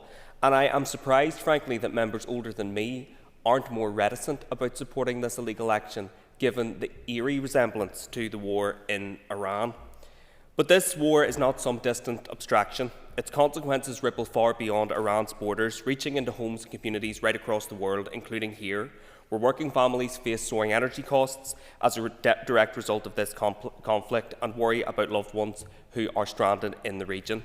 And yet, Mr. Speaker, as with so many international conflicts, this debate has descended into petty political point scoring overlaid with our own sectarianism and prejudice at the expense of genuine humanitarian concern and at the expense of any clear unity or agreement about the way forward to support families. I don't expect parties in this chamber to be able to reach consensus on the morality of the conflict, but I do expect them to be able to agree a way forward on the practicality of how we support our own citizens. That is why I am so confident that the First Minister played it wrong.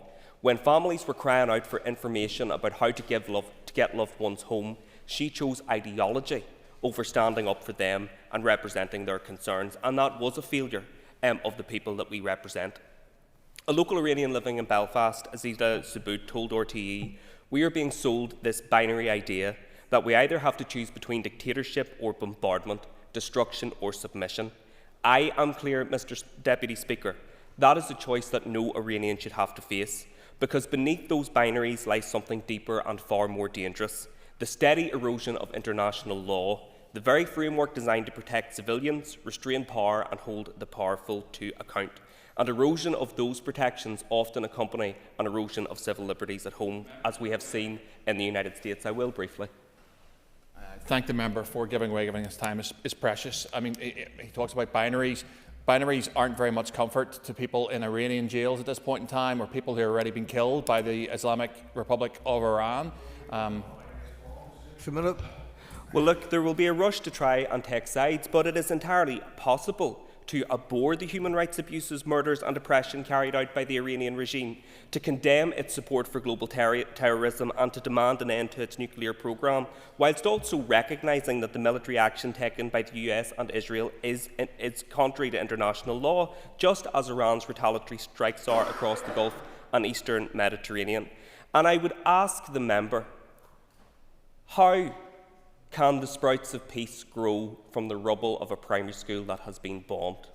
How will the foundations for democracy be laid on the graves of dead, innocent women and children? And the member said during his remark some contribution that I agreed with in parts when he talked about the impact of Sharia law and the human rights abuses that accompany that. But is the member seriously standing in this chamber today and claiming that we should just bomb every country that observes Sharia law? I mean, that is not a credible position for any politician to take. And it is vital that this chamber stands firmly for the people of Iran, for democracy, for freedom and human rights. But I do want to take issue with the proposers of the motion, because Mr Kearney made a remark that there is no alternative to political dialogue. I want to be really clear. That's as true of this society and was as true in the 70s, 80s and 90s as it is today. And there is an issue of consistency when it comes to Sinn Féin's association with despotic and barbaric regimes across the world, and also their willingness to condone human rights abuses closer to home. And I would ask the member to reflect on that. The DUP feigned concern for the people of Iran, but of course they're the same party that howl, "Stop the boats," when Iranians arrive on our shores seeking sanctuary. And they are also always on the wrong side of history, happy to trumpet President Trump and to support his illegal war, always the party of illegal war and higher energy bills, traipsing over to the White House to praise his latest reckless action. We need to strike a balance in this debate, and that's a balance and a consistency which the Alliance Amendment seeks to restore. The original motion doesn't sufficiently address the illegality of Iran's random response, and to Jerry Carroll's point, countries have a right to self-defence. They don't have a right to lash out indiscriminately at other countries in the region. And the SDLP amendment doesn't adequately correct this, though much of what the SDLP have proposed I do agree with. Meanwhile, whilst I wholeheartedly agree with the Ulster Unionists amendment, I don't have time, in their condemnation of Iranian state-sponsored terrorism through Hezbollah, the Houthis, Iran and the IRGC. And I share the concern that they've expressed in their amendment for service personnel in the region. It removes any criticism of Donald Trump or his disregard for international law and the UN Charter, and that is just something I cannot support. If you believe in the rule of law, Deputy Speaker, it must be applied equally to our allies as much as our adversaries. So I hope parties across this chamber can get behind our proposed way forward and send a clear, principled message in defence of international law and the rights of the Iranian people. Thank you. I call on Steve Aiken to wind on Amendment 1. You also have 5 minutes. Thank you very much indeed, and thank you very much indeed, Deputy Speaker. I hoped, well, probably forlornly, that this debate would actually be about the real issues and what's going on. A couple of declarations of interest. The first one is that I'm working very closely with an Iranian diaspora group, and I've spent quite a lot of time recently talking to the members from the Iranian diaspora. I've got a lot of notes here, but quite frankly there's no point in talking to them because it's not going to have any sort of variation in this debate going forward. The first point is, does Iran and the Iranian regime represent a threat? The answer to that is very clearly yes. Not Iran, not the Iranian people, the Iranian regime. The IRGC.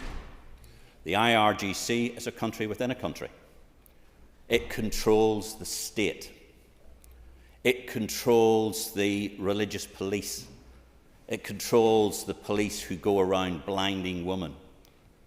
They're the ones who are grabbing women into prisons and conducting mass rape.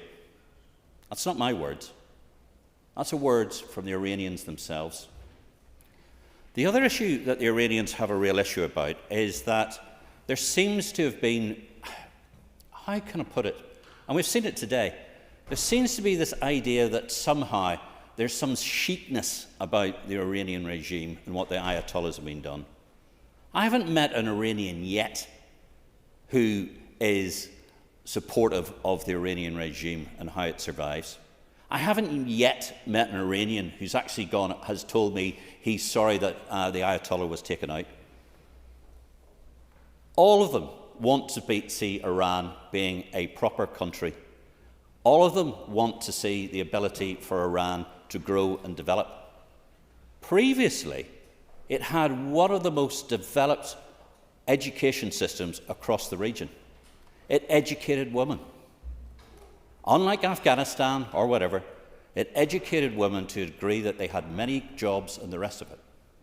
But is it a surprise now that so many of the diaspora are women who have escaped Iran? Why have they done that? Because it's become a theocracy. And it's a theocracy that is absolutely hell-bent on creating its own dynamic and power within the region. Now, many, and I was quite hoping I would have heard that somebody would have talked about Barack Obama and his plan when he started off the IOPT. And when the IOPT started talking, Iranian enrichment of nuclear fuel was around about 2 to 3%. Again, another declaration of interest. I'm probably the only person here who has ever been in charge of a nuclear power plant before, but nuclear fuel inside a nuclear power plant is somewhere between about 4 and 5%. Sometimes it's enriched up to about 12%. At the latest so-called peace talks in Geneva, the International Atomic Energy Authority briefed the team that Iranian enrichment was now at 65% plus. The only reason that you make nuclear and uranium and you enrich it to 65% plus is you are going to make an atomic bomb. And that's what the Iranians were going to do. Because last year in July, their ability to make atomic bombs had been taken out. What they still had was enriched uranium left over. So what were we going to wait to do? Because were we going to wait to see the first atomic test by the Iranians was going to be a mushroom cloud over Tel Aviv? What did we actually expect the Iranian regime to do? Let's look at its history. What did it do in the past? Look at the number of times it has attacked the United States, Israel, us. I have a friend of mine here who fought in Iraq. I was in Iraq. A lot of the bombs and IEDs that were used against us were produced by the Iranians and their Revolutionary Guard. Exactly the same thing that happened in Afghanistan. If we are going to be serious about calling out terrorist regimes, we should have been calling out Iran. We should have been doing it for years, but we didn't. Some people were quite happy to go and cozy up and have sort of tea and sticky buns with ayatollahs and go and get their photographs in front of the Bubistan street in Iran. But there is a reason in the last 10 seconds I have where we've got a real concern.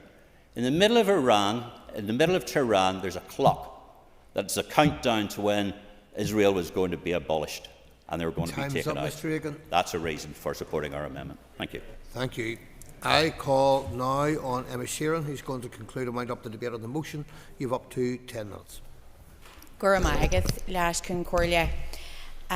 We should be speaking with a consistent voice today, and we should all be opposed to what we have seen in recent weeks. We should have a united voice coming from this chamber, but instead political unionism and the DUP in particular have glorified this aggression, supporting yet another Western intervention and indeed bemoaning the lack of British defence money spent, which, I mean, the member nods his head. That's depressing. That is sad. You should be ashamed of yourself. That's a reflection on you. That is a reflection on you. I've heard the same line parroted time and time again, and it was said today by various members that there would be no tears shed for the Ayatollah. What tears will you shed for the innocent lives lost? Does the member shed any tears for the victims of the IRA? Or does she worry about the 30,000 Iranians that were killed by the regime in the wake of this? You couldn't answer the question. You couldn't answer the question. I always heard it said that every death was a tragedy, and that is something that you will have to consider in the fullness of time. Yes, I will. Sort of championing and raising their opposition to the Iranian regime understand that actually by bombing the people in Iran is actually going to lead to more people actually going in to support the Iranian regime, as they see it as an alternative to America, whilst that sugarcoating or actually misrepresenting what the regime was about. Would the member agree with that, and that the member is about ready to take it on board? the member for his intervention, and I do agree with what he said, because, as we know, and there are multiple references today throughout about the conflict in Ireland, most of which happened before I was born, something I'm very grateful for, and I'm grateful for the members on these benches who fought so hard to get us the peace that I had the privilege to grow up in. But can I just say very clearly that it was the British that started the conflict in this country, that was the British that occupied this place, the British that brought oppression here, and as a result of that, as we see across the world, oppressed people will rise up, and that is a fact and has always been the fact. And the member can mock all he wants, but it brings the fullness of your false words when you talk about victims of violence, when that is your response to lost lives. And can I say very clearly that no tears shed for the innocent victims in Iran this time. What is absolutely disgusting is the fact that members, one after another, have attempted to use the suffering of women and minority groupings in Iran as justification for this Israeli and US aggression. You will not save women from oppression by bombing schoolgirls from the skies. That is a fact, and that has always been a fact, and we have seen that time and again, and we've seen it just this past week. And do you know where else? There's absolutely no doubt, and we're on the record as saying this, there's absolutely no doubt that there has been abuse and persecution of women and other minority groupings in Iran. Do you know where else there's evidence of abuse of women? On every page of the Jeffrey Epstein files. And half the DUP aren't here today because they're over across the world shaking shamrocks at a man that was found guilty in a court of law of sexual assault, the victim of which he then defamed. A man who has since glorified and joked about the abuse and sexual assault of women. So I'm not going to take lectures from you or anybody else about our record and rights, because it has been very clear, and I'm proud to be a representative of Sinn Féin and of the people that I stand with, and I know what I stand for, and it's been consistent. That's good. So we would like to see a consistent voice coming from this chamber and from this place. But unfortunately, we haven't seen the members opposite able to condemn the breaches of international law that we've seen this past week. And instead, they have cheerleaded and congratulated the US and Israeli intervention, which has caused untold loss of life and will continue to do so, because, as has been very clearly outlined, there's no plan for this aggression, as we've seen down through the years. And for those people who feel that it is sad and embarrassing that we can't have a consistent approach coming from this chamber, and I agree with that. But I'm really frustrated by the way that it has been framed, because we have parties in government here who are ideologically opposed on a number of issues, including our own past here in Ireland and different international events. But in the wake of this particular incident, which unionism congratulated the US and Israel for, and jumping up and down, couldn't wait to tell them what a great job they were doing, and wished the British government would do more. And let me be very clear, I am proud of the stance that Michelle O'Neill took, and we will not in Sinn Féin be complicit in British defence, because we know what British defence means. We've seen it in Ireland, and we know what it means, and we've seen it across the world. But following that, when we then see, never mind any sympathy for the loss of life across the world or the poor innocent victims that had this war brought upon them by international actors. But when we seen then, within 24 hours, that it was going to have an impact on our own constituents, and once again, the most vulnerable in society here, the people living on the breadline, working class communities that we are all proud to represent, who are going to struggle now to pay their bills as a result of this and circumstances beyond their control. Instead of coming together and trying to work together as an executive to demand that the British government fund us in order to support those people that we all represent, we see the DUP going on a complete red herring of a mission, borderline bullying several Sinn Féin ministers around this bogus 81 million pot of money that's supposedly sitting there. And no matter how clearly Dr Archibald explained it time and again to the members opposite, they continue dragging her in front of committees, asking question after question, accusing her of hiding when she was across the world. She was on the media. Do not tell me to sit down. Members, Ms. Sheeran. We're going to return to the motion. On this side, on my right, we're going to return to the motion. On my left, we're going to return to the point I made earlier about the distinction between robust and rude. And the members know who I'm referring to. Ms Sheeran. But this does relate directly to the motion because it asks for a very clearly concerted approach from the executive. And what I am outlining here is that in the wake of this, instead of working with us to support the people that we all represent, we've seen the bully boys in the DUP go after several of our ministers, and instead of working with them and supporting them and helping them to deliver the support, they're trying to backtrack from their own mistakes and play a blame game that doesn't make sense. I know it's coming up to St Paddy's. I don't know whether they're that carried away with the US St Paddy's ritual that they think that there's leprechauns and pots of gold up in the sky, or what the situation is, but I have never seen the like of it. Dr Archibald accused of hiding when she was across the world. She was on the media last Thursday night online. And this motion calls for what we're going to do to represent our constituents in the wake of international aggression. And what I'm saying is that our ministers have worked very hard to deliver that support and have called on the British Government to give us the means to do so. And once again, factors beyond our control leave us in that position because we don't have the autonomy that we would like to have here to do that directly. Yes, I will. To dissociate myself with the comments that were directed to the member to sit down, and I think that's appalling that you were spoken to in that manner.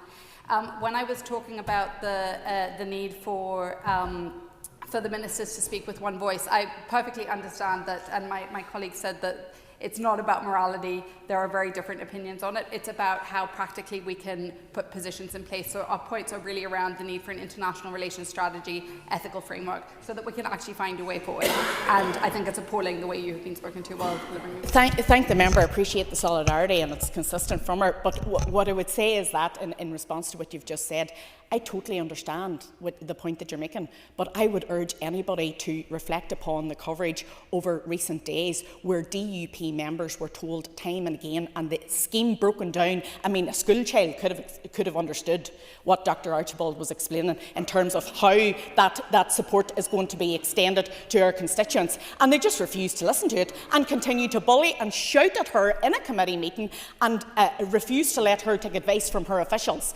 It's absolutely insane, and I do not believe that it is in any way appropriate. So what we're saying very clearly in bringing this motion today, once again, we oppose, and we have been consistent in this, we oppose imperial aggression, we oppose colonialism and modern-day colonialism, we oppose the using of vulnerable groups across the world as justification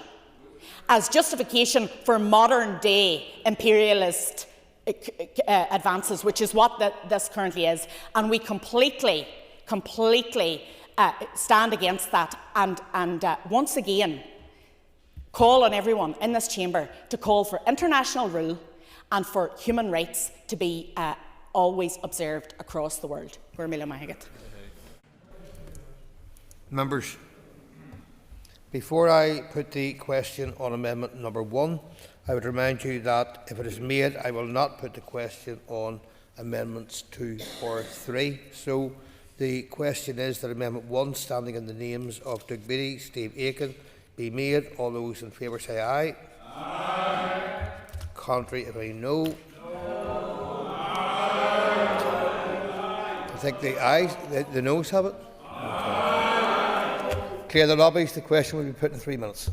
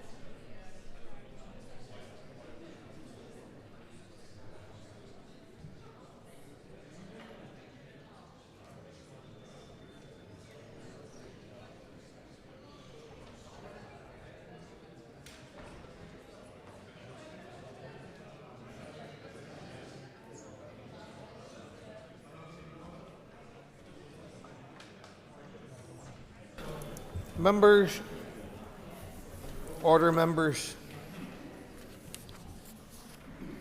Thank you, members. The question is that amendment number 1, standing in the names of Doug Beattie and Steve Aiken, be made. All those in favour say aye. Aye. Contrary, no. Okay. Do we have tellers?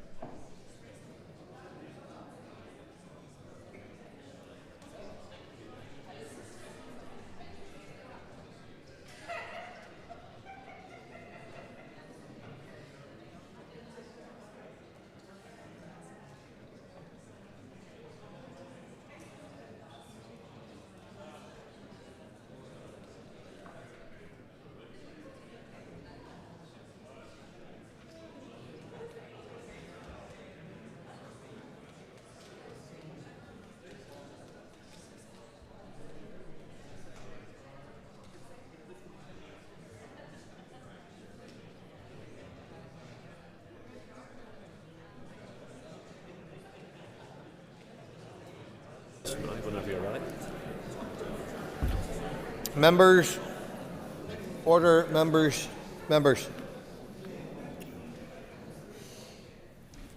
Thank you. Tellers have been appointed as follows. Tellers for the ayes are Steve Aiken and Doug Beattie. Tellers for the noes, Deirdre Hargey and Linda Dillon. Clear the lobbies. The Assembly will divide ayes to my right and noes to my left.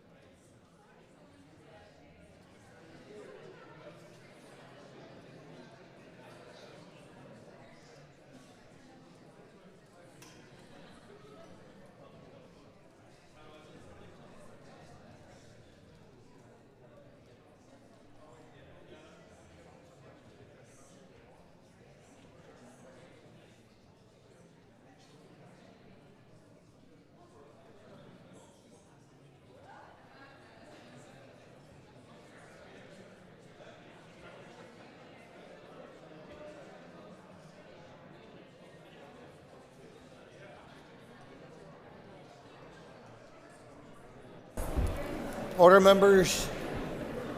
Members.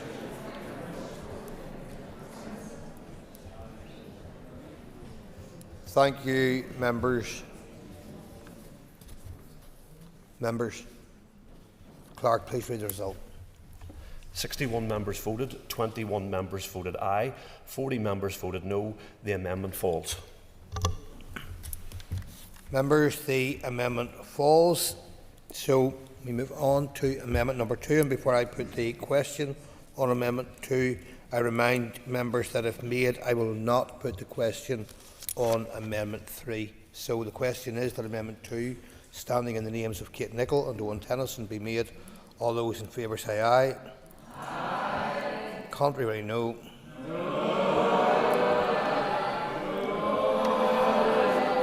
I think the ayes have it. Okay.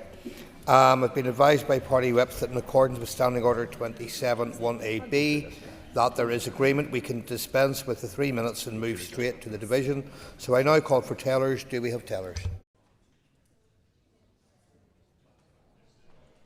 Fasten the doors.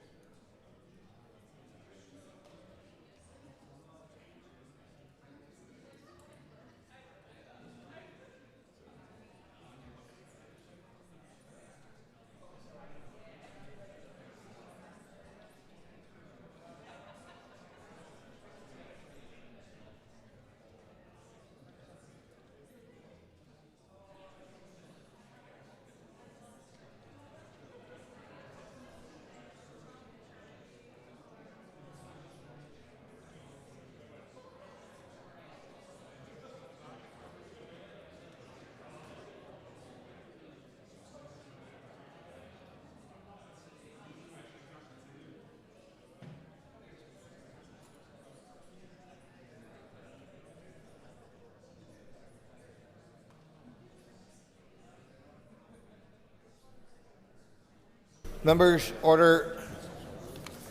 Order, members. Members, tellers have been appointed as follows. Tellers for the ayes, Rodney McMurray and Stuart Dixon. Tellers for the noes, Peter Martin and David Brooks. Clear the lobbies. The Assembly will divide, ayes to my right, noes to my left.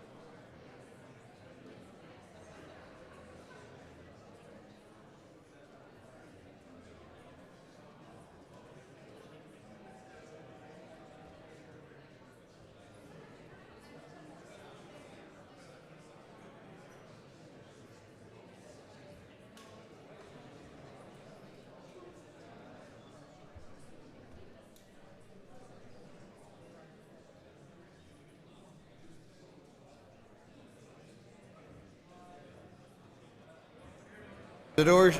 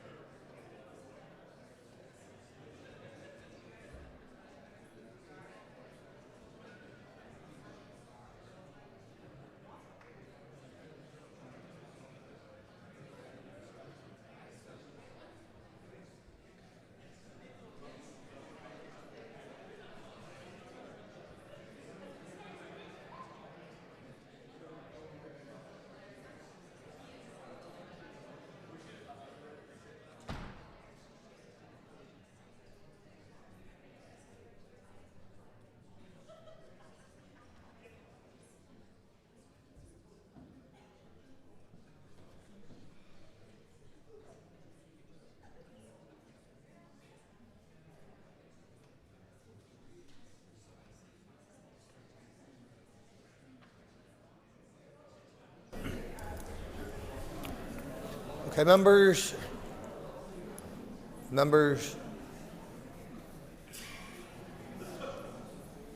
Thank you, members. Clerk, please read the result. 55 members voted, 33 members voted aye, 22 members voted no. The amendment is agreed. Okay, members, the amendment is agreed. Unfasten the doors. That takes us now to the motion as amended.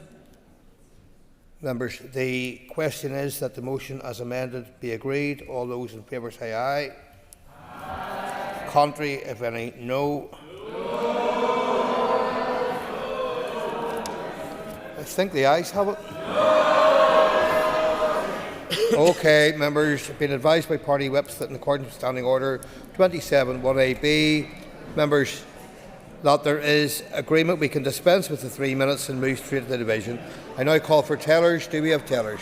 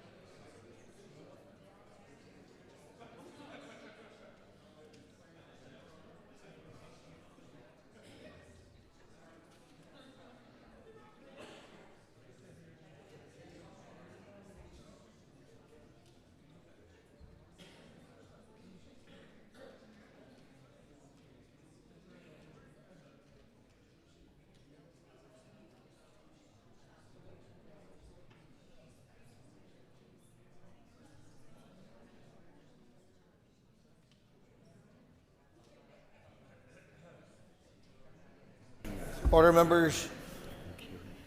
Order, members. Tellers have been appointed as follows. Tellers for the ayes: Deirdre Hargate and Linda Dillon. Tellers for the noes: Peter Martin and David Brooks. Clear the lobbies. The Assembly will divide. Ayes to my left. Ayes to my right. Noes to my left.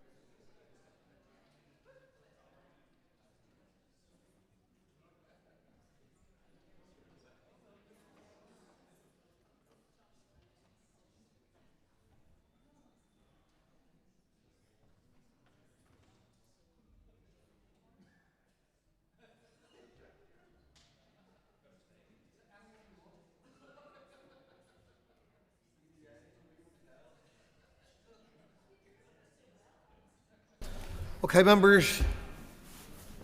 Order, members. Thank you. Clerk, please read the result. 61 members voted, 40 members voted aye, 21 members voted no. The motion as amended is carried. Members, the motion as amended is carried on. Fasten the door. Members, could you just bear with me one moment, please? Thank you. Item 7 on the order paper, the adjournment. The question is that the Assembly do now adjourn. The Assembly is adjourned.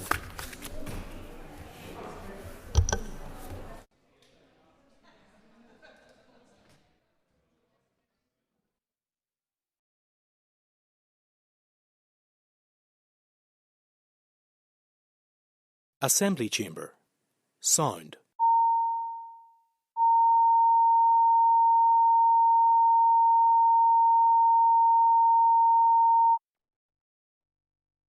Assembly Chamber. Sound.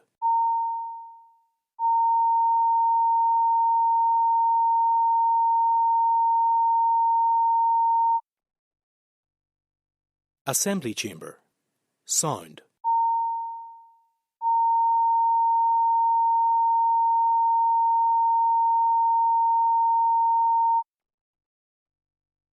Assembly Chamber.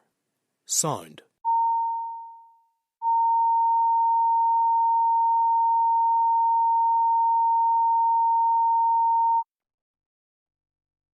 Assembly Chamber. Sound.